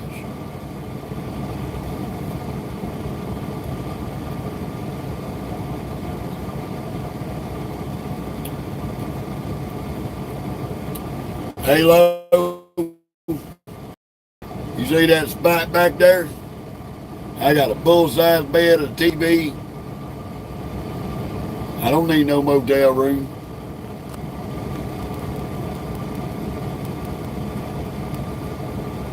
We're a truck driver. We sleep in the truck.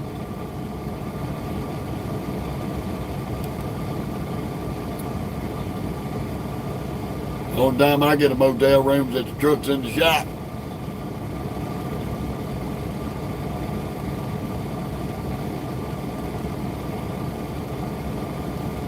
How you doing, Jim? Good to see you back.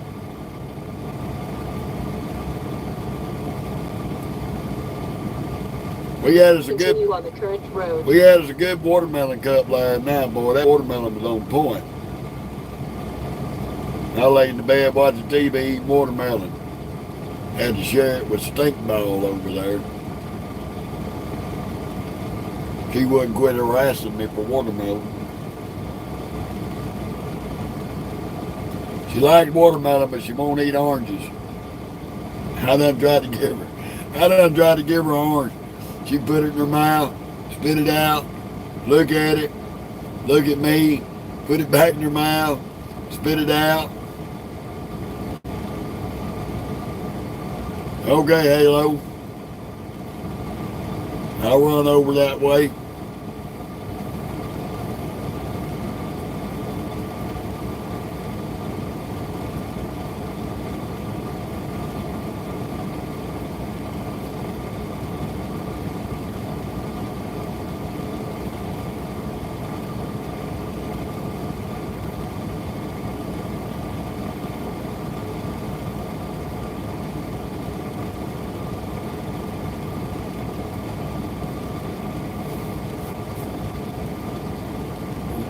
Got one piece. There we go.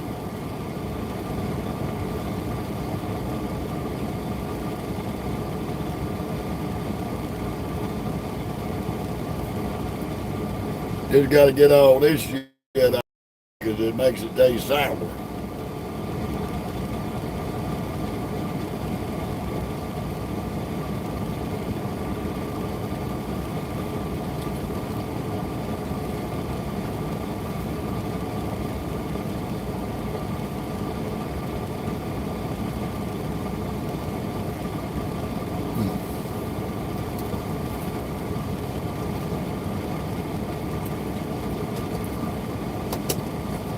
But these damn little fruit cups are pretty good.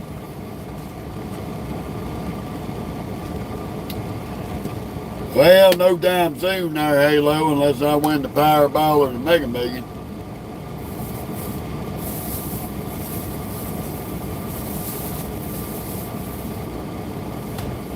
Maybe by the time I can't open the door and climb up in this bitch, maybe.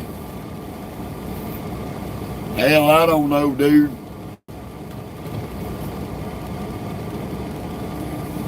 I don't know who puts them out. Those brand names are not grown by the brand name. They're bought from a farmer and then they put their name on it.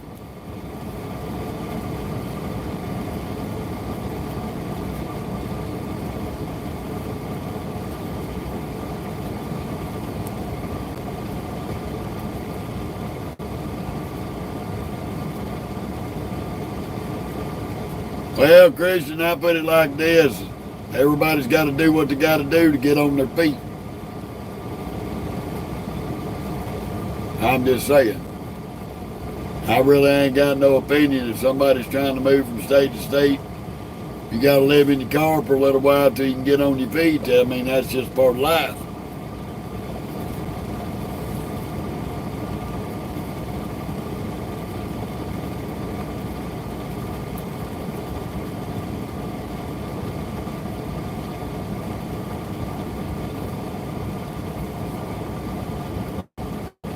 I used to be, till I met my wife. Yep.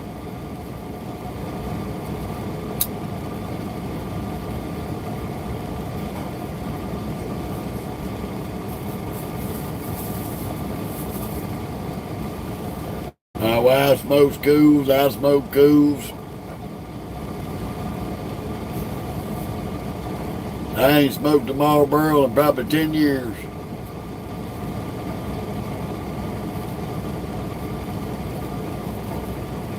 Hell, I've been an avid smoker, but I ain't never been no 3-pack a day.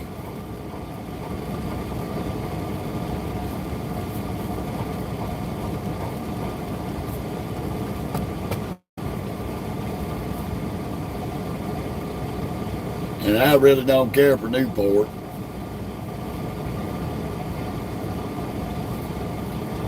Well, when I can't get my coos, Jim, I do get them Marlboro Smooths. That's about as close to the coos as I can get with a Marlboro.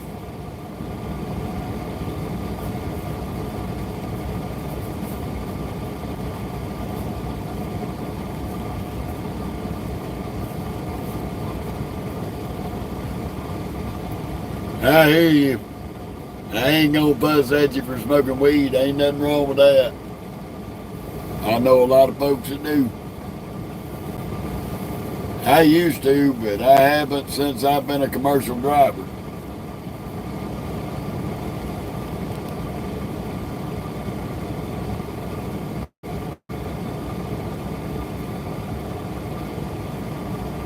Ever since I started driving trucks, I hadn't booed with no weed.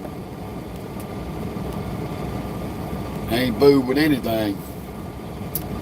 I'll drink a little bit while I'm at home on a 4-day weekend. Maybe one night or two, maybe a couple mixed drinks. That's about it.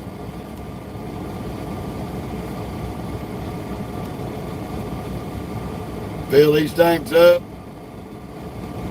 on average, between $600 to $900.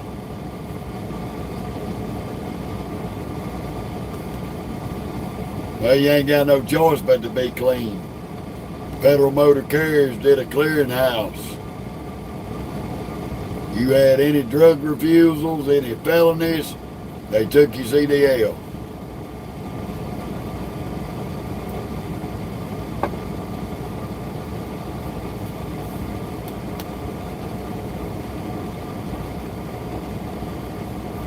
Well, figure it up, about $3.50 a gallon, and I can hold 260 gallons. There, Halo.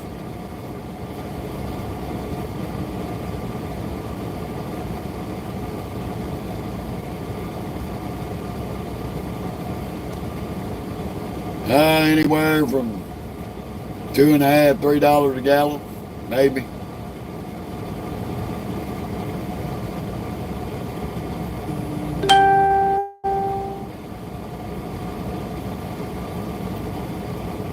I don't know why you staring at me. We ain't stopping for right now.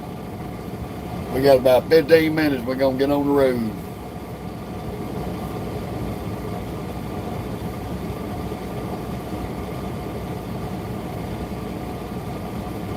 Yeah.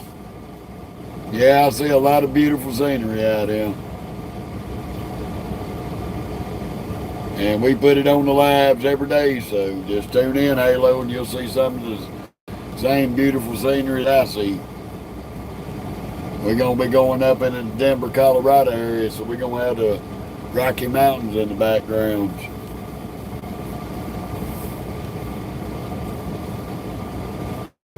Shit, you forgetting, a good bit of them go to Florida, BC.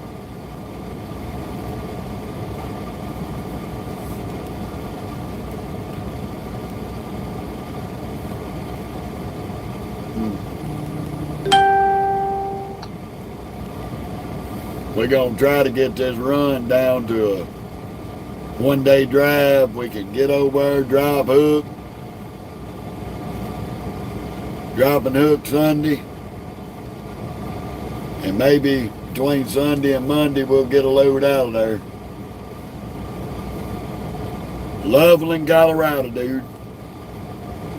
I ain't said it but about 100 times in that.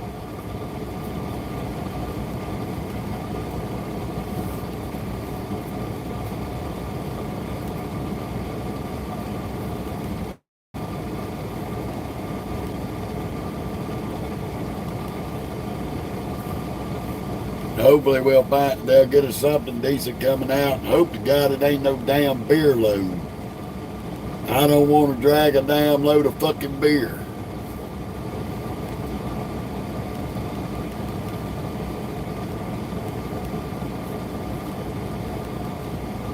Shit, Jim. I had a great aunt, my grandmother's sister, who smoked from the time she was 15 years old till she was 98. And she died at 102 of old age. Smoked every day of her life. Smoked menthols. Since menthols is the worst one you can smoke. That woman smoked for more decades than I've been on the planet.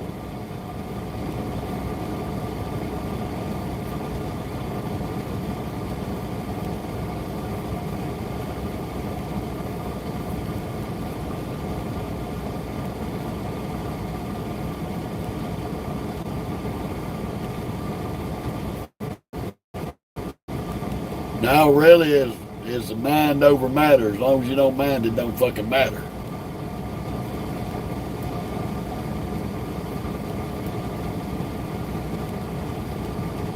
Ten more minutes.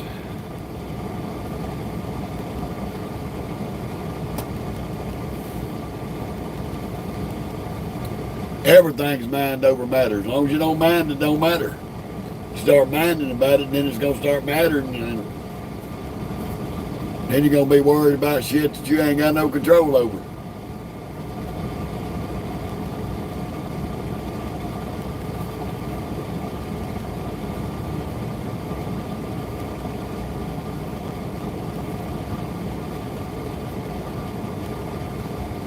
There ain't no such thing as unlimited logbook.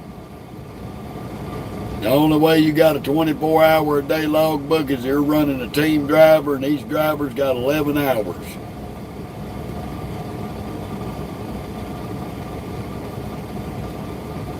Anybody over here running an unlimited logbook, they're going to end up like that boy on I-20 westbound in Dallas who fell asleep at the fucking wheel and crashed into people and killed them. Now he's facing 7 counts of manslaughter. I've seen a couple. Halo, I've seen a couple.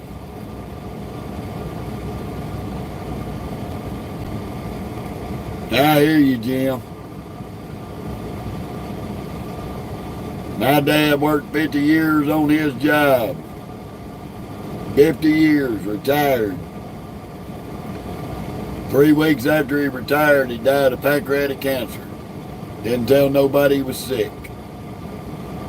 Worked 50 years, used his retirement money, paid everything from his house to his vehicles off.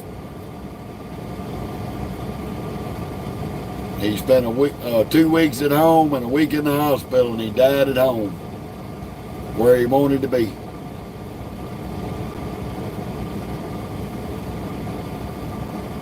My mom had stage 4 bone cancer. Went in the hospital with food poisoning during COVID. Hospital gave her COVID because they put her in an ICU ward with a COVID patient. Basically murdered my mother. They basically murdered her in that damn hospital to collect a $50,000 check from the fucking government. Just so they could write on her death certificate that she died of complications of COVID, when their damn treatment's what fucking killed her.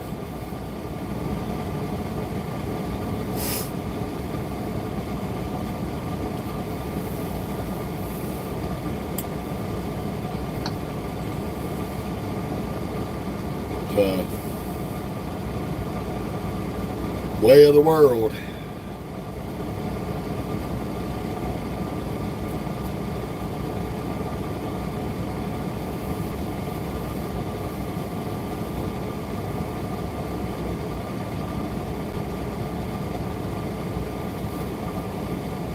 It is the federal government broadcasted it on the news. They gave federal aid to every hospital in the country to put towards every COVID patient they had. A very good friend of mine who drove trucks had a wreck. His truck caught on fire. Luckily he died on impact. But he burned up in the truck, and when his wife got the death certificate, because the ambulance picked him up, transported him to the hospital. They wrote on his death certificate that he died of complications of COVID, and he got burned up in an 18-wheeler.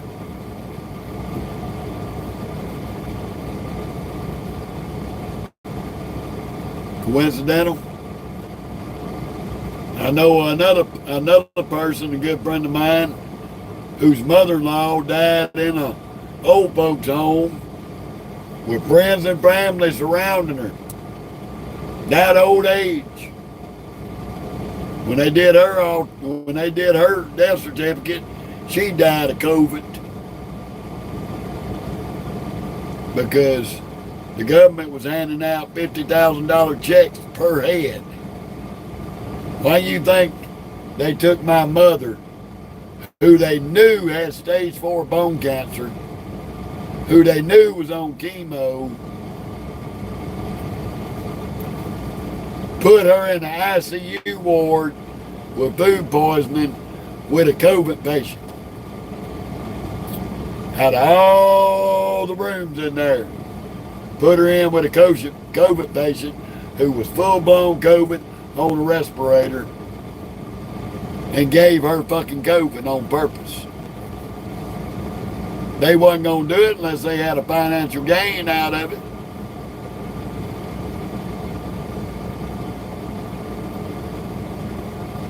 I've got a packing material there, Halo.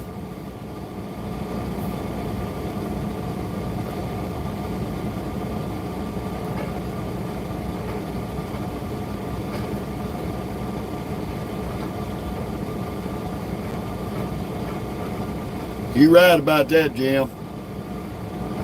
But here's the thing.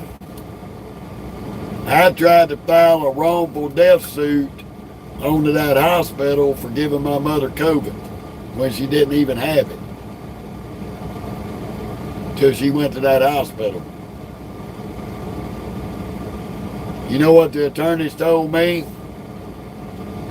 Can't sue them for a wrongful death. Federal government passed a bill in the law preventing anybody during the COVID from suing the medical provider for wrongful death.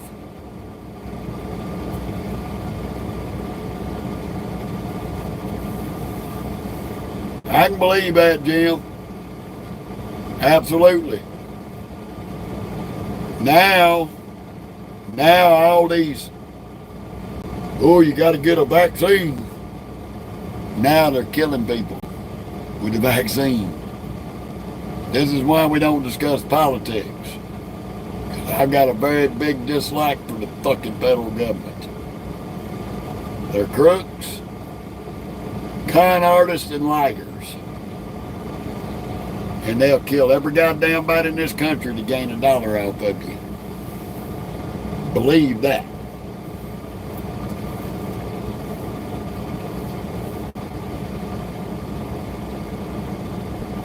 That's what I try to keep there, BC. That's what I try to keep. The biggest problem in this world is everybody wants to be on the blue or the red team, when y'all need to be in the middle on your side, the people.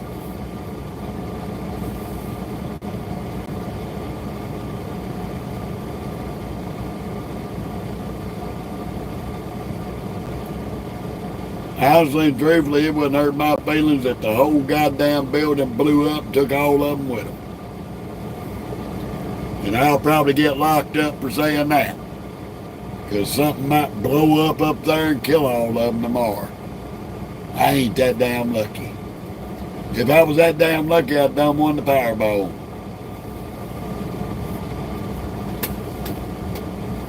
We got about 2 more minutes. Well, that's about as far as the political aspect is going to go tonight. We're going to get on a different subject, because discussing them fucking people, I tell you, it gives me the raging fucking shits.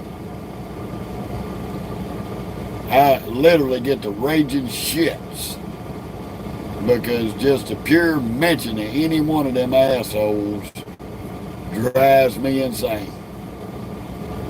One more minute, we're going to be kicking it. One more minute.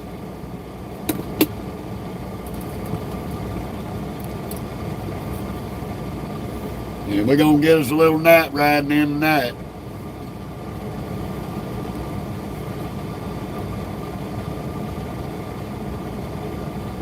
Yeah, you probably right, Halo. I probably would. I'd probably just go buy me a damn trailer and drive around the country for the fucking hell of it.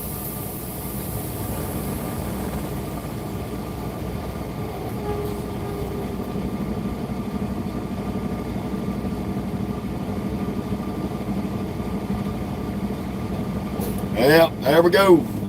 We gone. 30-minute mandatory break has been took care of.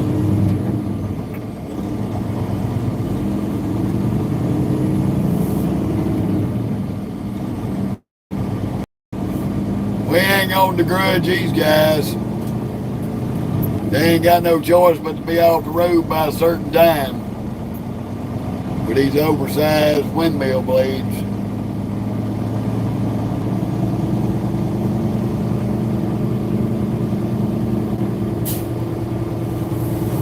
Gotta turn that screen down a little bit.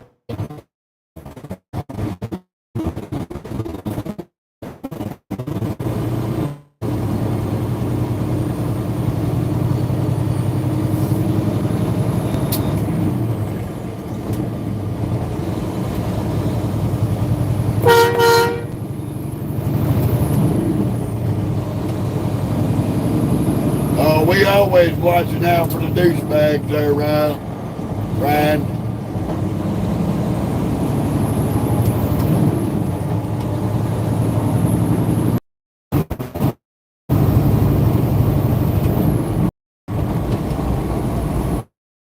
$600 a day.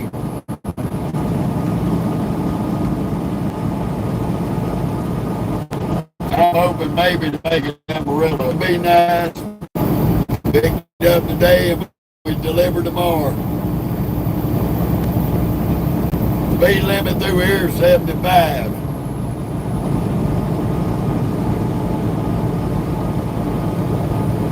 Pretty much all of Texas is 75 to 80 miles an hour. 287 is 75. Do have a lot of small towns you got to slow down for, but for the most part you can roll it.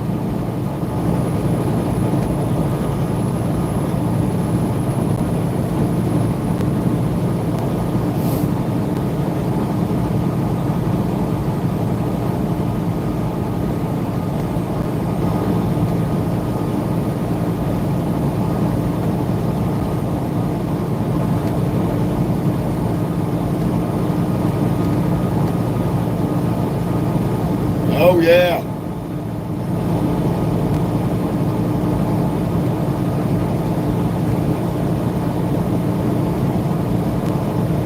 Thank you, country. Same to you.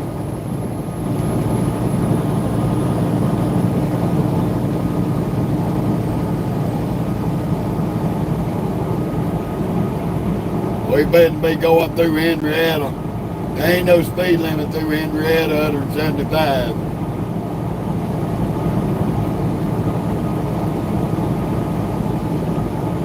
Oh, we'll be there sometime tomorrow, Vicky. Sometime tomorrow.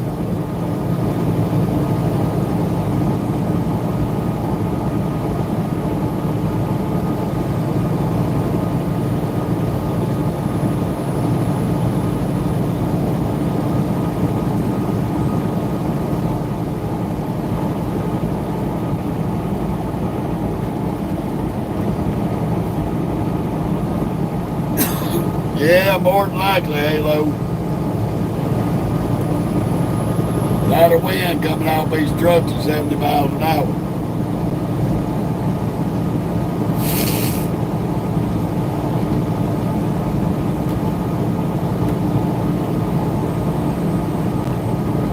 visit Henrietta, Texas. Big little town on 287.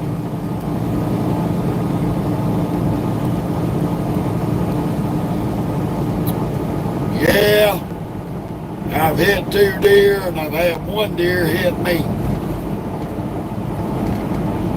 I hit 2 with the front end and 1 of them run into the side of the door.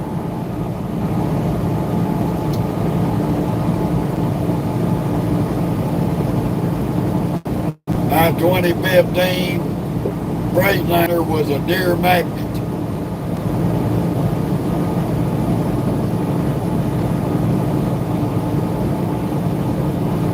A deer and a crackhead magnet.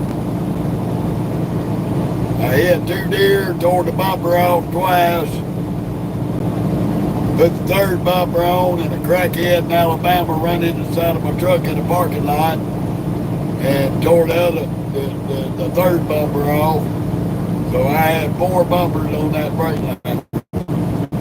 2 deer and a crackhead.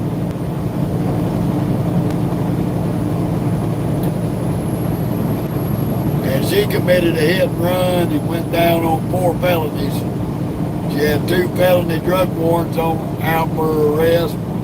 And she picked up a felony hit and run and felony attempted assault with a vehicle.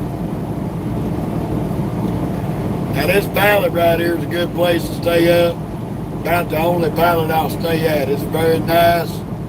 They got a Texas Best Smokehouse in it. And they have got some fantastic barbecue in there.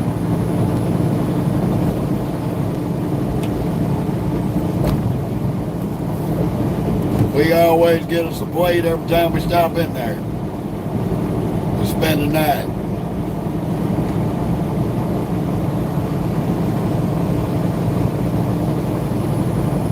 Oh, she is, Halo.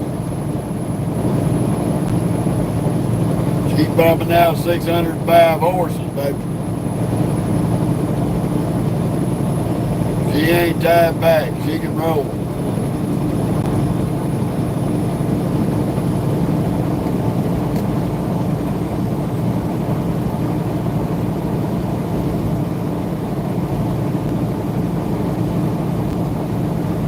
No, thank you. I don't want to get nowhere near that 2,000-pound dynamite. My luck, I gotta be racing the son of a bitch. As soon as I got up beside him, he'd blow up. We'll let him go on up there. That way when he wrecks and blows up, I can hit the other lane and keep going.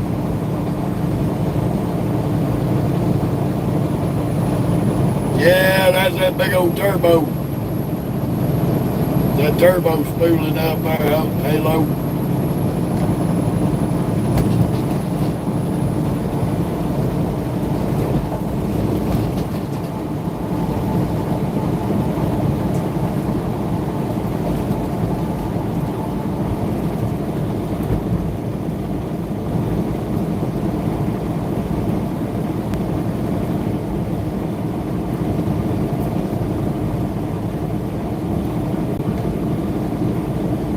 Nope, don't need it, BC.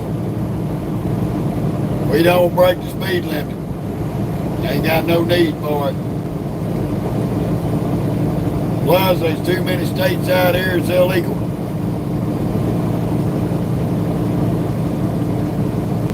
Not too much, Bobby. How are you?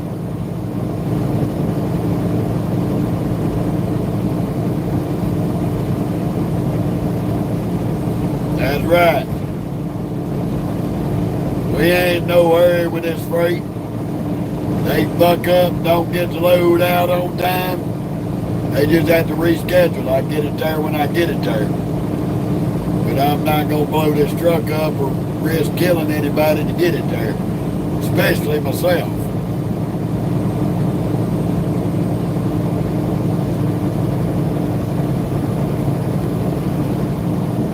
We don't play that game.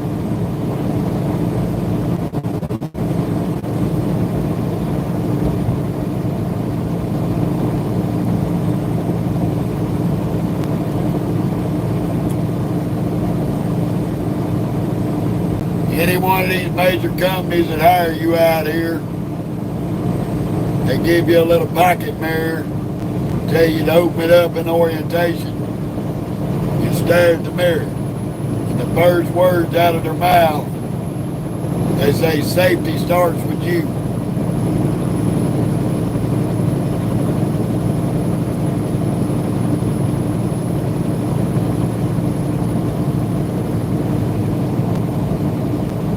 Yeah, maybe so. Maybe we'll get a blue light special.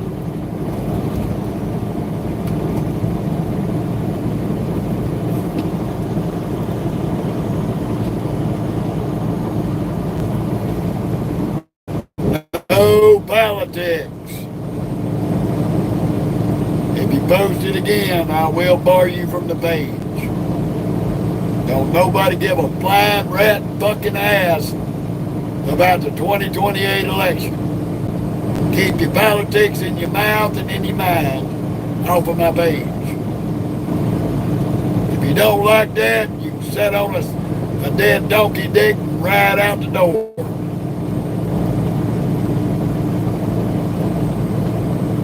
This is not a political platform.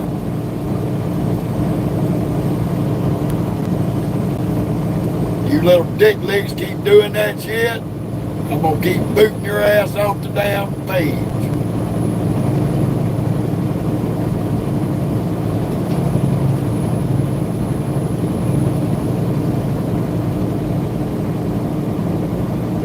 Fucking morons. Find something else to talk about. Life don't revolve around Washington fucking D.C.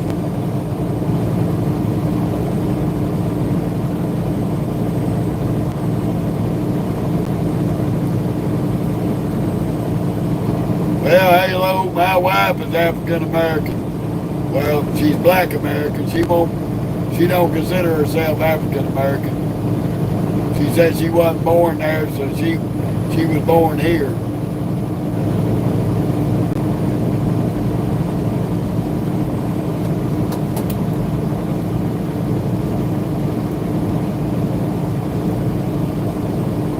Not too much, Jeff G. How you doing?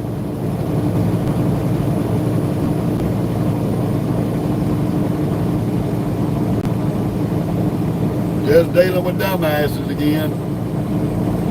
Media trolls and retards on the road.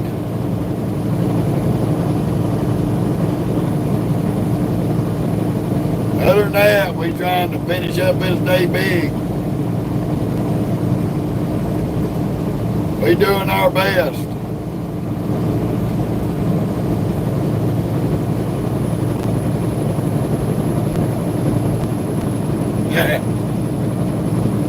BC, why you think my wife's nickname is Honey Buns?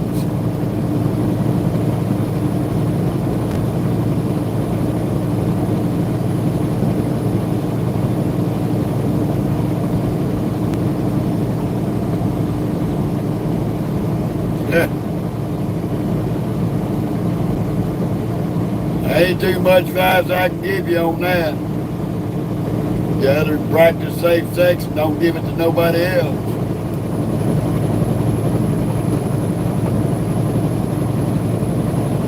There was an old saying when I was in high school, don't be dumb, don't be silly, put a snakeskin on your willy.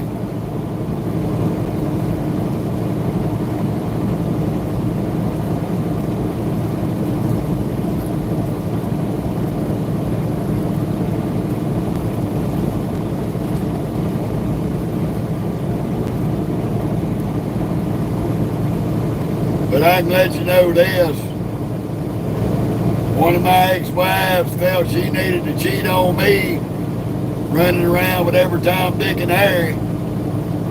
We separated, went through a divorce. By the time it was all said and done,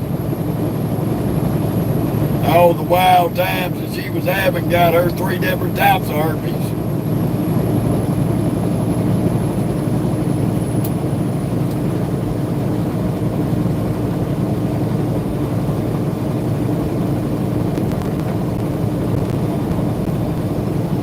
But as far as advice, Only thing I can tell you is don't spread it around to nobody else.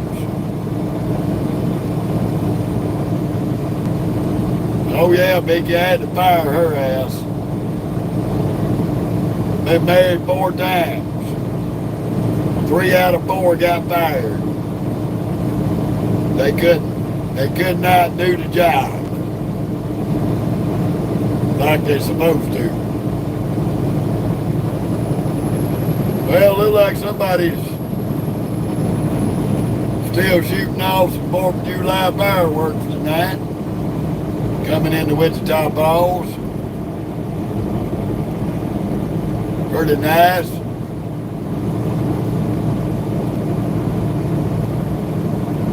Yeah.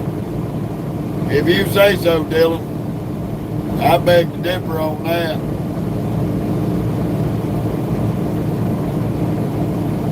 I beg to differ on that.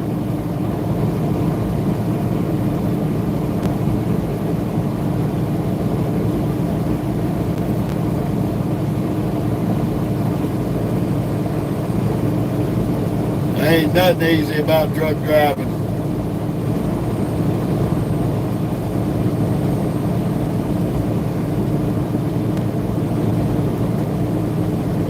I know y'all see the fireworks expo going on.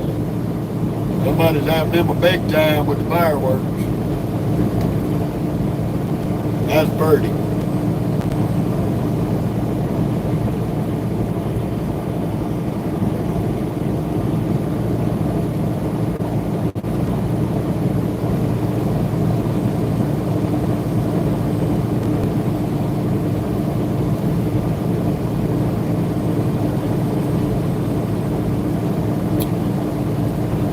Dylan, if it was easy now, we wouldn't have so many out here that can't do the fucking job. I know dozens of truck drivers that can't even drive over 300 miles a day. Oh my God, I'm tired. Oh my God.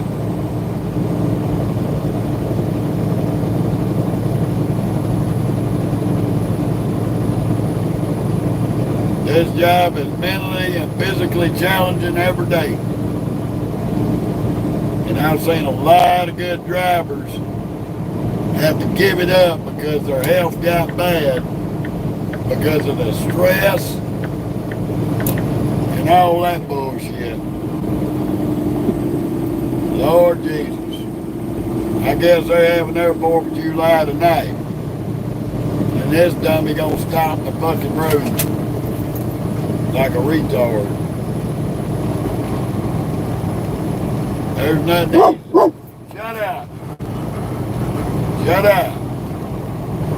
Don't start all that barking. There ain't nothing easy about truck driving.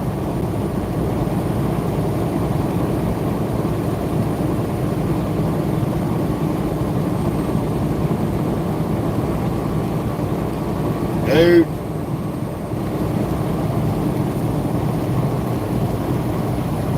Try explaining that shit to somebody don't know no better.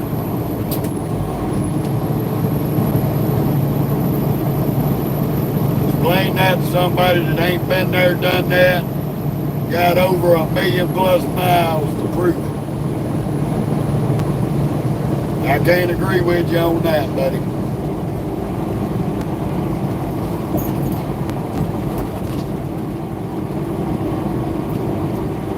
I can't agree with you on that.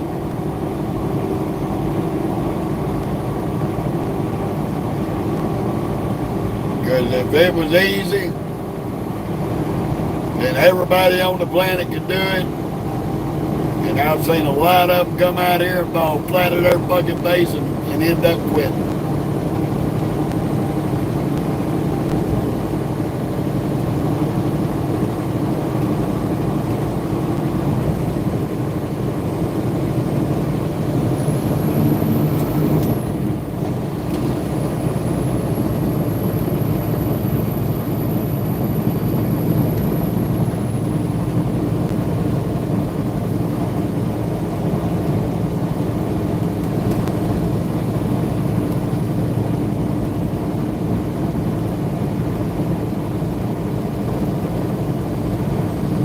I've seen drivers, I'll give you an example.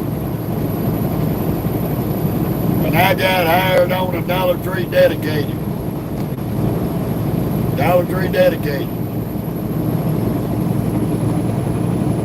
they hired 7 drivers, counting me. New drivers to the account. In 3 months, you know how many of the 7 drivers was left working that Dollar Tree dedicated, driving a truck and unload freight? Since this shit is so fucking easy, I was the only one left out of 7 drivers that they hired.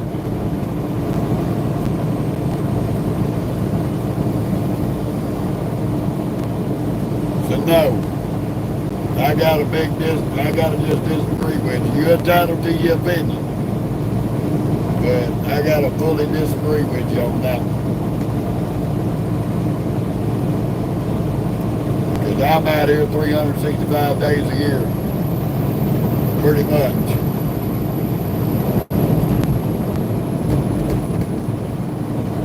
I think every year, the last couple of years,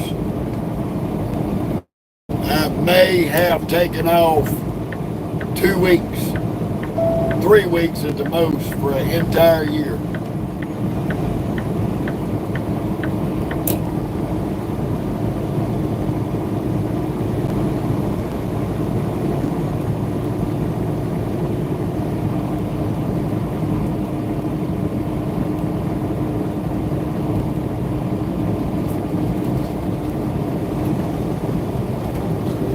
Wrong way. We don't need to go that way. That's not the one we were looking for.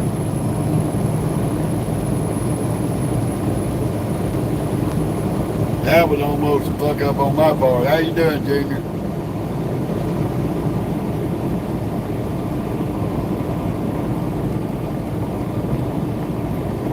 They say they are, Junior. Last few times I've been through there, they had 3/4 of it tore down. But they claim that they're going to rebuild it.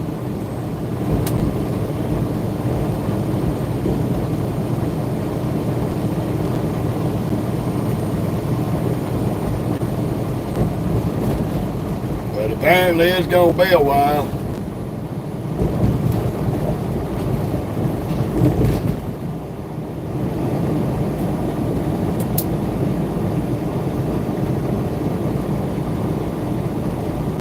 Because of that tornado hitting that DC, that's how my buddy and them over there, just outside of Memphis at that Dollar Tree DC, they ended up getting the New Orleans, Louisiana areas back. They had to have somebody to cover it because Warner was coming out of that Marietta down to New Orleans.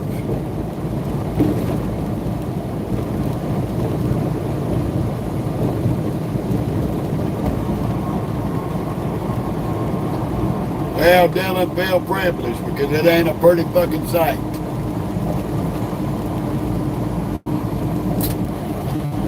A tornado is bad news for anybody near it.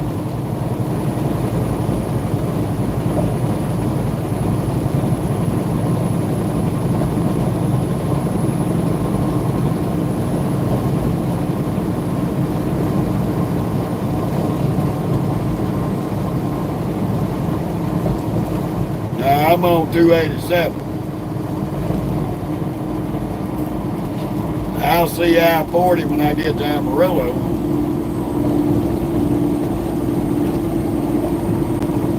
We coming through Wichita Falls, Texas.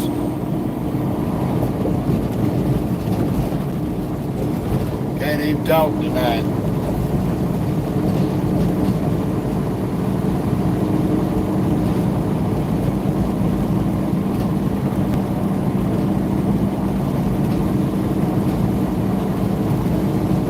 Yeah, Dylan, I can agree with you on that. Because if we all banded together, we could shut the whole goddamn country down.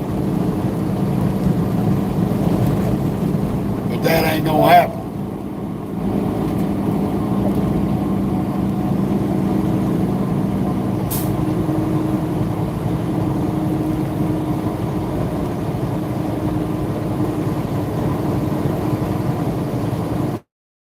One and a half miles. I'm gonna tell you why it ain't gonna happen. 287 north. Because we can't shut the whole damn country down without hurting our own families.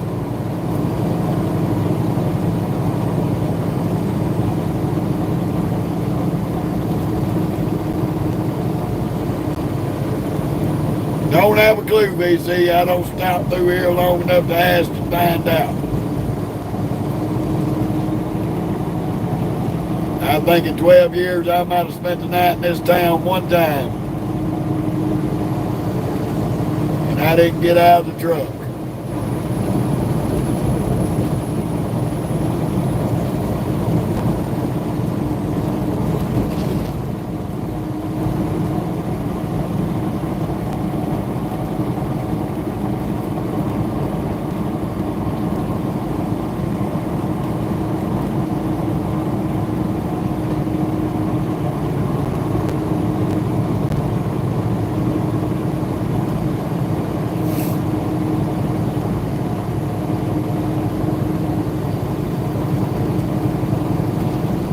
In either of the two left lanes.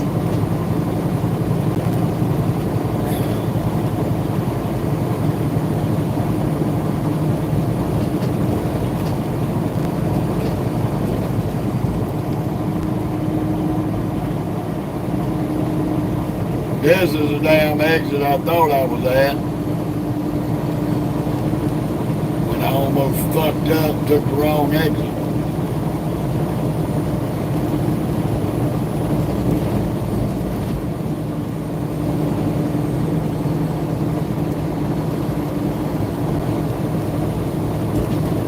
Gotta pay real close attention coming through Wichita Falls. You'll buck up and get off in the wrong direction.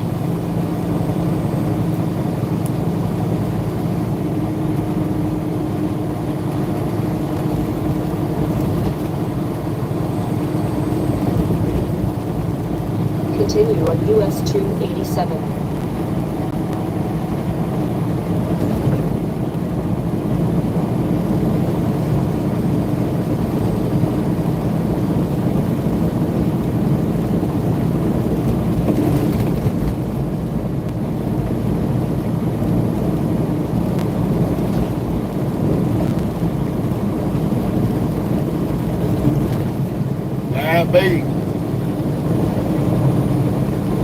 Might be. Never know out him.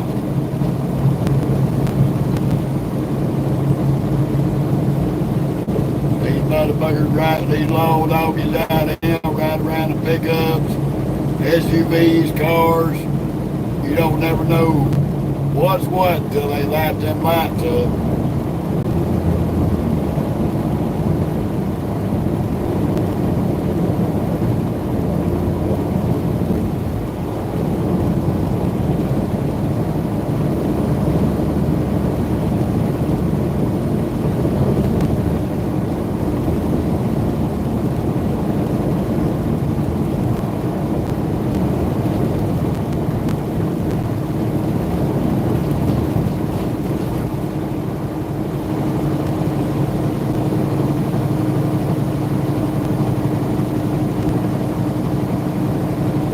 No, but I ain't never encountered none of them.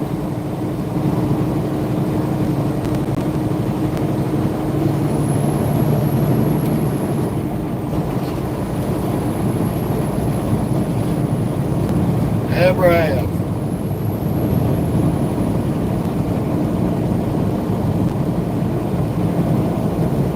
Wasn't doing no good to fuck with me because I could already tell what they were and what they weren't. I got too big of an eye for detail.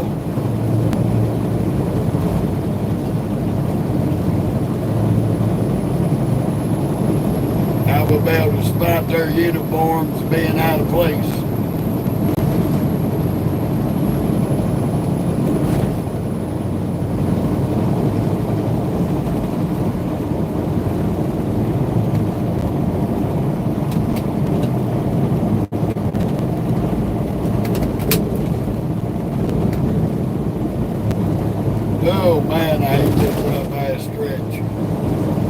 Gotta dodge the potholes. Some of them will tear your wheels off.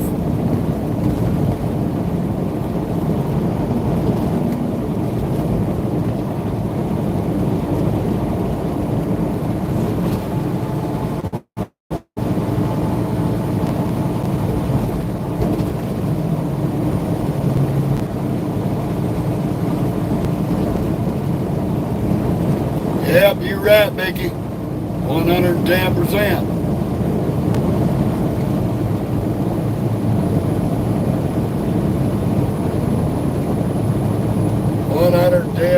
Absolutely correct. Even the stuff they put on the trains has to go on a truck.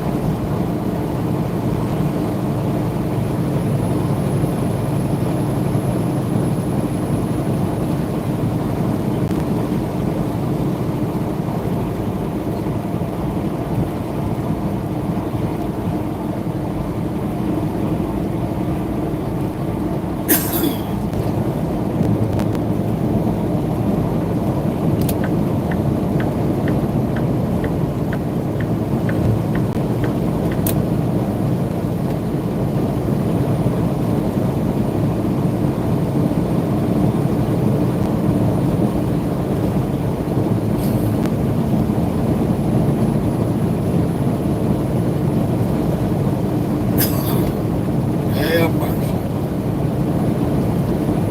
There's the rollback Charlie.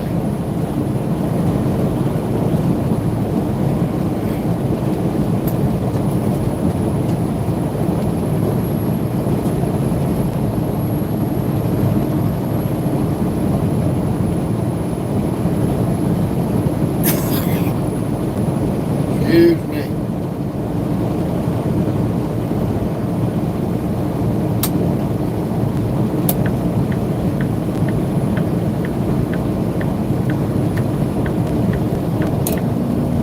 This is one stretch through here they really need to get redone.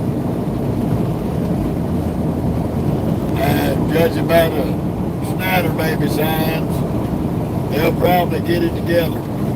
Hopefully soon.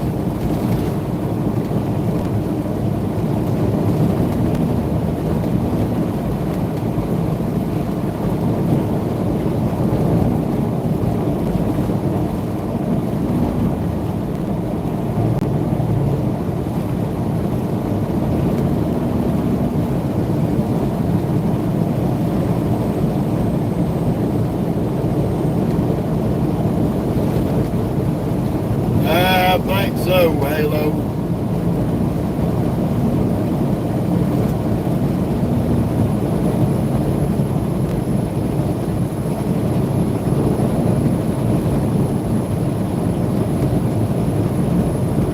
I hear you, brother.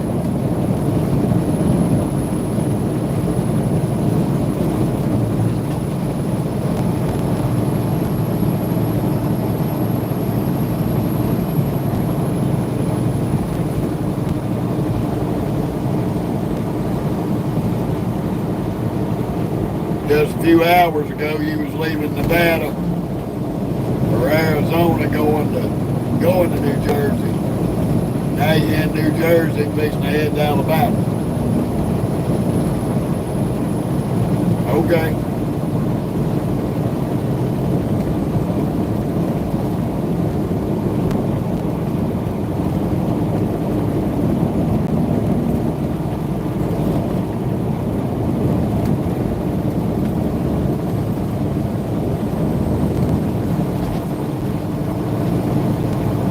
Just like the other night, we was on our way to Texas. You was just in front of my truck. Then when I took the detour, and about the box trailer that was in front of my truck wasn't there no more, and it was a skateboard. He was right in front of the car that was in front of me. But that's none of my business.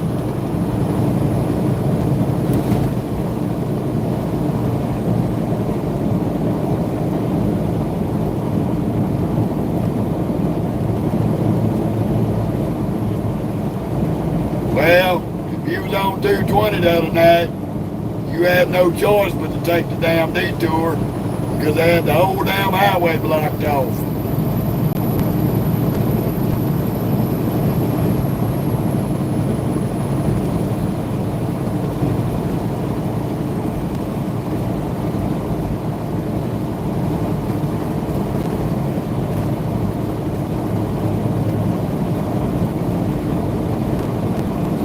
Been called out, buddy.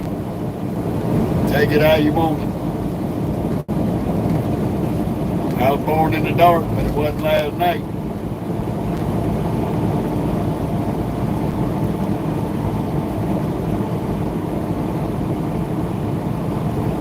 First off, you was supposedly just in Louisiana a day and a half ago. No way in fuck you made it to Arizona or Nevada to leave out and go to New Jersey. I've let the charade go on long enough.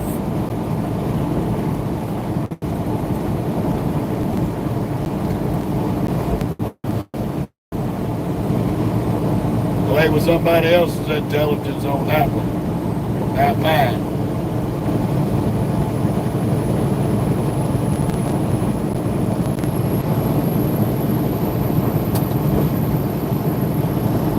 Matter of fact, I'm at the point I'm tired of hearing the lies.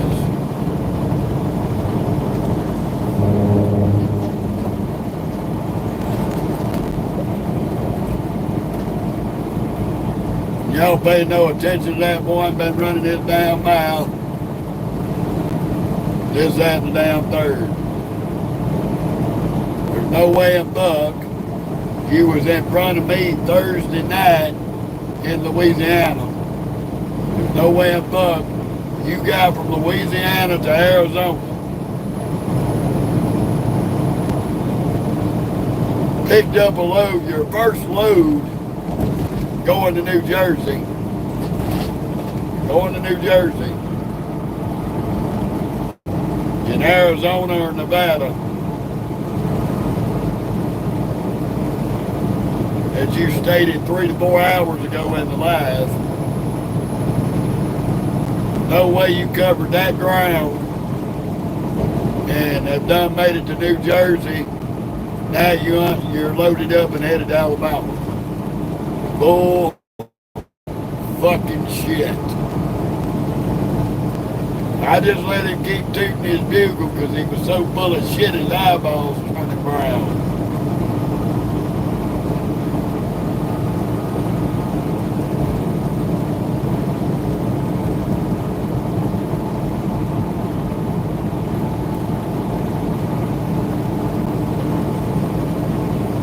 Yeah, Dennis, I make damn good money, buddy.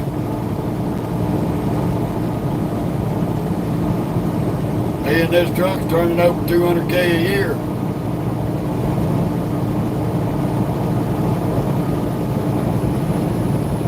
No, BC, he thought he was trolling me. I knew he was lying in Louisiana, where the bare back was. He claimed he was right in front of my truck.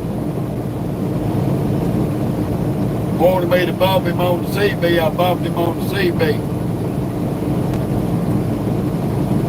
Then apparently his CB was bad. Or excuse me, his daddy's CB was bad. He was riding with his daddy. And his daddy's CB was bad. Then we all got on the 220 split. The truck that he claimed to be in got on 49 North. I watched him get off. We get down to the detour, get off on the detour down there on 220 because they had the road blocked off. He was watching the video screen, seen the car in front of me, and there was a flatbed truck in front of that car. Well, that's us right there in front of that car, still right in front of you. Oh no, I got a good memory.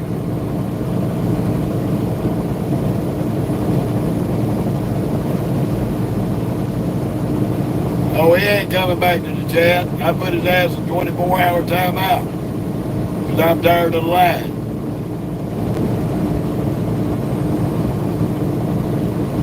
So then he claimed to be in the skateboard just ahead of me with the car behind him. So that was another lie. And then he started off on the same foot with another lie. During this live on how he made it from Louisiana to Arizona, got his first load under his CDL. It was on his way to New Jersey. And that was 3 or 4 hours ago. There ain't no way a fuck you're gonna drive from Arizona to fucking New Jersey in 3 to 4 hours.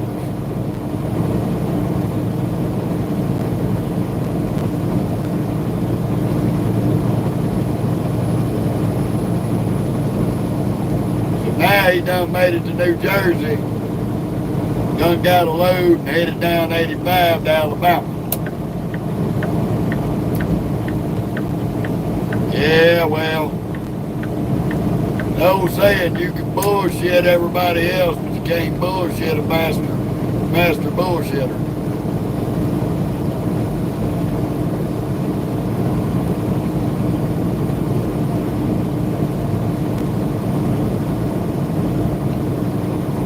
BC, one thing you'll learn about me, I ain't got a fucking lie about shit.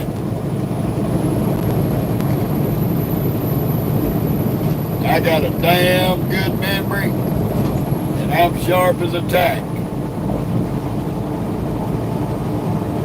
And I can smell bullshit from 100 miles away.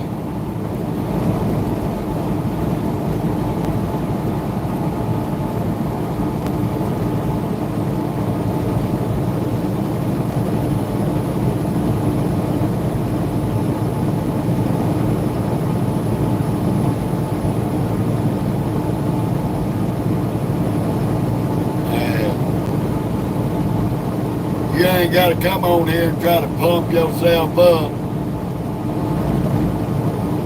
and try to act like you on my level and you ain't even close to it. That's the bottom line. That's a media troll wanting to be the center of attention of bullshit.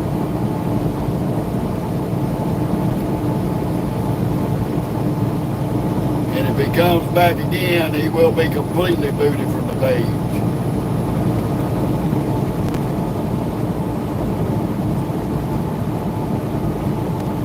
Got no room for a lying motherfucker.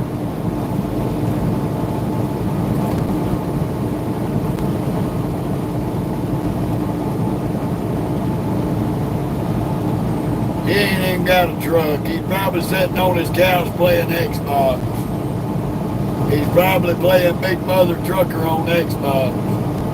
Because that's the only fucking way you're going to drive from Arizona to New Jersey.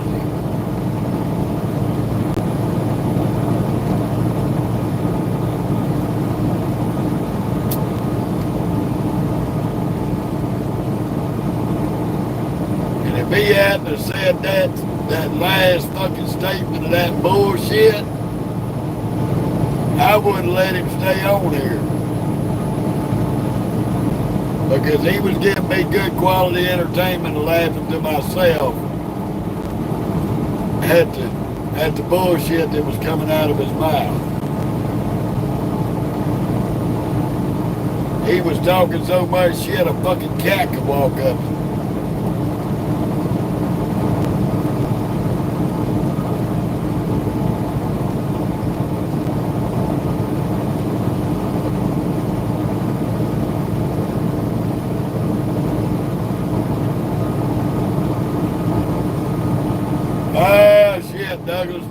hour and a half, give or take.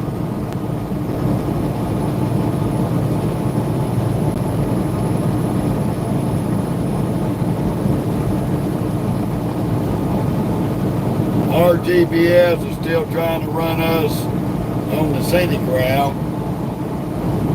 It hasn't locked on the Amarillo yet.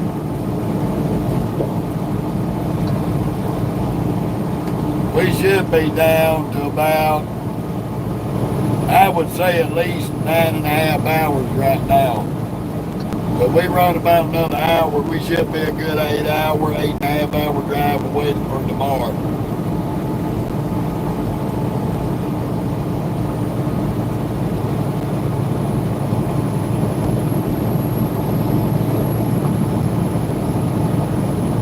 Find us somewhere to park up.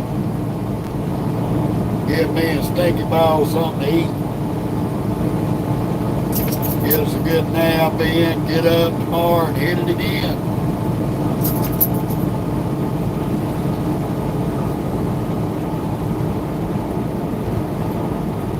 Wait till this car gets by me, BC.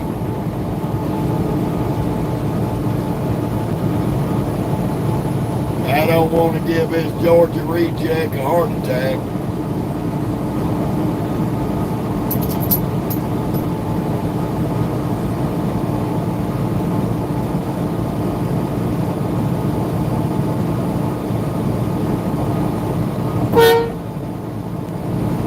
Point being is, you can come on this stage and be yourself. You ain't got to blow yourself up to be something you're not.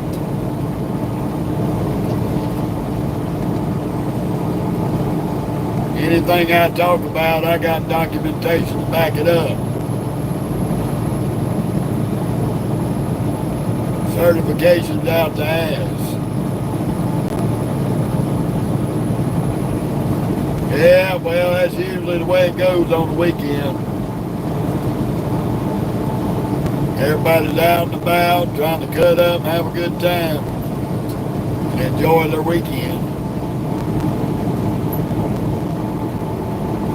It'll down on 287 the later it gets, especially around these little small towns.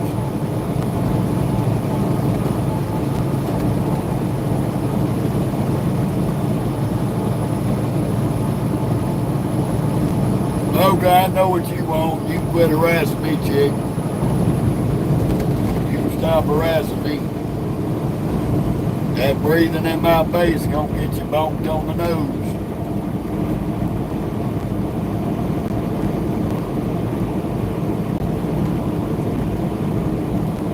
Oh, I imagine, BC. That's right. That's why I ain't got no business coming up there.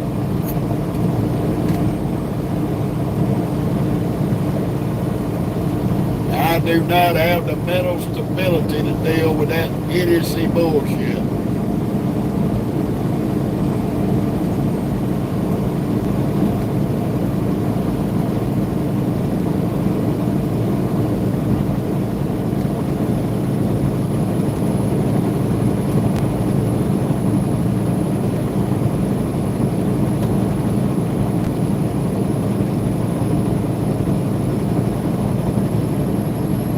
Well, bottom line, BC, for people like that, there's an old saying. Don't piss down my back and tell me it's raining. And he was basically insulting my intelligence. To even think that I was that damn stupid not to catch on 2 nights ago in the first live.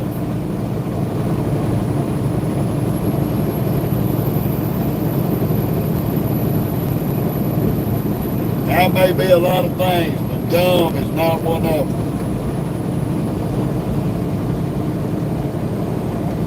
And I pay attention to detail.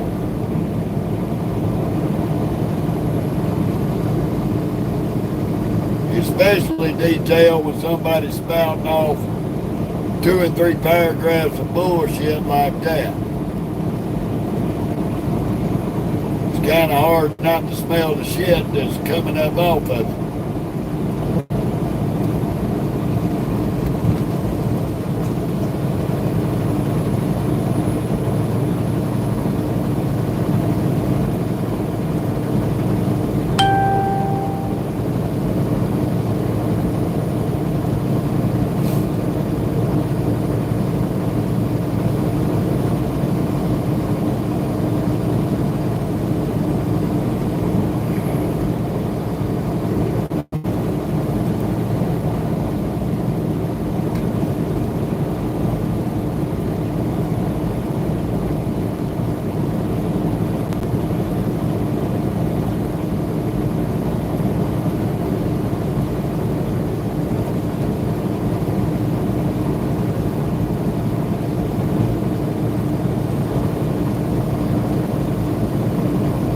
Honestly, truthfully,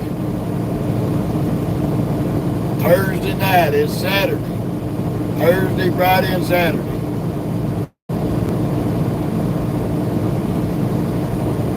There's no way in Bucky, Louisiana to Arizona, and from Arizona to New Jersey in 3 days. Not even with a team truck. Arizona to New Jersey is almost 3,000 fucking miles.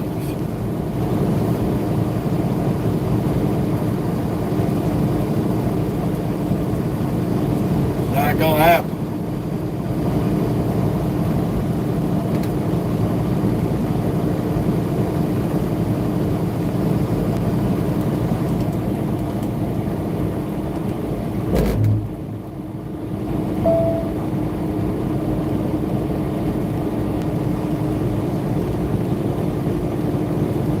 And then turn around and be on your way to Alabama.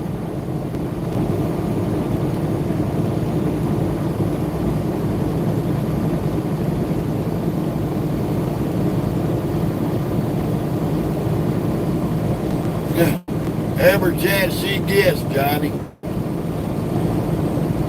She done farted around and rolled her head up the window 2 or 3 times.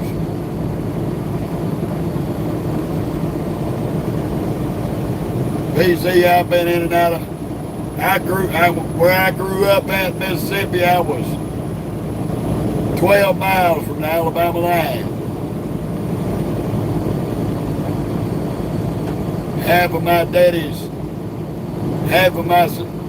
side of the family lived in Mobile, Alabama.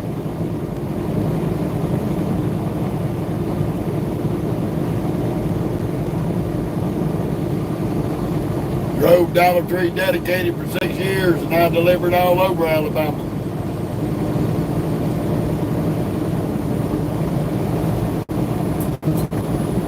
From Mobile all the way up to Huntsville. All the way from the edge of the Georgia line to the edge of the Mississippi line. So I've been everywhere you can possibly go in Alabama just about it.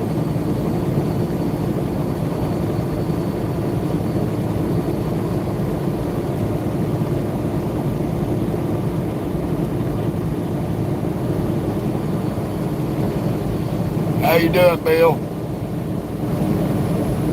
Nice to see you.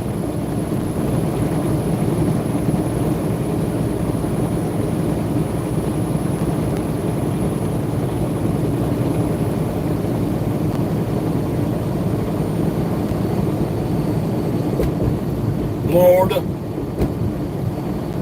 Georgia.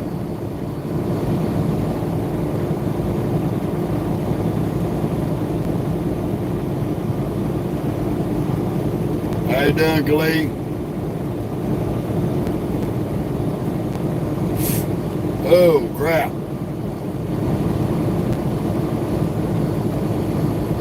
How you doing, Brian?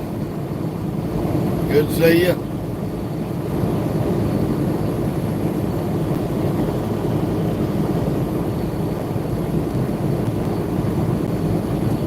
Been a little minute.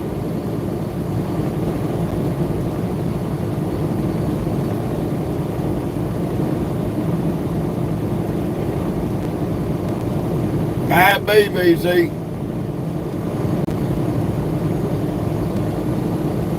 Might be.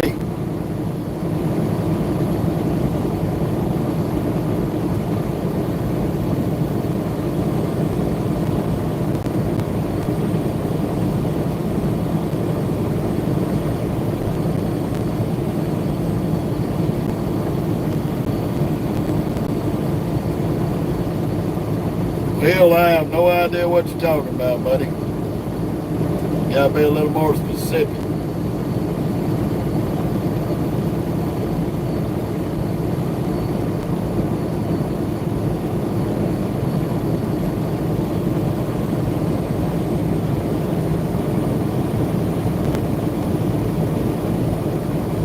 There's a lot of nice places down in the South, dude. Bottom line is you're going to run into rude fucking people everywhere you go.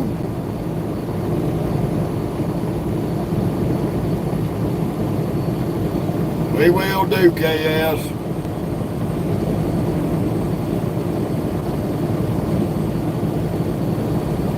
Best way to get an answer to that, BC, is just go on Google. Ask Google where the nicest places to live are at. Hell, they can tell you every damn thing else. They can tell you that.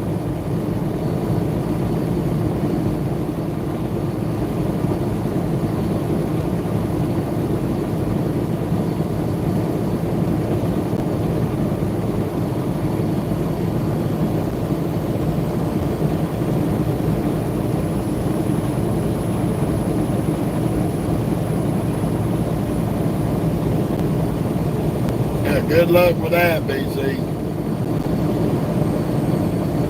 That is a breed of people that's done died out.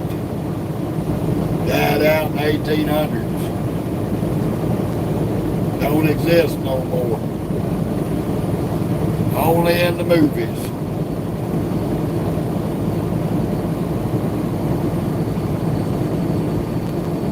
What are you, 5 years old with Pokemon cards?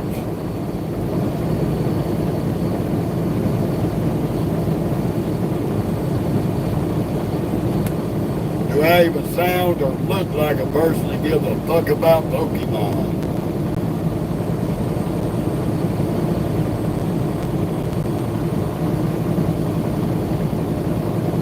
No, right now we're pushing ourselves over to find somewhere to park here in the next hour. We're gonna shut it down. It's already almost midnight.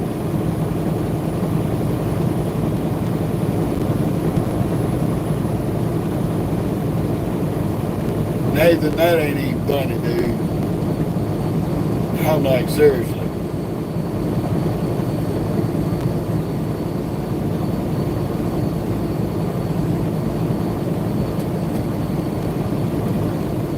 We've had a pretty good high mileage day and we just wore out. Not trying to be snippy with you, Nathan.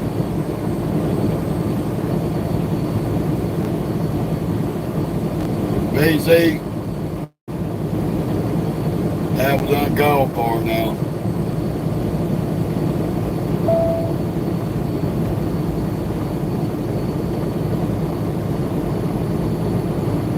I'll handle any situation on here. I don't need backup.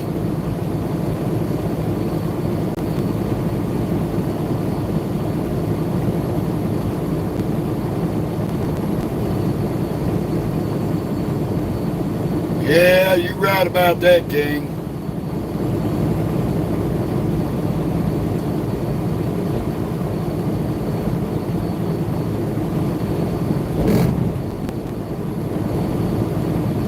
Yeah, you're all good, Nathan.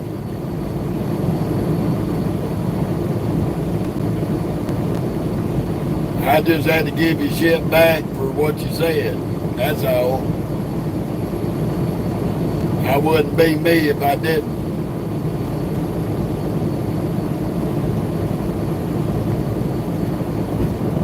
Cowboy way is still out there, but the old West gunslinger is gone.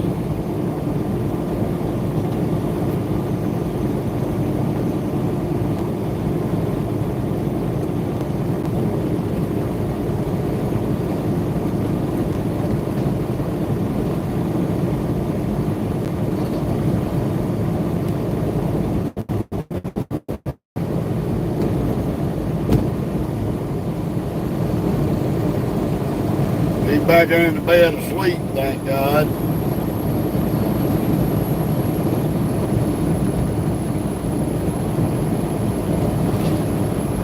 Well, BC, he's one of those people you idolize and got shot.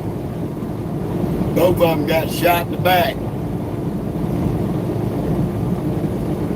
Right along with Wild Bill while he was playing cards. Like I said, the old West outlaw is dead. Hey, Vicky. Good to see you back.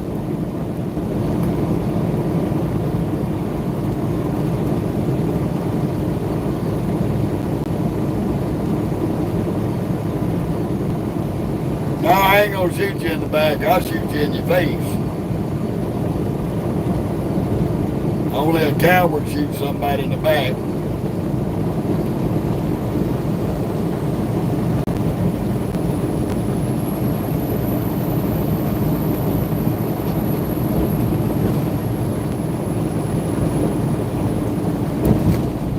I'm trying to figure out who Anthony is.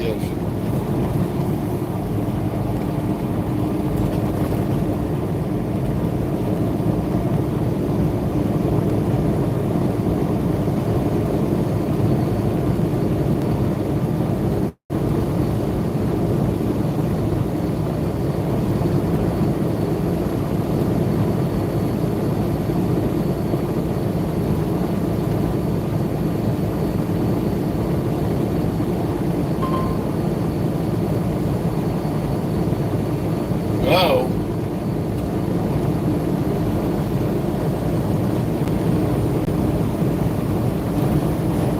We're gonna have to stop somewhere and get some fuel. Fuel light just come on.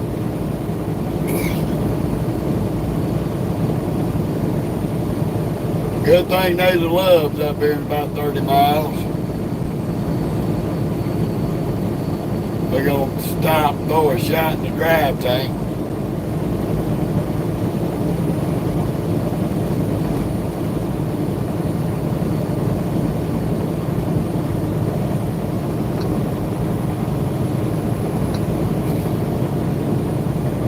I may call it right there at that Love's if I can find somewhere to park. Hopefully we'll get lucky. But I'm going to have to pull up there and get some fuel first. Otherwise, we won't be able to run our APU.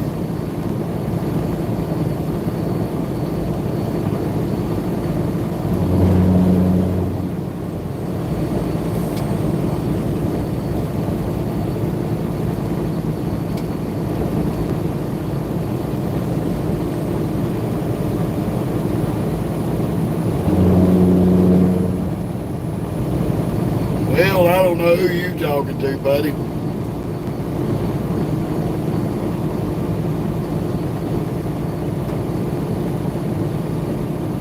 You got a problem, you can leave the page. I mean, you find your way on here, you can find your way off.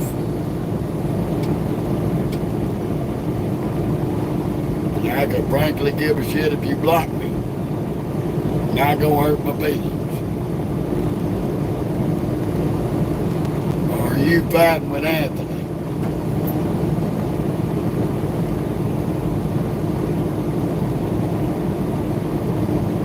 I'll tell you what,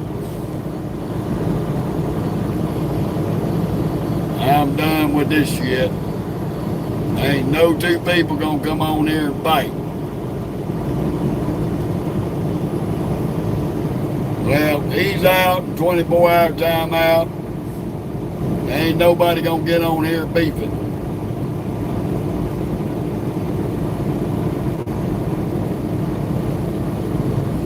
Well, I'm gonna give you a break, but there ain't no beefing on my page.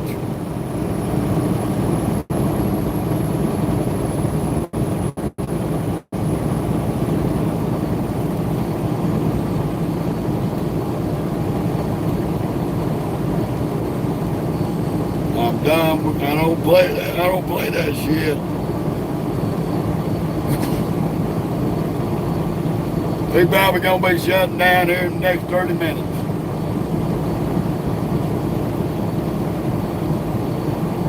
No, we still in Texas. Still on 287.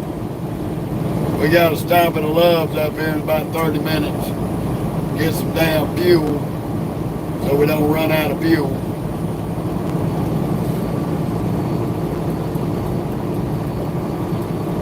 Yeah, I do. How you doing, Brian?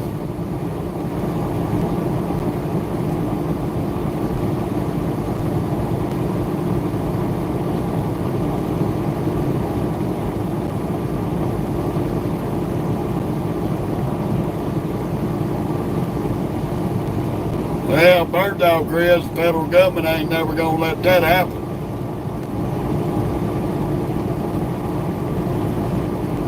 But if you did get rid of the e-logs and the hour of service, we'll have a lot more people falling asleep at the wheel, killing other people than we do already.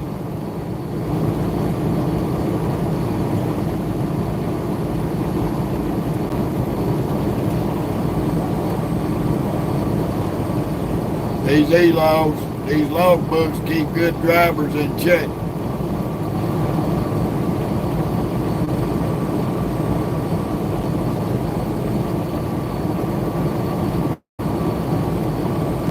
Those hour of service rules on the logbooks, in the long run, does save lives on the highway. Except for the minute few that violate it.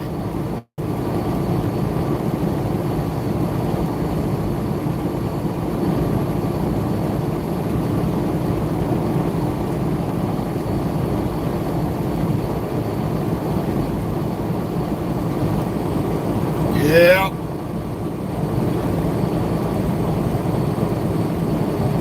I-87 goes all the way to Colorado, buddy.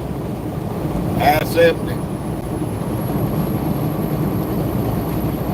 It'll join up with 82 for a little while, and then they'll split apart.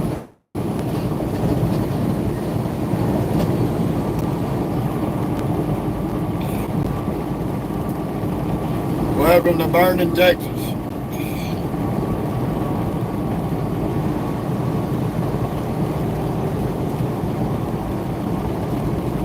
Which result would you like?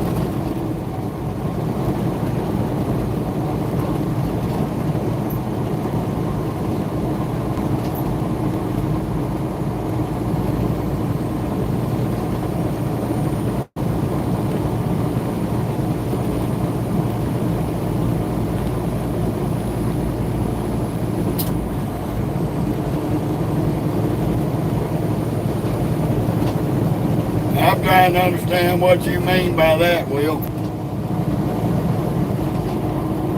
I talk and text with my wife all the time. I talk and text with my children all the time. So I don't know what you're talking about there, buddy.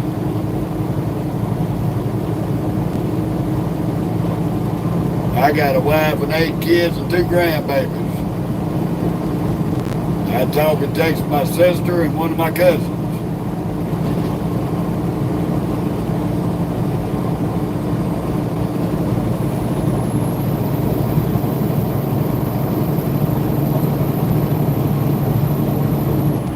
So I'm at a loss on that one.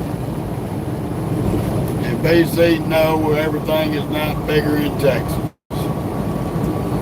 That's a ego trip, stereotype, crock of shit.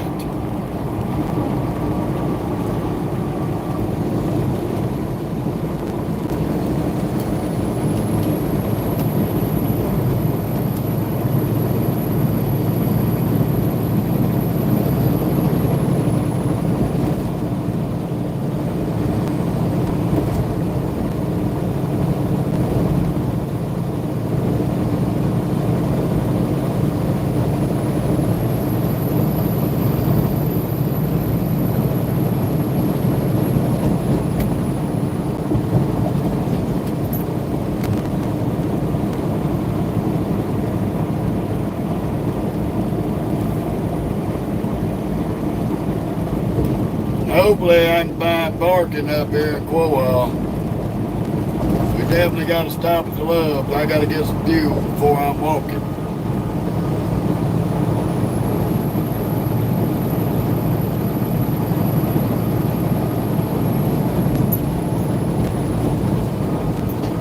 Hopefully we can stretch it 25 miles. That damn needle done dropped down there to Chapel.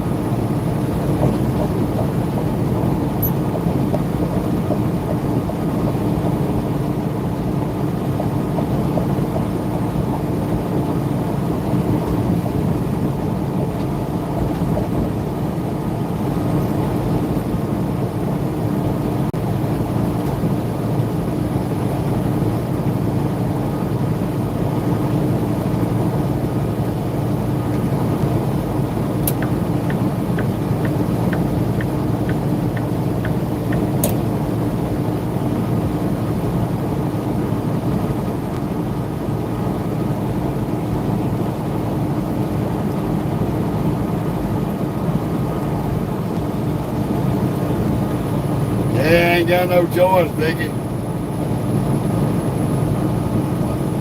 Our fuel light done come on.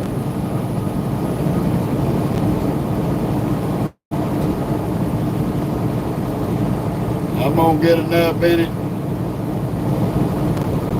just so I can run the APU tonight and have an air conditioner.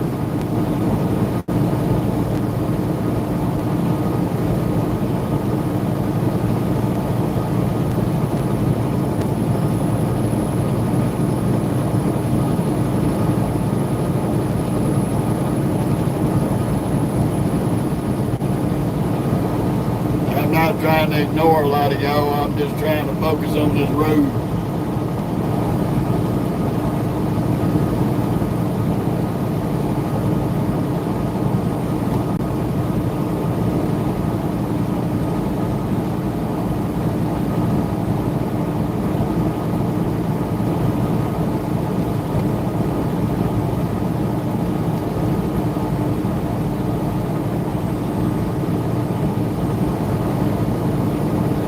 We have just about put in an 8-hour drive today.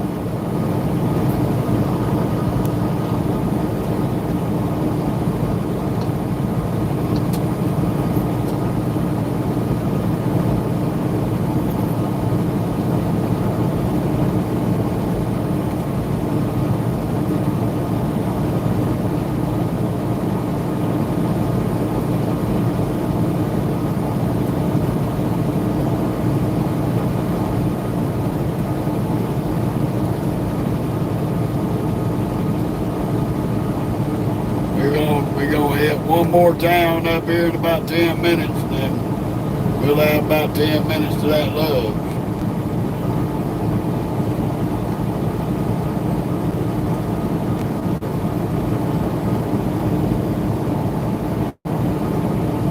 And Halo, don't talk about food. I'm about to starve to death right now.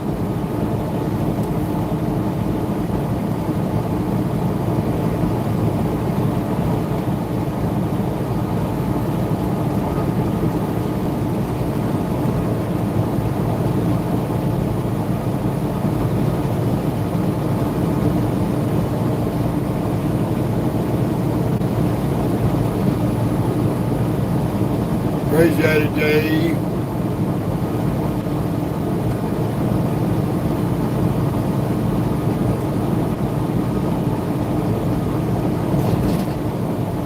Trying not to bounce these damn tanks too much.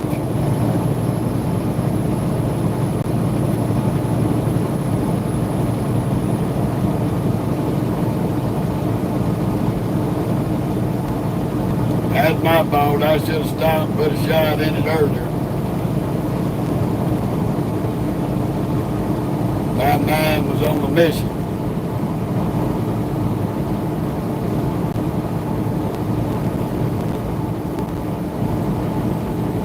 No, I don't eat that turkey bacon bullshit. That shit's fake.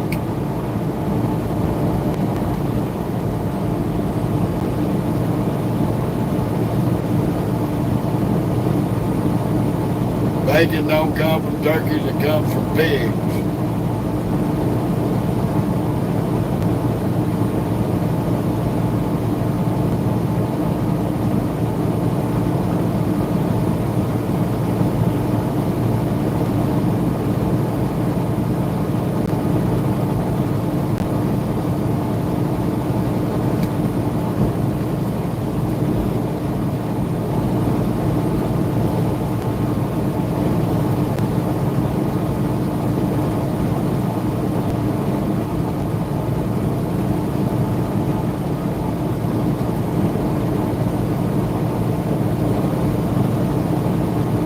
Windmills.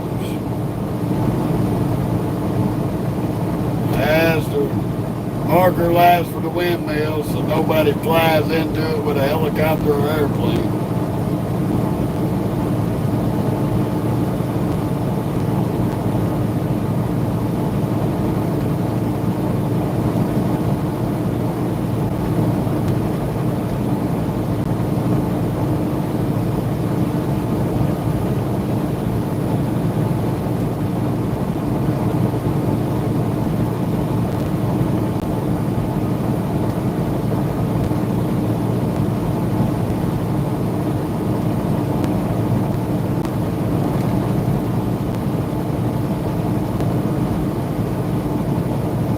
Ooh, man of mercy. Come on, little red, baby. 18 more miles. You can do it. You don't need to run out of no damn fuel.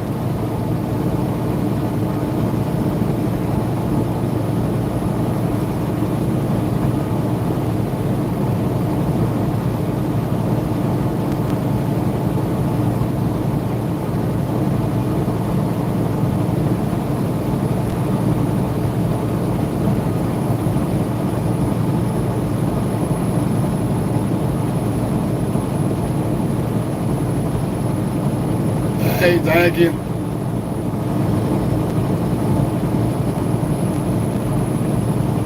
Appreciate that, buddy.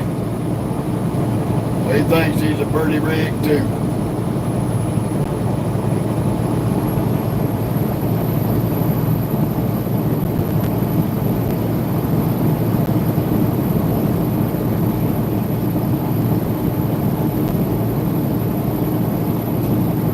No, not really.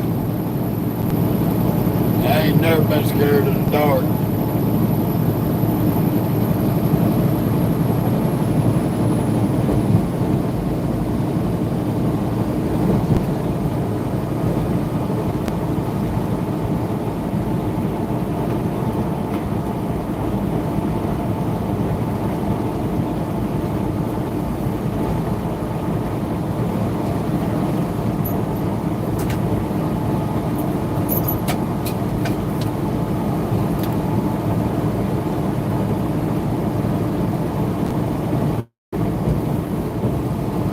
Yeah, Becky, pretty much. We basically be in a little bitty town up here in just a minute. And we got another 12, 13 miles where we're going to get fuel.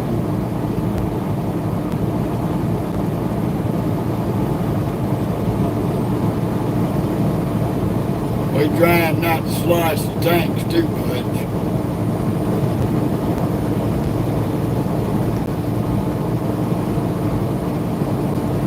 Yep, there's the Bobo. Done had an accident. Bunch of dummies done run each other off the road.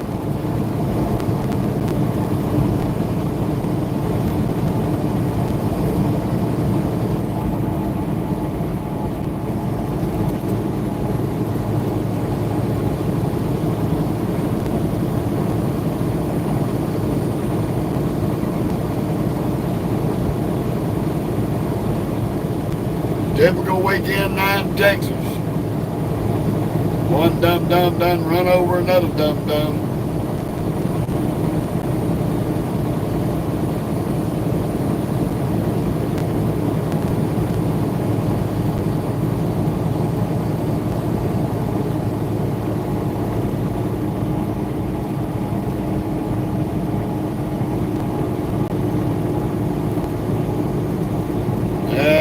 couldn't answer that, dude.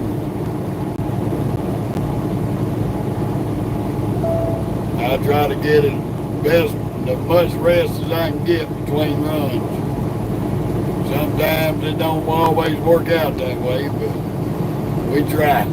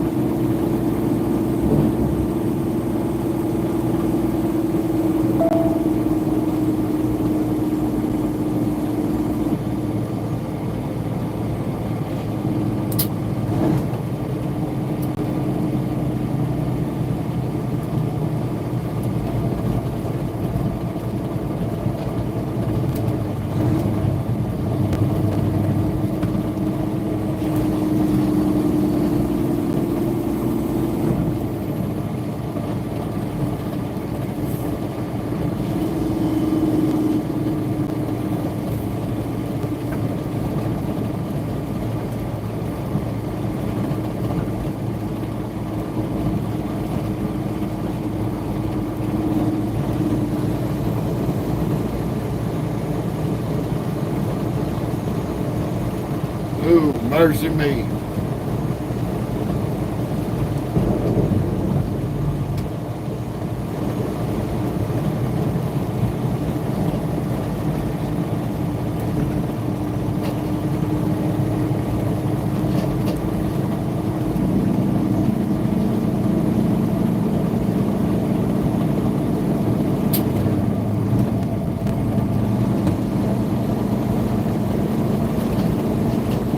Got about 10 more miles. And we're going to be coming in on the wing of a prayer.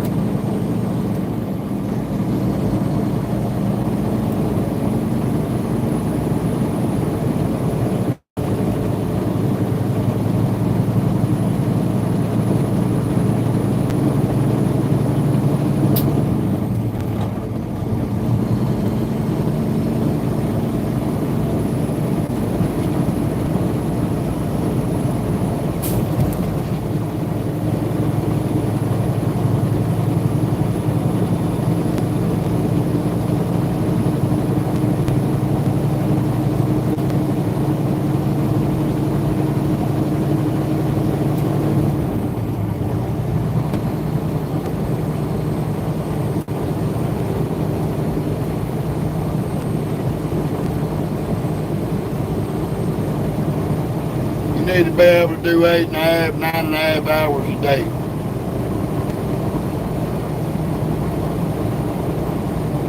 You go out to average 8.5, 9.5 hours a day, 7 days a week. You go out to be able to get up and run either day or night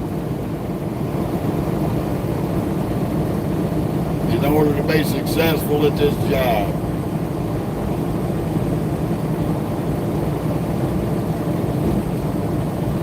You got to be able to adjust your sleep pattern to the drop of a hat.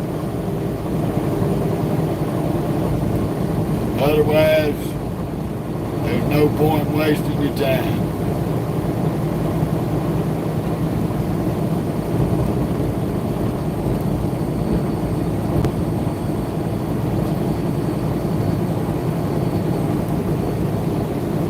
Trucking industry runs 365 days a year.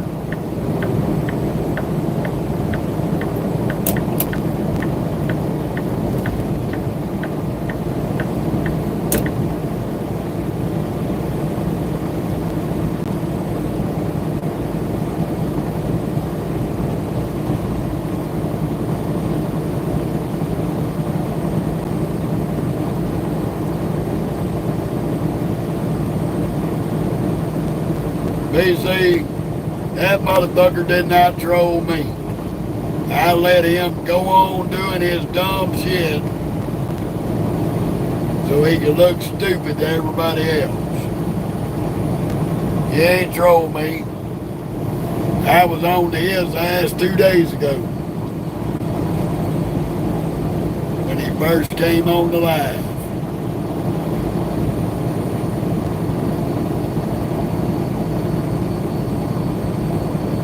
So please get off of that. I don't even want to talk about that dumb motherfucker.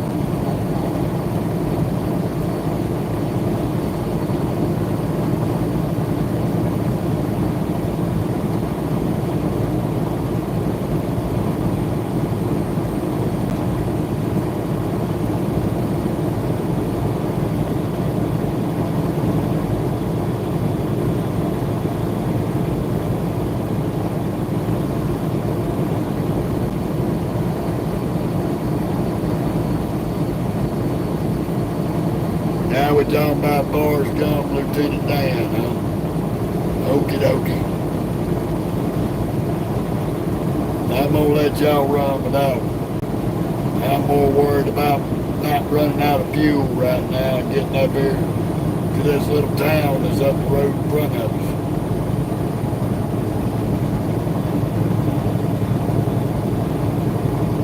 Trying not to bounce the fuel tanks too hard where it stalls the truck.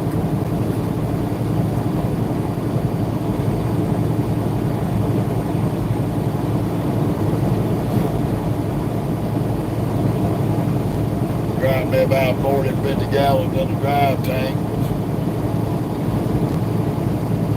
so I can run my APU. And we're going to call it a night.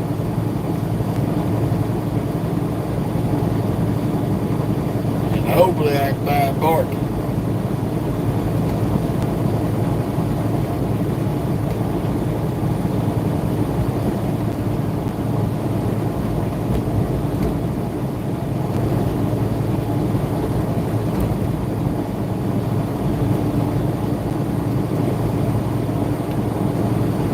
Right now, we're running out of diesel fumes.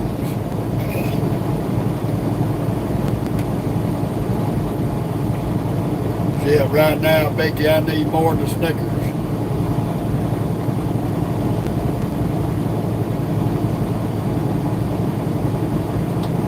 I ain't never let my fuel tanks get this low on this Peterbilt.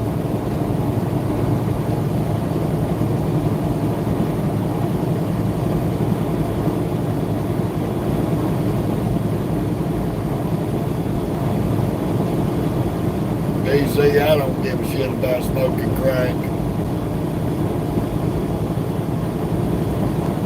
Right now is not the time for retarded comments.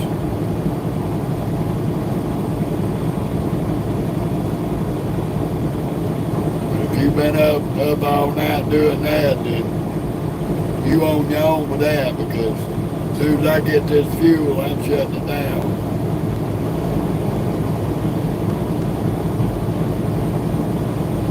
Oh, we're going to be getting some here in about 5 minutes. There's a damn Love's truck stop right up ahead of us. I'm just trying to make it to the driveway. Make it in the driveway and make it to the fuel island.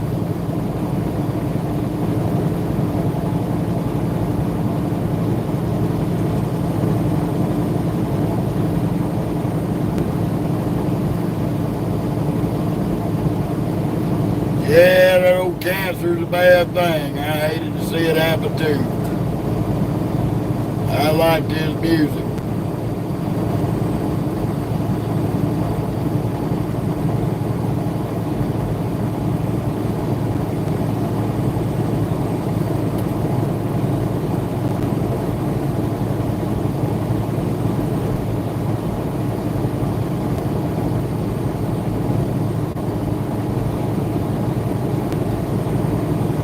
Yeah, we've lost a lot of greats over the years, hell.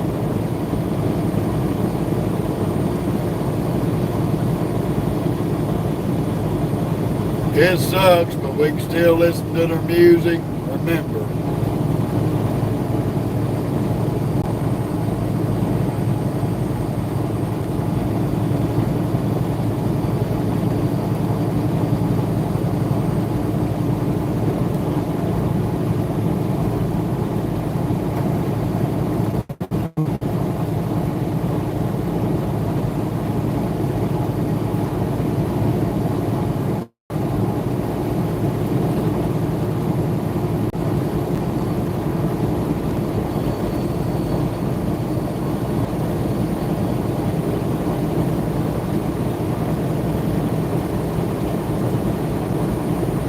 Get this fuel in the tanks, and then we'll completely top off tomorrow before we leave.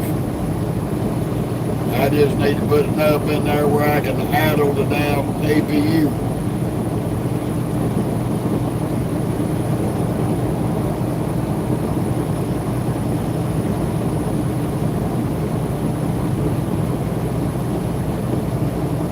Got about another 2 miles.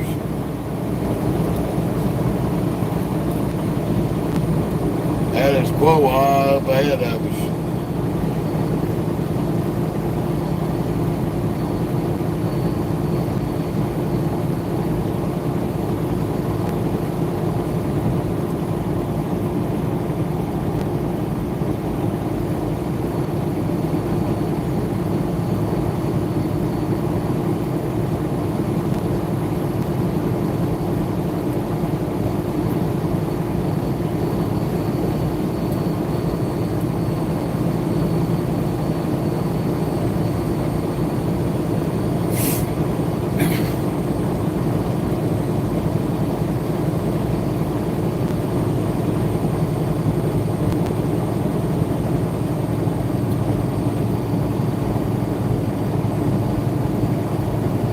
Ooh, mercy.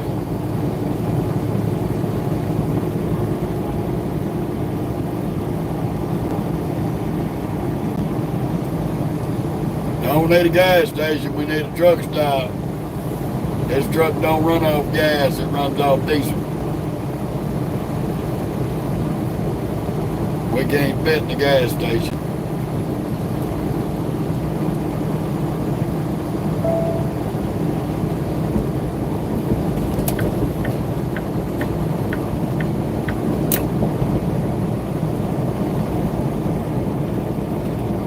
His love is right up here on the left.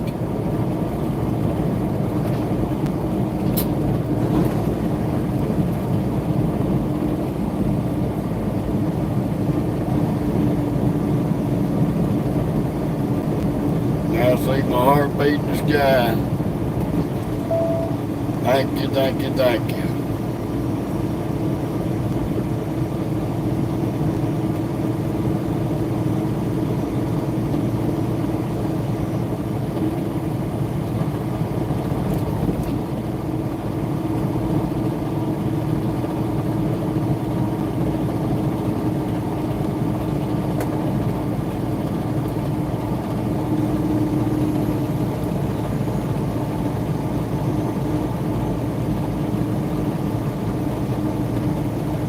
We ain't made shit till we get to the fuel pump.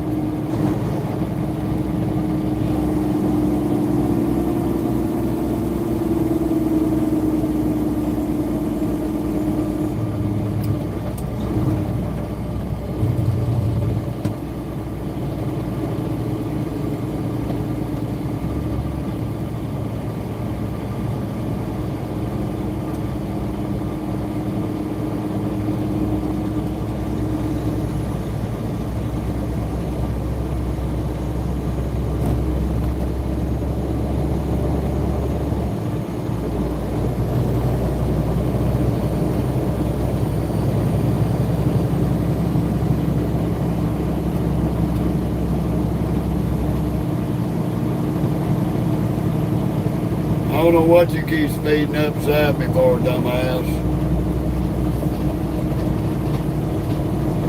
You being a dipshit. You trying to get to that love there, you going to slow your bitch ass down and get behind me.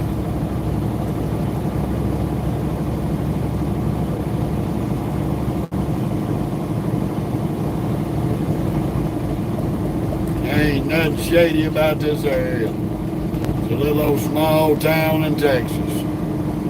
Got about maybe 5,000 people live in it.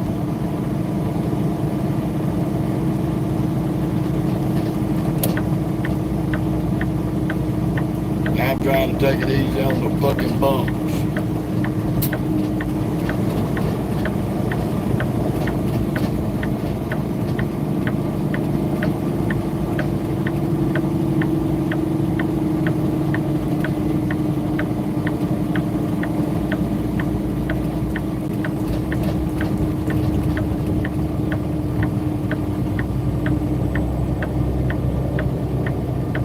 These fuel pumps is empty. Probably ain't nowhere to park.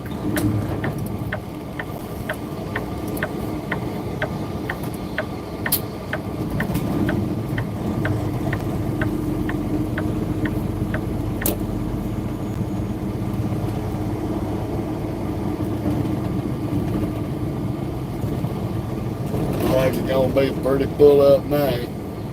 We'll probably swoop around and get next to this rolling garage. Of course, there's a fucking mob truck in that spot. Faggot motherfucker.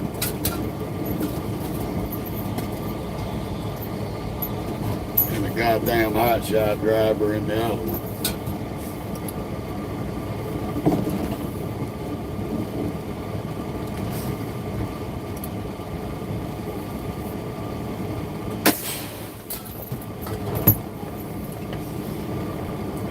Well, we might find a spot over yonder.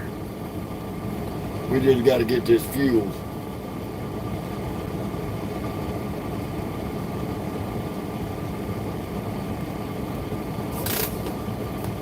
The fun of it all. Y'all hang tight.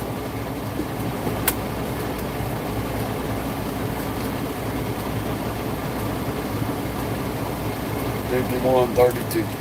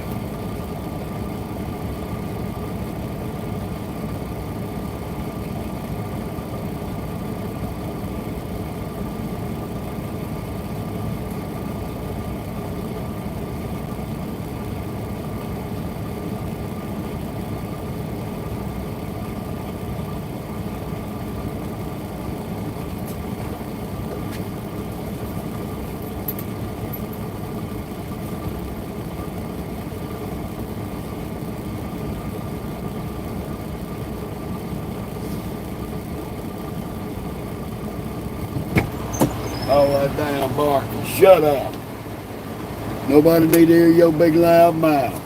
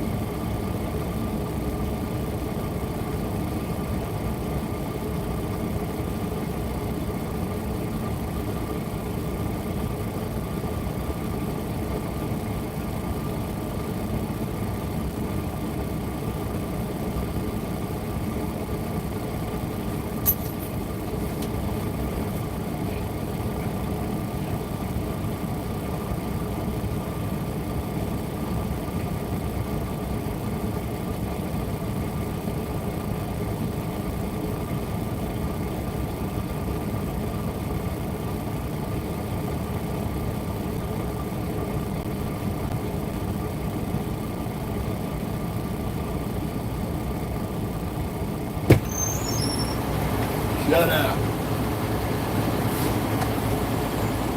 Get tired of that barking, Mo. Be quiet.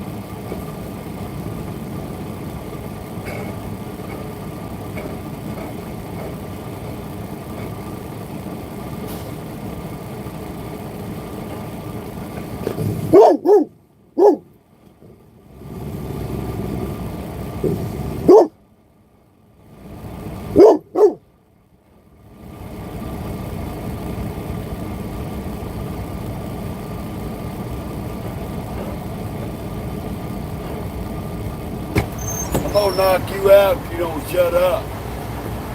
Sit down. Nobody need to hear all that mouth.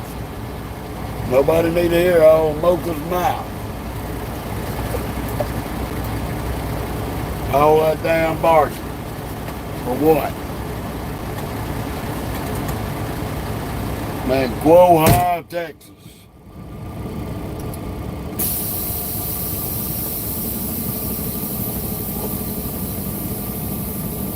See if we can get a spot to park over here. Maybe.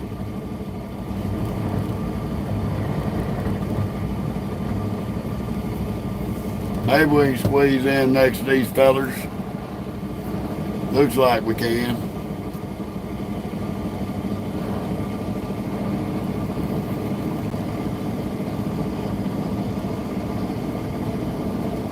Should be a big enough gap between these dudes. Put us out here close to this grass.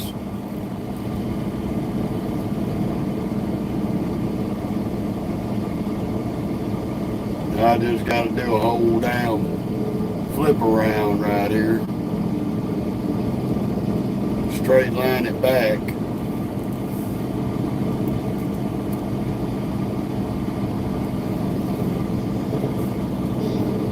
There is a few spots left.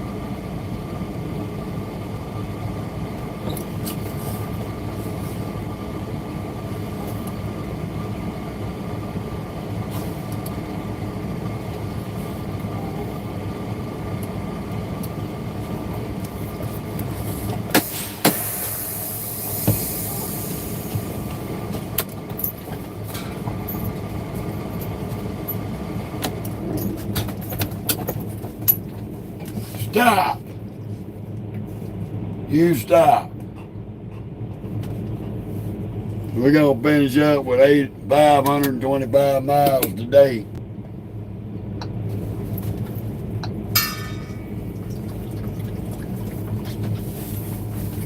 Stop.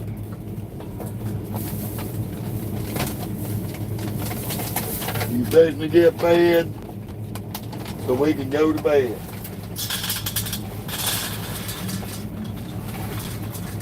Stop licking me.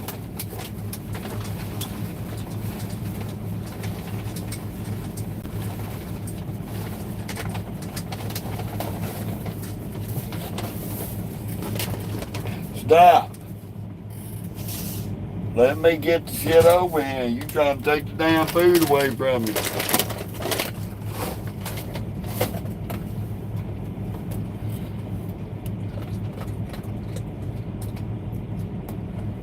That way we can pull out in the morning, hit the fuel island and finish topping off. I just wanted to get enough in here. I'm baking to fix me some chicken, heat up my sweet peas and my chicken, and I'm ready to go my ass to bed. I appreciate everybody that's rode with us today.